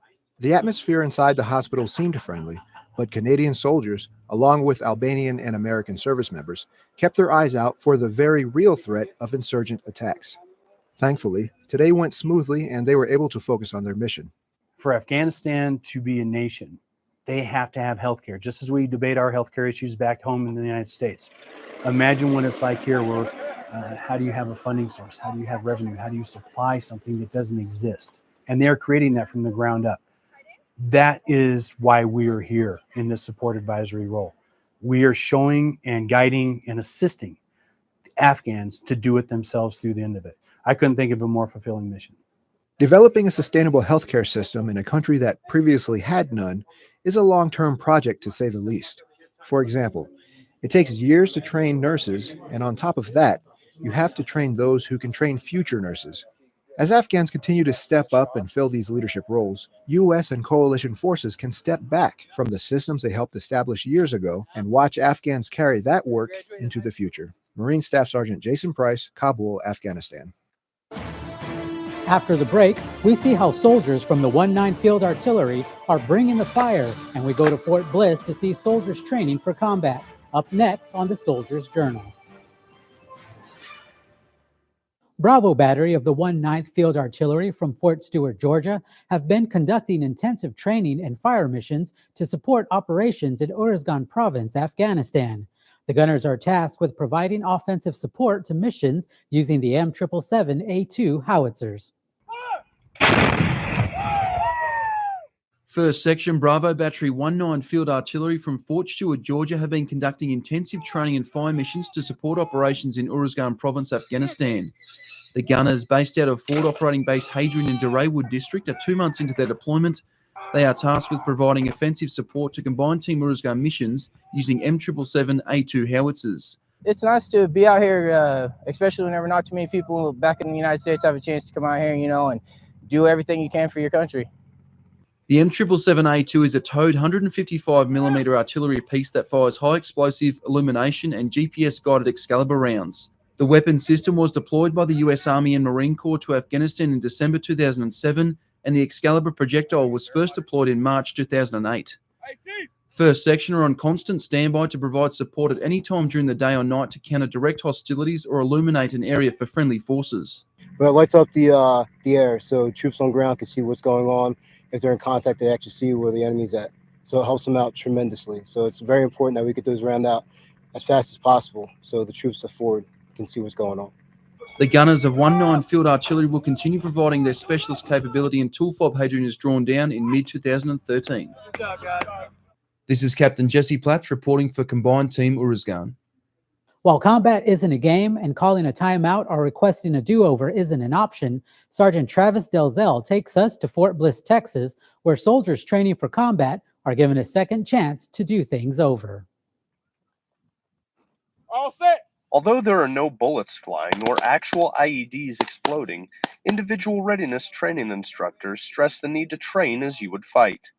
Every soldier begins their career by learning the basics, but this training allows soldiers of all military occupational specialties to learn more. There is no easy day in combat. You never know what's going to happen when you step outside the wire. It may be the worst possible day, or it may be a cakewalk and you go home and it's too easy. The best way we can prepare for that is give you challenges. If we make it easy for you, you're not going to rise to that occasion. If we present you with challenges and we make it harder and we make you overcome the obstacles, you become ultimately more resistant to challenge. The 10-day training exercise simulates a combat environment applied directly from lessons learned on the battlefield. This type of training gives soldiers a better perspective on what they may face on deployment. Sergeant Travis Delzell, 16th MPAD, Fort Bliss, Texas. The Army had a busy year across the Pacific, but one group of biologists has the responsibility of making sure that all Army training is done in an environmentally sustainable way. Air Force Tech Sergeant Michael Jackson reports.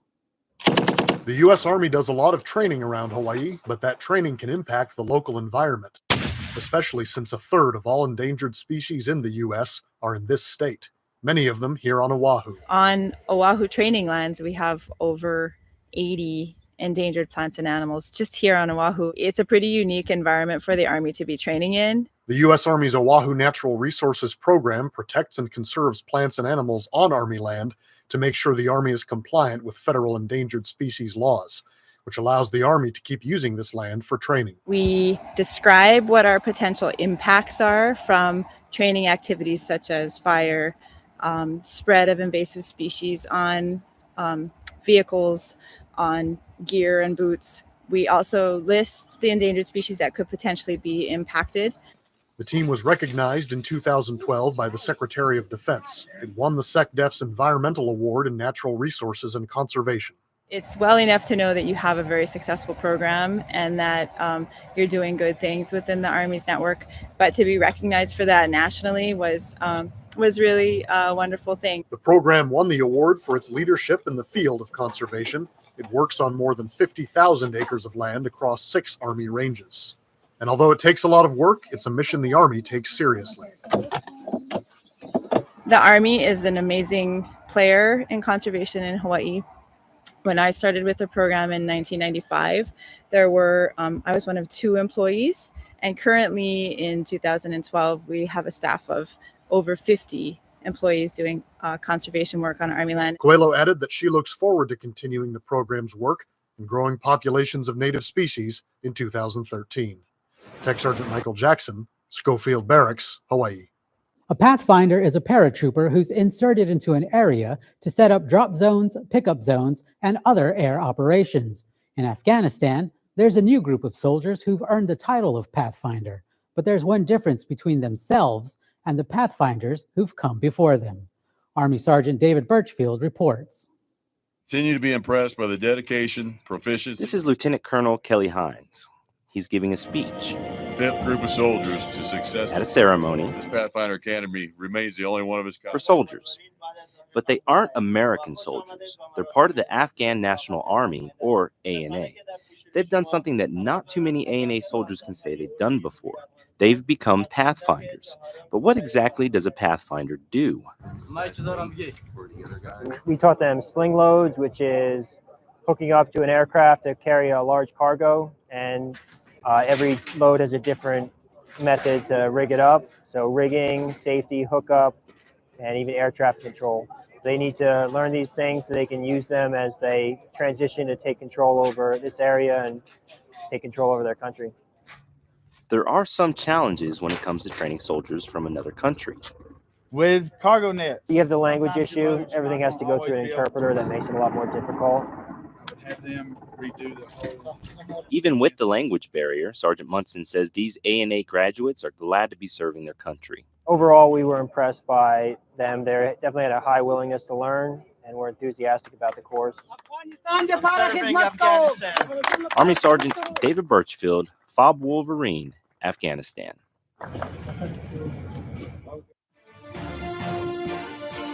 After the break, we'll go around the Army to check out the newest Army Lodge, and we see how the Afghan National Army is training for the transition when U.S. forces depart their country.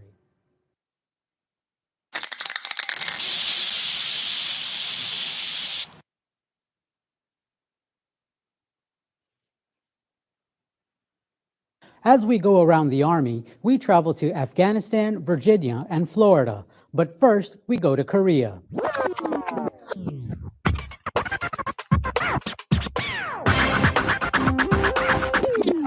Camp Casey. Soldiers are loading up heavy equipment for a cross-country convoy. Despite the cold weather, the soldiers gained valuable experience as this was their first railroad exercise. Soldiers loaded and secured cargo to rail cars, prepared groups of military vehicles for transportation, and acted as safety officials during the Army's transfer of materials. Despite ice buildup on many of the rail cars, the soldiers were able to overcome and complete the mission.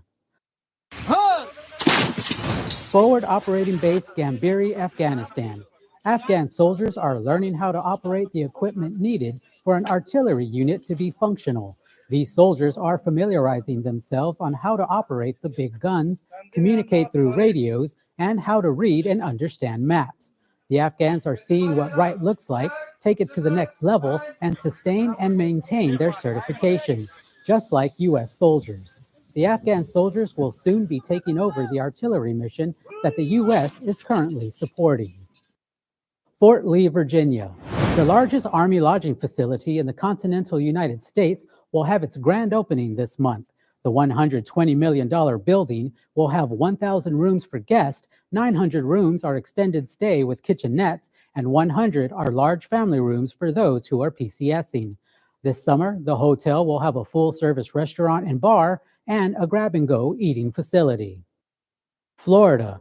With Florida's wildfire season rapidly approaching, Florida National Guard's 1st of the 111th Aviation Battalion is already preparing for potential threats. Joining forces with partner agencies, the U.S. Department of Forestry and the Florida Forest Service, Black Hawk and Chinook crews took to the skies over Camp Blanding Joint Training Center to extinguish a live fire. Forestry crews light fires in a designated area using Bambi buckets. Crews pull water from surrounding lakes and extinguish the flames. This is the first tactical mission that the members of the 1st of the 111th have executed since recently returning from deployments in Iraq and Afghanistan. After the break, we go to a competition that pits robot against robot.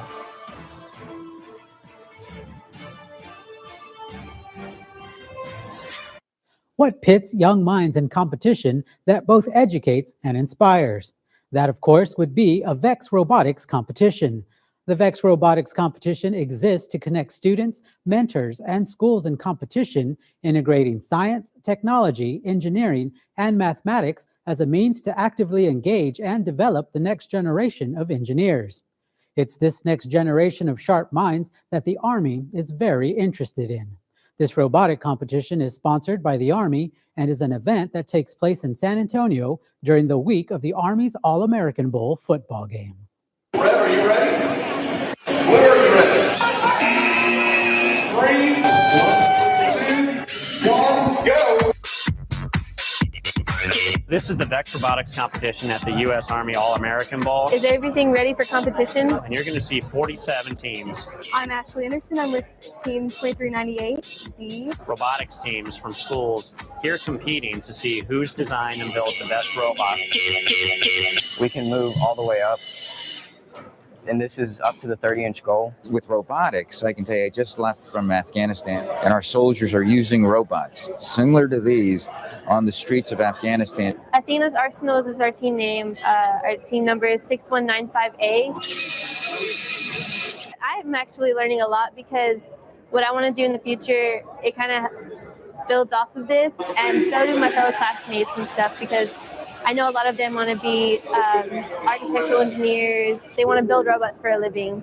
The partnership with the Army is really a natural, because just like many companies and many organizations in the United States, the Army needs students who have engineering skills, who have high-end technology skills, who can deal with tomorrow's technology. We need to remain competitive. This, in my mind, is a national security issue. China will graduate 700,000 engineers this year.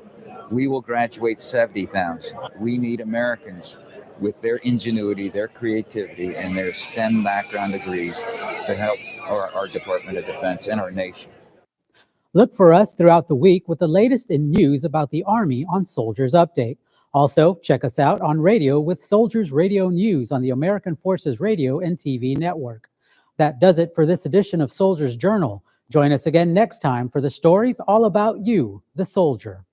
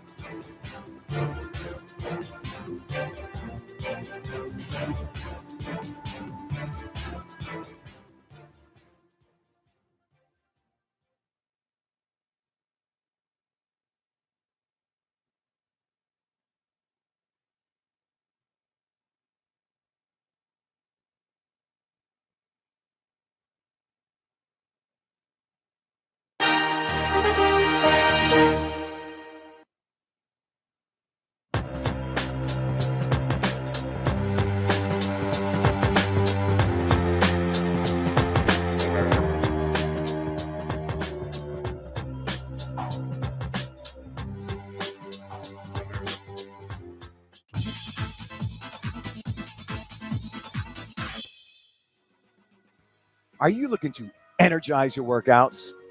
Hi, I'm Sergeant Ken.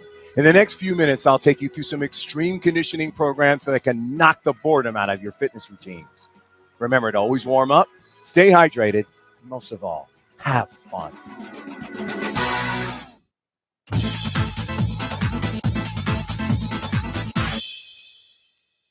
We've got 4 exercises where the first 3 are going to be a great shoulder shredder, and then we're going to have some burpees to top it off and to get that aerobic conditioning that we all need every day. We're going to do 3 sets, and we're going to go hard and extreme conditioning style. That means little or no break in between each set. Are y'all ready? All right, well, let's pick up those dumbbells and then start with the first exercise. We're going to get a neutral stance, so whether our feet are shoulder width apart, toes forward, slight bend in your knees. We're going to raise them to eye level for the forward raise. Front raise, go. We're going for 20 repetitions here. Now, if you wanted to make this a longer workout, we're going to do 3 sets of this entire workout. If you wanted it longer, you can simply just do 4 sets, 5 sets. You do what you can fit in, but never say you don't have time. Bottom line is we're trying to show you in a 12-minute period or so what would be the intensity of a 45-minute workout. 4, 3, 2, and 1. Unfortunately, you got to hold on to those dumbbells. You can't put them down yet. Now it's time for that rear raise. Hinge forward at the hips. Make certain your back is straight, and then kind of pull them back behind us. Ready? Begin. 20 count. Now look right over here. Lindsay's doing a great job of maintaining a straight back, or what we call a neutral spine. She's doing that by sticking her tailbone back behind her in that start position. She's pulling back so that the wrists are in line with the shoulders at all times. This is perfect. Keeping that head slightly forward, neutral spine, exhaling on the way back and breathing in on the way down. 4, 3, 2, 1. All right, stand up straight. Let's bring them up for the shoulder press. Arms up. Now, we're only going to go straight up. We're not making this into a fly. So, 90 degrees at the elbows and begin. Now, let's look over at Juan here. It's a perfect example of how to do this right. Just bringing him up and down. Not much range of motion that's needed here. But when he comes down, he's not letting his elbow go too far past his shoulder joint. That would put unwarranted strain in the shoulder joint. We don't want that. Always play it safe. Good job, you two. Keep exhaling on the way up and breathing in on the way down. In through your nose, out through your mouth. And 5, 4, good. 3, 2, and 1. Put the dumbbells down in a safe spot. Now the aerobic conditioning phase. Burpee time. Juan will add the push-up, and Lindsay will do the standard. 20 count, starting with a jump. Begin. This is a perfect way of making your heart just spike upward safely and effectively. Extreme conditioning style means little or no break in between each set. The only break they've had is the few seconds I had to explain how this was working.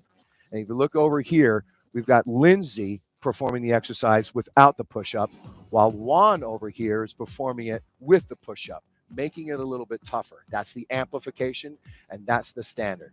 Good. 4, 3,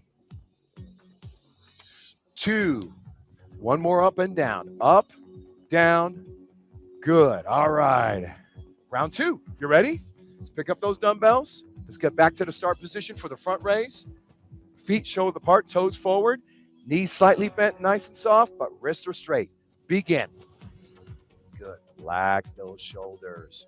Awesome. Good job, Lindsay. Good, good. Just raise them up to eye level.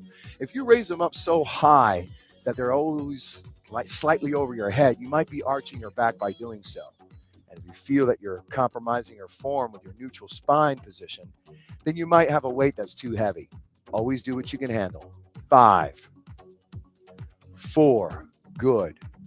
3, 2, and 1. All right, it's time for the rear raise. It's kind of agonist and antagonist style training here. Hinge forward at the hips. Get those dumbbells in front of you. Remember, keep them in line with your chest and shoulders. Begin. You two are doing a great job. This is a perfect example of how to do it right. Some people like to do this particular exercise by lying on an inclined bench of some kind to kind of isolate and make certain that they're not doing an arching movement. These two are doing it standing. And anytime that you're standing, you're engaging more muscles, making it tougher. You always want to try and perform this without a bench of any kind if you can. 5, 4, good. 3, 2, and 1. Time for the shoulder press. We're still holding those dumbbells. Let's go right to it because we don't need a break. We're going to push it hard today. 90 degrees at the elbows, 20 count, begin. Good, good. Relax those shoulders. Relax those shoulders. Awesome. This is a perfect way of doing it right. We're not making this into a fly, meaning that we're not going outside to inside. We're simply just going straight up and straight down. Relax the neck, so we're not going to put any strain in the neck. And exhale on the way up. Breathe in on the way down. In through your nose and out through your mouth.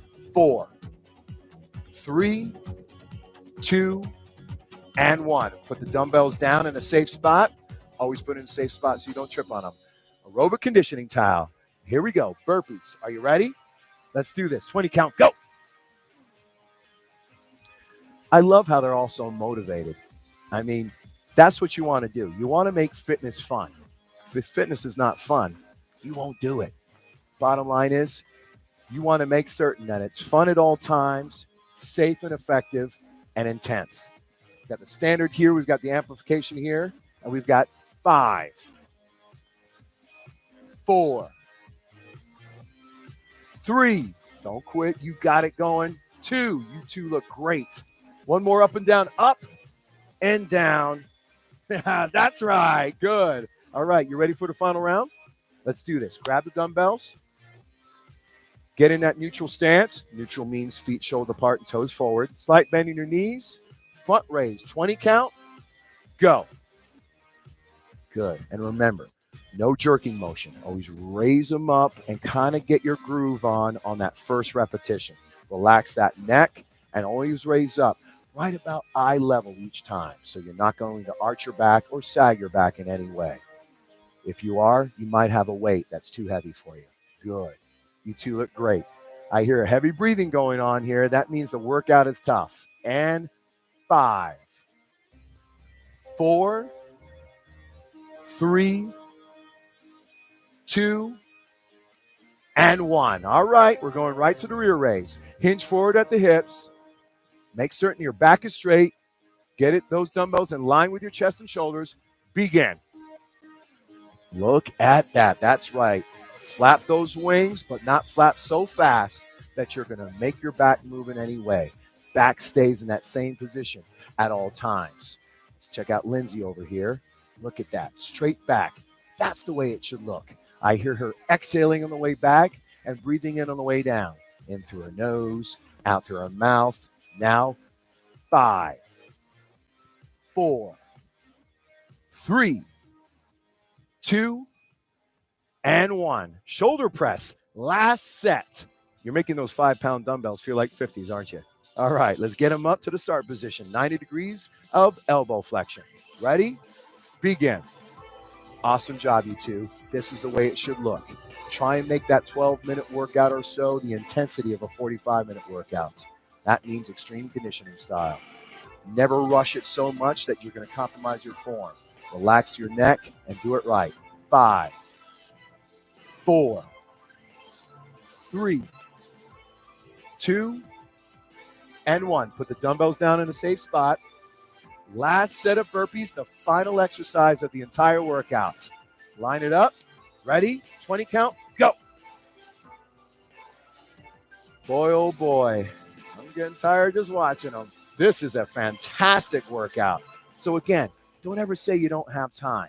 They're doing a workout that's in like 10 to 12 minutes. Will be the intensity of 45. Juan is doing the amplification with the push-up. Lindsay is doing the standard. If you need to modify, just increase the break time. 5, 4, 3, 2, 1. You're done. How do you feel? Good. How do you feel? Good. Awesome. And that's all it takes to get that sculpted body, that strong body that you've always wanted. Stay the course.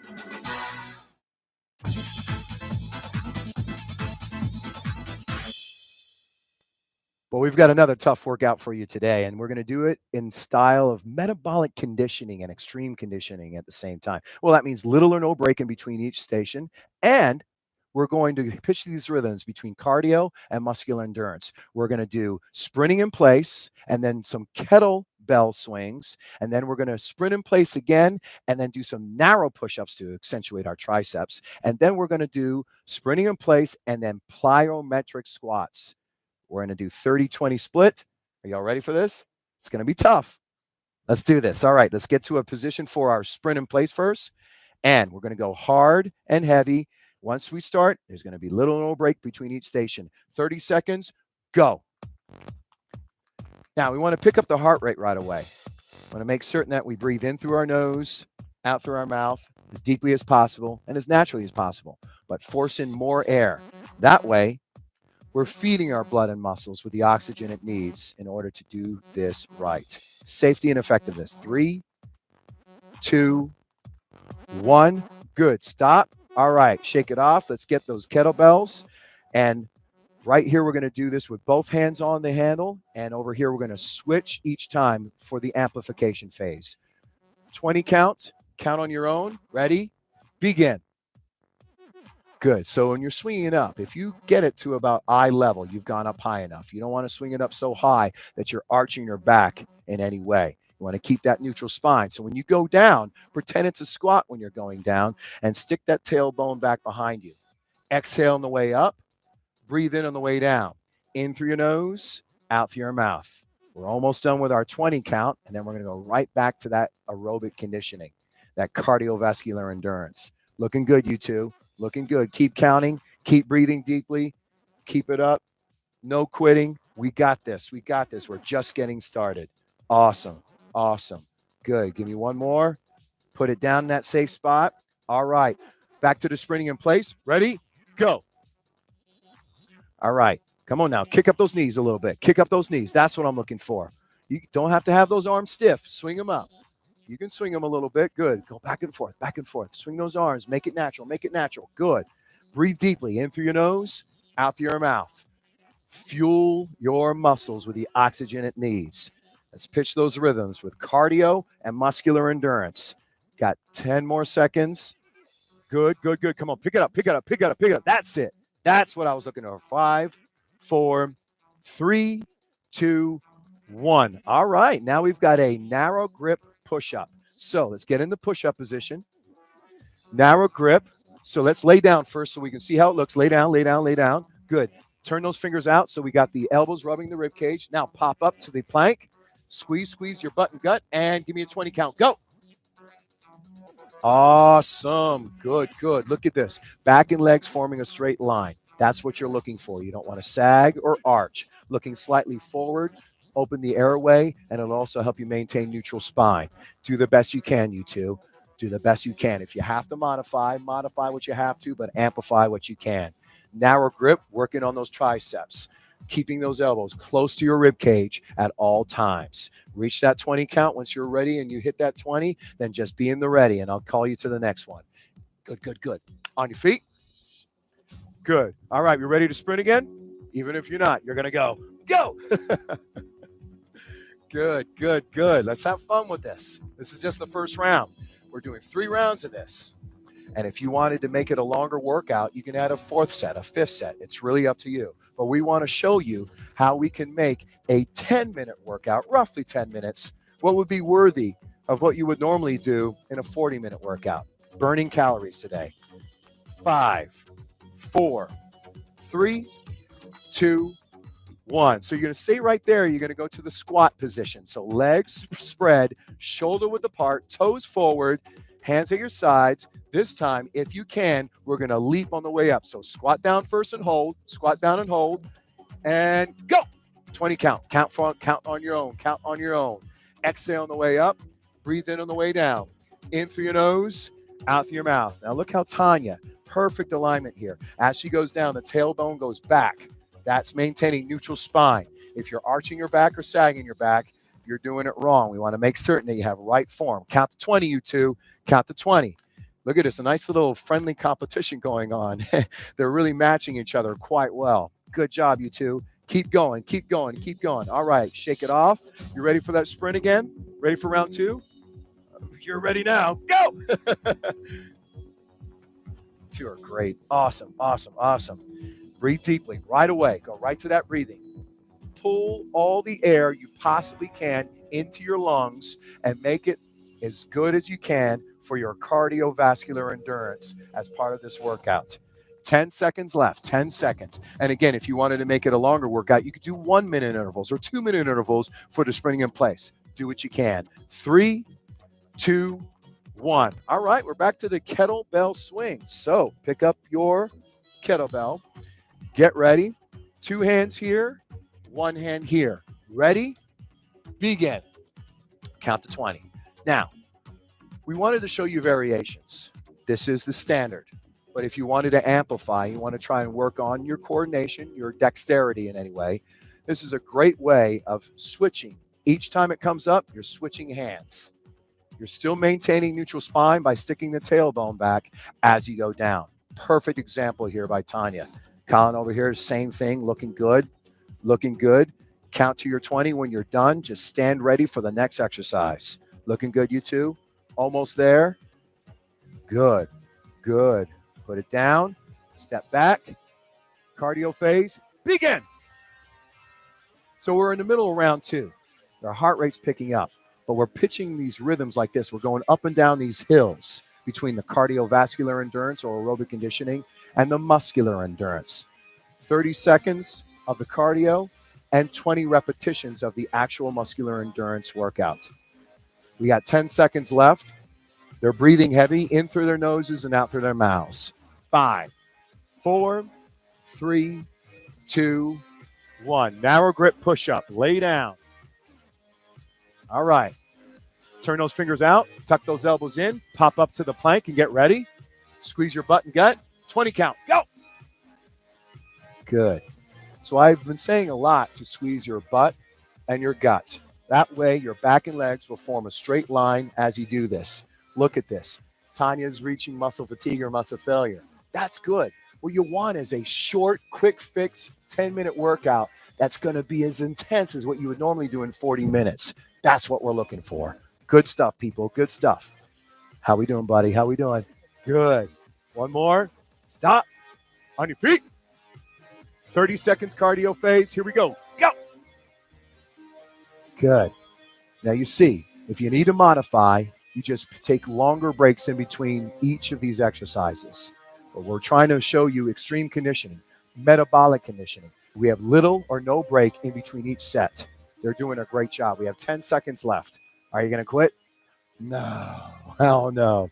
Good job. 5, 4, 3, 2, 1. It's squat time. Squat time. All right. Let's get down to the squat position and hold. And 20 reps. Begin. So a modification for this particular exercise would be, don't jump. Just do the squat. Maintain a 90-degree angle at those knees and just don't jump. And go slower if you need to. Right now, we're showing you the extreme conditioning version of this particular exercise. Plyo means jump. That's what we're doing right here. Picking up that heart rate, breaking that anaerobic threshold, doing a great job. You two are doing a fantastic job. Good. Almost there. And one more. Good. All right. Sprint time. Last set. No problem. We got this. We've got this. Let's finish strong because we started strong. Begin. All right. Let's kick those knees up. That's it. Good. Good. Good. Kick them up even a little more. You started so strong. Let's make certain that we finish even better. Good. Good. Good. That's what I'm talking about. 20 seconds. Good. Now 15. Come on. Come on. Let's see more speed. More speed. Good. That's it. That's it. Awesome. This is the way it should look. 5, 4, 3, 2, 1. It's kettlebell swing time. Muscular endurance. All right. Reach down. Pick up your kettlebell. We're still going for 20 repetitions. 20 repetitions. 2 hands here. 1 hand switching on top here. Ready? Begin. They're really doing a great job of maintaining proper form as tired as they are. Every time they go down, they're sticking their tailbone back, making certain that their back remains straight, neutral spine. They're breathing deeply in through their noses and out through their mouths. Good job here. Remember, you don't want to swing up so high that it's over your head and you'll be arching your back in any way. You don't want that. Maintain that straight back. 20 reps, you two. Count for yourselves and breathe deeply. Looking good. This is a tough workout, but we're going to fit it all in a short period of time. Good. Cardio phase again. Cardio phase. Ready? Go. Good. Good. Pick it up. That's what I was looking for. Awesome. Good. 20 seconds left. Fast feet. We're almost done with this workout. We don't have a lot of time in our lives because we're so busy, but this is how we're going to fit it in. So don't say you don't have time. 10 more seconds. If you say you don't have time, we're going to show you in 10 minutes what you can get a lot of calories burned in a short period of time. 3, 2, 1. Push-up time. Lay down first. Lay down. All right. Turn those fingers out so that we can get those elbows tucked into our rib cage for the narrow push-up to work on our triceps and our pectorals. 20 count. Go. All right, so last time that you're going to be doing push-ups today, and again, if you're at home and you wanted to make this a longer workout, add another full set of the entire routine, or add a 5th set of the entire routine. But right now, we're working on 3 sets, a short, quick fix workout. Just tighten up your butt and gut. Don't let the back sag. Good job, Tanya. Way to fight it. Look at Colin over here doing a great job. No quitting here. We've only got a couple more exercises after this. Good. Push. Go to muscle fatigue or muscle failure. That's what I'm talking about. Good. Good. One more. Put. All right, on your feet. All right, cardio phase. Last set. Begin. So if it's the last time we're doing the cardio phase, the sprinting in place, or what we call fast feet, let's see really fast feet. That's what I'm talking about. Meaning that each time you do this, try and outdo the speed and the intensity that you did in a previous set. That's what we're looking for here. 10 seconds left, and this is the best example that they had the entire time. Looking good. 5, 4, 3, 2, 1. Last exercise, plyometric squats, or called jump squats. All right, let's get down to the down position first. 20 count. Ready? Go.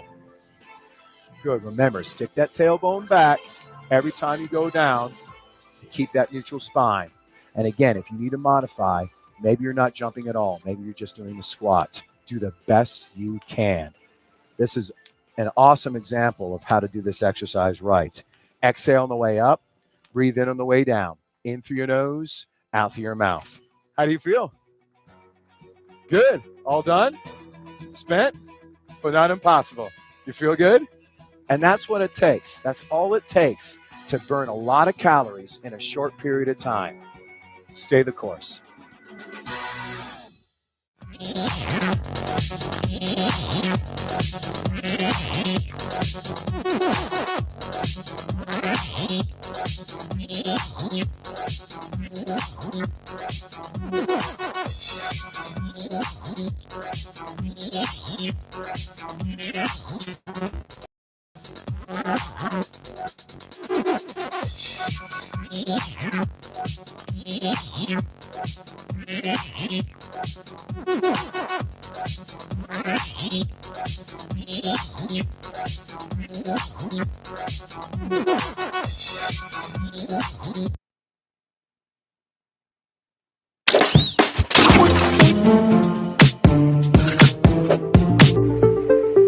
Wildfires are becoming more frequent and intense, with seemingly more fires every year. And with those fires, another threat emerges: pyrocumulonimbus clouds, or PyroCBs. PyroCBs, this is a thunderstorm that develops directly over a large and intense wildfire.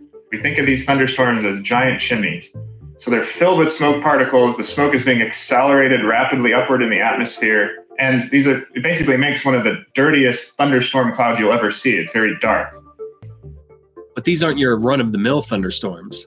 They have a profound impact on the atmosphere. The full effects of these clouds on the atmosphere aren't well understood, and that can impact warfighters in the field and ongoing operations.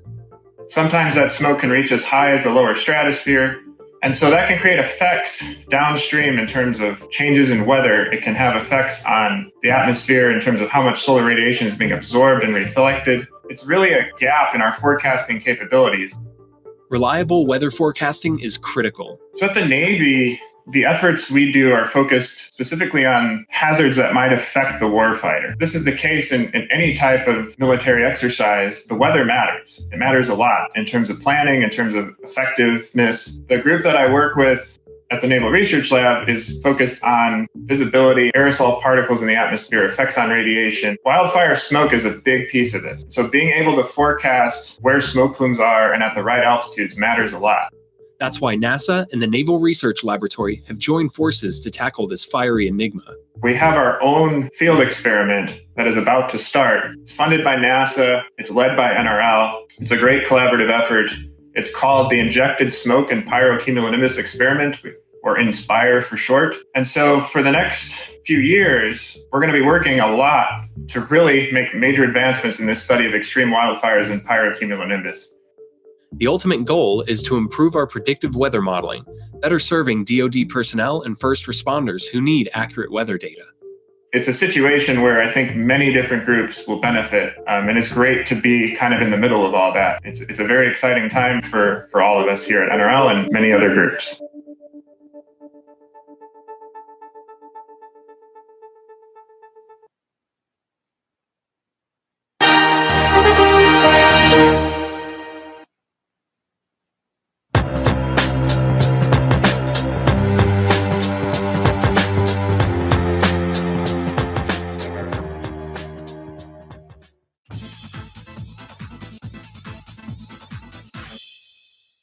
Boy, today we've got an arm blaster for you. The 3 exercises that we're going to work today: the seated dip, the dumbbell hammer curl, and a dumbbell tricep kickback. We're going to do 3 sets to focus on muscular endurance and aerobic conditioning with little or no break in between each set. That is what is called extreme conditioning.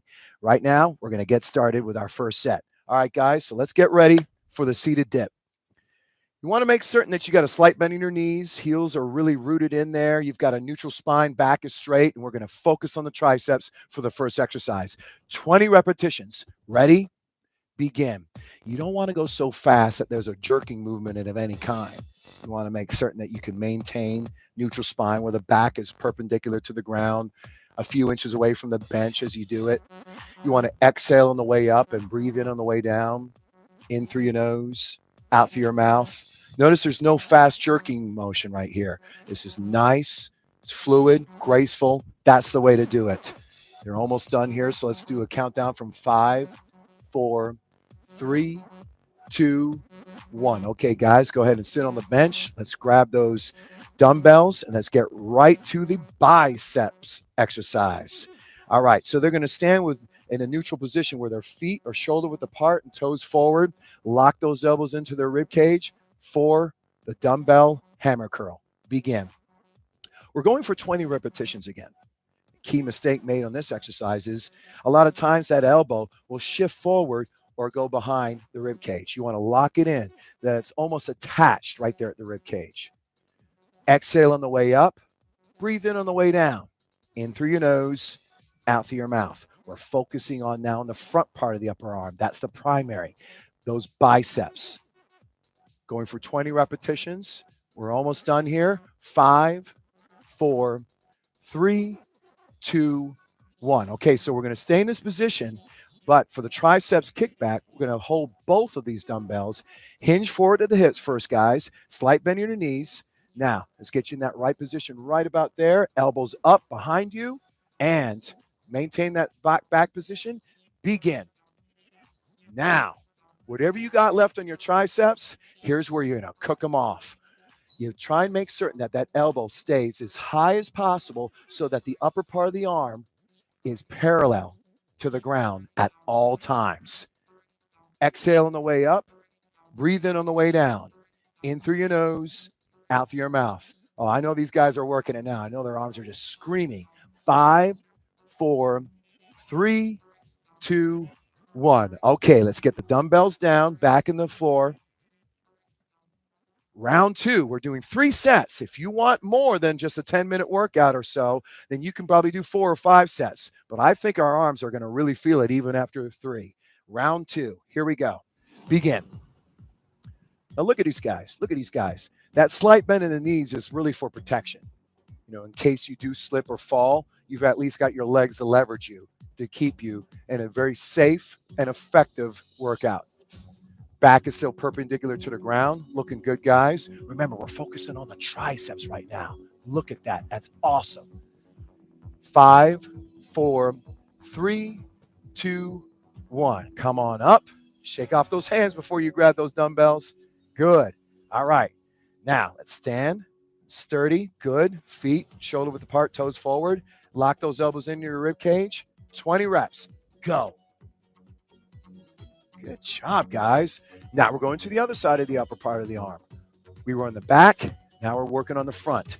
We're really working on those biceps right now. Sculpting, 20 reps. Anything that's over 10 reps, we're going for that muscular endurance phase, that sculpting phase. It's still strength building, but definitely it's a way of sculpting the body. 5, 4, 3, 2, 1. Time to go to the back part of the upper arm again. Hinge forward. A little more right here. Got it? Perfect. Good. Awesome. Now get those elbows up behind you and 20 reps. Kick back. Go at your own rate. You never want to have a jerking motion at all. Exhale on the way back. Breathe in when you go down. In through your nose, out through your mouth. Breathe naturally and deeply at all times. By now, this is really the climactic part of this little quick fix workout. They're feeling it. Their arms are just burning right now. Then you know you're doing it right. 5, 4, 3, 2, 1. All right, let's put the dumbbells down, guys. You got room for one more? Can we handle it? All right, good. Awesome. And look it, this is taking no time at all. So don't say you don't have time, because you do have the time. Last set, 3 exercises. Begin. Even after all these exercises, all these multiple repetitions, they're still maintaining really great form. I hear the breathing, it's picked up, heart rate's up, they're exhaling on the way up and breathing in on the way down, in through their noses and out through their mouths. These guys are doing a great, great job. Go to muscle failure if you have to. Do the best that you can. 3, 2, 1. Relax. All right. 2 more exercises, guys. That's it. You're doing a great job. All right. Get in that right position. Make certain there's always a slight bend in your knees, even when you're standing up. Promote circulation. All right. Hammer curl. Ready? Begin. Good job, guys. Keep those elbows locked into your rib cage. Again, we're focusing now on the front part of the arms, those biceps. And since we're doing multiple repetitions, what we're doing right now is we're working on that sculpting, that muscular endurance, and the aerobic conditioning at the same time, because we're doing 3 sets with little or no break. 3, 2, 1. The final exercise. All right, so let's get in that right position. Hinge forward at the hips, elbows back. Whatever you got left, let's use it. Go. Good stuff, guys. Awesome job. Get those elbows up. Get those elbows up. You can do this. Don't give up. Don't give up. This is all about just burning the arms out. This is the best thing that I could think of for making yourselves those sculpted arms you've always wanted. Awesome. A little bit left. 5, 4, 3, 2, 1. Relax. Dumbbells down on the ground. Shake it off your hands. How do you feel? Awesome job. And that's all it takes to really get the sculpted arms that you've always wanted. Stay the course.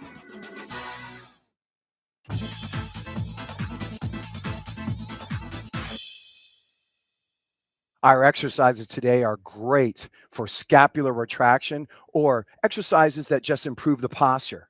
We're going to be doing some back extensions. We're going to be doing some deadlifts, and we're also going to be doing some wide dumbbell rows. Are y'all ready for this? It's extreme conditioning at its best, so go ahead and get on your bellies for the first exercise. Extreme conditioning means little or no break in between each set. Clasp your fingers behind your head. We're going to do those back extensions first. 20 counts, slowly, begin. Now, the reason why it's called extreme conditioning is because we're going to take little or no break in between each set. This is a perfect opportunity for us to get that maximum effect, that calorie burning, so that in a short period of time, we can do in 10 minutes what would normally take 30 or 40. Beautiful work, you two. Exhale on the way back. Breathe in on the way down. In through your nose, out through your mouth. Almost there. 5, 4, 3, 2, 1. Release the hand grip. Push off with your hands so you come up without straining your back. Now watch your step. We're going to do the dumbbell deadlift and the barbell deadlift. An amplification and a standard. The modification, no weight at all. All right, so reach down and get the right grip. You're already ready. 15 count, 20 count, ready, begin. Good, now notice over here on the amplification, you don't want to come up so straight that you're leaning back with that particular movement. You want to make certain that you're still coming up with a slight bend in your knees to promote circulation, never arching backward, neutral spine at all times. Perfect example of how to do this exercise. 5, 4, 3, 2, 1. Okay, you stay right there, Corby. Jordan, grab your dumbbells, and let's both do some rowing exercises now. All right, so hinge forward, keep the bend in your knees, and let's row. Awesome, good. Pull those elbows back. Pull them back, pull them back. There you go. Beautiful, Jordan. Tilt the head a little bit more forward. That's it. That keeps neutral spine. And remember, those shoulder blades go into the back pockets. That's how you make that straight back. Beautiful job. Exhale on the way back. Breathe in on the way down. In through your nose, out through your mouth. 2 of you look great. 5, 4, 3, 2, 1. Put the dumbbells in a safe spot. Y'all ready for round 2? Hey, you're just getting into it. That's right. Good. Let's get down to our bellies. Get comfortable. Fingers clasped behind your head. 20 count. No jerking motion. Ready? Begin. What I really love about the way they're performing this exercise is that they're not pulling back so hard that there's a stuttering action of any kind. And that's exactly what you want out of this exercise. Focus on the lower back. Exhale on the way back. Breathe in on the way down. In through your nose, out through your mouth. 5, 4, 3, 2, 1. Release the hand grip. Push off with your hands. Watch your step, Jordan. Let's go ahead and let's go to the deadlifts. Get yourself ready. We'll be using dumbbells over here and the barbell over here. The amplification, the standard. Modification, no weights at all. Ready? Begin. Good. Jordan, good job on the form. You too, Corby. Perfect. Awesome. Bend as low as you can go without compromising form. Form is everything. That's the safety factor. Looking good. Keep that breathing deep, deep and intense, natural. In through your nose, out through your mouth. Almost there. 5, 4, 3, 2, 1. Corby, stay there. You release carefully. Grab your set of dumbbells. We're going to go right to the rowing exercise and get that back blaster workout we've always wanted. All right, ready? Hinge forward. Begin. Good. Pull those elbows back. Pull them back. There you go, Corby. Awesome job. Good. Keep that back straight. Looking real good. There. Awesome. Breathe. Exhale on the way back. Breathe in on the way down. Looking good. That's the way it should look. Good. Keep breathing. Keep breathing. 5, 4, 3, 2, 1. Put the dumbbells in a safe spot. Are you ready for the final round? Yeah, let's do it. All right. And if at home you got more than 10 minutes, try 4, 5 sets. Right now, we're just going for that quick fix workout, extreme conditioning style, little or no break in between each set. The final round. Ready? Begin. Good. Look at that. Right away, we've got this graceful motion. It's not so fast that there's a jerking motion at all. It's nice. It's graceful. This is the way it should look. Pull back even a little more if you can, buddy. How far you pull back? Well, if you compromise form, you've pulled back too far. This is looking great. Go to muscle fatigue or muscle failure. That's what it's all about. Almost there. 5, 4, 3, 2, 1. Release the hand grip. Push off with your hands. Watch your step, Jordan. Let's go right to our deadlifts. Last set of the deadlifts. Line yourselves up. The standard, the amplification. This is the way it's going to look. Ready? Begin. And notice, as soon as I said begin, they go right to their breathing techniques. They're exhaling at the point of exertion. That means for this particular exercise, they're exhaling on the way up and breathing in on the way down. In through their noses and out through their mouths. Awesome. Look how bending. This bending is so low. It's more than a squat, but not so much that there's unwarranted strain in the knees. 5, 4, 3, 2, 1. Corby's going to keep the dumbbells. Now Jordan's going to pick up a set and match her. Last exercise, hinge forward. Get those elbows high and ready. Begin. Awesome. Awesome. All right, let's roll those shoulders back. Relax those shoulders. There you go. Nice correction. Good. See how we're doing over here, buddy. Push down in here so we got that straight back. Yeah, there you go. Tilt that head a little forward. Good. Remember, just focus on that upper back. Focus on the upper back. Almost there. Exhale on the way back. Breathe in on the way down. In through your nose, out through your mouth. 5, 4, 3, 2, 1. Relax. Put it back in a safe position. Shake off your hands. How do you feel? Your backs feel good? And that's the way it should feel. And that's all it takes to get that back blaster workout, working the entire back as well as some other muscles in our bodies as well. Extreme conditioning style. It means little or no break in between each set. Stay the course.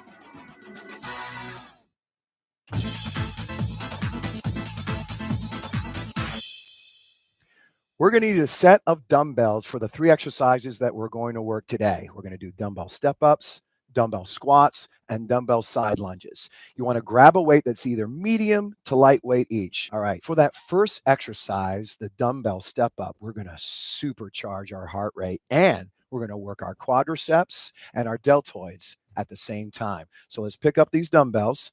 Face the bench. It's approximately 24 inches off the ground. 12 is also an acceptable height.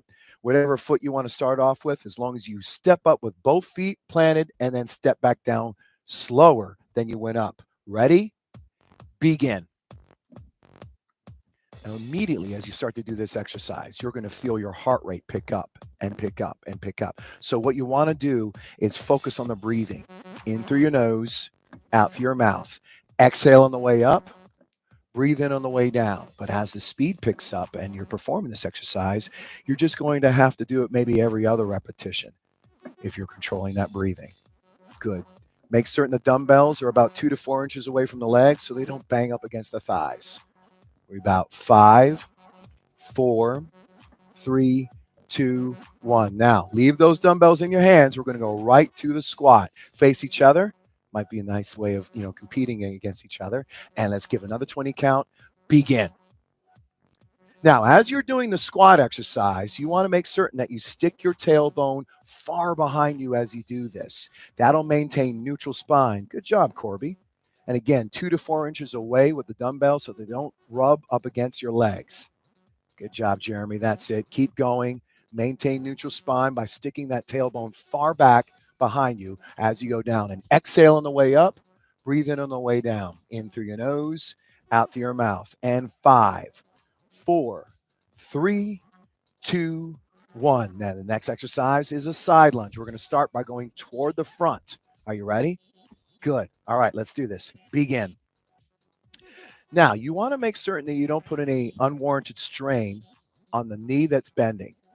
By doing that, you want to maintain neutral spine, and notice that the foot position is always going to be squared off, meaning that as much as you can, bring those toes pointed forward. And as you're slotting those dumbbells, one onto the inside and one to the outside, still 2 to 4 inches away from the legs. Now we're working the side part of our legs, our piriformis, our gluteus minimus and medius. We're just working everything in our body right now. 5, 4, 3, 2, 1. Put the dumbbells on the bench just for a few seconds. All right. Shake off the hands. Round 2. 3 full sets. And if you want to do more at home and just make it better, then go for it. But pick up the dumbbells again. Step up time. Remember, fully step up. Stand up on the platform and stand back down. Ready? Begin. Again, we're going for a 20 count on repetitions. We're on round 2. We're going to do 3 sets for this particular workout. And if that happens, if you catch it on the way up, don't worry about it. Just remember, focus on stepping up and stepping down safely and effectively each time. They're about halfway through, so we're going to give a 10 count. 10, 9, 8, 7, 6, 5, 4, 3, 2, 1. Good. All right, let's get ready for that standard squat. Face each other again. All right, you ready? Begin. Remember, don't compromise your form. If you start to compromise your form, then you might have already gone as far as you can go. And then maybe try it again next time. But we're going for 20 repetitions per exercise and 3 full sets. If you want to do 4 or 5 and make it a longer workout, that's just more calories burned. Awesome. 5, 4, 3, 2, 1. Hold on to those dumbbells. Now we're doing the side lunges. Ready? Going to the front first. Begin. Good. And remember, 2 to 4 inches away with those dumbbells so they don't bang against your legs. You two are doing a great job at maintaining proper form. Keep those legs so that the feet face in neutral position, facing forward. Good job. You're about halfway through on round 2. Heart rate starting to pick up. We're working every single muscle in our body, and by holding those dumbbells, we're making it even harder. 5, 4, 3, 2, 1. Let's put the dumbbells back on the bench. Shake off the hands. Y'all ready for round 3? I know you are. All right, so let's do this. Pick up the dumbbells again. Get a good grip. Square yourself off. And remember, step fully up and fully down. 20 count, 20 count, begin. Now, I can already hear that their breathing is picked up. And that means they're doing it right. They're still maintaining a natural breathing in through their nose and out through their mouths, deeply as they can. You want to always exhale at the point of exertion. For this particular exercise, it's when they're going up. Good job, you two. We're going to give a countdown from 5, 4, 3, 2, 1. Good. We're going to keep those dumbbells in our hands. We're going to do standard squats facing each other. 20 count again. 20 count again. Ready? Begin. Good. Don't compromise your form. Stick your tailbone back behind you. Every time you go down, bring that tailbone back, and that'll keep your neutral spine position. Good. 2 to 4 inches away with the dumbbells so they don't bang up against your knees or your thighs. Good job, you two. Breathe deeply. Exhale on the way up. Breathe in on the way down. Feel your deltoids burning and your quadriceps and your thighs. Good. 5, 4, 3, 2, 1. The final exercise, the side lunge. Going to the front first. Square off. Ready? Begin. Again, we're going for a 20 count. If you want to intensify this workout, do a little more. And instead of just a quick fix workout, you can do 4 sets, 5 sets. It's purely up to you. Notice they're still maintaining proper form. Feet pointed forward as much as possible to not put in any unwarranted strain on the knees. We're about halfway through. They're breathing deeply. They're exhaling on the way up and breathing in on the way down as much as possible. 5, 4, 3, 2, 1, and put the dumbbells on the bench. Shake it off. How do you feel? How do you feel? You should feel good. And if you stick to that, you're going to feel that your muscular endurance and your aerobic conditioning are going to be at a new level each time. Stay the course.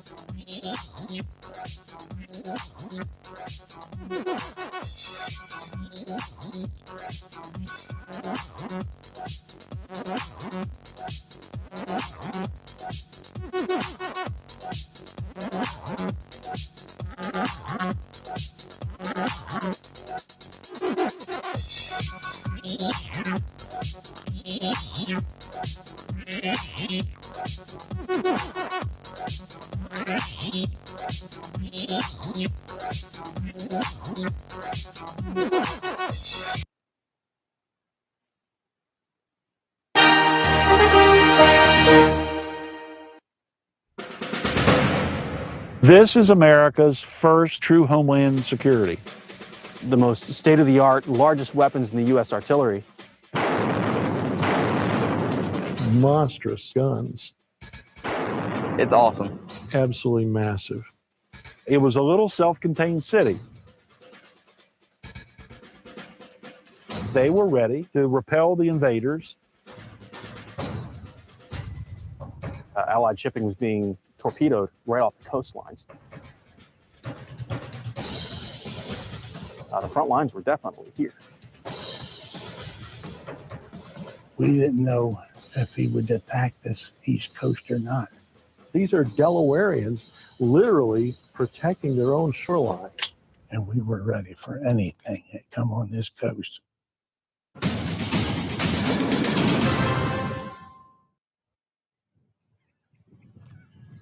Along this quiet stretch of Delaware State Beach, concealed within the dunes and the scrub pines, stands a monument to those who would protect America's home front during World War II. More than 70 years ago, as the armies of Nazi Germany marched through Europe, citizens along this coast prepared for war. It was here citizen soldiers stood watch and braced for attack as part of America's Home Guard.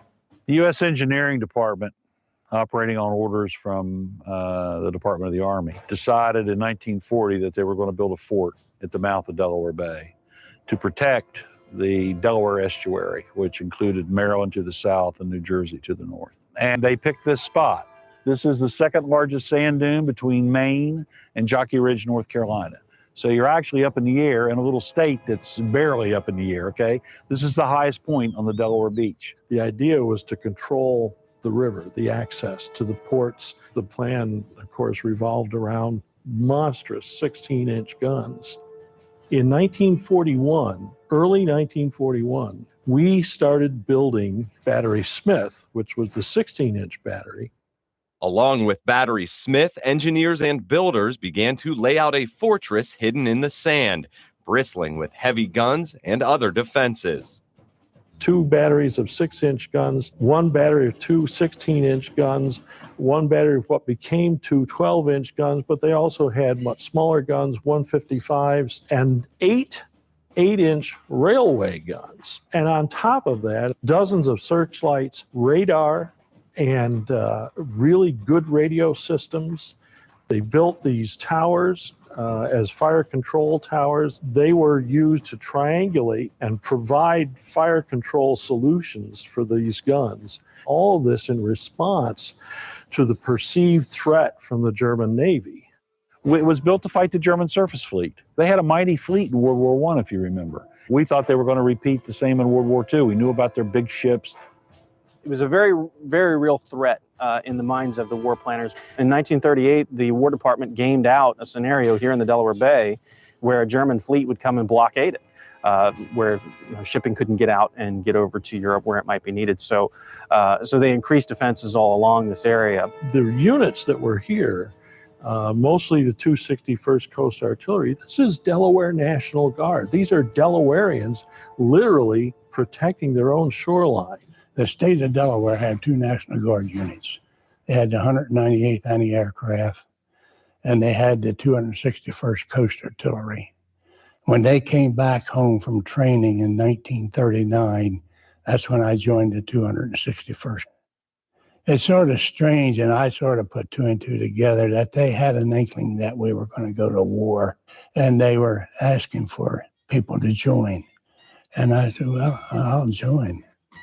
I was young. I was only going into my 18th year.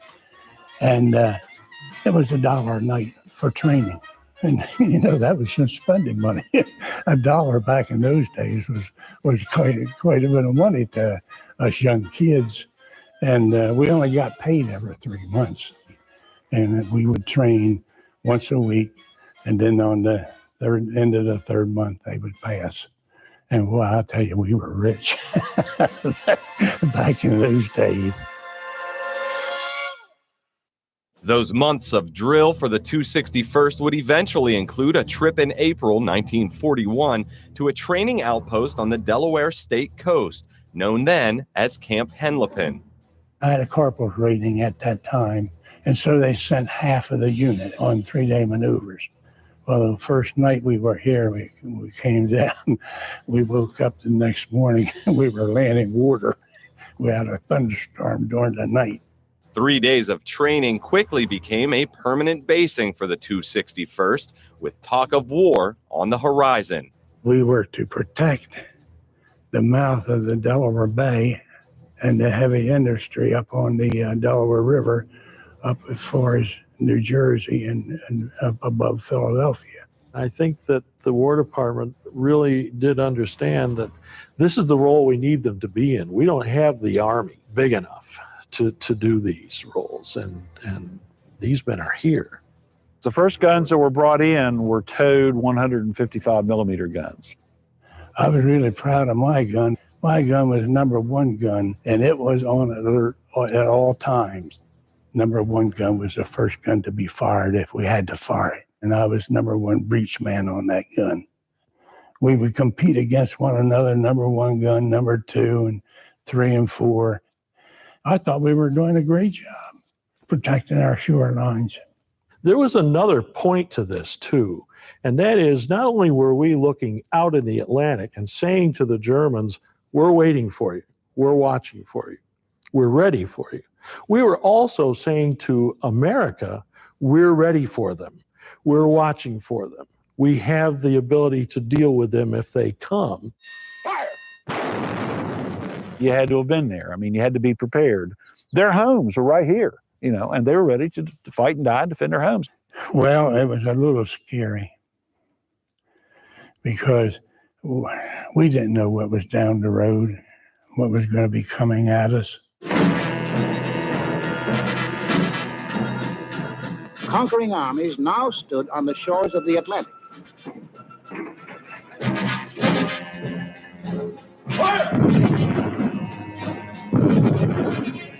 The danger was suddenly close.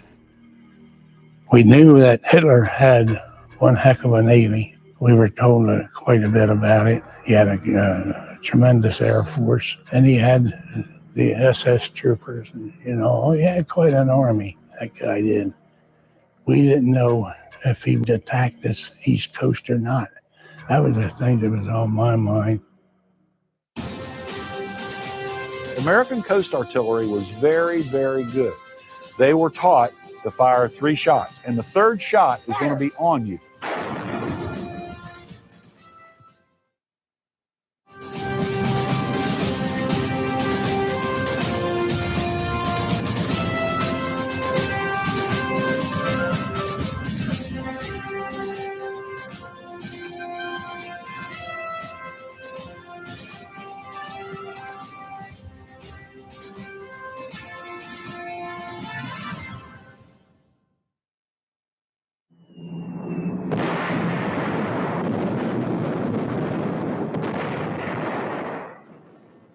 December 7th, 1941 was a day that would change the lives of many Americans, including Horace Knowles.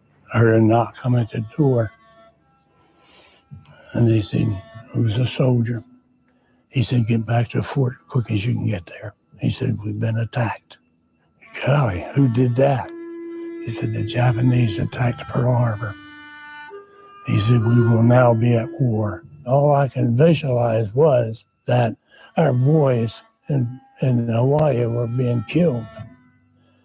And the same thing could happen to us if the Germans had got in here on this East Coast. And the next day was the worst of it when they told us the next day just how many were killed. It wasn't very pleasant.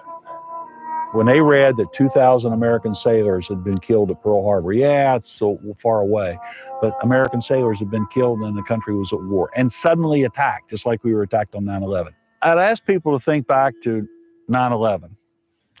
I actually think back to September 12th, because in 9/11 we got attacked. Now these guys, their 9/11 was Pearl Harbor, where on December the 6th you didn't care much about things, on December the 8th you really cared about it. Your whole life changed. America changed overnight.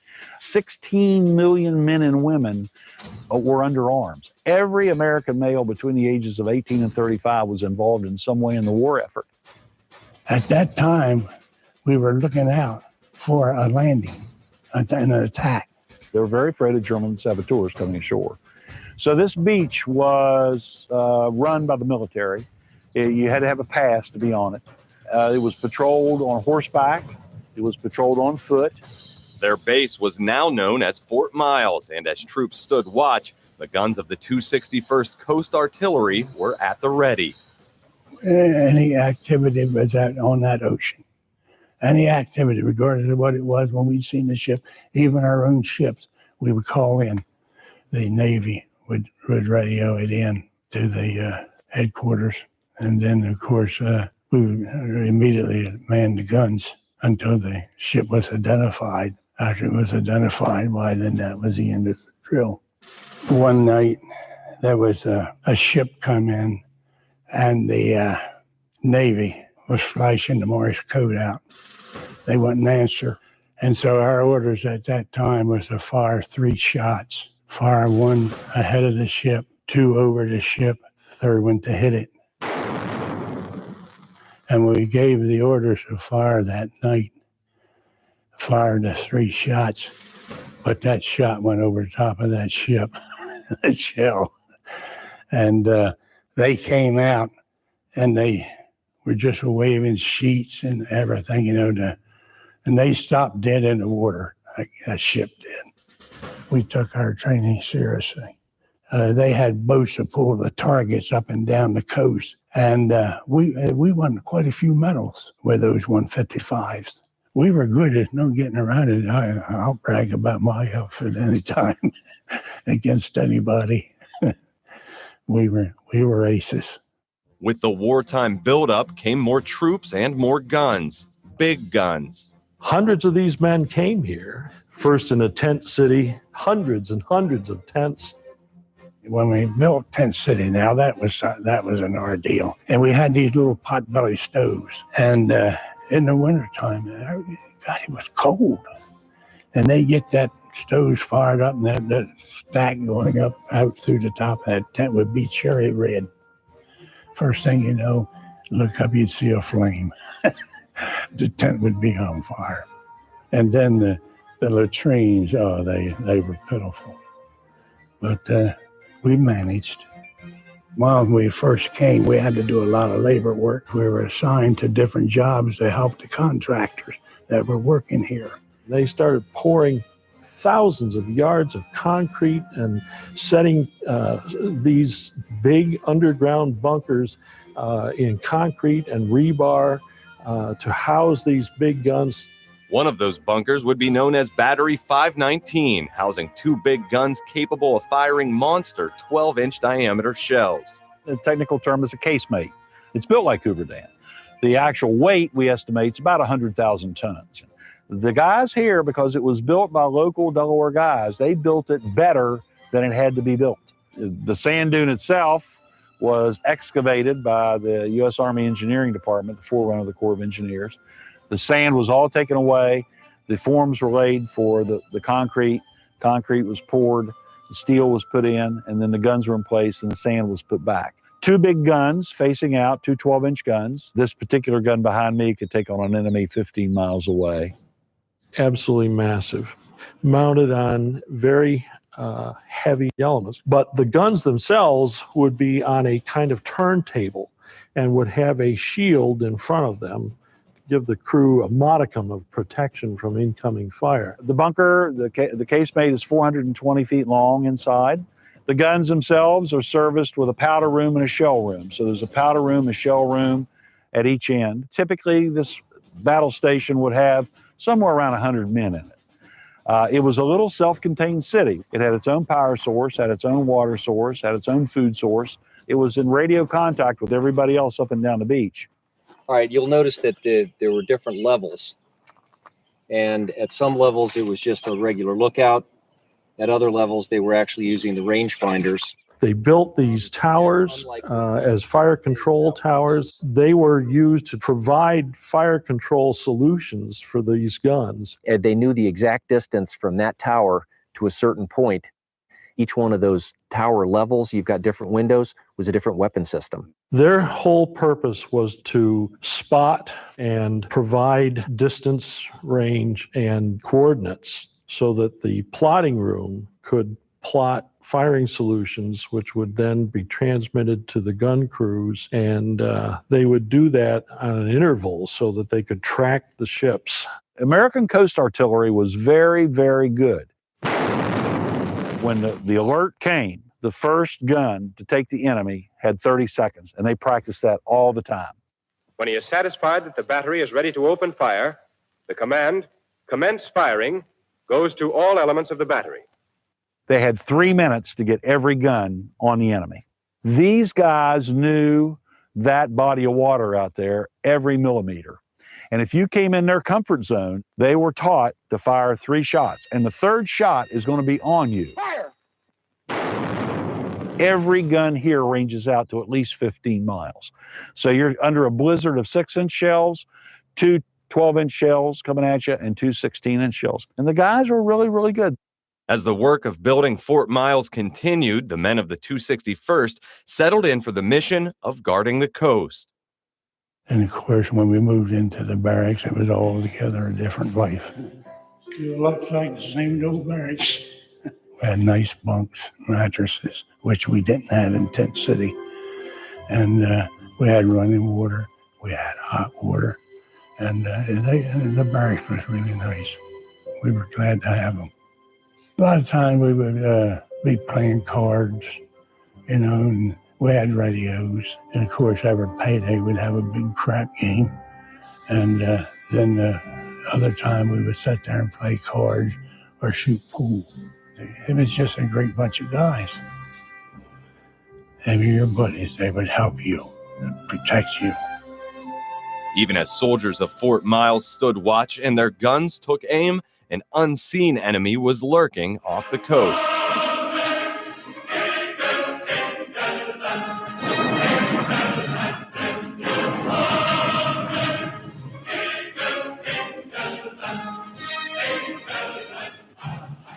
The German fleet that came was the German submarine fleet. We were mostly concerned with surface fleets. And then, of course, the Germans quickly changed the game by building their submarine fleet and wreaking havoc. You could stand out here on top of the Great Dune and at night see shipping on fire. You can imagine being a soldier here and watching these ships being torpedoed and exploding out on the horizon, watching the glows from the fires out there. You can imagine how heartbreaking that must feel, or how helpless that must feel, but it brought the war home.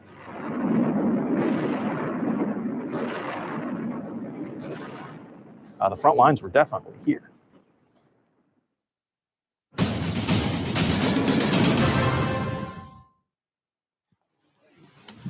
Hold coordinate. Ready? Fire! Today, the history of Fort Miles is alive and well in the hearts and minds of a new generation of Americans. They seek to honor the memory of America's greatest generation of warfighters as the 261st Coast Artillery Reenactors.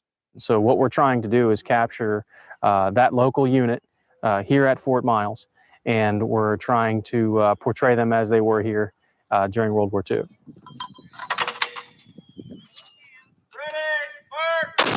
We chose the 261st because we wanted to reenact a unit that was relevant to here. We're replicating the daily life of the soldier here at Fort Miles, the weapons they were stationed on, how those operated, and bring that to life for the public.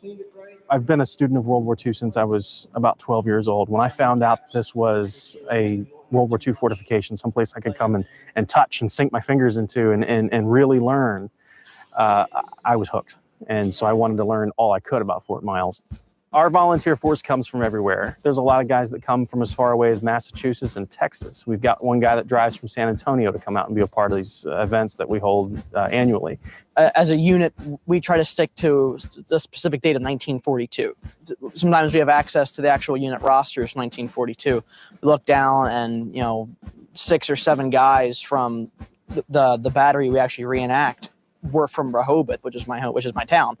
So I look at that, I'm like, man, that could have been me if I was born 70 years ago. It's a really cool feeling. My name is Anthony Valenti. I'm a tech corporal with the 261st Coast Artillery, and I'm also the battery clerk. I got started with Scott Wallon. He is the ordnance officer, and he pulled me right in, and I love it. The shells, when they were called for at the breach of the gun, were taken out of the room, lifted up, taken across on a railway system, and delivered to the breach of the gun, down through the hallway. Never really knew what was out here until my friend told me about it, and I met Dr. Gary Ray. Reinforced. You can see the rebars inside. Especially after Pearl Harbor. It was entirely, completely patriotic. They loved what they did. They were happy to be out here and be serving the country. All right, what we have here is a 1942 weapon carrier Model 55. My name is Donald G. Hattier. I'm the first sergeant for the 261st Coast Artillery, based at Fort Miles, Delaware. The first sergeant's duties traditionally are taking care of the troops. Their bunks are fine, that they're properly fed. World War II is discussed in European theater, Africa. You got the China, Burma, India theater. You've got things that happen everywhere, but people rarely talk about the home front. And our coasts were really very actively defended, especially in the early part of the war.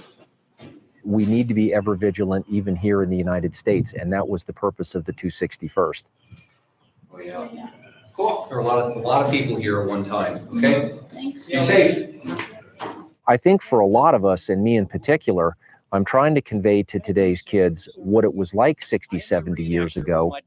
So these things, when they work, they work. They were probably overrated for military purposes. Most anyway. military things, Right. even then. Okay, my name is Michael Hills. I'm the chaplain for the 261st Coast Artillery, Battery C, Fort Miles, Delaware. The chaplain's duties would have been a variety of things, other than holding chapel services and religious services for the men. Would have been doing personal interviews and encouraging the men, would have been a counselor. I think that for most of these guys, from what I gather, it is a way for them to thank the greatest generation and to educate the next generation on what it is they did here. Some of the 261st reenactors are taking their devotion to the unit a step further with service for real in the 198th Signal Battalion, part of the modern-day 261st Signal Brigade. I wanted to join the military all my life, but being a part of this group of people and this family, and as a group, we are a family. The 261st is definitely a family. I wanted to experience that for real, and I wanted to wear the uniform for real. So that really encouraged me to go ahead and sign on the dotted line. I'm a specialist in the Delaware Army National Guard with 198th Signal Battalion, which means that we will go out and set up battlefield communications via satellite for warfighters on the ground overseas. And interestingly enough, I'm serving with the same unit that I reenact, which is pretty cool. I'm following in their footsteps. Horace Knowles is a perfect example. The things that he did out here at Fort Miles and the things that I do with my unit, 70 years apart, there's still parallels. And that brings me, I think, personally, a little bit closer to those veterans who served, and it just gives us that common thread, and I enjoy that very much. A few of our guys that do reenacting here, and they're young, they're getting right out of high school, or have chosen to kind of carry the torch and carry it forward and getting ready to go to boot camp. All my really close friends from this unit were all National Guard, and I'd always said, when the time came, I'd do it. And so far, I'm liking it. I'm nervous a lot because there's a lot of stuff coming. Just seeing the way of life, being able to serve my country, I realized I really need a part in that. I'm thinking about either going active after college or joining the Delaware State Troopers, being a police officer. My son is part of the 261st reenactment unit, such as myself. He's 16, and he's already talking about joining the military.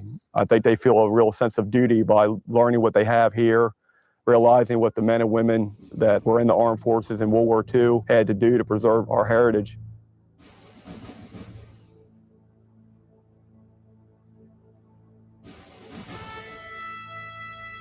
Supporters of Fort Miles's restoration are hoping to put some of the base history and lessons of World War II on display in a Battery 519 museum.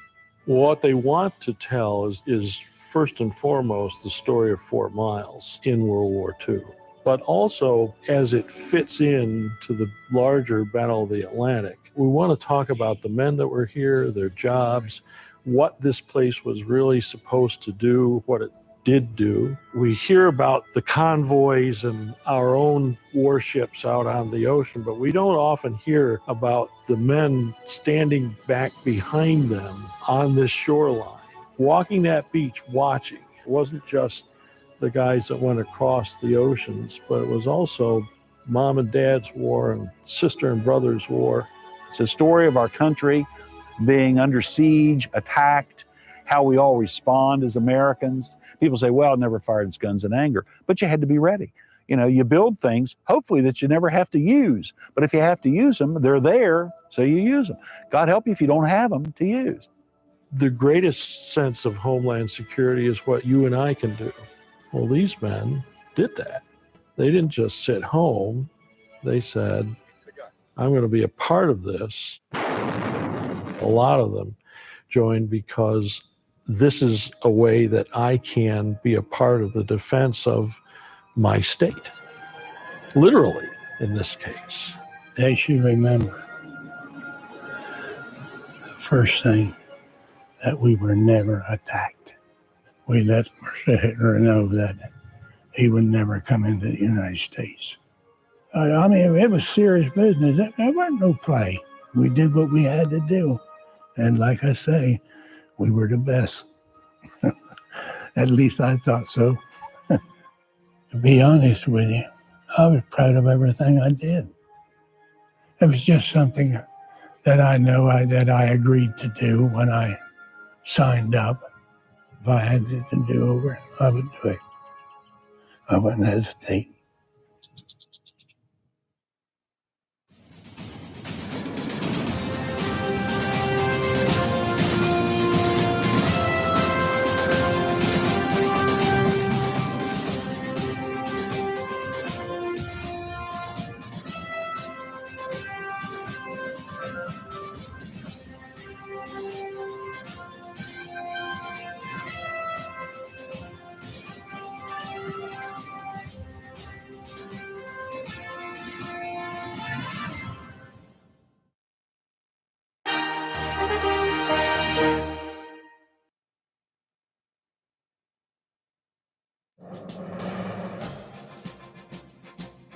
This time on The American Veteran, we'll profile volunteer drivers who are bringing veterans to medical centers that are sometimes hundreds of miles away from home. Of all the things that I've done, this is probably the most rewarding. And we will see a tribute honoring Veterans Day. Those stories and more coming up on The American Veteran.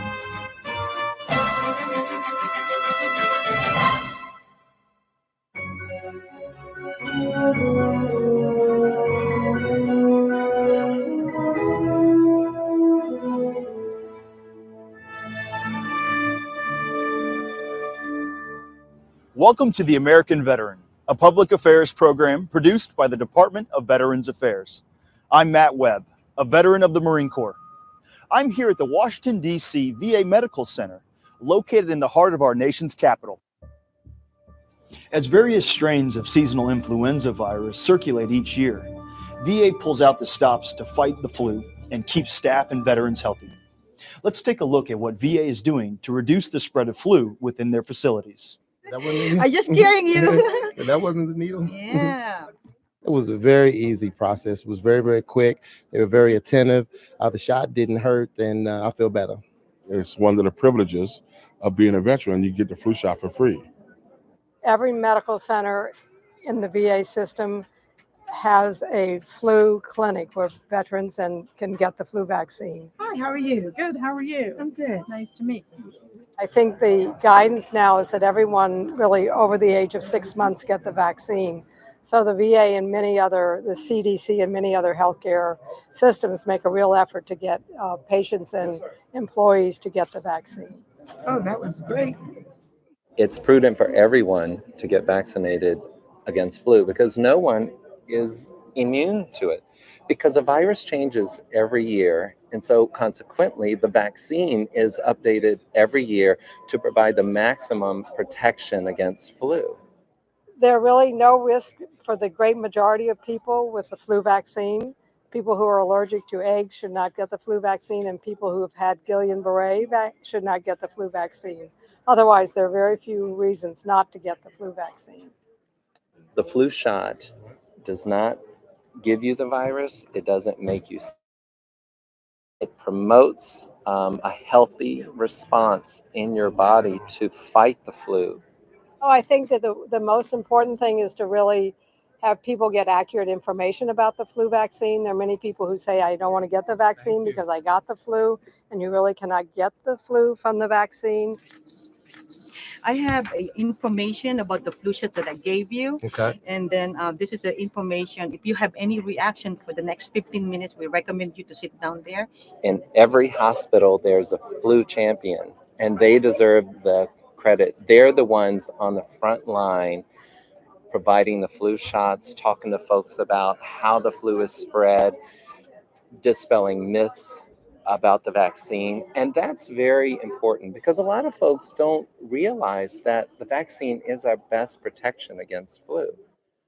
But I think we really strongly encourage healthcare workers to get the vaccine because it really does protect them. It protects their families. It protects the veterans. And also it really prevents the spread throughout the community. The benefits are protecting yourself, your own health. And then it goes beyond that.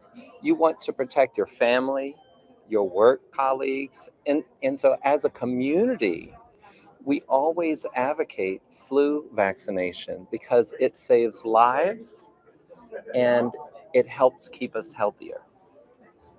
There are 4 major points that we stress for everyone. That's get your flu shot every year, clean your hands often, cover your coughs and sneezes, and stay at home when you're sick.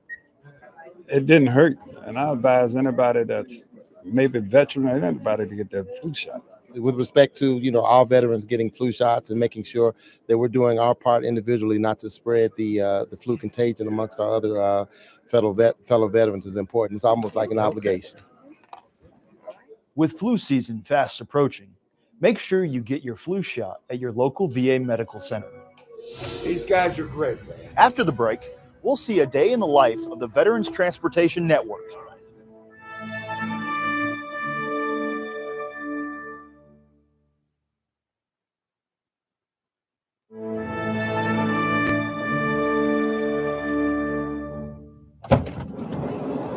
Ever since 1987, VA's Office of Voluntary Services has been partnering with veteran service organizations to provide transportation to rural veterans needing access to health care.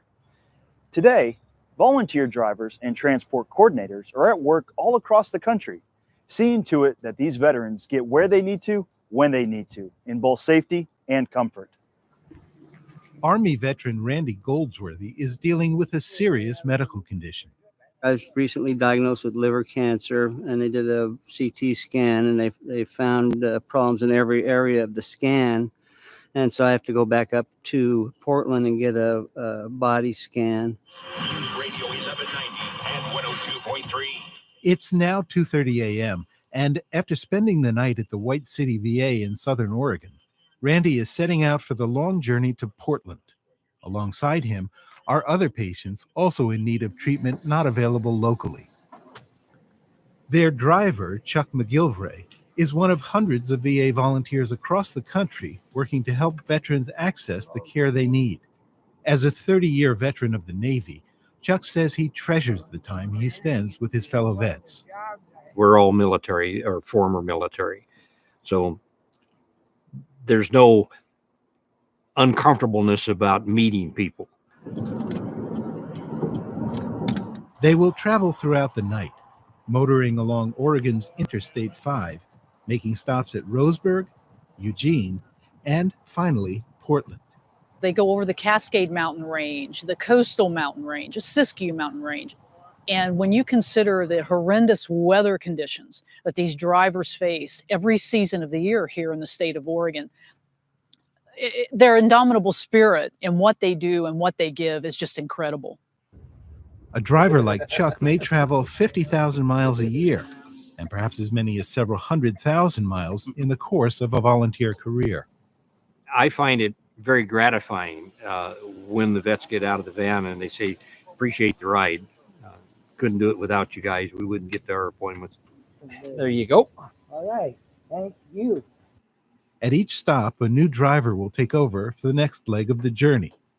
Some patients will find the services they need here in Roseburg, but Randy will travel on, going the full distance of about 275 miles in a journey lasting nearly 7 hours. At about 4:30 a.m., the van resumes its journey northward, now under the helm of a new driver. Ahead in Portland, Wanda Janis is volunteering transportation logistics support as a commander assigned by disabled American veterans to work with VA staff coordinating services for inbound and outbound patients. Veterans Transportation Service, this is Wanda. How can I help you? They coordinate all the drivers. They work with voluntary service staff to ensure that all of the volunteer training requirements, physical exam requirements are handled. They ensure the daily travel logs. They ensure that the pre-ops and the maintenance on the vans are done, or work orders are done. So they essentially coordinate that piece of the pie in the volunteer program. All righty, gentlemen. Many of them, they have no other way of getting here. And so it's very important, and I think that the relationship that we have with the voluntary services folks, not only in Oregon, but nationally, is a great benefit to our veterans. Dawn has not yet broken as Randy onboards for a third time on his journey to Portland. The new driver is Marine Corps veteran Rick Nelson. Of all the things that I've done, this is probably the most rewarding thing I've ever done. You know, you get up in the morning at 5 o'clock and it's cold and rainy outside and your back hurts and you think, oh, what am I doing this for?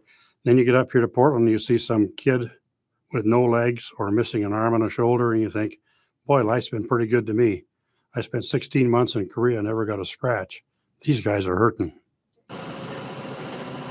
It's just before 9 a.m. when they arrive in Portland. Journey's end brings relief and the hope that with any luck, these patients will now begin the road to recovery. Randy made his appointment in Portland, stayed overnight, and was driven home again in the morning. All three of his drivers told us it was a pleasure to serve him. If you would like to become a part of the Volunteer Transportation Network, please contact your local VA to take advantage of this program.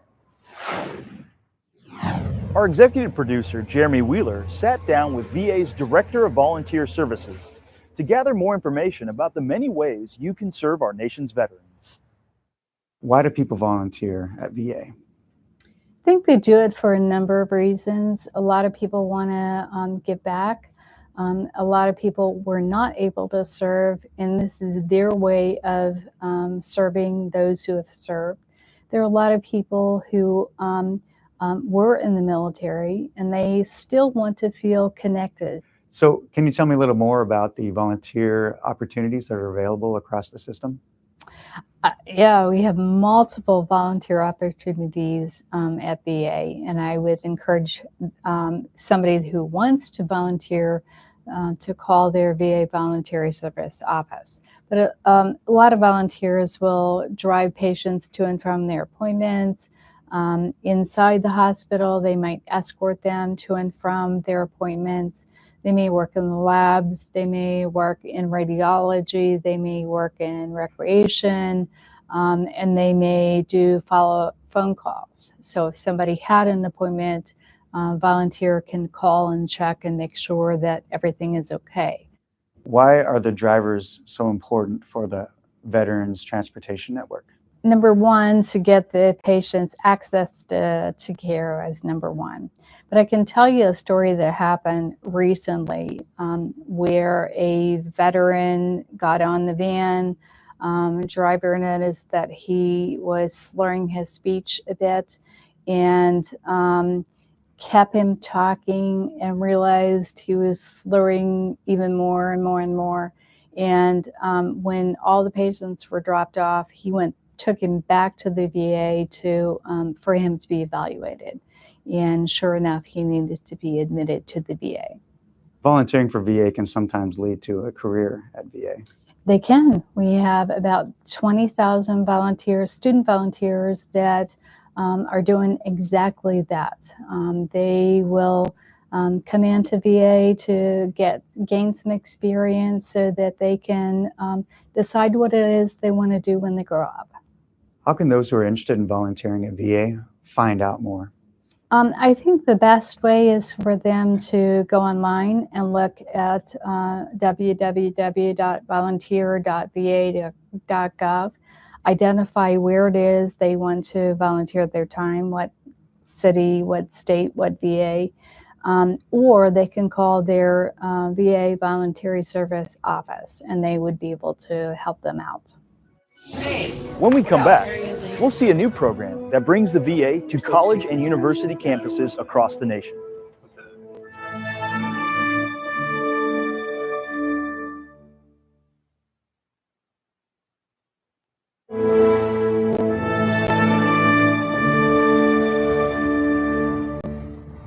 VA has a new outreach program at over 50 college campuses across the U.S. It's called the VITAL Initiative, or Veterans Integration to Academic Leadership. VITAL's goal is to ease the transition to college campuses by providing greater access to the VA healthcare, mental health care benefits program and services, and to ultimately make them more successful in school and in their future careers. Please watch to learn more. What does it have to have? You go somewhere and you have an arrest warrant. What do you have to have on it? Person's name. Person's name. What else? Areas that you can serve. Danny Acree is an Iraq War veteran who is now studying criminal justice at the City College of San Francisco. I hadn't been in school for almost a decade. So I thought it was going to be more of a challenge and difficult to kind of make friends, to relearn all of these, new languages and skills and things that, at a certain age you feel like, this might not be for me. It's a feeling shared by tens, if not hundreds of thousands of student veterans who are now integrating into colleges and community colleges all across the United States. It's been my experience that a lot of veterans go through the same experiences that I had when I returned. They basically come back, they get to campus, and they're kind of feeling lost. Derek Blumke, an Air Force veteran of the war in Afghanistan, decided to address the issue by organizing a student veteran association at the University of Michigan, which later became a founding chapter of the Student Veterans of America, a success story that did not go unnoticed. Derek spent 6 years in the Air Force, 3 deployments in the Afghan theater, putting his life at risk to keep this country safe. And when he returned, he started classes at his local community college in northern Michigan. Then he transferred to the University of Michigan. And while he was there, he co-founded Student Veterans of America to help returning veterans like himself. So congratulations, Derek. Today, Derek works for VA as a program manager for the Veterans Integration to Academic Leadership Initiative, or VITAL. It establishes partnerships across the country between local VA medical centers and colleges in the surrounding area. The programs that our VITAL offices provide basically are a touch point. Our programs are actually on the campus with the veterans, where when the vets walking past are walking towards their class and they're walking down the hall, they actually pass the office that our staff are situated in. And the VA and the VITAL Initiative is partnering with these veterans on the campuses, is connecting them to everything and everybody to make sure that they're successful. And that's our mission, and that's our goal. VA social worker Keith Armstrong runs the VITAL operation at the City College of San Francisco. The VITAL program that we're a part of, I think it's taking what we have in terms of these excellent services, and instead of waiting for the veterans to come to us, going to the veterans and providing those services where they are. That's really the core message of VITAL, is to take the services to the students. VA's VITAL office at CCSF is located alongside the school's Student Veterans Lounge, a place where they can study, relax, or just come together as a community. And if they want to access VA services, they're right next door. We provide an array of services, and very comprehensive services. We provide mental health services, including medication management on campus, as well as social campus. And I think that those factors put together help us deliver really, really top-notch care for veterans. To help spread the word around campus and the surrounding area, Keith and his team recently hosted a Student Veteran Day event, bringing together City College faculty and staff from local four-year universities, VA experts, and community representatives to discuss everything from college admissions and transfer to enrolling in VA and obtaining federal employment. We tried to provide what we felt would be the key services, both from the VA perspective, from the community college perspective, and from the community perspective. It's a recognition that increasingly the campus environment is home to a discrete community of veterans, young men and women with a world of experience that their fellow classmates can't match, but can benefit from. It's amazing how many questions the younger civilian population have. Remember, some of these younger students were 6 years old when 9/11 happened. You know, a lot of them don't really necessarily know what it was all about, what the war was about. And oftentimes the veteran can explain that better than any historian. In the months to come, many of the student veterans here will move on to take their place in society. But before they go, they'll have acquired a better understanding of the world they'll face and the help that VA can lend them along the way. The student veterans population has increased dramatically from 2007 to 2010 alone. The number jumped from 523,000 to more than 819,000. Many are first-generation college students. This story is our next installment in a series of veterans' employment success stories. Carlos DeBose is a veteran who found a second chance at VA's hiring fair in Detroit. My name is Carlos R. DeBose Sr., retired First Sergeant in the United States Army. My current title is HR Specialist for Recruitment and Placement.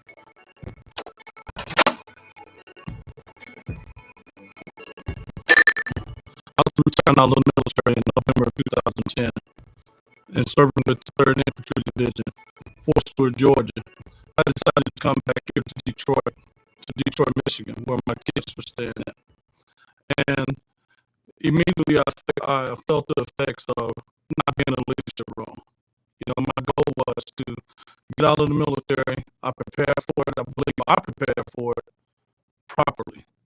But when you come into a state that has a 10.5% unemployment rate, it's very hard. My experience after retirement was one of a struggle.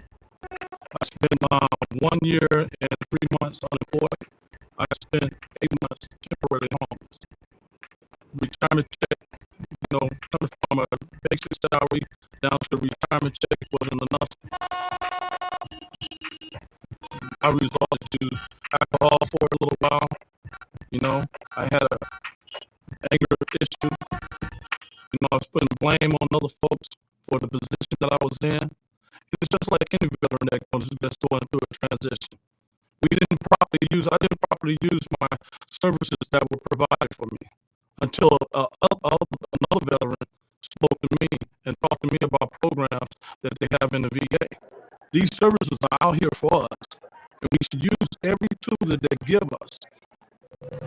Some of the things that I saw prior to entering the job fair down at Detroit Cobalt Hall was the preparation phase. They had where veterans could register prior to the major event of the job fair. And this allowed us to get registered. By registering, they had all kinds of programs to help us become better candidates once the job fair kicked off. You know, they had like interview techniques. They have virtual coaches. They provided us with coaches to help improve our resumes.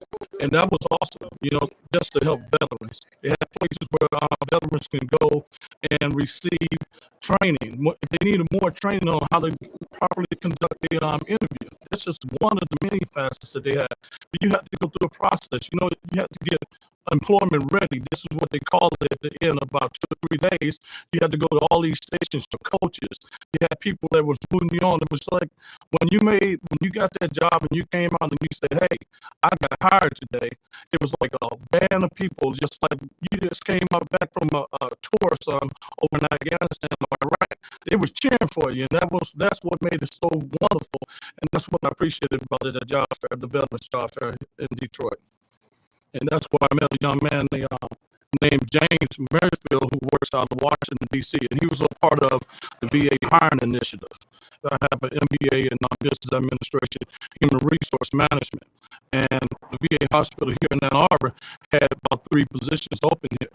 And he basically went out and found out who the sources were, who my contacts were, and before you know it, I was hired at the end of the day.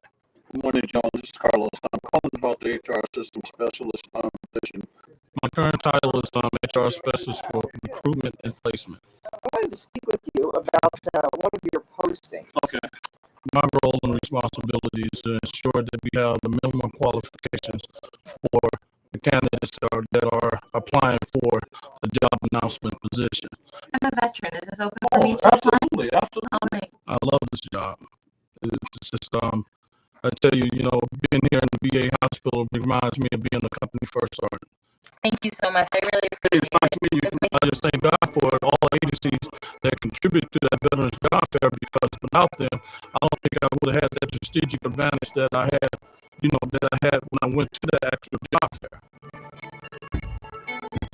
VA for Vets facilitates the reintegration, retention, and hiring of veteran employees at the Department of Veterans Affairs. For more information, please visit vaforvets.va.gov. Veterans Day is the official United States holiday honoring armed service veterans and is observed on November 11th. It coincides with other holidays such as Armistice Day or Remembrance Day, which are celebrated in other parts of the world and also mark the anniversary of the signing of the armistice that formally ended World War I at the 11th hour of the 11th day of the 11th month of 1918. Please enjoy this tribute produced by the Department of Veterans Affairs to honor our nation's veterans.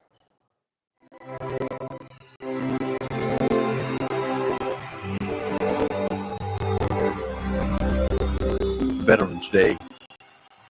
It began as a way to recognize a truce, a ceasefire, a time to observe an end to war.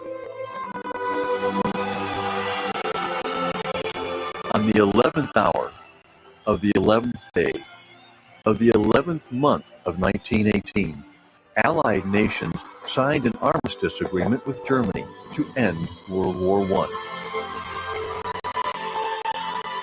Today, Veterans Day is a time to remember all those who served our nation in times of war and peace.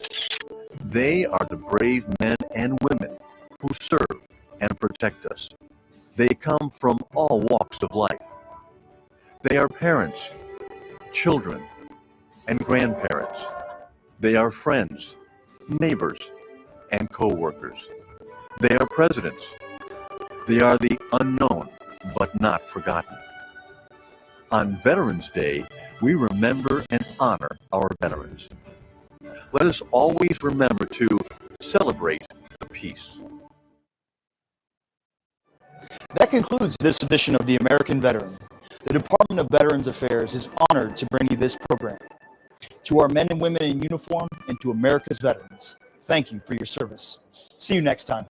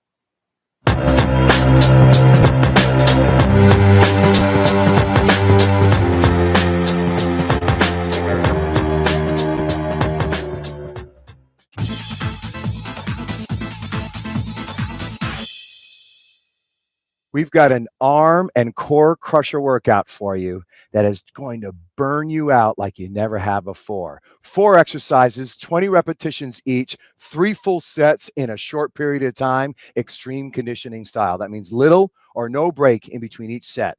Y'all ready to get started? Good. All right, so let's line up for the tricep dip.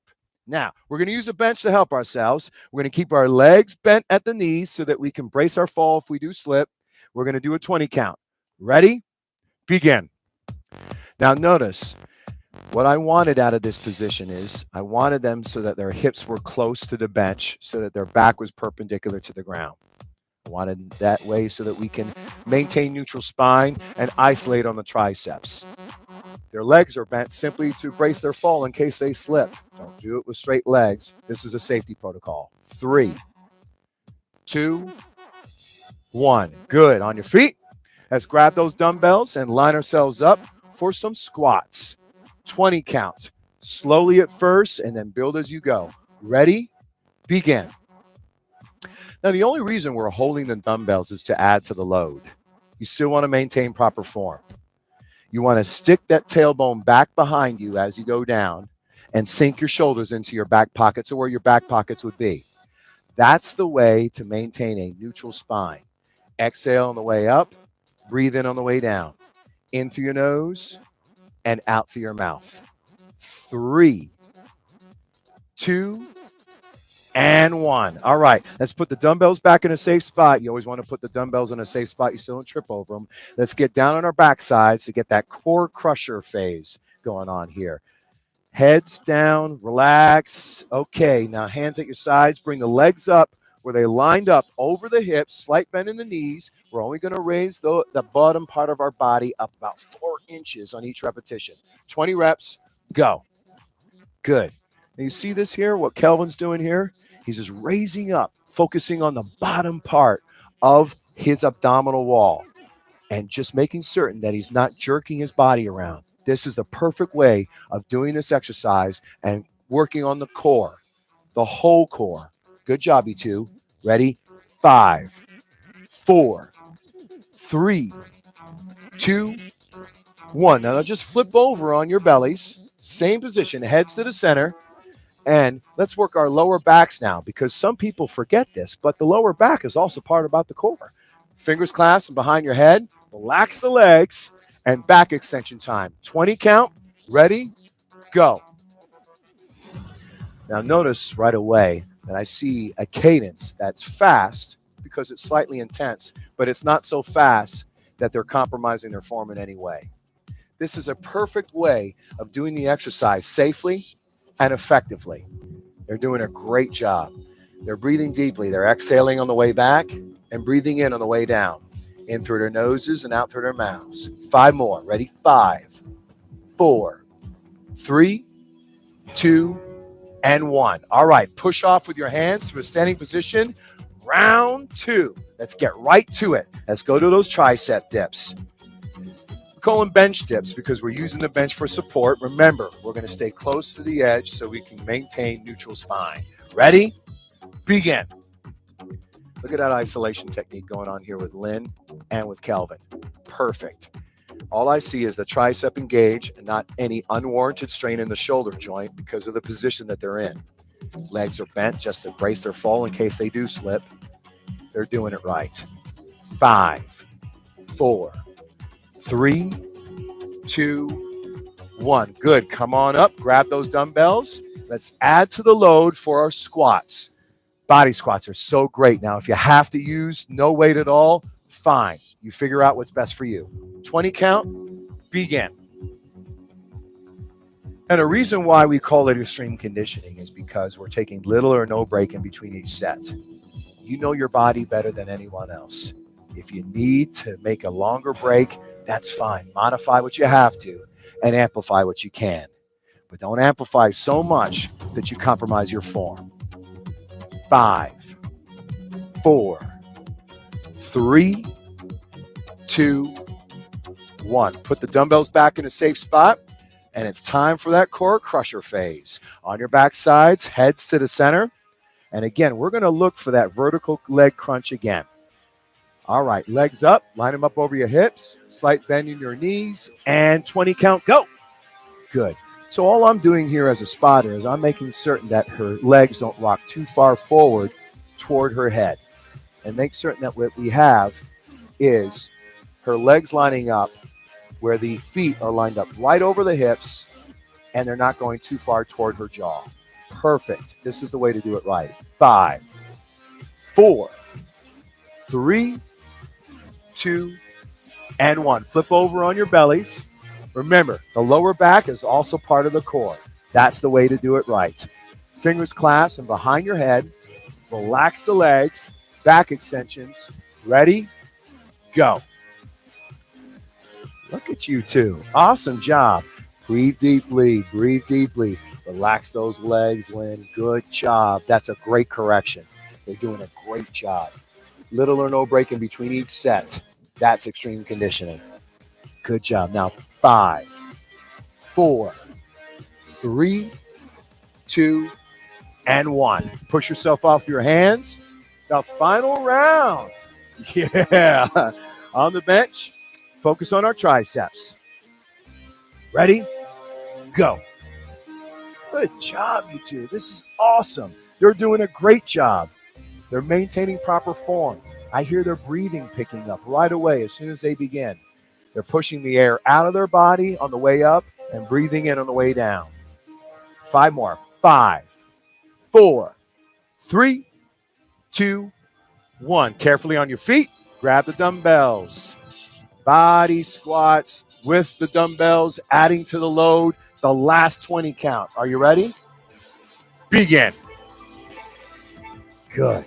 Right away, we've got an example of perfect form out of both of them.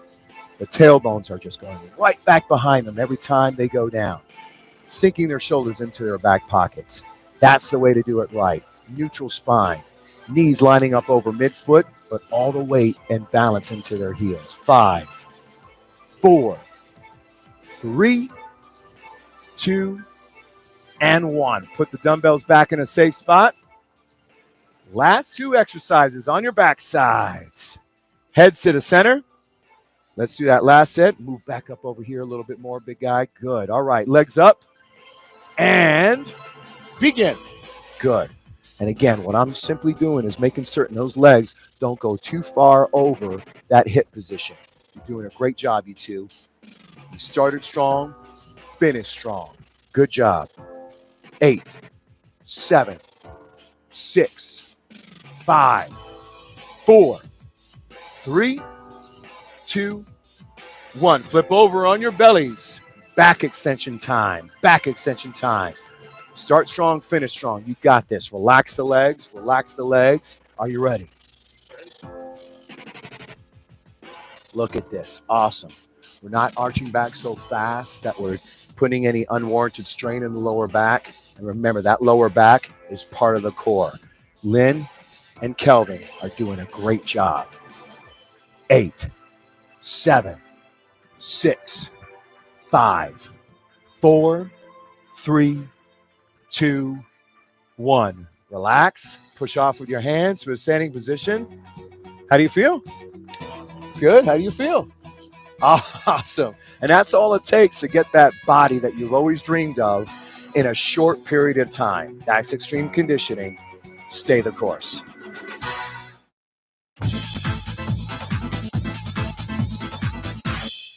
Today's exercises are going to focus on the pectorals, the chest, and the triceps. We're going to do the push-up. We're going to do the dumbbell bench press and the dumbbell chest fly. All right, so Mo and Eric are first going to line up in the push-up position. When they get in the plank, they're going to form where their back and legs are going to form a straight line. And so when I say ready, they'll be in that position. And when I say begin, they're going to start knocking out 20 repetitions of the push-up. All right, ready? And begin. Now notice, look at that. All you got to do is tighten up your butt and your gut, and your back is going to form a straight line with your legs. This is awesome. They're going to exhale on the way up and breathe in on the way down. In through the nose and out through their mouth. Now, as you're doing 20 repetitions, if you can't finish all 20, at least go to muscle failure. Do the best you can. They're almost there. 5, 4, 3, 2, 1. Okay, come off the ground, guys. We're going to grab our dumbbells and we're going to go right into the next exercise, the dumbbell bench press. Lay down comfortably. We're going to start with the up position. Let's get them up, and we're going to have it. Good. Their arms are ready. Now, 20 repetitions. Ready, go. Now, when you're doing this exercise, what you want to do is make certain that you're not doing any jerking movement. You're exhaling on the way up and breathing in on the way down. And if you have some sort of heavy weight and you've got someone to spot you, make certain that they're just here to make certain you don't go too far back. Don't have anyone push you inward with your arm position, but only assisting you a little bit on the way up. That's extreme conditioning when you have little or no break in between each exercise. 5, 4, 3, 2, 1. Okay, we're still in this position, guys. Turn, rotate the there you go. Awesome. Now we're in a hammer grip. So now we're going to do the chest fly. 20 repetitions. Ready? Go. You guys are doing great. Your pectorals should be already burning by now. Even if it's a lightweight. If you do the lightweight right, boy, you know you're going to feel it. Good. 20 repetitions, but do the best you can. If you start to compromise your form, then you've got a weight that's too heavy. These big guys, they're doing 15s right now, but it's still going to have an effect on them. 5, 4, 3, 2, 1. Carefully sit up. Let's put those dumbbells back out of the way so that they're in a safe spot. Shake off your hands. You guys ready for another round? Because we're doing 3 full sets of this. I know you can do it. Let's get those pectorals and those triceps. Push-up position. Move. Now I'll give you the command of ready, and that's when you can be in that ready position. We're going to make certain that we have our back and legs forming a straight line. Ready? Begin. Remember, only go as fast as you can maintain proper form. You guys are doing great. Back and legs forming a straight line. Exhale on the way up. Breathe in on the way down. In through your nose, out through your mouth. And remember, if you can't finish your 20 reps, just go to muscle failure. Do the best you can. That's what extreme conditioning is all about. Going to that edge and just pushing it just a little bit farther. But as long as it's safe and effective. 3, 2, 1. Come on up, guys. Time to grab the dumbbells again. Our pectorals and our triceps are going to get it today. Awesome job. On your backs, supine against the bench. Dumbbells up. Bench presses first. Ready? Begin. 20 repetitions. That's what we're going for. And again, we want to make certain that here in Eric's case, and for Mo over there, that we don't have any unwarranted strain on those shoulder joints by going too far low. I like to say 90 degrees at the elbows is always best for me. Exhale on the way up, breathe in on the way down. They're almost there. 5, 4, 3, 2, 1. Good. Okay, guys, let's bring them up and let's change grips on our hands. Perfect. Chest fly. Round 2. Begin. Good job. Maintain proper form. Let's see how Mo's doing over here. Good job, Mo. Breathe deeply. In through your nose, out through your mouth. These guys are doing great. Working our pectorals and our chests, our triceps and the back of our arms. Almost there. 5, 4, 3, 2, 1. Carefully sit up. Awesome. Let's put the dumbbells in a safe spot. Safety first. The body will always be able to figure it out as we go, but safety is a big key. You guys ready for one more round? This quick fix is going to get you. All right. Push-up position. When I say ready, be in it. Last set. Ready? Begin. Hey. After all these sets, these guys are still maintaining great form. Look at that. Back and legs forming a straight line. Squeeze your butt and gut. That way you don't sag or arch. Do the best you can. Go to muscle fatigue or muscle failure, whichever comes first. Almost there. Almost there. Try and hit that 20. 5, 4, 3, 2, 1. Good job, guys. Back to the bench. Grab the dumbbells. Last set of the dumbbell chest press. Let's do it. On your backside, supine. Dumbbells up first. Get in that good start position. Good. All right. 20 reps. Ready? Begin. Every time they push those dumbbells away, they exhale on the way up and breathe in on the way down. In through their noses and out through their mouths. 20 repetitions if you can. And even with 15 pounds, they're finding a struggle in this. 5, 4, 3, 2, 1. The final exercise, guys. Switch that hand grip. All right. The chest fly. Ready? Begin. Good job, Eric. That's it. Let's see how Mo's doing over here. Good. Maintain proper form. Look at these big guys. These 15-pounders are still getting you, but you're doing great with your form. Keep it up. Keep it up. Halfway there. Exhale on the way up. Breathe in on the way down. Don't quit. You got it. You got it. Awesome. 5, 4, 3, 2, 1. Carefully sit up. Put the dumbbells in a safe place. Shake off the hands. How do you feel? Yeah, and that's all it takes. I mean, just a few exercises done full 3 sets in less than 10 minutes, and you've got your pectorals and your triceps in the best condition ever. That's extreme conditioning, and that's how we do it right. Stay the course.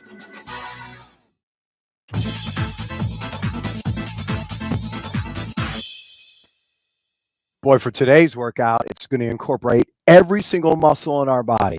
And we're going to do it in a short period of time. We're going to climb down the ladder together with sets of 25, declining 5 repetitions each. We're going to start with a seated dip, back extension, and then we're going to do the mountain climber, starting at 25, 20, and so forth. It's metabolic conditioning at its best, extreme conditioning style. That means little or no break in between each set. You guys ready? Let's get started with this. All right, seated dip. Use this bench to help us isolate on the triceps, bend the knees. From here on out, we're going to take a little break. Begin. Now notice what we're doing here is we're trying to keep the back perpendicular to the ground. So that rear end gets really close to the edge of the bench. We've got our knees bent so that we can make certain that if we slip off, we've got something to brace our falls. Don't go straight leg because you're also going to create too much strain on the shoulders as well. You guys count to 25. Breathe deeply. When you're finished with your 25, just be in the ready. Looking good. Breathe deeply. I always like to exhale when I go up and breathe in when I down. So the problem is that some people will pant when they do this. You don't want to pant. You want to breathe deeply and naturally. Good stuff. Good stuff. Ready? All right. Let's get to the next exercise. Go right to the mats. Back extension time. Back extension. Put your fingers behind your head and neck and clasped. Ready? 25 count. Begin. Good. There you go. Notice Colin over here. He's not going so fast that he's trying to jerk his body backwards. We want to make certain we isolate on the lower back muscles. Don't raise the legs at all because that's really contraindicated. Exhale on the way back. Breathe in on the way down. In through your nose, out through your mouth. See how Don is doing over here. Good. Perfect, Don. That's the right cadence. When you guys finish with your 25, just be in the ready. Good. Good. If you jerk around while going backwards, you're going too fast. Good stuff, people. Keep breathing deeply. Keep breathing deeply. Don't quit. Don't quit. This is going to be the whole body is going to get engaged today. Even though we're going to climb down the ladder together in repetitions, it's going to feel like we're doing the same amount just because our body will be fatiguing. Good. All right. On your feet. Push back. Mountain climber time. Stay right there. Count the left leg because we're going for a 25 count. Ready? Begin. Look at that. Look at that. Now our heart rate's going to pick up. We're still applying pressure to the upper body to stabilize our body in this position. But now we're moving fast, but we're not jerking around. So find that cadence that works for you. Looking good. Looking good. Looking good, you two. Awesome job. Awesome job. Whole body. Whole body. We're working the whole body. All right. You on your feet. Ready for round 2? 20 reps. On the bench. Triceps. Keep the knees bent. Good. Begin. 20 reps. Count for yourselves and go right to your breathing technique. That means when you push up, exhale. Let the body have the food and blood in the form of oxygen that it needs to perform this exercise right. Good work. Good work. Good work. Keep counting. Keep counting. Keep breathing deeply. They're doing a great job. Look at the triceps work here. They're being isolated. They're being just pushed to the point of exhaustion. That's what you want. A whole body workout in a short period of time. Looking good, looking good. Remember, extreme conditioning is little or no break in between each set. That's what we want to try and do. All right, you guys ready for the next one? All right, back extension. You know, most people, when they're working their core, they forget to use the lower back. Begin. Good, good. Again, look at Colin's cadence right here. He's pulling back just enough that he's not rocking his body. That's what you want to do. If you're jerking backwards, you're going too fast. Great job. Keep counting, guys. Let's see how Don's doing over here. Good work, good work. Keep breathing. Exhale on the way back and breathe in on the way down. Get that 20 count and just be in the ready when you're done. How you guys doing? Hard to talk when you're in this position. You're doing a great job. Good.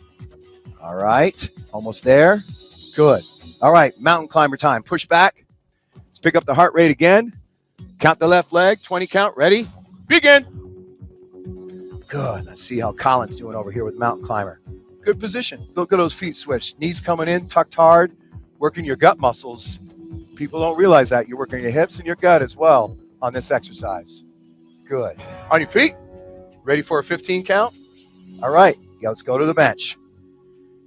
If you need to modify, that means making a longer break in between each sets. No modification here. We're going for it. Begin. Look at their form. No compromise in the form. If you do something unsafe, you might hurt yourself. So what we want to do is always think safety first. That means proper form. Breathe deeply, guys. Exhale on the way up. Breathe in on the way down. In through your nose, out through your mouth. Looking good, guys. Do that 15 count and just be in the ready. How you doing, buddy? Good, good. All right. Looking good, looking good. Awesome. All right. Go right to the bench. Right down on the pads. Fingers clasped. Ready to work that lower back. No jerking motion. 15 count. Begin. Tell you what, guys, you're making it easy for me. The way you're doing this with little no break in between each set and your form, it's an easy way to explain how to do this right. Extreme conditioning. Extreme conditioning. Don't say you don't have time, because the whole key is fit it in a short period of time. What you would normally do in a 40-minute workout, you can do in around 10 minutes. Good job, guys. Almost there. Push hard, push hard, push hard, push hard. Good. All right, let's push back for the mountain climber.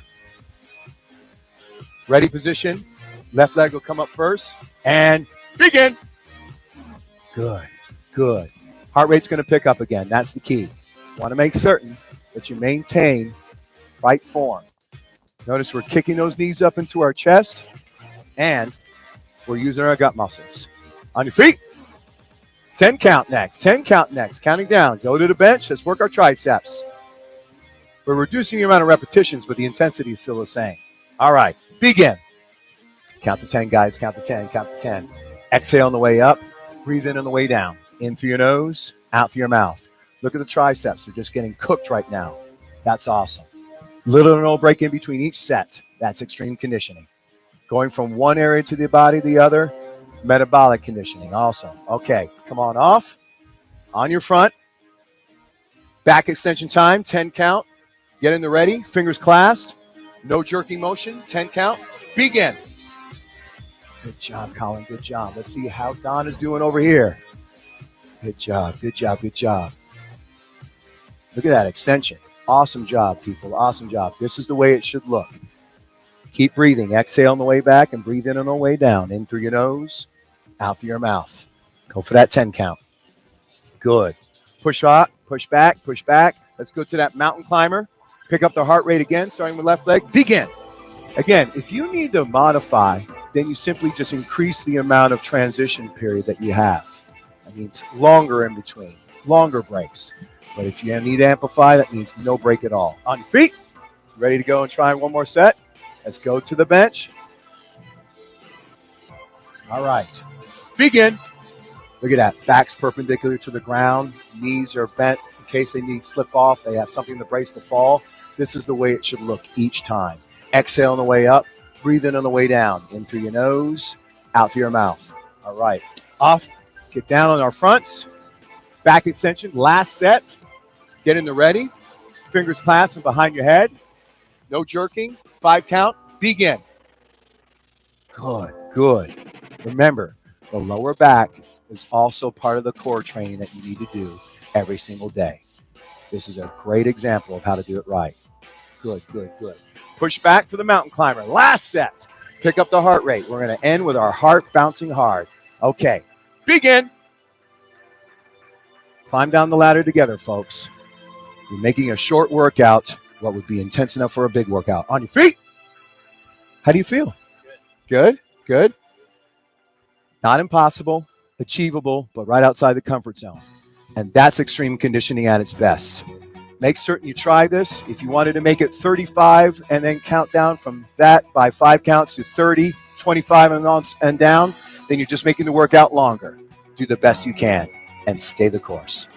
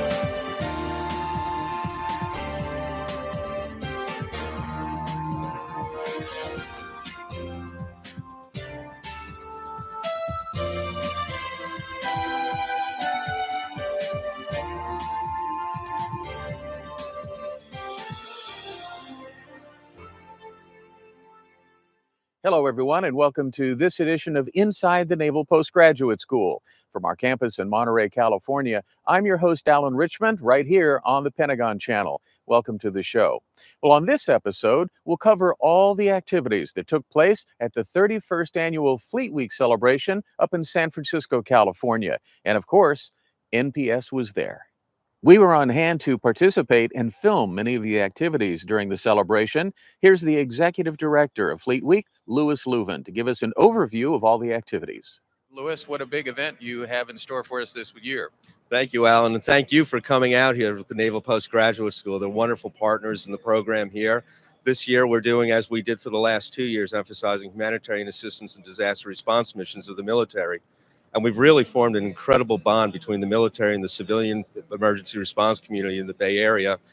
The lead agency that we work with for planning exercises, the San Francisco Department of Emergency Management, and they've reached out to all the branches of the military, federal, state, and local partners throughout the region to create just a fabulous program to help us all work together to better respond to disasters.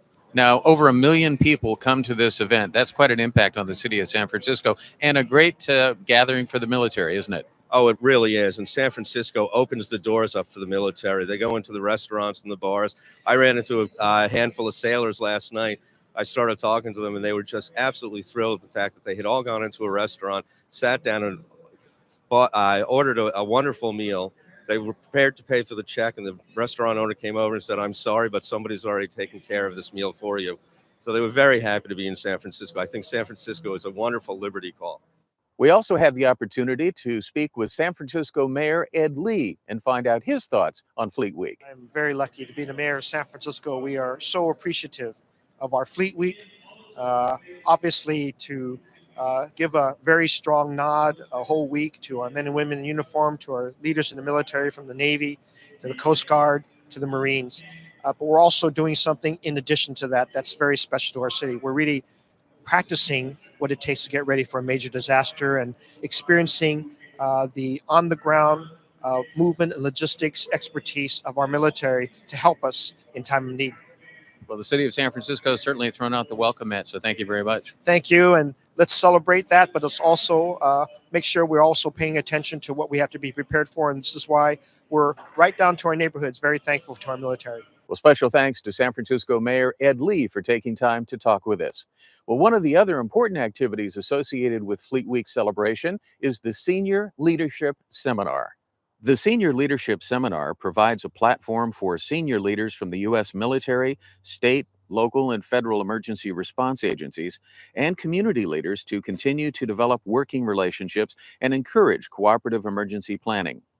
As a follow-up to the 2011 SLS, in August, approximately 24 civilian and military organizations participated in a cooperative functional exercise to evaluate tactical emergency route opening activities 72 hours post-disaster, and a drill that tested interoperable communication coordination and interagency information exchange. An exercise briefback was conducted aboard the USS Macon Island, who hosted the seminar this year. One of the important topics discussed at the SLS was cybersecurity, and NPS professor Cynthia Irvine was there to moderate the panel. Well, cyber and protection of the network, everybody is concerned about that. That's not just the military, but it's every single U.S. citizen and people all over the world, isn't it? Oh, yes. Well, and particularly here in the United States, because we're ahead of a lot of countries in cyber, and so we're more dependent upon it by being a more advanced country. Now, everybody has devices now. I mean, we live in a world that you can't get people to talk almost anymore. They're at the table, they're texting, they're doing all these things. Do you think that people put too much information out there? I'm not talking just about military now, but don't people divulge an awful lot, leave themselves vulnerable to people hacking them and that kind of thing? It's very easy to put out too much information. You can, just by making a phone call, reveal information. A lot of 800 numbers, they record the calling number, for example. And there are automated ways of doing this. In the past, we didn't have the capability of collecting and storing as much information as there is now. And so people are often doing the same sort of things that they might have done 10 or 15 years ago, but the collectors, and this may be corporate collectors, not necessarily government ones, are able to amass large databases so that they can determine what you might want to buy next. And this information may not be what you really want other people to know.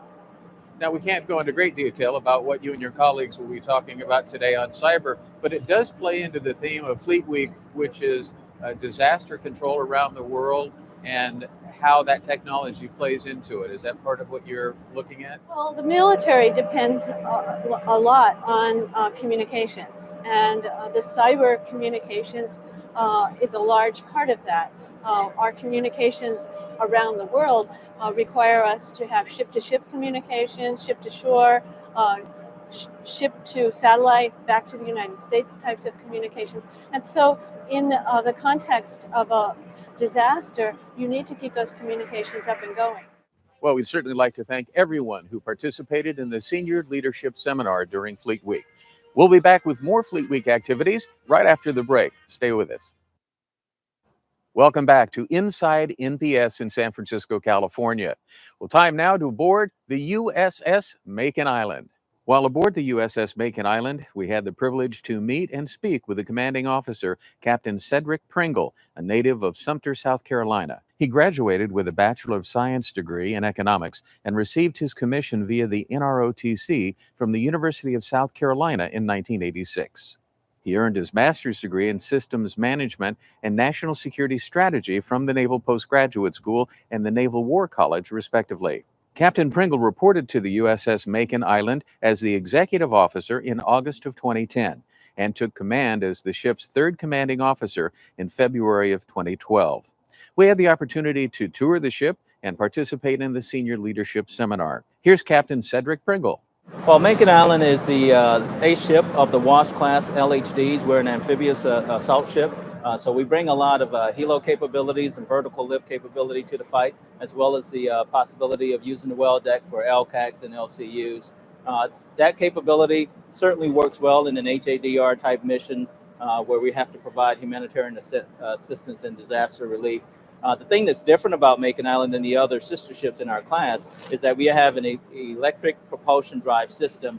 A hybrid system actually allows us to save quite a bit of fuel. On our most recent deployment of 7 months, we were able to save $15 million of fuel over the course of that 7-month period just by using our electric drive at slower speeds.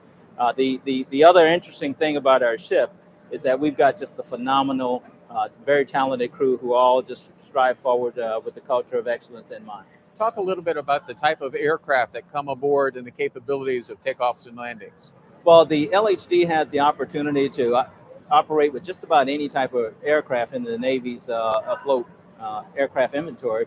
We have MV-22s on board here for San Francisco Fleet Week. We also have Cobras. We also have 53s on board in the SX-60. But we also have the opportunity to operate with Harriers should we see a need to do that as well. So very, very flexible air-capable platform. Well, one of the big bottom lines of Fleet Week, of course, is disaster preparedness around the world and how the military fits into that big picture. And you have quite a medical facility. We had an opportunity to tour. Talk a little bit about that. The medical facility on board the LHD class ships is probably the best medical facility afloat, right behind the USNS Mercy and Comfort, which are designed as hospital ships. Our capability certainly starts with the flight deck and being able to receive casualties back on board, our personnel that we need to assist, bring them back on board on the flight deck, bring them through flight deck triage, process them down to our medical capabilities. We have 6 operating rooms on board should we need to do that. Then we have another 15 rooms in our 15 beds in our ICU, intensive care room, and then another 40 beds or so in our primary ward. And we have an overflow capability of about 250 additional beds. So very, very robust medical capability. We're proud to say that you're a Naval Postgraduate School alum. Absolutely. And even in 2010, when we came up, had an opportunity to do an interview, the true irony of being a Naval Postgraduate School alum and being on the ship is that on my thesis, I actually worked on a Smart Gator concept. And part of that thesis talked about the machinery control system. That machinery control system is now used on board this ship. So although it's quite a few years removed, it's great to see the body of work that I did at the Naval Postgraduate School actually come to life in the shape of a ship here on board. So for any students that are toiling through the rigors of academia there at Naval Postgraduate School, my advice to them would be stick with it. It is certainly worth it, and nothing's better than being immersed in an academic environment and putting all your time and effort into doing something worthy that could help influence the Navy in the future. So it is definitely worth it, and certainly proud to be a part of the Naval Postgraduate School Alumni Association. Well, sir, congratulations, and thank you for your service, and thanks for hosting us aboard the Macon Island. Thank you. Glad to be here. Well, we offer our sincerest thanks to Captain Pringle and the fine crew of the USS Macon Island for their courtesy during our stay. One of the other participants is very well known. Here's George Shultz, former Secretary of State. George Shultz is an economist and Republican presidential advisor, best known as the Secretary of State, who was sworn in on July 16, 1982, as the 60th U.S. Secretary of State and served until January 1989 under President Ronald Reagan. He graduated from Princeton in 1942 with an economics degree and served in combat operations in the Pacific as a United States Marine during World War II. Leaving the Corps as a major, he earned a PhD in industrial economics from MIT. He taught there and was a professor and dean at the University of Chicago from 1962 to 1970.